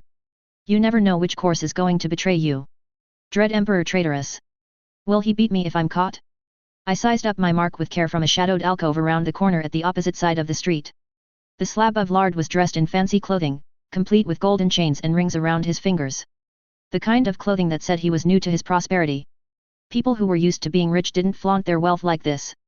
That wasn't good for my odds.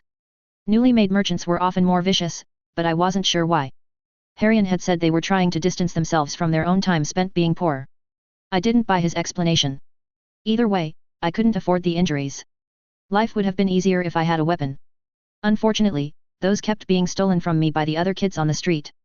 I'd trade rubies for piglets just to have something to eat. A harsh, grating noise echoed out from the other end of the alley. I twitched. Mortar gave, then half of the wall of the building behind me had collapsed. I sighed. It wasn't the legions. They would drag me back to an orphanage, or possibly do worse. I wasn't entirely sure what. I'd considered returning to an orphanage just for a day before running off again, but decided that it wasn't worth the risk. Orphanages weren't safe. The beast that had taken up residence in my stomach growled at me. I cast a longing gaze towards the pouch on the man's belt. The fop strolled closer. Picking his pocket was risky. People like him were always more alert to thieves. I looked up. The sky was clear, and the sun had almost reached its peak. A light spring wind gusted past. My stomach rumbled once again. If I don't find a mark before noon, I may as well run back to one of those houses of madness myself. Finding another spot would take too long, and it would probably be in use by someone else. I didn't want to end up in a scuff over territory. Besides, my spot was already good. It was a narrow alley between the markets and the wealthier parts of Lore, and hurried merchants who were confident in their own safety often used it as a shortcut. This merchant would have to do. Besides, he was probably collaborating with the Presi. Nobody became rich these days without allying themselves with the enemy. I rolled my shoulders, then started to run towards my mark. I ignored the dull, throbbing ache in my legs, as well as the pain from all the other bruises beneath my shirt. The two of us collided, then I reached out furtively as both of us fell to the ground and pulled at one of the pouches on his belt. Coins spilled like grain across the dusty road. I kicked one of them far away in the confusion. Clumsy oaf, the merchant scowled at me. His eyes settled on the coins. Both of us rose to our feet. He seized my wrist before I could speak. "You're not trying to rob me, are you?" he asked in a whiny voice. "No sir," I lied, "I'm a messenger, sir." He looked up from the coins and examined me. "Well, that does look like a messenger's uniform, but it's filthy," he sniffed, "and that smell." I'd taken it from the corpse of a messenger I'd found lying in one of the more dangerous roads. It was a bit too big for me, but with some work I'd made it fit. Better to be mistaken for a messenger than an orphan who had run away from an orphanage. It fooled most, but I wasn't willing to risk running into someone from the legions. They were far more alert. "I got caught downwind of the wrong end of an ox earlier," I lied. The white of the messenger's uniform was stained brown after days of accumulated dirt. I didn't have the time to clean it. Survival was my first priority, my goals were the second, and cleanliness had long fallen by the wayside.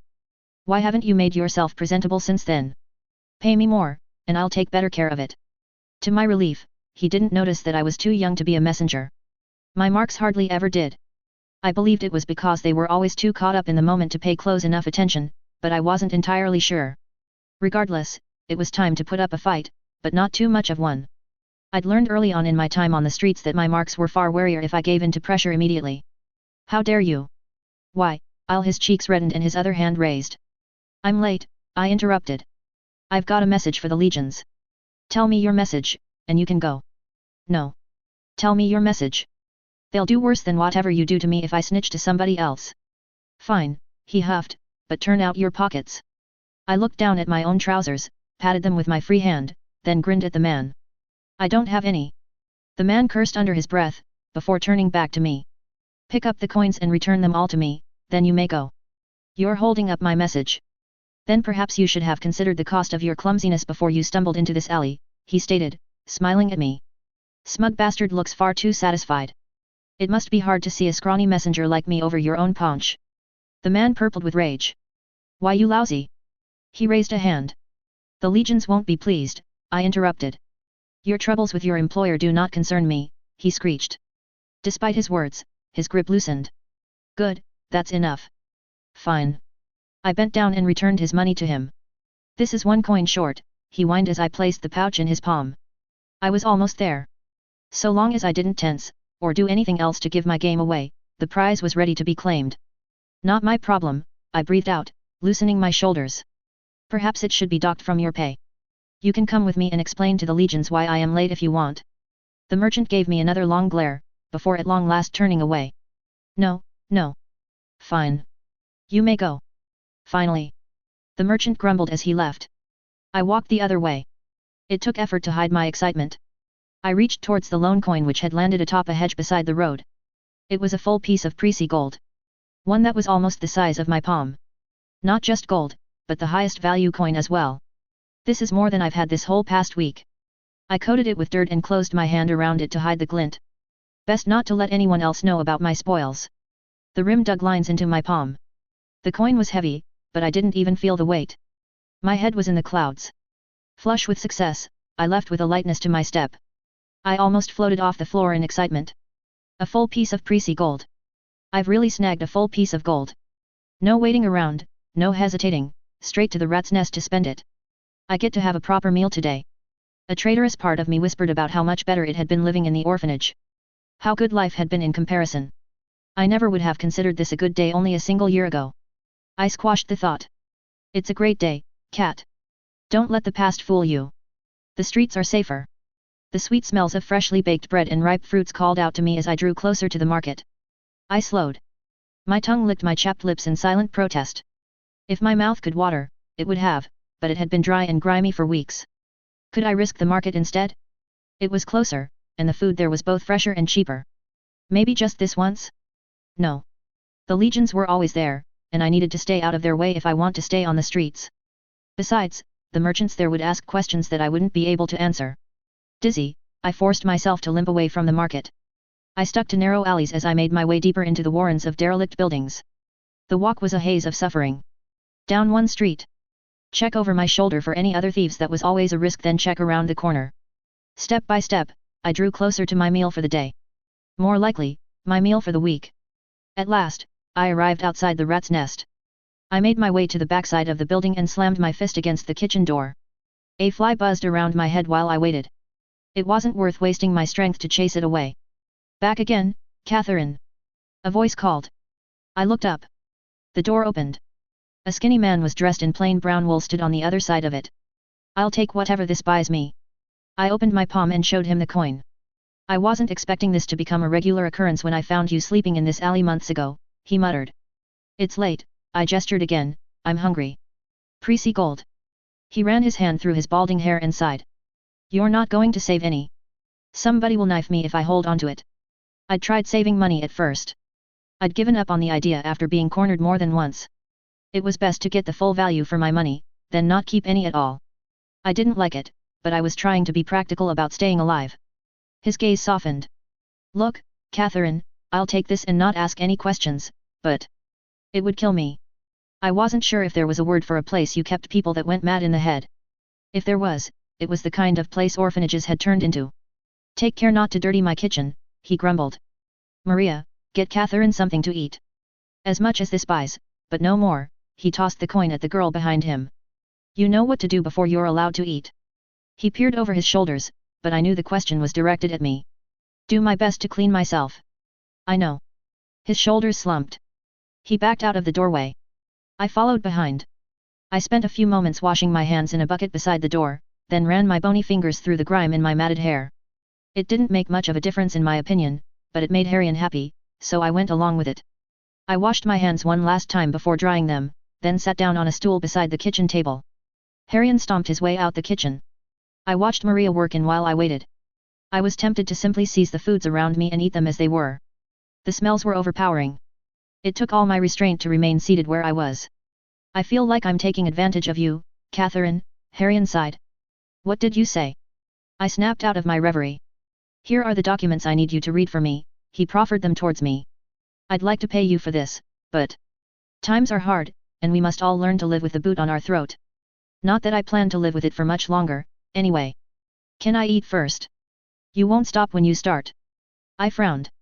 He was right, as much as I wished that he wasn't. This would be my first proper meal for the week.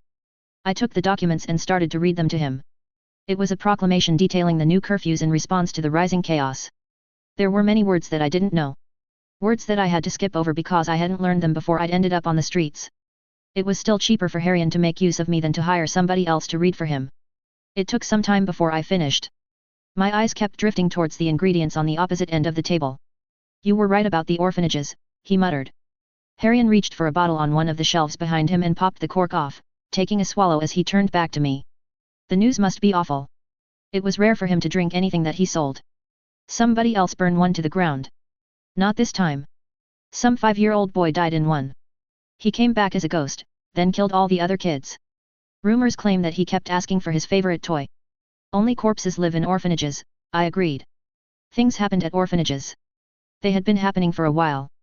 Other children started to go missing more and more often, and those who didn't disappear became cautious. They were right to, because the last group were those who developed a case of strange in the head. Like Lydia. One day I had returned to the lore house for tragically orphaned girls and one look had been enough to tell me that her mind was more than a few nibbles short of a full loaf of bread. She followed me around everywhere, spent hours staring at flames. Even filling her bedding with rotten vegetables hadn't been enough to put her off. She'd just tried to sleep beside me in my own. I'd decided it was better to live on the streets than sleep beside that barrel of goblin fire. Lore's shelter for forsaken boys.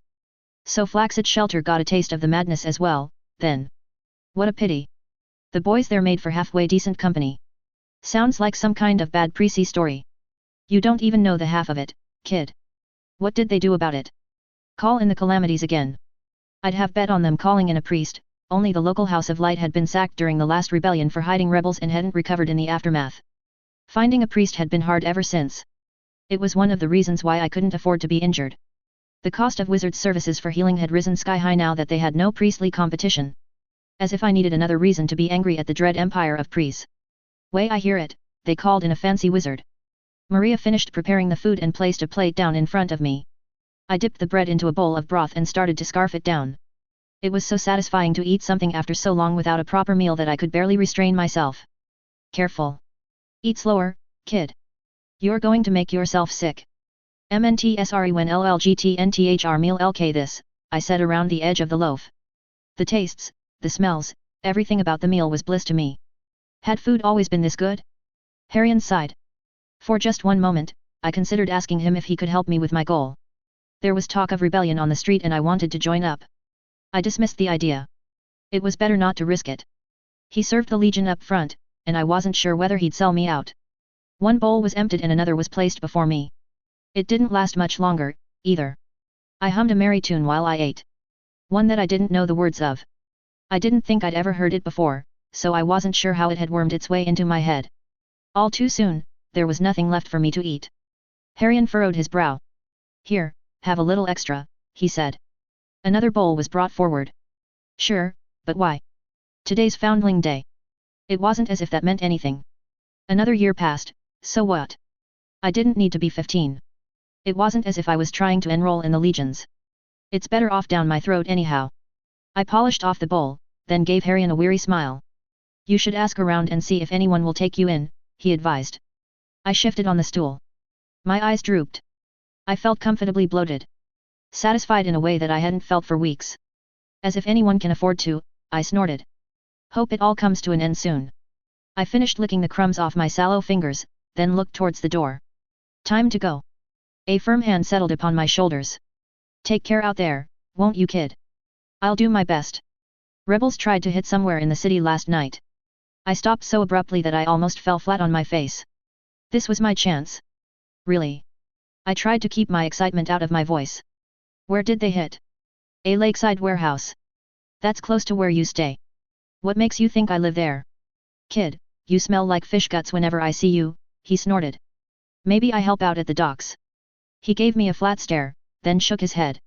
Rumors say they're going to try again tonight. You take care now, you hear me? I wished him farewell, then left the rat's nest and made my way towards the lakeside. I pulled back my collar and peered beneath my shirt. The purpling of my bruises had almost faded. Good. I turned my attention back to my surroundings. It took plenty of effort to avoid Legion patrols. I had to duck behind rubble and find shelter whenever I heard the sound of boots on stone. Broken buildings and ruined roads paved the way towards the docks. Most people took one look at me and then turned up their noses. The rest pretended that I didn't exist. I was accosted once by another gang of kids, but allowed to pass once the scavengers realized that I had nothing worth stealing. They didn't even try to beat me up when they let me go. I'd have given as good as I got, but I'd like to keep my teeth a little longer. Today really is a good day. It was the reason I hadn't decided to live in these abandoned buildings. Thieves had already banded together and taken up residence. I'd considered joining up for a time, but speaking to some of them had convinced me otherwise. I'd heard rumors that the Thieves Guild was facing similar troubles to orphanages. Rumors weren't proof, but they were as good as confirmation in my eyes, considering the state of lore. No, it was better for me to avoid them. I arrived at the abandoned wreck of a windmill I'd been using for shelter. It had been abandoned since Lydia had damaged it in her rampage. People claimed it was bad luck to approach, but that just meant it was safe for me to sleep here without the risk of being attacked in the night by anyone else. I made my way through the shattered doorway into my makeshift home. Light shone in through the holes that had been burned into the side of the windmill. The stairs creaked as I ascended the stairs. The only places not marked with dust were the markings left by my own 2 feet. I reached the landing at the top floor. Part of the roof had been burned away. The ground beckoned from below. I steeled my beating heart and stared down at it. My hand tightened around the railing. One day, cat. 100 heartbeats passed, then 100 more. I gasped, panted, looked away. My body was slick with sweat.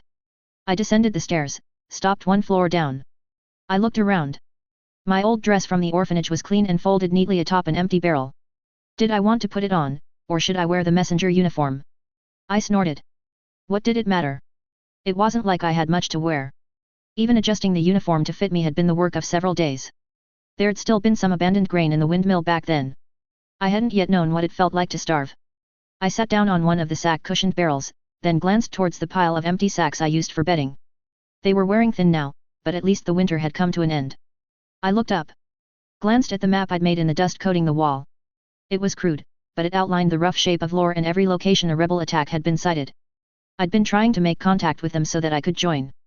I didn't bother to add another mark. Today would be the day. I felt it in the gnawing in my stomach and the throbbing across my chest. It would have been easier if I could ask around. Unfortunately, I'd noticed that people who asked questions tended to disappear. So I kept my thoughts to myself until one day I stumbled upon them on my own. My eyes lingered on the map for a few moments, before drifting to a hole in the wall. The lake could be seen in the distance. The last nets were cast. Fishing boats returned to the docks as the late afternoon sun fell towards the waters. Golden rays spilled across sails and oars. I thought of her. The hero that I had once met. Everyone I'd met spoke of her as if she was the next coming of Elizabeth Albin. My lips curled into an angry frown. She could have done something. She could have stopped all of this in Lys. Everyone said she'd been bested by the warlock, but I knew better. I'd spoken to her. She hadn't been bested, she'd run away. She'd run back to Presser with her tail between her legs because she was too afraid to do the right thing. Who cares if people died during a war if they chose to fight? Callow needed to be freed, and the calamities needed to be brought down. No, the aspirant was no hero. She hadn't raised the flag of rebellion and pushed back the dread empire of Pries. Callow needed a hero. All of us knew that. Everyone spoke about it when they thought nobody else was listening. Muttered words spoken under breaths in quiet alleys or on otherwise empty docks. Callow had needed one ever since the burning of Lys. I'd do better than her. I'd be that hero that night in shining armor no matter what it took. The sun dipped below the waterline. It was time. I winced as I rose to my feet. The door slammed shut behind me as I left the windmill and headed towards the warehouses. The smell of fish was rank in the air. Dull, flickering torches lit the edge of the docks. The docks were almost deserted. I slowed as I passed a pale man hidden inside a cloak.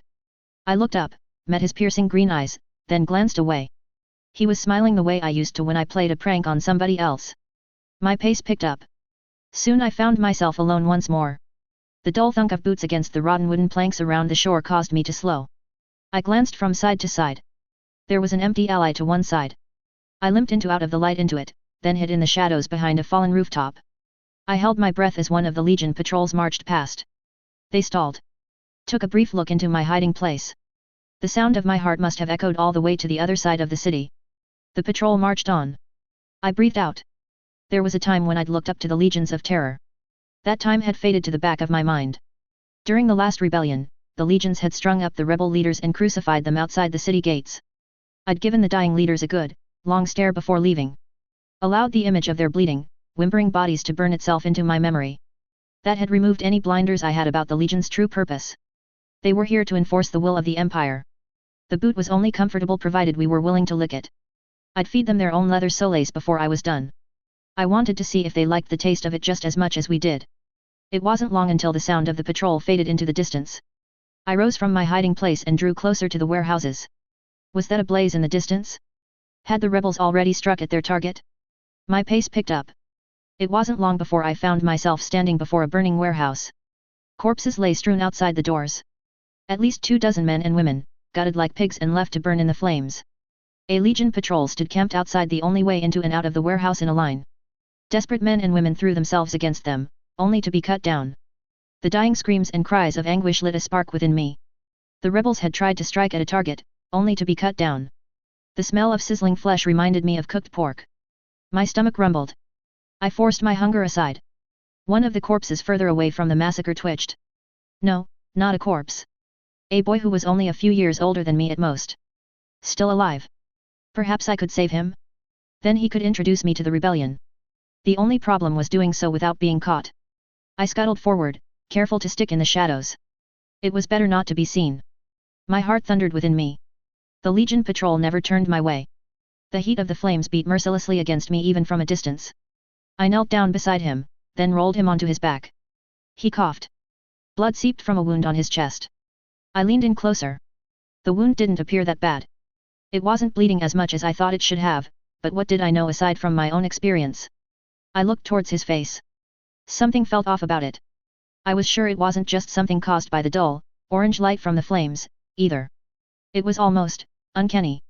No matter how hard I stared at him, I couldn't quite make out the shape of his face. I dismissed the peculiarity. It was probably just my hunger getting to me. With great effort, I dragged the body away from the conflict into the shadows of a nearby building. I was fortunate that no blood smeared itself onto the ground. There's a shard of broken glass to your right if you are here to finish the job, the boy coughed out. I stiffened and looked back to the conflict. If it weren't for the clashing of blades, then I was sure he would have been heard. Quiet, I hissed, they're still here. Easier to just let you bleed out if you are going to make noise. He let out a hacking laugh. You're not with us. Decided to die along with everybody else. I'm getting you out of here.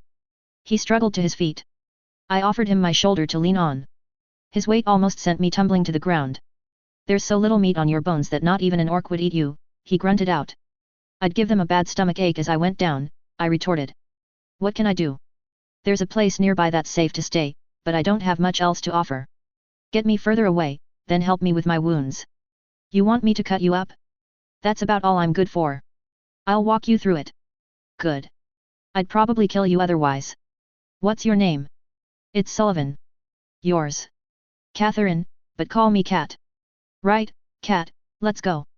The two of us moved from shadow to shadow. The sounds of fighting became muted as we drew further away.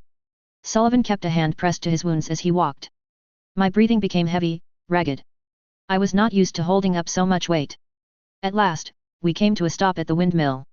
Sullivan walked me through tearing up the less filthy parts of my own orphanage clothes and using them to stop the blood. From one burned-down building to another. You sure take me to the nicest places, he commented from his seat among the sacks. Want me to set it on fire again to improve the mood? I answered glibly from beside him. Scorched and dusty is fine, he replied hastily. His eyes settled on my map. What happened to you? I'm not supposed to talk about this, but the mission's gone to shit, and I'd be dead without you anyhow. There's a new rebellion brewing in Callow, his voice perked up.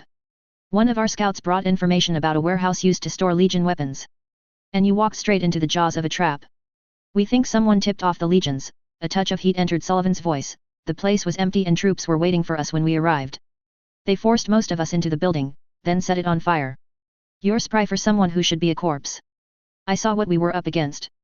Decided it was better to try to live and take back word to the rebellion. This was it. This was my chance to join up. I just needed to convince him to allow me to follow. So you played dead? Exactly. I was one of the first struck down. It's smarter. This way we can plan better next time. You're returning to the rebel leaders. Soon as I can, his voice lowered. I leaned closer to hear what he said. Can I trust you not to betray me? Look at me, I gestured to my hollowed out chest. It was easier to stab you than carry you here. Think I'm any happier about the state of Callow than you? Point, his lips twitched upwards. Can I come with you when you leave? He looked me up and down. You look like a strong wind would blow you over. Who was it that carried you all the way here? You're also no older than 10. I'm 12, I glared at Sullivan. Still too young to pick up a sword. Tell me with a straight face that war cares about how old I am, and then I'll stay out of it. War cares about how old you are, he replied with a straight face. I punched him on the shoulder, then winced. It felt like punching a boulder. You know what I meant. Best not to get caught up in the rebellion while you still have your life ahead of you. I'm caught up anyway. Sullivan shook his head. Take another look at me, I pressed. Life can always get worse, cat. Better to die with a sword in my hand than with an empty belly. It looks like you're planning to do both. I'll follow you, I scowled at him. Doesn't matter where you're heading. Even if it kills me. Fine, cat, he raised a hand and ran it through his short, black hair. I'll take you with me when I leave. He paused. They won't even turn you down. The last words were said under his breath, whispered as if they weren't meant for me. Conversation ended. I relaxed and closed my eyes with a smile. Despite how weary I felt, the day had been a good one. I'd found someone who could take me to join the rebellion. Somebody who was already a member. Somebody that I could count on not to betray me to the calamities. Both of us drifted off to sleep not long after. We both slept like the dead. The following day dawned. We departed from the windmill. He guided the way through the nest of broken buildings towards the rebel base deeper in the city. My feet ached, and my stomach growled, but I didn't care. One labored breath at a time, Callow's freedom drew closer. Perdition 6.01. We only truly bond with those who promise to break us at just the right moment. Sinning saying. It was the incessant thumping of feet and scratching of fabric, and not the call of the person on watch, that roused me from my slumber. It must be morning. Dawn had arrived far too soon. I rolled off my cot on the floor, rubbed the grime out of my eyes, and grabbed the threadbare woolen tunic and trousers I'd been using for a pillow. I'd been given them when I'd arrived. There wasn't much to go around for any of us, but the rebellion was doing its best with what it had and was always trying to reach for more. The aches in my everywhere had reduced to a dull throb, but sometimes I was still shaky. Changing, I rose to my feet and shuffled my way between the other bodies shambling off the floor. I felt like a vegetable packed into a box alongside all the others. There were so many bodies within the room that it was stifling. Other orphans like me who'd ran away and found common cause among the rebellion. We were an odd bunch with no real separation by age. The youngest brat was 8 and often sniffled at night, making it hard to sleep. I was still miffed that my suggestion to put a shirt over his head while he slept hadn't met much approval. I shoved and jostled my way through the crowd as I headed towards the exit. Some of them gave me sullen glares, others swore under their breath. I didn't pay any of them much attention. They were all satisfied with the many unimportant tasks we were assigned. Busy work, but nothing significant. Performing menial chores like repairing clothing, peeling potatoes, and messenger work felt like doing nothing to me. Actually, the messenger work felt meaningful, but I wanted to do more. I hungered to do something that mattered. It wasn't long before I reached the ladder at the far end of the room and started to climb. The hatch at the top was open. Morning, little miss. If you call me cute again. I glared at him. Like an angry territorial chicken with not enough meat on her bones. That was entirely unearned. I'd only accosted someone for invading my space once. I punched him lightly on the arm. It didn't do much, but it made me feel like I was doing something. His lips twitched, then he let out a guffaw. Anything happened last night, Harris? Nothing to bother your head about. I'm sure my head will appreciate that when I'm dead in a ditch. Harris gave a shrug which was muted by his leather coat, but said no more. He never caved into my demands to know more.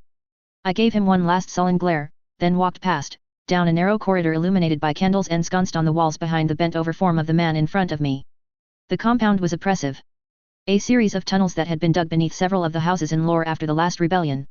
I'd been told that there were more compounds like it spread out across the city, but I'd never gotten to see any of them. A part of me believed it was a lie that we were being fed in order to give us more hope, despite evidence to the contrary. My pace picked up as I entered the kitchen. The smells and sounds of bubbling, piping hot porridge called to me from the other end of the room. I grabbed a bowl and shoveled in as much as I could, then ambled towards the corridor again. I wasn't sure if the low, simmering heat from the cauldron was more or less unpleasant than the disapproving from of the chef. It sat atop an enchanted heating stone that pulsed between red and orange every few heartbeats. "You better eat all of that," the portly chef groused as I walked away. "No taking more than you need to hide away for later like you did the last few times." "It was a meal for the road," I protested. "All you kids try that the first few times. Hunger teaches all of us the best lessons," I retorted. "You say that, then you get horribly sick. Don't make more problems for us than we already have." "What problems are those?" I laced my words with what little sweetness I could. The chef's bulbous lips clammed shut. His beady amber eyes glared at me, then he turned away again. I considered pressing further, but decided against it. I didn't want to annoy the person responsible for my meals. At least, not too much. Besides, there were other ways for me to learn what I wanted to know. The cravings should disappear by the end of the month at most. Gods, I've seen enough of you little tragedies to learn more than I cared to know about that. Now, get out of my kitchen. I scuttled out and continued down the corridor with the bowl secured tight against my chest. I was careful not to allow any of it to spill. It didn't take long for me to reach my favorite spot to eat. 2 doors down, along the corridor on the left and into a small, almost forgotten chamber. It was a cramped room that was often abandoned. A small, empty bookshelf leaned against the packed dirt of the right-hand wall. A table and 3-legged stool occupied the middle of the room. I placed my bowl on the table beside an abandoned candlestick holder for a moment and grabbed the stool. After dragging it beside one of the supporting beams, I reclaimed my porridge with my bony fingers and sat with my ear pressed against the beam. Nothing. Nothing yet, at least. Can't win every time, cat. I pushed aside my disappointment and started to shovel the porridge into my mouth. It was no longer scalding and had started to become gloopy, but satisfied me regardless. My spoon froze halfway between the bowl and my mouth as a tremor passed through the roof above me. Yes. Maybe I could win every time. A light sprinkle of dust fell into my porridge, but I ignored it in my excitement. I pressed my ear so hard against the beam that I'd swear it left an indent. I'd discovered this spot by chance. The roof was thin and by pressing my ear against one of the beams I could hear the talk above. By sheer happenstance, the room above happened to be the room that the 2 heroes leading the rebellion often used for their meetings. Ethelred and Mablee. I'd almost fallen over in surprise the first time I'd heard them speaking. Then I'd worried that I'd be caught for listening in, only for nothing to come of it. They were not the only heroes in the rebellion, only the 2 most important ones. I'd been told there were 10 in total, but I didn't know where the others were. Hopefully, I could learn more by eavesdropping. I'd never encountered Ethelred or Mablee face to face, either let alone any of the other 8, but I was still eager to catch every word that I could. These scout reports must be wrong. Why? The local administrators have been pulled out of lore. We've been causing trouble for over a season now, Mablee. The Empire has to be bleeding. I snorted at that. The idea of the rebellion having done enough to destabilize the Legion so far was stupid even to me. We would have won decades ago if it was this easy. It makes no sense. We've lost every clash with the Legions. It's time we're due a windfall then. The 2 heroes always bickered whenever I eavesdropped on their discussions. I wasn't sure that I liked either of them. Listening to Mablee was like listening to the growl of my empty stomach, but after living on the streets, I felt that she had a better idea of the situation. Ethelred, however, was actually born in Callow. He truly fought for us. Mablee was from Dain and I didn't like many of her ideas. It wasn't that there was anything I could point out that was wrong about them, but it often felt like she was missing something. That isn't how it works, Eth. The Black Knight doesn't just owe us a victory because we've been losing for so long. Ever the eternal pessimist. What do you think is happening? Silence fell. I finished off my porridge while I waited for a response. A splinter pricked at my ear. I stifled the urge to swear. I don't know, but it's part of a longer game. Every warehouse we've hit has been empty. Every single one. Listening to those 2 squabble cuts deep, doesn't it? I tightened my grip on the beam and almost jumped off the stool. Would it kill you to knock? I hissed at Sullivan. The 16-year-old was leaning with his arms folded at the doorway against the packed dirt wall. Sullivan always kept to himself. It was hard to learn more about him as a person. I'd learned more about him since arriving by talking to others. He was one of the squires who had been hiding away at Marchford. He had escaped before the last rebellion had been squashed, only to end up here. Sometimes. He sounded amused. Wouldn't have thought you'd need to listen in. I'm not important enough to weigh in. Both of us spoke in furtive whispers. Sullivan walked over and rested an ear against the beam, while resting a hand on my shoulder. I shrugged it off irritably. I don't think they'd appreciate you listening in then. I felt a prickle at the back of my neck. A sense that somebody was staring at me. Right, I'm doing the same. You're not the only one who doesn't like being kept in the dark and fed shit. I sent a brief grin of shared understanding his way. It was frustrating not knowing anything. Both of us lapsed into silence as the heroes began to speak once again. The roof above my head shook as Mably stomped her boots. Not every warehouse. Think about the textiles we raided 2 weeks ago. All the important ones. This was never going to be easy, Mably. You don't get it. That many warehouses, that many foundries, that many legion stockpiles can't all be empty. They simply can't be. There's nowhere else to store the goods. We hit places then either win very little, or not at all, or it's a complete slaughter. There's still no word on where the Black Knight is, so we can't challenge him to a fight, and now the city administrators are being pulled out as well. Something about this is rotten. It's not like we're short on arms. Every other family has weapons hidden under their bed, just waiting for us to give the call. That's not what it's about, and you know it, Eth. Beating the legions is going to take more than just hopes and dreams. We need to harry them, take away their weapons and give people a cause to rally to. I keep telling you, you're so focused on the legions that you're not seeing the bigger picture. If we don't give the call, then sooner or later we lose anyway. We'll be nothing but pre-sea citizens with a lighter shade of skin in a decade. We'll have forgotten our knights, our nobles, our stories, our traditions. Everything that makes us callow and not prees. We need a proper win first for your plans to amount to more than an empty whiff. And so you'd have us scramble about in the dirt some more. You're letting them play us for fools. Better than your idiotic idea of trying to call up an army with no way to feed them, or trying to challenge the Black Knight to a duel. We can barely feed what we already have. It's worked in the past. One good cavalry charge from behind should be enough to do them all in. The Presi always fall for that. Sullivan snorted. What gives you the idea that the Black Knight would agree to a duel? What do you think of our illustrious leaders? Sullivan drawled. They've always been like this. Ever since I've joined up. Somebody needs to beat the shit out of them. Whatever hammer you used would break first. I snorted. We'll keep digging this hole deeper if somebody clever doesn't storm into that room sooner or later and pull their heads out of their asses. Sounds about as likely to happen as me rising from the grave. We've got one idiot who thinks the Black Knight is going to accept a duel, and another who wants to try to unite Callow by scheming like a PROC Aaron. It's sheer idiocy, Sullivan agreed. What do you think they should do? I was about to respond when the heroes started to speak again. Both of us shut our mouths. What we really need to do is kill one of the calamities. It would give people something to rally around, but none of them have been seen in a while. Tell me what you think, then? I think this is part of some kind of trap. It doesn't make sense otherwise. Only, I can't see how Prees benefits by pulling out the administrators when they've got us dead to rights. I think that the chaos in Prees has become so bad that he can't afford to keep Lore occupied. He'll pull the Legion out next, just you wait and see. Perhaps you're right. I heard that there is a goblin uprising in Faraman. We'll need to wait for word from the latest merchants before we can be more certain. They have 14 legions of terror. That's more than enough to keep the goblins busy with some still to spare, I grumbled. Don't think a goblin uprising is enough to pull them away. Definitely not. I think it's going to be ugly, Mark my words. We should do everything we can. Prepare the kids. Teach them how to fight as well. I tensed. This was my chance. I didn't want to be stuck doing chores. I could really contribute if this change to the rules was approved.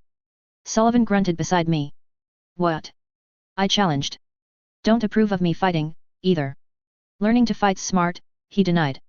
It's not a good time to be out and about without knowing how to. I was halfway to raising my next point of argumentation against him when I realized what it was that he said. Then why did you push back against me joining? Needed to be sure that you really wanted it. I'm not dead weight. Didn't say you were. Both of us lapsed into silence. This again? We're not going to make soldiers out of our own children, Mably. They're part of this. None of this stupid camp follower business that you insist on. It's not right. Just because they're a drain on our resources doesn't. This isn't about the cost of taking care of them. We're doing that regardless, spread across every compound. It's about the fact that they'll die if they're found out. Would she be happy with us if we made them soldiers? I scowled. She is not here. She is in Prisser. She has abandoned us. We're here. If we have to go that far in order to win, then we've already lost. The Black Knight isn't going to stop from executing them just because they don't know their way around a blade. The two of them continued to argue, but I couldn't hear it over the frustration that simmered deep in my gut. It was ugh, I didn't know the word. Just, to have them talk about me as if I couldn't decide this for myself. I doubted the Black Knight would spare me if he found where I was hiding. He would kill me anyway. I didn't want to be coddled and treated like a kid by the rebellion when the Dread Empire wouldn't do the same. I stabbed at the empty bowl with my spoon in annoyance. There was no telling how long it would take until Ethelred changed his mind. There was no telling if he would change his mind. I couldn't afford to wait on him to come to his senses. I needed to find a teacher of my own, before the rebel hideouts were found, and I was killed because I was defenseless. But who? It was only after the noise above ceased and the heroes left that the obvious occurred to me. Sullivan had been a squire. That meant he would have been given proper training. He'd know his way around a weapon better than most of the rebellion. I just needed to convince him that I was worth his time. Teach me, I demanded. I don't think you need my help delivering messages, he stated drily. You can teach me to deliver a different kind of message, I challenged. The rebellion not living up to your hopes. Not when the leaders expect me to roll over and die rather than pick up a weapon. No faith in our leaders. I want to do something, not leave winning up to everyone else. You could teach me. Do I look like a knight to you? You're built like one.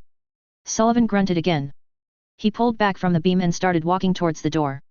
I'll give as good as I get, and I'm twice as nasty as anyone else you'll meet. I'll bring you meals, polish your shoes and listen to whatever shit you spout if that's what it takes to convince you to train me, I scowled. I'll even take care of your horse and call you sir if you want. It was an easy offer to make. As far as I knew, Sullivan didn't have a horse. Sullivan halted. Down the corridor on the left, 4 rooms along from where you sleep, 2 hours before curfew. You were just waiting for me to offer things, you asshole. Don't be late, Catherine. I left the room and returned the bowl to the kitchen, then started my duties for the day. Messenger work. I brightened. It was the least frustrating out of the assigned chores. Messenger duties were both repetitive and varied. There was also a small amount of excitement to them. It felt like I was doing something. The procedure was always the same, but the destination differed almost every time. I was given a sequence of numbers to memorize, which I'd been told were some kind of code. Then I was given a list of destinations, before being blindfolded, taken outdoors and led to a drop-off point. There were agreed upon places for us to meet once we were done before being guided back into the shelter. None of us saw the other compounds. All communication was spoken, and done between middlemen. I wasn't sure who had set it all up, but whichever hero was responsible for this mess had made a lot of work for everyone else. The day ended, and I felt dead on my feet, but my mind was sharper than goblin steel. It wasn't long before I'd polished off my dinner and was heading towards the meeting place. Despite the room being larger than most of the others, it was bare. There I met Sullivan. I shut the door behind me.